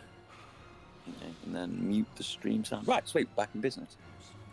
Yeah, so, I think From Software does a really excellent job at making macro level stuff look well. Like, if I look down this hallway, I'm like, wow, it looks exquisite, especially for 15 years ago. But it's when you get really close and look at the details, it's like, oh, it's kind of smudgy. There's some kind of clipping, and you can even look at Elden Ring as a really good example. Elden Ring looks beautiful from a macro sense, but if you're looking at it like up close and personal, it doesn't look as good. Well, when did Elden Ring come out? Because that's a relatively new game, right? That's like 2 years ago. Yeah. Yeah. But that's what I'm saying. Like, Elden Ring, even you can use Elden Ring as a perfect example even with this. Like, this looks good from very far away, but it doesn't look super good up close. And Elden Ring is the exact same way. Elden Ring, it's when you get up close, it doesn't look that well, even though it came out 2 years ago. I mean, a weird one. I was on Christmas Day. We went to one of my mum and dad's really good friends, and they're like younger. I would say not nephew, but younger family member. I mean, the kid was 21. Stop it! God! Okay, never mind. You're good, Patty. Sorry. No, concentrate, mate. We could talk about it after. No, I beat him. Talk about it after. I beat him. He kept. The Vietnam-esque flares have been fired out. No, he kept spamming that move that's a one-hit kill. Oh my goodness. Survived, mate. Is he dead? Did you get it? I got him. Oh, wow, nice. Yeah, so he was, and he's studying, he's in his last year at university or college for you, game design. And I was like, talk to me, and he showed me a game that he'd been making with his mates as a project that they have to do and hand in at the end for his dissertation, for want of a better word. Yep. And it's all on Unreal 5, and I was like, what's your thoughts on Unreal 5? Like, okay, I don't know, I've never used it, I'm not a game developer, but as a game developer, what are your thoughts? But also as a visual, because a lot of people in the new games that are coming out say that they all kind of look the same. Yeah. What are your thoughts on that? He's like, no, I agree. They all do kind of look the same. Hold on 1 second, Patty. I want to have this conversation. I'm asking Kala to jump in chat. Oh, okay. So, like your friend that graduated, Kalala just also graduated with game design. Like, she just graduated like 2 weeks ago. With whoa, really? she got her bachelor's in video game art and design. Oh, that's cool. So I want to see if she can jump. Whether I don't know if she'll jump in the. You can. Kalala, now that you're in here, do you want to jump into the voice chat? I want to get your thoughts. So Patty has some. He was talking about one of his friends who just graduated with video game design, and he was asking, like, he was going through his conversations. If you don't want to, you don't have to. You can just be present for me and Patty's conversation. I'm not in a talking vocally mood. That's okay, but I'll type. Okay, so Patty, let's just continue our conversation now. She'll put in her input. So on Christmas Day, we went to a mate's house, my mum and dad's friend's house, and they had a family member. He's a young lad, 21, and he's in his final few months of university, or like I was saying, college to you guys, of game design. And he showed me the project that he's doing that has been made on Unreal 5 that him and a couple of his mates have made. It's a pretty cool game, but, you know, it's not a professional game that's going to be on Steam or anything. It's just for his dissertation, for want of a better word. And I was like, so what are your thoughts on Unreal 5? One, as a creator, but two, from what everyone's saying, and I would tend to agree from what everyone's saying on YouTube, that a lot of new games coming out now have their own unique things, but they kind of look the same. It's quite, you know, they all have the same kind of look. And it's like, you know, where's the variety gone? Would you agree? I feel like she's typing. Yeah, 100%. So I think so when you buy how game from, and Call can correct me if I'm wrong, but from my understanding, games that run on an engine like Unreal is an engine that is what everyone makes the game out of, or not every game, but when you deal with a game with Unreal 5, you can look at it and go, that's an Unreal 5 game. When you buy this engine, it comes with already pre-made assets. Yeah. And, like, not every company has the money or the time, necessarily, to make their custom assets. Like, I feel like From Software, they have their own style, and they, like, make all their custom assets, at least as far as I can tell. They may reuse the assets in other games, or in other moments of the games, like in Elden Ring, you fight some of the bosses multiple times. But, like, the enemies you'll see in Bloodborne probably won't show up in Elden Ring. Except for now with the potential chance with the new DLC. AAA games, yeah, Unreal games all look... Lost it. AAA games, Unreal games all look similar because of the lighting, agreed. A lot of people use the built-in tools, agreed. That's what he said. Well, pretty much what you just said, Wiley, mate. You know, they don't have the money to buy. It's a bit like sound engineering, to be honest. Yeah, kind of. I mean, he started saying he preferred Unity. Is it Unity? Yes, which that's actually what Kalala, that was the program that she worked with when she made her games, was Unity. I mean, I swear to God, I mean, when Operation Flashpoint, I don't know whether that rings a bell with you. When that first came out, I was doing a little bit of Unity stuff on there, and but the first version of it was like, it was too complicated for me. But I remember Unity, and then he brought it up, said Unity's a bit different. Unity, the best. Yeah, she's a 2D gal. Right. But like you say, it's a bit like sound engineering. Like, so when I was doing my sound engineering and working in music, we had Pro Tools, and Pro Tools, I mean, there's a couple, a bit like Unity and Unreal, but Pro Tools was the industry standard, you know, it was kind of what everyone went to, but it had, like, digital packages that you could buy that would come in, there'd be different reverbs, different condensers, all this different stuff that you could put on, but you buy them separately. Mm-hmm. So a lot of music would be the same, because they would use the stuff that came with Pro Tools, which is like, Pro Tools itself was £500, so $600. But then you would pay another $200 for the package of all these different things. So it's really all... Oh, I've lost it. So it's really all down to the lighting. Yeah, okay. Oh, between different engines, between like Unity and Unreal. Yeah, because when she was explaining to me Unreal, man, That That's loud, grinder, bro. That's loud. What are you doing? that is definitely loud. I need to get back into combat so it can hide the sound. Adam is very loud at the moment. Hold on. That's mad. What's he doing, man? That's definitely a cutting. That's definitely a cutting implement.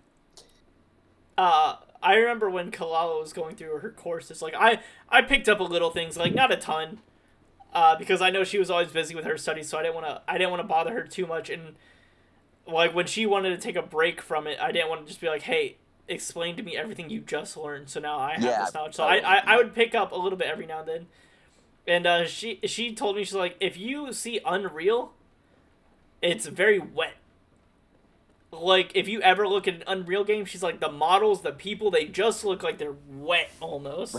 Yeah, hey, I love that. I get it. I totally get that. And she said that, and I was like, oh, you know what? They kind of do look wet, don't they? I'm never going to be able to unsee that now. Yeah, so every time you look at it and you see, like, a very wet-looking model, you're like, oh, this looks like it's Unreal. Mm. It's very wet. It's a weird thing these days, with, like, especially with AAA games, like, all this money. Like, for example, Dragon Age. Mm-hmm. I played a bit of it before the laptop went down. And I was like, okay, all the kind of, like, politics and stuff behind it, I don't give a shit about that. I play a game. If it's good, I like it. If it's not, I think it's shit. It was just a bad game, I thought. Didn't think it was very good. And then I played... you know, and then there's some other games that come out, like Baldur's Gate 3, which was, I mean, how good was that game? I love Baldur's Gate 3. So good. And it's like, you know, people can hate on it for whatever reason. I hate on it because I didn't enjoy the game. I thought it was a bit, you know, for all that money spent on it. And then you've got the likes of Baldur's Gate 2, which is just, has all the same stuff, has all the same types of people, and there's gay people and all this stuff, but the game is good, so people liked it. Wait, Kalala, are you asking, did I tell him about the wall? Is that what you're asking about? Oh, wait, hang on, let me read the chat. Oh, wait, it's an investment? Wait, what are you talking about? Wait, hold on. I don't know. Maybe I'm confused on what you're Games talking are about. expensive to make, so AAA games are scared to be creative because they need paid. Yeah, but how come things like, well, Space Marine, like, that wasn't a AAA game, but it was bloody good. I never played it, but I've watched it, a lot of it, and it was bloody good game. From what I've seen, I've never played it, so I can't really have too much of an opinion on it. So I'm actually nervous about getting it. I want to get it one day. My only issue with it is a lot of people say it's very similar to Helldivers. Yeah. Where it's kind of. So, and the way they explained it, they said, oh, you'll have the ability to do all this cool stuff. However, it's like once you beat it, like that's it. You can repeat the same things over and over again, but like it doesn't have a huge story. Oh yeah, if you can make one good game like Baldur's Gate 3, you are now too expensive to make. So the guys and girls that made Baldur's Gate 3, they are now expensive to pay. Yes. Because they're the top tier, right? They're the top like tier. A football player or an NFL player. Yeah. Yeah. Which that's where Kalala wants to be one day. Well, yeah, man, go for it, girl. And then I can retire because she can bring home the bacon. Hang on. Yes, yeah, they're worth more to make their own studio if they stop working there. Yeah, so like they are worth more than their entire studio because of how much money they are worth. Yeah. I want to be indie. I'll never be rich. That's not true. Toby Fox is pretty rich. Have you ever heard of Undertale? No. Oh my goodness. Patty, you can get this on the Switch. Yeah? I want you to buy this game, Patty. One, I will tell you why to buy it. One, I agree, Undertale got extremely lucky. It came out at the perfect time and the perfect storm to be as successful as it was. It is one of the best games It is a true work of art that came out, I think, Really? 2012, 2011. I will. It's my probably number 3 favorite game of all time. What's it called? Undertale. Let me just ping the Switch. I No, think Switch is it well out of has the best. Undertale is famous. Undertale is very famous. That's why it shocked me when Patty said he's never heard of it. But Yeah, never heard of it. Guys, hold that thought. I've got to go to the toilet, and you definitely can't come with me. There's no way you can put that on YouTube. Well, you're right. You're right. You go to the toilet, but you take your Switch with you. Oh yeah, hang on. Yeah, I mute it because my toilet's right next to the room. Hang on, we don't want me peeing into the fucking thing. I appreciate it. I appreciate it. Yeah, well, the stream and the YouTube does not need that in their life. And that's why there's a possibility. Oh God, actually, there is a possibility that might have already previously happened without me even knowing when you were away. I'm trying to think if I went to the toilet. Did I go to the toilet? Don't think about it, Patty. Don't worry about it. I hope I fucking didn't. God, I might have done, you know. Oh, that's so funny. Oh God. Right. Okay. Let me mute.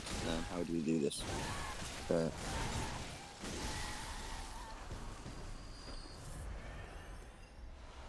That's so funny, guys.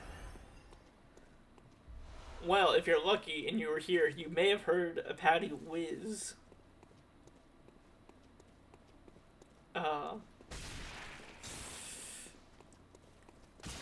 Watch out for the winter lanterns. Oh God, I used that way too early.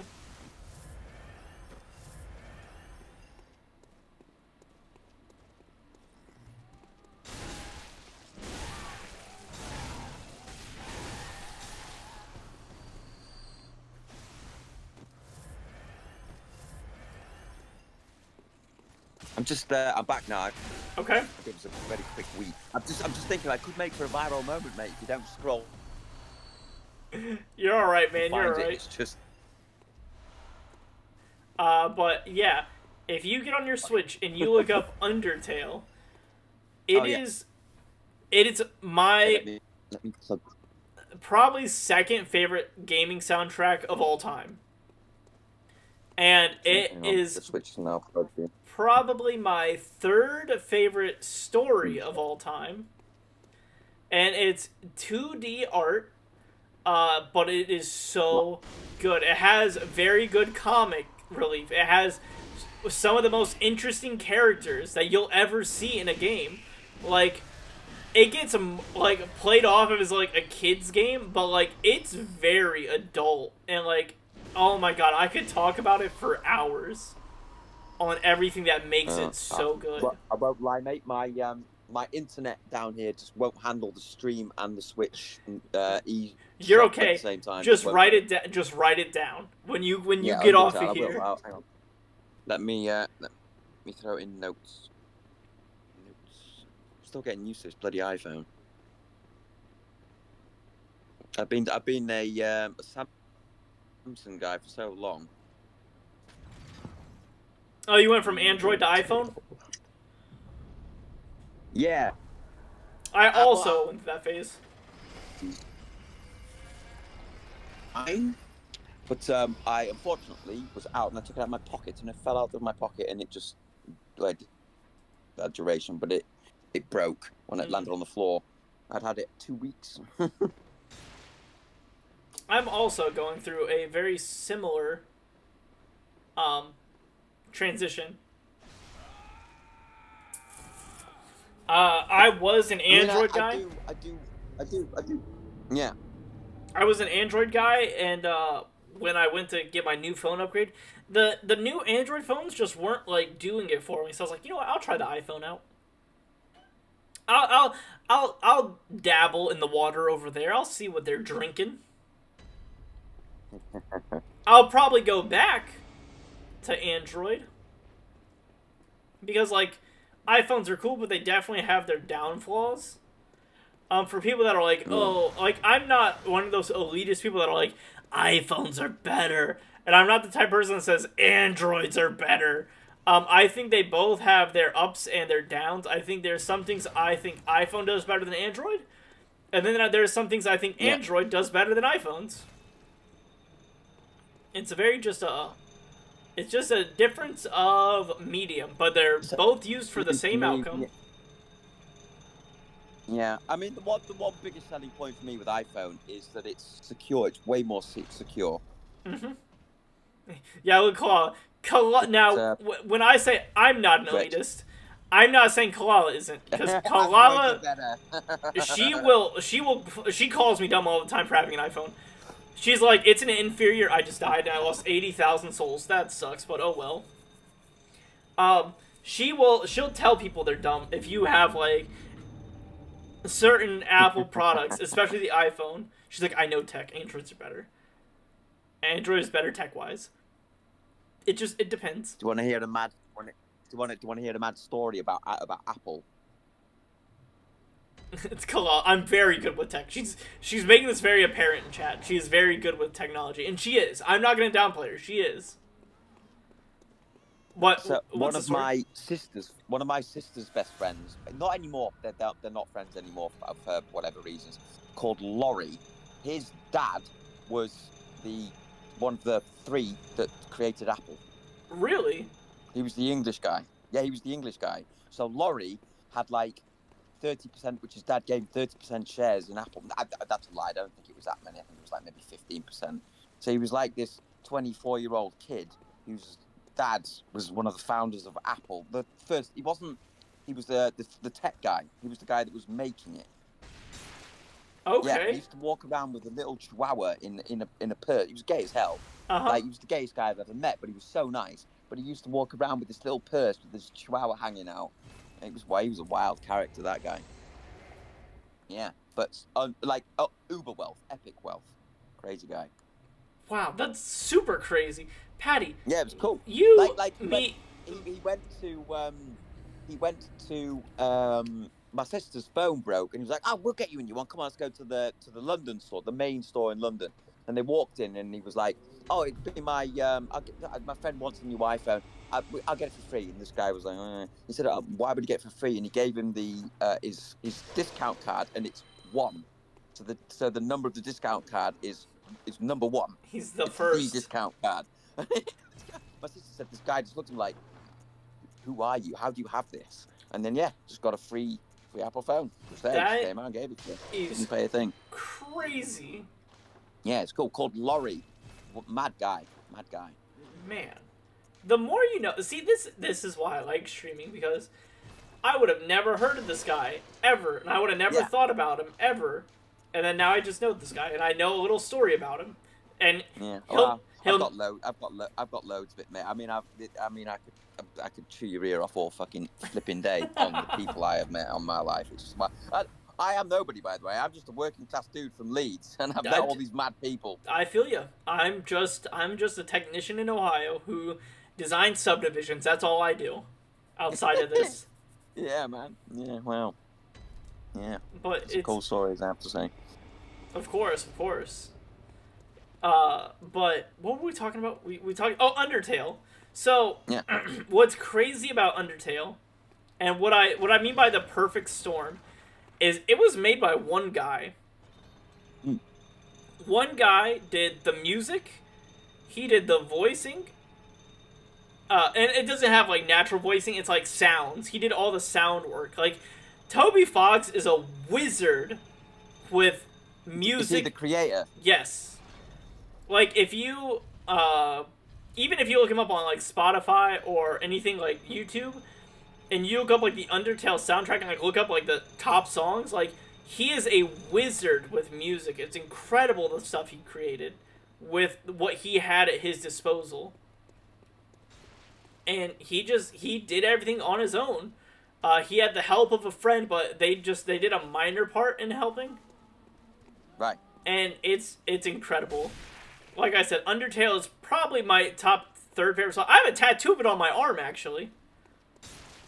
Hold on. Let me get through this very dangerous area. Kinda need to see that, mate. I will send it in the chat in 1 second. I'll put it in the Discord so you get like a better image of it. People are going to wake up tomorrow morning and look at the Discord and go, "What the hell were these guys talking about?" Yeah, they're going to see a picture of a half wall, then they're going to see a picture of my tattoo. It's gonna go all over the place. Let me fall into safety. I think I should be safe here.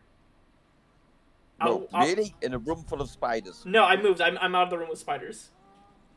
Oh, maybe the stream's a little bit far. Maybe the stream's a bit behind. Yeah, the stream lags behind what I'm actually doing. So let me go to my camera. I will try to take a picture of it. Because I feel like the on-stream portion, well, tattoos. I mean, I'm utterly covered in tattoos, mate. Covered.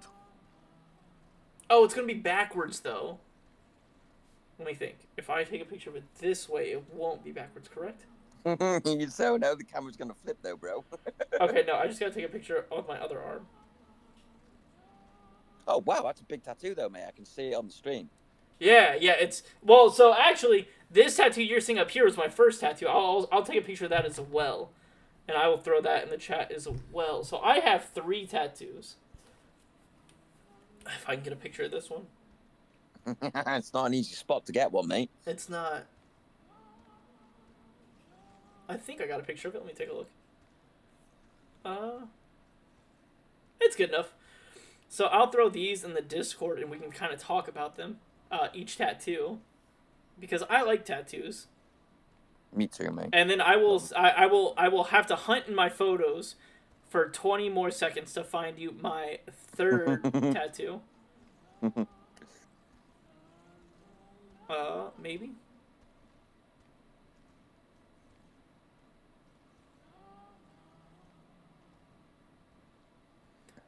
I feel like, oh yeah, here it is.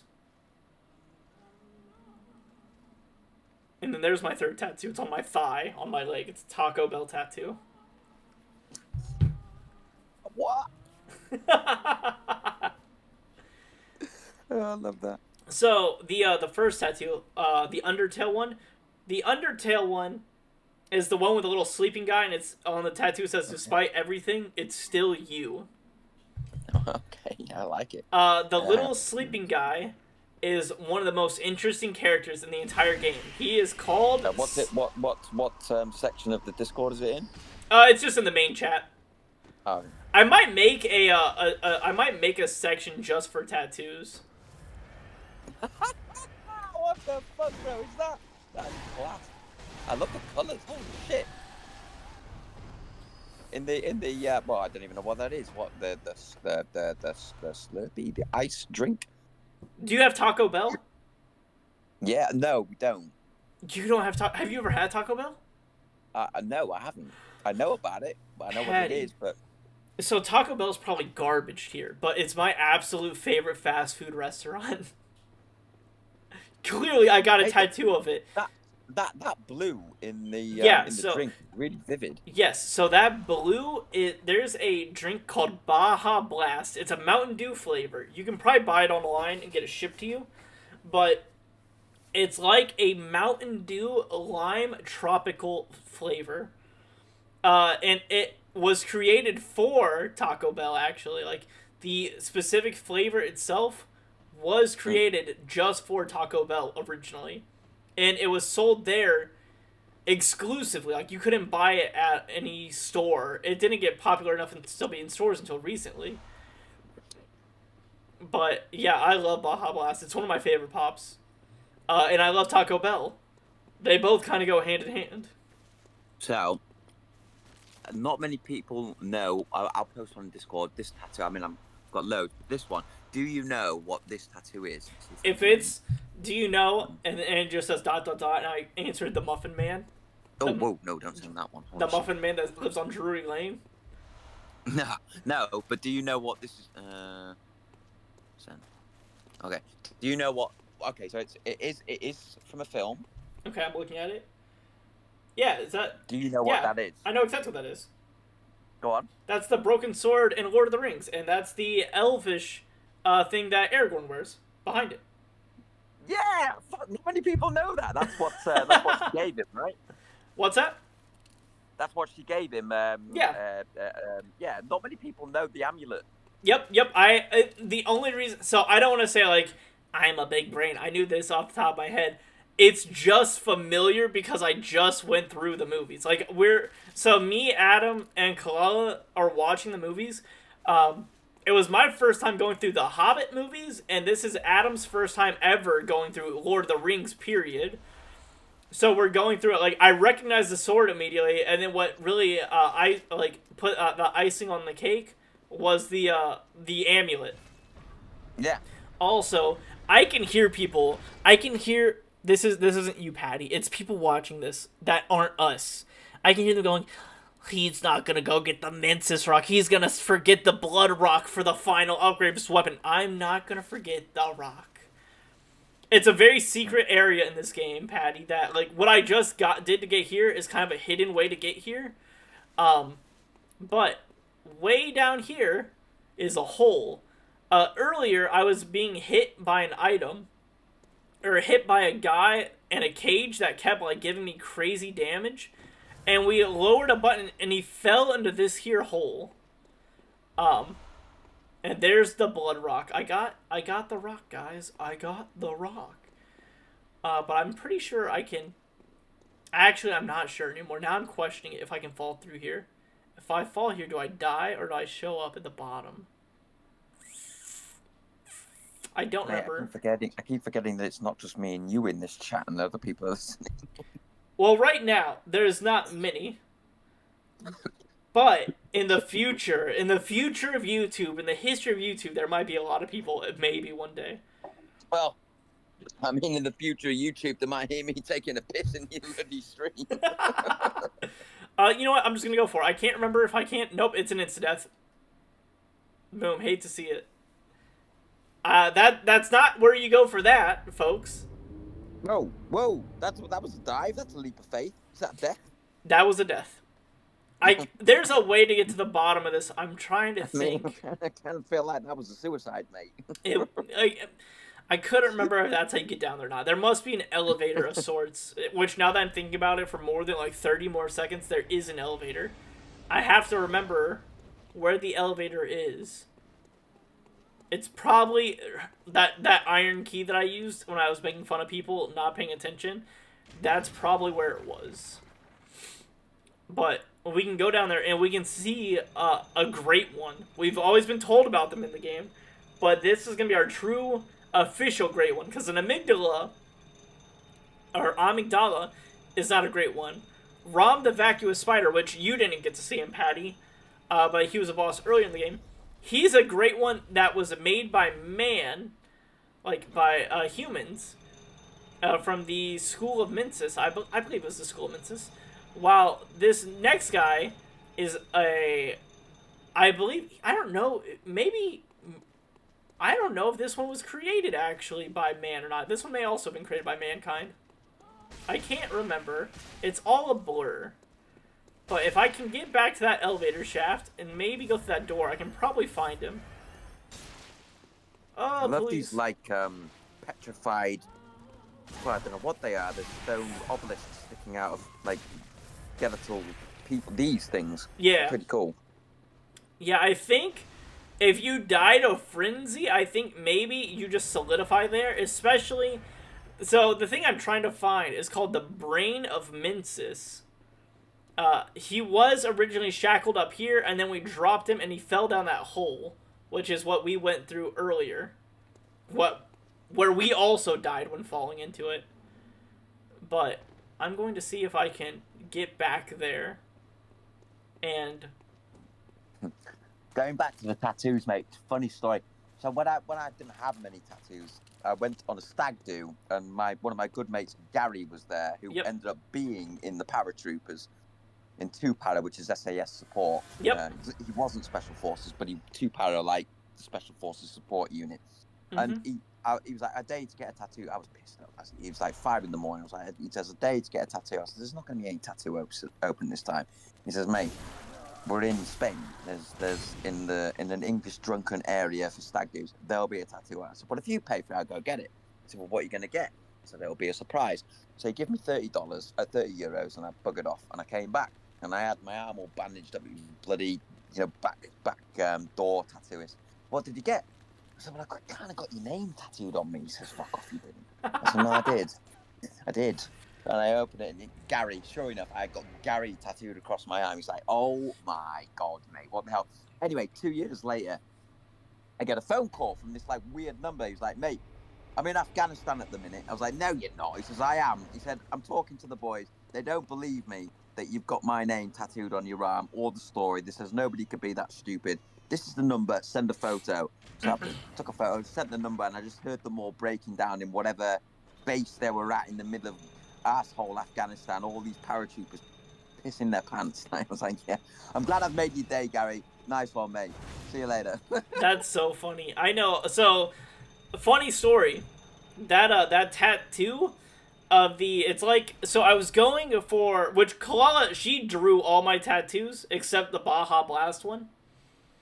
I have her, she's like always going to be my tattoo artist, like, or not, she's not doing the tattoo, but I want her designs for all my tattoos. You're gonna get a name tattooed on you, mate. No. I feel like that's bad luck. I don't believe in luck, but I feel like if there was luck, that would be bad.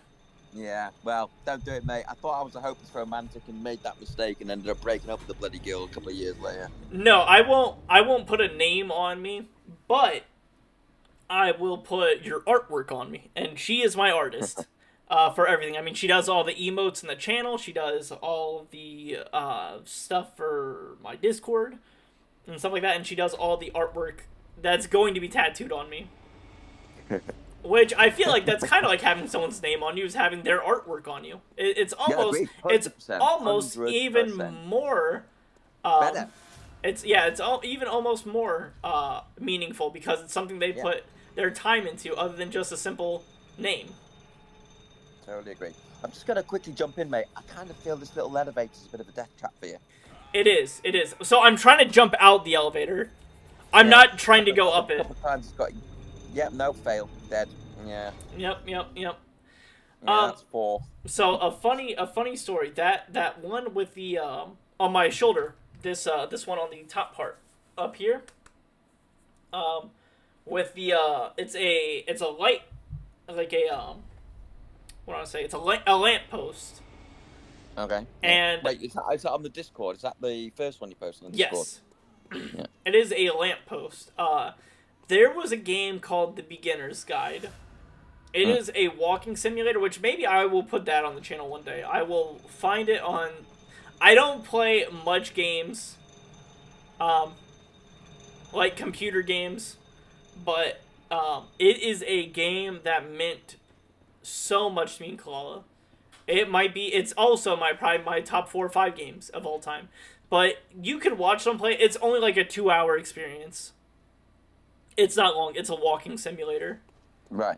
But what it meant to me in Kalala, especially at the time of us watching it, when we were at our lowest points, it was a very hard thing to witness, to watch. And the game, it's hard to explain. It's a walking simulator that's following the story of a game designer.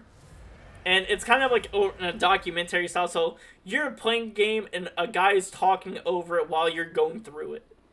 Right. And it's very meta. And as he's doing it, he realizes there's a lot more to the problems that he's dealing with than like, oh, why isn't this guy making these games anymore? I think there's actually something wrong with me. And it gets really deep. Like, if I were to watch it right now, I would cry instantly. Oh, really? I would bust into tears. Like I probably watch it once a year. I watch it especially when I get down and depressed, and it's almost motivational, showing how far I've been and where I'm at now. And the lamppost is a signal in the game that they're like, he always put, like, no matter what the game is, he always puts a lamppost, and something that we can always tie all of his work to. And I put mine because it was supposed to. I grew up and I'm still depressed. Like everyone has a little bit of depression, but I get into and I get it every now and then. But that's what my lamppost represents. Like, it's a candle that's been snuffed out, and like the little guy coming over it, because like you get 2 little eyeballs and it doesn't come through very well, but he has little creepy hands. It comes through better if I can get a more high def picture than me just kind of like swing it around. But Yeah, I'll take a little video of one of my arms. Me, both arms are covered, but I have something a little bit like that. Not quite as deep as that, to be fair. But like, I got a lot of my junkie tattoos covered up. Mm-hmm. You know, with a big tattoo, which I'll send a photo of now. And when I look at it, I'm like, oh, it was like a turning point. You know. Yeah. And it's a similar thing. You know. Oh, hang on, I can't take a video on, so I cancel the stream. I'll be right. Hang on. Yep. Are you still there? Yep, I'm here. Okay, why can't take a video? Recording video is available whilst on a call. Okay, give me 2 seconds, I'll be back. Yep. How do I get here? I'm searching. I thought there's an elevator right here.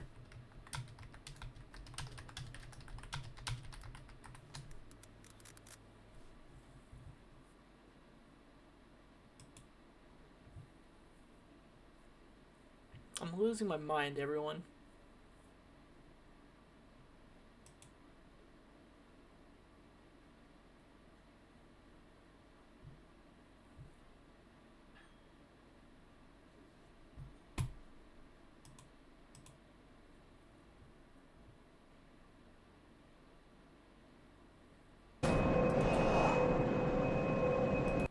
Let me mute that for a second.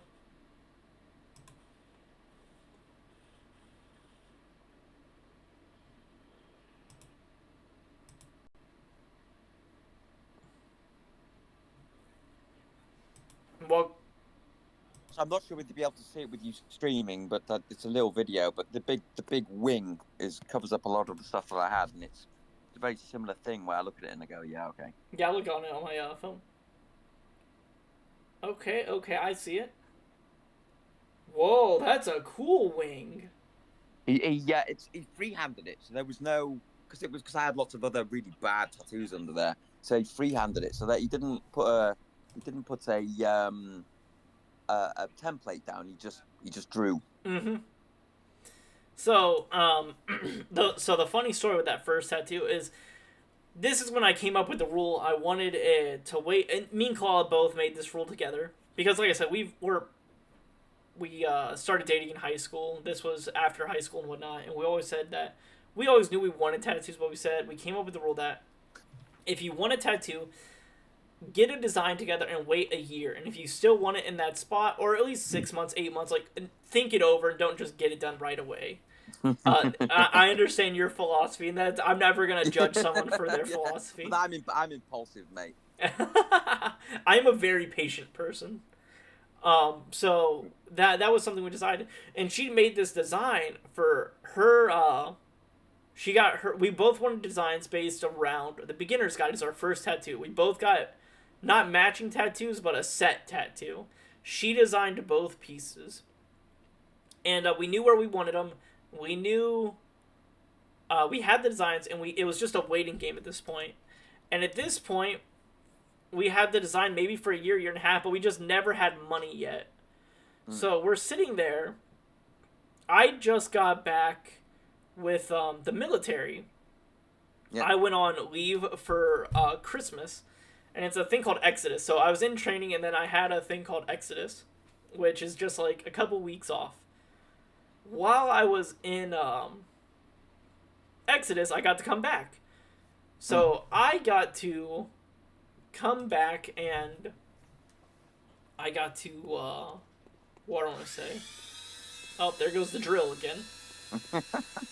I had 2 weeks off in Christmas during training, like a break in training, and I came back, and I went up, and I was staying with Kalala and her parents, and I was like, wow, like, I'm so excited to, like, not be in the military anymore. Just going to interrupt quickly. It's definitely the drill that's stopping the chat that's cutting in and out because of the drill, I think.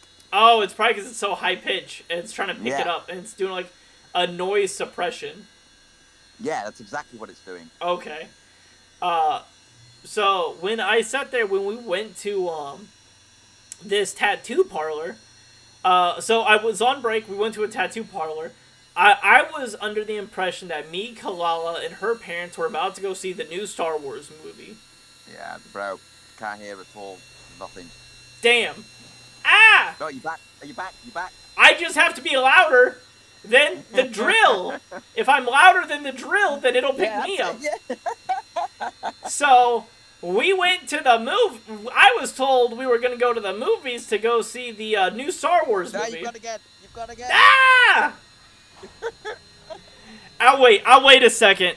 Once the drill's done, I'll tell the story. This is going to be a good YouTube video, I tell you. Okay, the drill's done. Can you hear me, Patty?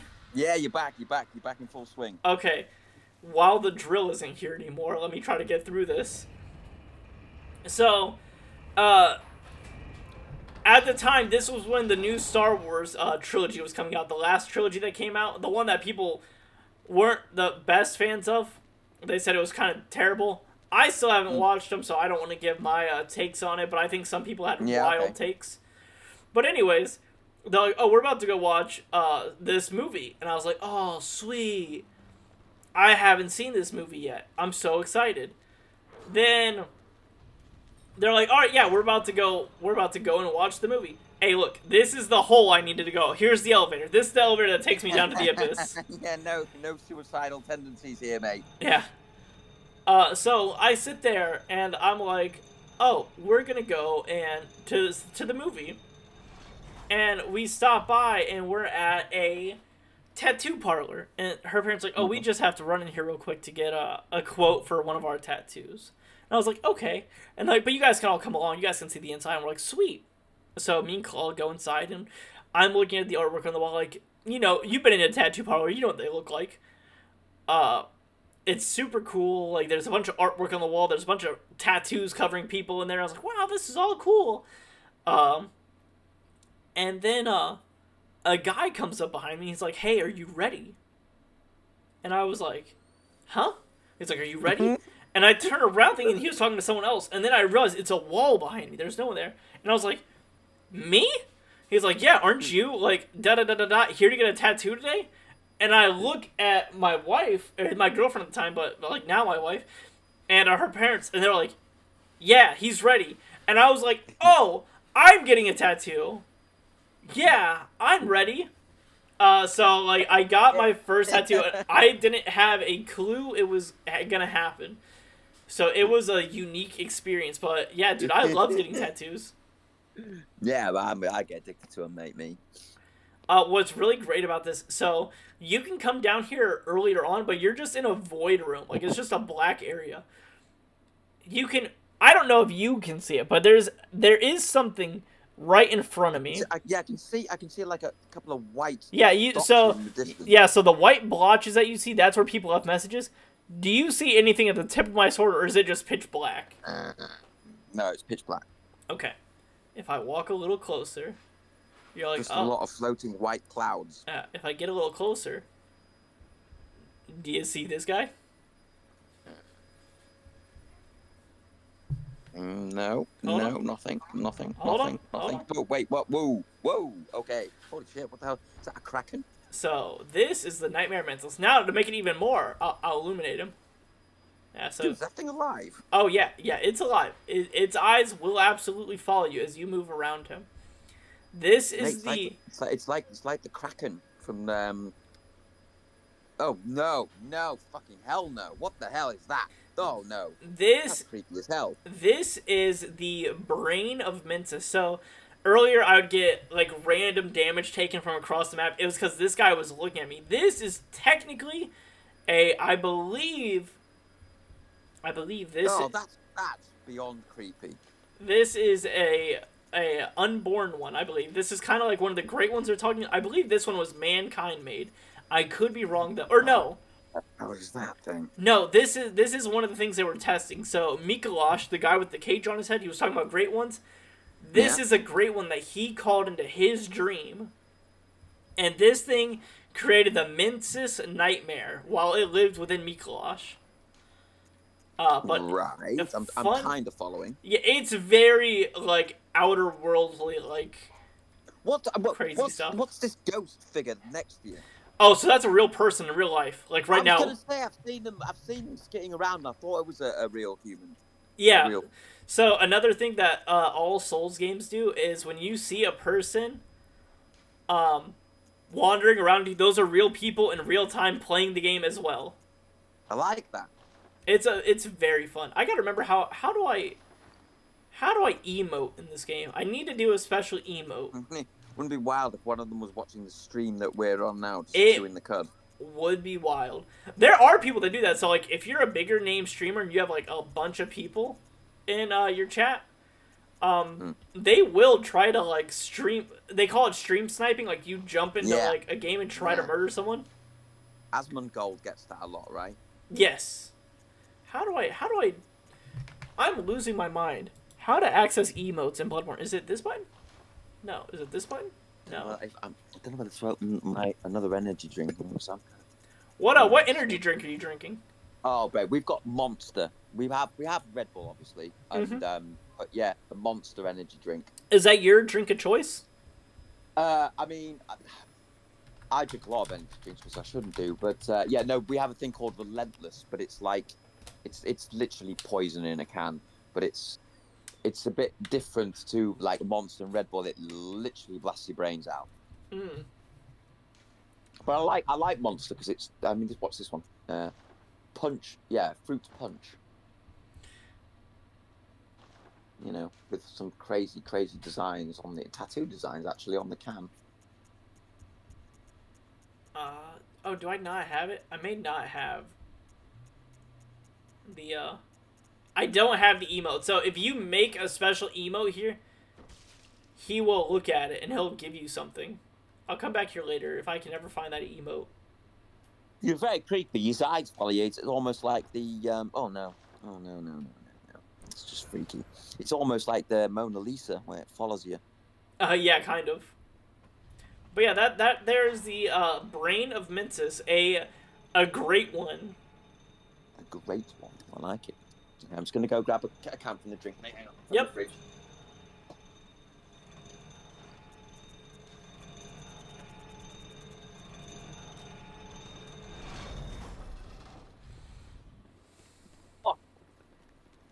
So I'm excited to hear about the festival you're going to get to, mate. There's some right bands playing there. Oh yeah, the Sonic Temple. Hmm. It used to be called Rock on the Range a long time ago, but then they renamed it. Jimmy Eat World. I mean, I'm excited to see them. I've never seen them.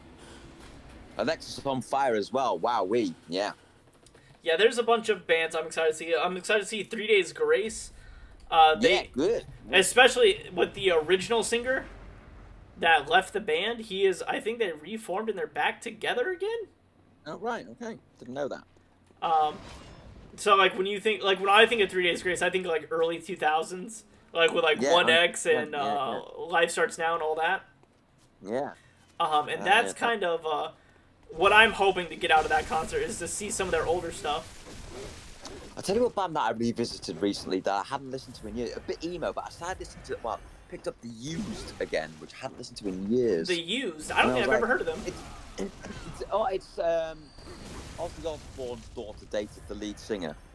Okay. It's a bit emo. Wait, are you saying Muse, M-U-S-E? No, The Used. Okay, no, Used. Okay, I was making sure I was hearing it properly. I was like, oh, I know who the Muse is. They were like, you know, what band would they be like?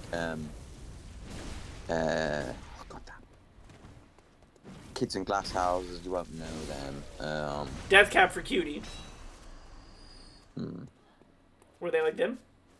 I've never heard of them. You've never heard of Death Cab for Cutie? No. I thought they were a British band, but maybe they're not. Maybe they're an American band, and I just thought they were a British band. They are a good smaller band. Well, smaller is a. It was in the height of the emo era. Okay. Which I was. I did it all, mate. I had the lip piercings, nose piercings, giant pink fringe that covered one eye, black hair, pink fringe, yeah, eyeliner, all kinds of shit, mate. We had a kid in our high school. Like, it was already past the emo era, but he was the guy that was like, I'm gonna bring it back, and I said, all right. It's a done deal. It's over. That's over. You can, if you want to, sure, go ahead. But I think this is a done, bygone era. Yeah, man. You know, Funeral for a Friend, Bullet for My Valentine, all that stuff. Yeah. Okay. Yeah. See, I know Bullet for My Valentine. All them. They're a great band. I love them. Oh god, I saw them live. I crowd surfed. At, one of their bands. mate. Yeah, been there, mate. Dude, have you ever? So I've tried to explain this to someone. Have you crowd surfed? Oh, so many times. Have you stage dived? Never stage dive. There are two vastly different experiences. I think crowd surfing is much scarier. You think? Yes. And I was trying to explain this to someone. Oh, I was going to pick up that item and it fell through the floor. Well, I guess I just won't pick up that item. So, with crowd surfing is when the crowd picks you up and they launch you forward through the crowd. Yeah, yeah. But the people in front of you don't know you're coming until you're there sometimes. That is crowd surfing. Stage diving is you are jumping into the crowd and they can all see you. Everyone who's looking at the stage and listening to the music goes, hey, this guy right here. Hold on, Kalala. Hold on, Kalala's getting my attention, but I also need to not die here. Is she giving you visual cues right now, man? She is. She knocked on my door and she's getting my attention. All right, 1 second. Okay, give me 1 second, Patty. I'll be right back. She wants me to take a look at this. Dude, take your time. I'm gonna take a picture and I will send to you. But remember, you're still on stream. When I'm gone, you're still here. I will try not to go for a pee this time, man. All right, be right back. I may giggle away at some YouTube videos.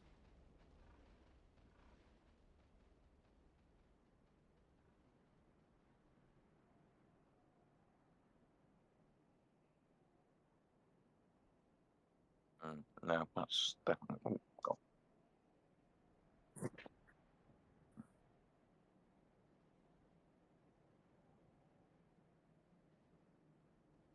Oh, what a shot.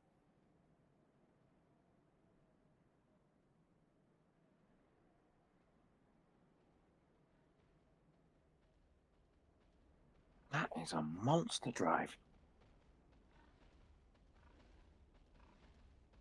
What a shot that is.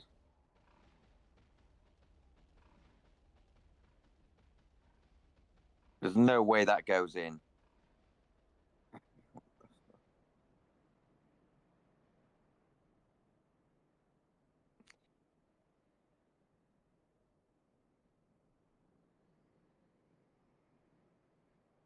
Tiger Woods. What the hell?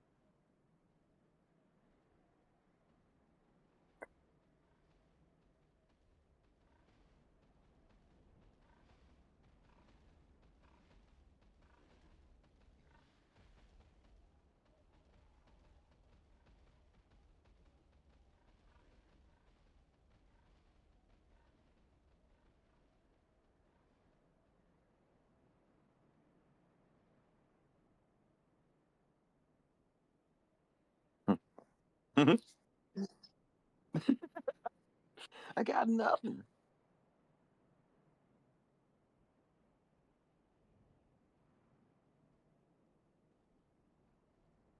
Bullshit.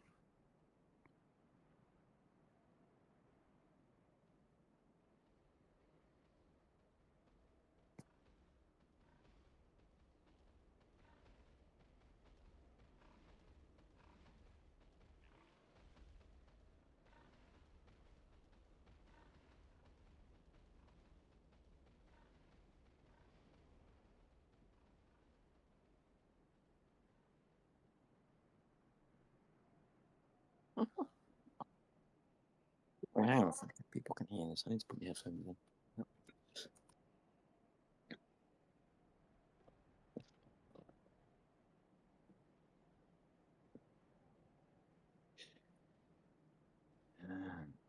Bluetooth on.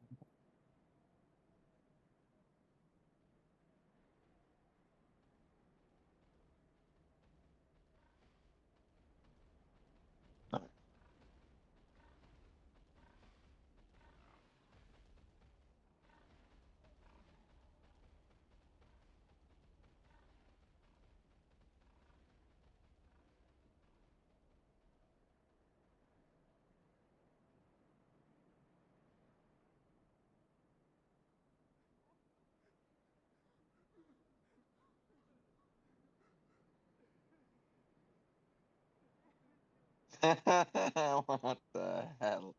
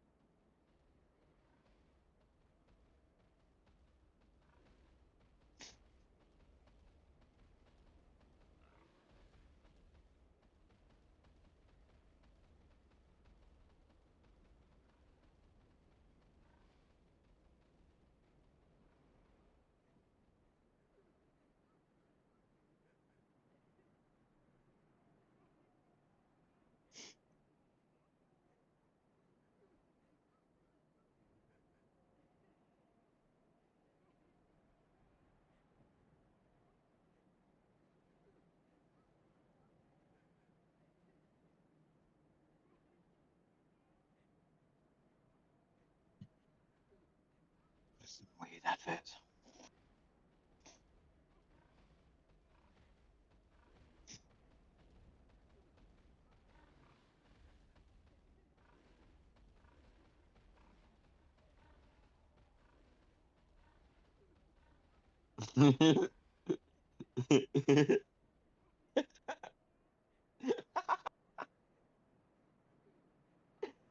Oh shit.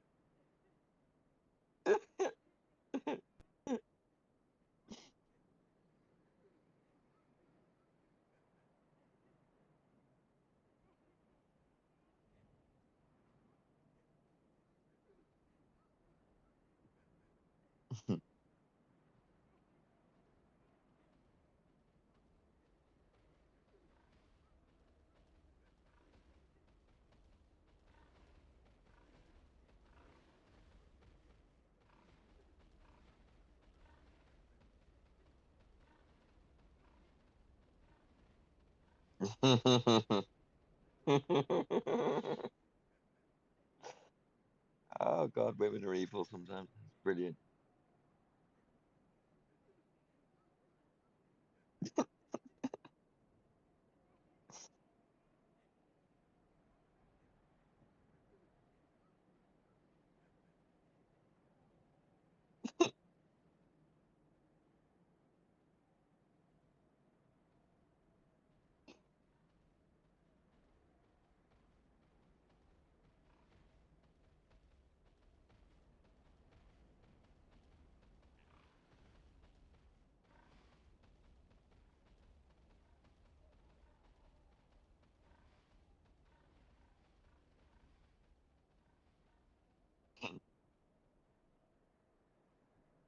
I kind of feel it's comedy enough to go on the stream. Bluetooth.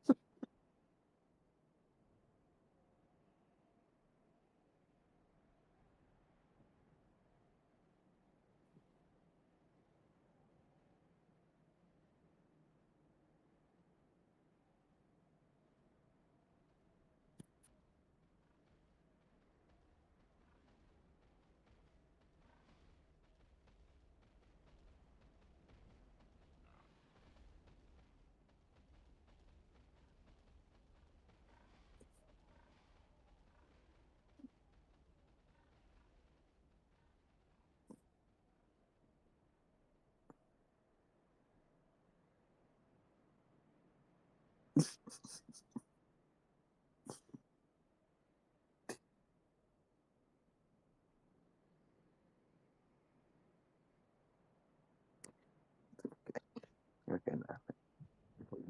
Put the headphones back on, buddy.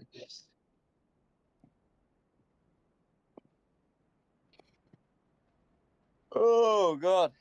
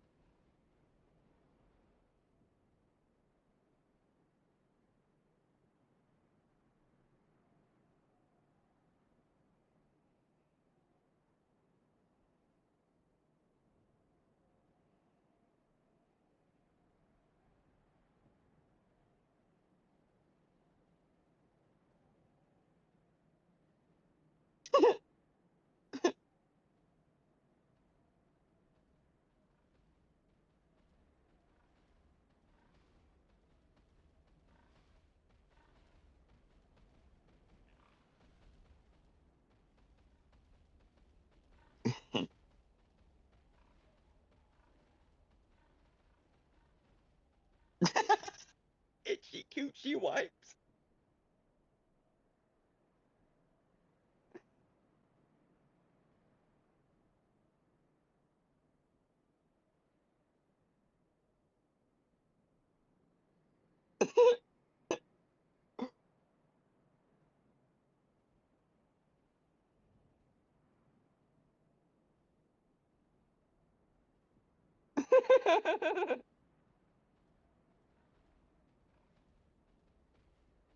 That's the best.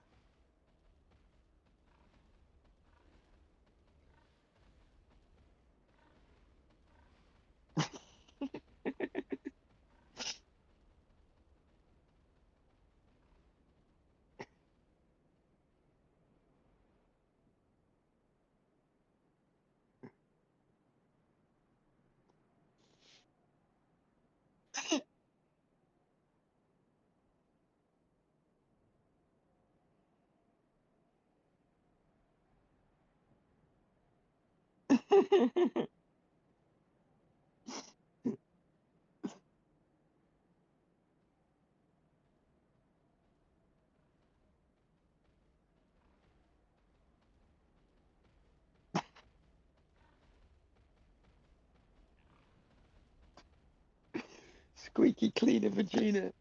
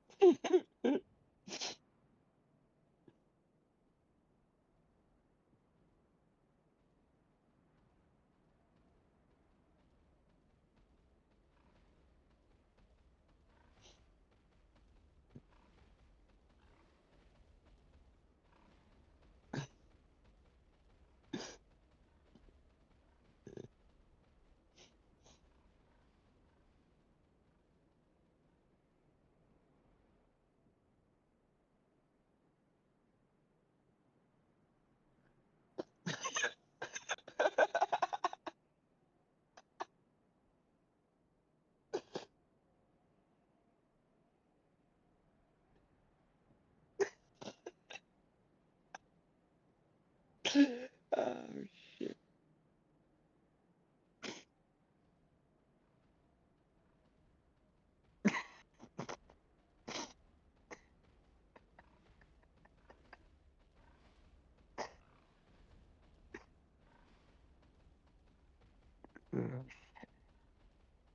Funny.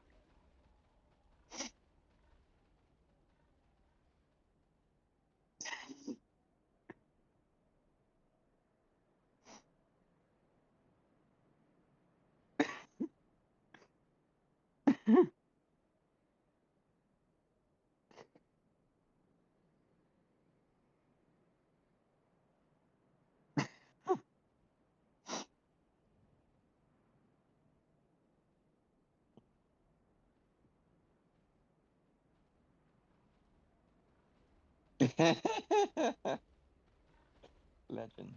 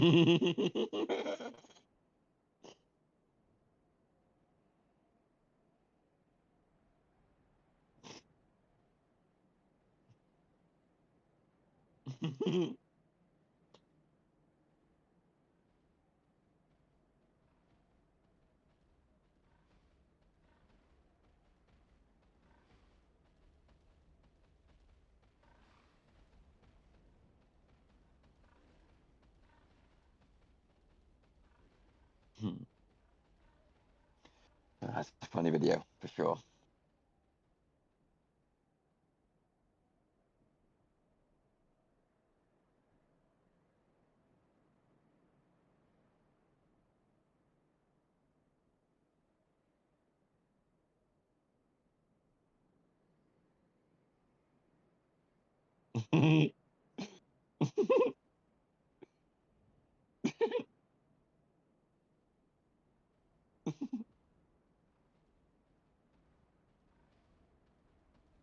Rechargeable tampons.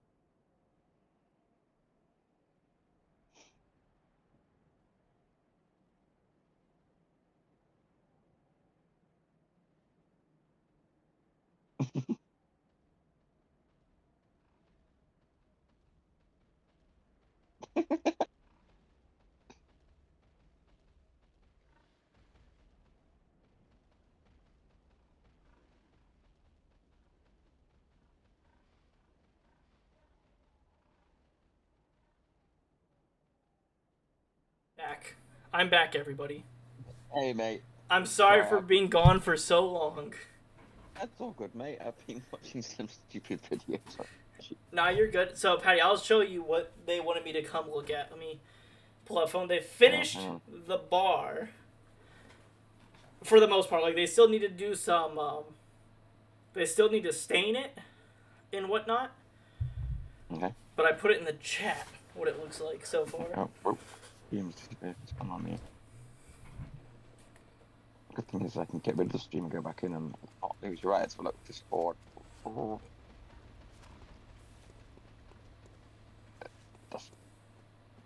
Whoa! Wait, what? What a whole new look. Mate. What the hell? I don't have a second picture for underneath it, but on the side with like the linoleum floor, like the harder side floor, not the carpet, we are going to put a bunch of shelving underneath it to kind of give us more storage space. Mate, it's a different room with that. It really is. I agree. Oh, not me dying to a pig instantly. Wow. What the hell? Hey, good job, man. I didn't do anything. That was Adam. No, sorry, yeah, too. I'm sorry, I forget your mate's name. Nah, you're good. Yeah, they're gonna put a dark. So he coated it in between it with a caulk, just kind of like seal it, and then he is going to put a dark ebony varnish on it to give it that darker color, and then he's going to glaze it with a clear coat. It's gonna look real nice and real shiny when it's all said and done. Yeah. But yeah, he did the span of that in 2 days. He cut the wall down, built the bar, and all that in 2 days. That's wild, man. I only saw the photos that you sent me where the wall on the far side was still up. Yeah, and that's how it was. That's how it was all the way around originally. Originally, that whole wall spanned that whole circular area. It's a bit of a mad thing when you look at it. So that, I mean, just looking at that, there's no wiring, there's no plumbing in there. Like, why? Would Oh you no, put it there's in there? there's some wiring in there. So oh yeah, I can see at the bottom there. let Yeah, me not. So I died again to these stupid pigs, and I just lost so many souls. Oh, I've had to leave the stream. No, you're okay. Because of the YouTubing. Don't worry, you're alright. So You've got me giggling on your stream at women sending their boyfriends into shops looking for feminine products that don't exist, which is highly entertaining. Nice. So yeah, so it has maybe our main air intake for our heating and cooling system in our house. It has a couple outlets in the top right. That little square, that little white square. That's our thermostat was originally somewhere else along that wall, but we moved it to there, so he had to move the whole thermostat and did all the rewiring for it. But yeah, other than that, there was really nothing else with the wall other than just a reason to separate the two rooms. But I always hated that. Ever since we bought this house, I said, man, we should really get rid of this wall. It's a bit of a mad thing, because you live in a reasonably cool climate, right? A part of America. Yeah, it's a very... So, I would say Ohio... okay, yeah. It's, I think we might be on the same axis as the UK. Oh, but yeah, but thereabouts, right? I think so. Like, if we followed it longitudinally around, I think we're in the same area. In the UK, we just don't have aircon. It's just not a thing.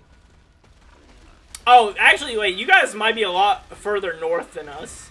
North, yeah. I actually, but I think we're somewhere along the lines, somewhere mid Canada. I actually think when you look at it. Yeah. So I take it back, because like in Ohio, it gets hot in the summers. Like it still gets bloody hot to where we need ACs. Oh. I don't know what gave me 10,000 souls, but I'll take it. While I also murder all these samurais here. Holy hell, look at this guy. This is like the same three guys I fought earlier, the Shadows of Yharnam. This is them. Yeah. But not in a snake corporeal form, and I think much easier. But it could also just be... What a good word that is. Yeah, that's a $5 word right there. I had to pull that out of my back pocket. Corporeal, I like it. Yes. Back to 45,000. I lost 40,000. I regained it just that quickly. At this point in the game, like, souls are pointless. And then up here is the Queen of Yharnam. So she is a ghostly-like figurine in the game. Her hands are... Are they shackled or are they bound? They're bound. Oh, whoa, okay. What is this? She is... Remember that ancient race I told you about, the Thumerians? Yeah. She was the queen of the Thumerians, and she became the queen of Yharnam. She is of an ancient civilization. She was forced to have a miscarriage to give birth to a great one. Because great ones cannot have children. They have to instill in a child into a surrogate mother. It's almost like she's it's from Aliens, like she's had the, the original Aliens. Yeah, the chest burster. Yeah. Yeah. Like, it's... Oh, I about walked off the edge. I'm just doing a shortcut to get back to this fight. Is this a game that people try and do a no-hit run on? Yes. So, do you want to hear something, like, the craziest thing of all time? Mm-hmm. There is a guy. I will look up his name, just so I give him the proper credit. I believe it's on YouTube also. Hold on. My, anytime I mess with my computer browser, everything kind of, like, bogs down.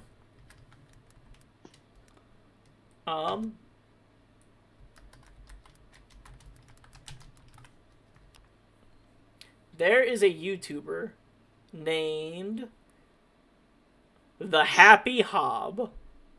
The Happy Hob. He does a ton of challenge runs. Like, you should look it up. He has a 9.5, almost a 10-hour video where he speed runs a no-hit run. It's called the God Run 2, Soulsborne Akiro. And he goes through Sekiro, Bloodborne, Dark Souls 1, 2, 3, and Elden Ring, all simultaneously without getting hit throughout the entire series. That almost sounds like an impossibility. It's insanity. But he practiced it for over 2 years and 7 months of attempts, and he beat it. Right, okay. Like, that's what he did. The entirety of his streaming career was this challenge, almost. Can you remember that guy that did Mario 64 blindfolded, and everyone was like, "What?" And he ended up that he was lying, and he could see through the blindfold. I don't recall this, but I absolutely believe it. Yeah, it was such a huge deal. He said he'd been practicing again for years and years and years, and then did it blindfolded. But the blindfold, you could see through it. Imagine giving yourself all this notoriety for it to just be false. So, a little bit of lore about what's about to happen here. So, we've always been told we have to stop the baby. And throughout the game, like, you could always hear a baby crying in the distance. Except for right now, when I'm talking about it. And there's always been notes I have the stream sound off, so I wouldn't be able to hear it. You're fine. Throughout the game, it's always been like, we need to silence the baby of the night and whatnot for the night to move forward. Well, we're at the baby. We're at the carriage. Oh, okay. I mean, I'm curious. Of course, now we don't hear it. Like, this is weird, because usually you hear the baby crying. Is the baby a boss? Hold on. There's the baby. Oh, god damn. What the fuck? Oh no, there's a parameter. Oh, okay. Well, what is going on? So, that is cool, man. We are fighting I want to say it's an invisible thing called Murgo's Wet Nurse.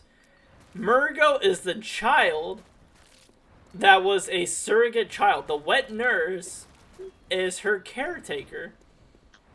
And I mean, well, what are all these ghost people who are... These are people that have died. And people that are fighting her right now. Yeah, that's so cool. I love the fact that luckily, I'm able to have this discussion while keeping her at bay by just kind of spinning in a circle. But yes. Okay, I'll let you get stuck in. Oh, no, you're alright, you're alright. She can be a bit of a pain of a fight. Overall, very fun, but very strong. You can still hear the baby in the background crying every now and then, which is, I think, hilarious. Oh my god.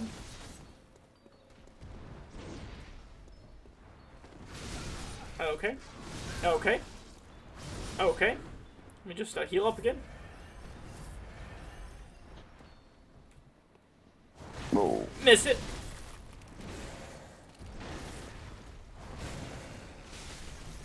I gotta watch out for the shrimp arms, as I call them, as they just go ham. There they go. They're going ham again. Whoa. Then she'll go invisible, and then you just kind of have to play guess and check of where she'll be and where she'll come from. Oh, there she is. And then she will go into, like, what I call the nightmare realm, where she will bring out doppelgangers of herself, also, to smack you.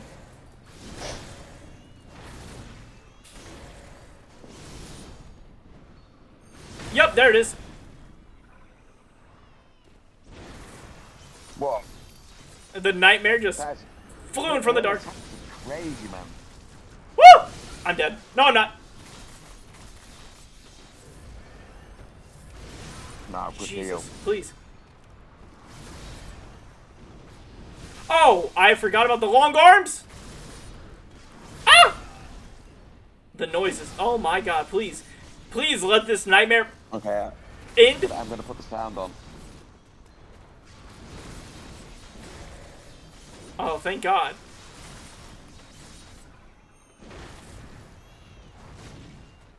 Oh, okay, whew.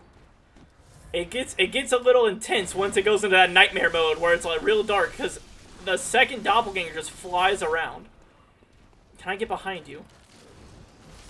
Okay, no, I've got to turn the stream sound off. It's a bit of a head fuck. I understand, I understand. That move right there is ferocious. Oh, what a good dodge. Okay. Alright. Oh, wow, good dodge. Oh, got him.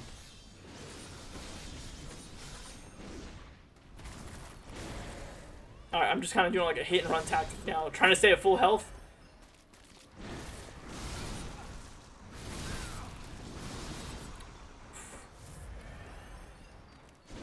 Yeah. Oh, okay. Oh, shit. Ooh, there we go. There we go. A little bit of a spoiler for you. I won the fight.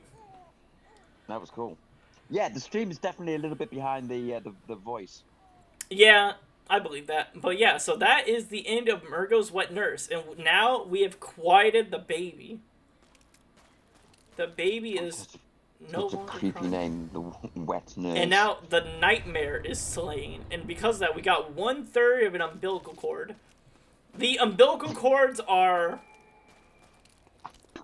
1/3 of an umbilical cord. Yes, there. Oh my God. I think there are 4 of them in total throughout the game.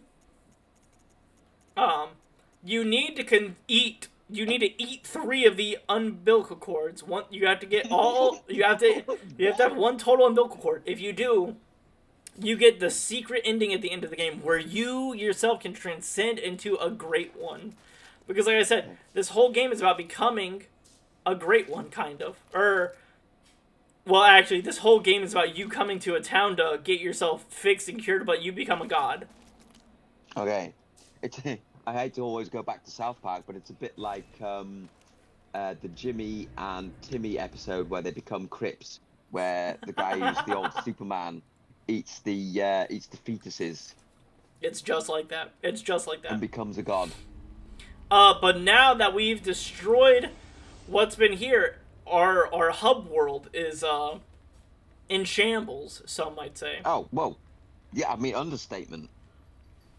I might beat the game tonight, actually. Now I'm thinking about it, I have a couple places I want to check out, but we might beat the game tonight. Very well then. Time are we on? Oh shit, mate. 5:15. Oh yeah, it's very late for you. Yeah. Do you got work tomorrow? I'm tired. Why am I... No. I'm not at work for till the... Farewell, good may you Hell yeah. Yeah, I had like a week, 2.5 weeks, and round this time, mate, the grass doesn't grow. There's not a lot going on a golf course. Mm-hmm. You know, it's a lot of maintenance, a lot of drainage building and bunker maintenance. Yep. So what I'm going to do is I'm going to do what I call the final leveling, where it should be the last time I really worry about levels. I mean, at this point in the game, I could probably beat the final boss with my stats. I'm going to go up here into the Burning Chapel and make my weapon stronger, which we've done. Oh yeah, I'm dumb, Patty. Do you know why we played Bloodborne? No? We started playing Bloodborne because I bought the DLC, and this whole time I haven't even went into the DLC yet. If I beat...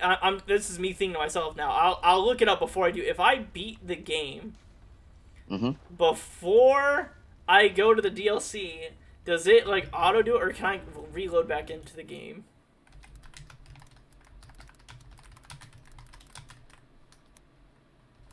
This is me typing in the background.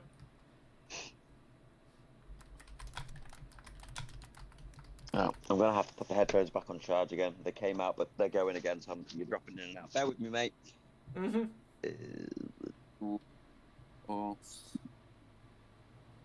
Back into Discord. Into the chats.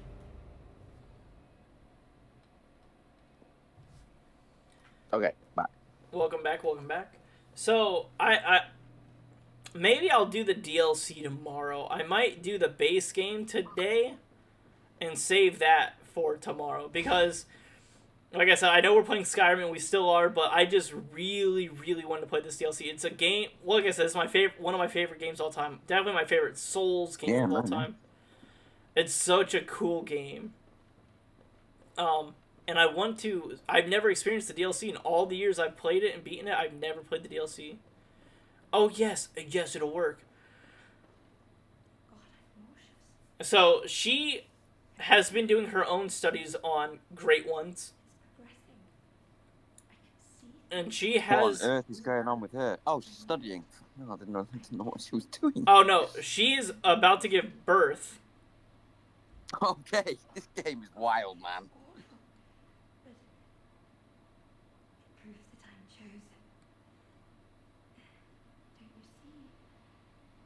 No, I've completely lost sound. Hang on, bear with me. Mm-hmm. I know you're back. Oh, I don't know what's going on. Okay. Look, mate, I'm not gonna lie. I'm gonna have to go to bed, mate. It's 5:15. It's time for me to go to bed. I completely understand, Patty. Yep, it's South Park time and coma. I completely understand. Well, don't worry. All of this is still going to get put up on the Thoroughly enjoyed tonight, mate. It's been a crazy old night. It has been. Like I said, I'm just planning on probably beating the base game. I might have to do some research before I beat the game. Because, essentially, if you were just playing the base game at this point, you just go back to where that burning tree was. You walk through a door, you fight a boss, and then you walk... Then, if you eat all 3 of these items, which I'm about to eat right now, if you eat all these umbilical cords, you get a super secret boss. And that super secret boss, after you defeat it, you get taken up into the sky, and then it cuts to black, and then the lady that we talked to upgrade us, she comes by and she picks you up, and you're a slug, and you have transcended into godhood. And you transcend to godhood, and that's the end of the game. So wait, are we about to hit the super secret boss now? We might be, yeah. Oh well, I might hang around for that then. But I wanna look this up to see if I beat Bloodborne.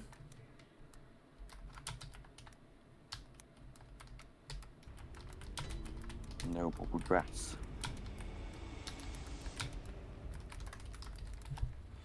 What's a Bordeaux dress? Interesting. Okay. I cannot do this yet. If I beat this boss, it's game over. It's game over, and it goes into New Game Plus. So Patty, I want to explain to you. I'm level. What level am I? I'm level 74. The DLC is very hard, like unfathomably hard. Like it doesn't matter what level you're at. It's just you're not gonna have a good time. Like if you look it up, everyone's like, "Yo, you can get there very early," and it's like, nah, you're gonna really not enjoy it because you will potentially be too underlevel and you'll get stuck there, and it's a no fun zone. Hold on, wait a second. Hold on, I'm looking at Reddit, my true savior. Beating the final boss will trigger New Game Plus. So yeah, I would do the DLC before that. The only way to avoid that is cheesing. You can do this by turning off your game after the final cutscene had started, but before you get a trophy. You'll get sent back outside the final boss arena, and you can explore freely. I wish I'd done this because DLC is so much harder than the final boss, to be honest. So I wonder, maybe we'll just do the DLC stuff first. Cheesing. That's also a South Park thing. I love cheesing. Cats. Yeah, okay. I don't want to screw it up. So you know what, Patty? I'll end it here. I will end it here for the night, and I hope you have a good night. I'm going to go and eat probably some fried rice that we have left over. I'm excited for it. But yeah, good. It's been great talking to you, Patty. Take it easy, buddy. Really enjoyed hanging out. Of course, man. It's always a pleasure. Kalala was telling me when I was down there, she's like, man, you and Patty, you guys communicate so well together on stream. And I was like, hey, we're just two guys chatting. Yeah. It's like, I don't know. It's just easy, isn't it? It is. But, all right, man. Have a good night. I'll talk to you later. Take it easy, bro. Adios. Yep, see you later. Alrighty, and this will be ending it for us tonight, chat, as well. I will be jumping off for the night. I'm going to go get food, and I'm very hungry, but I hope y'all enjoy it. And if you guys want to see this live, come join me over at twitch.tv/WileyDuster, where maybe you can be in the voice chat someday with me and just talk about pooping and peeing and farts and terrible stuff like that, and cats and tattoos, stuff. All the topics happen here. But until then, I'll see you guys later. Bye.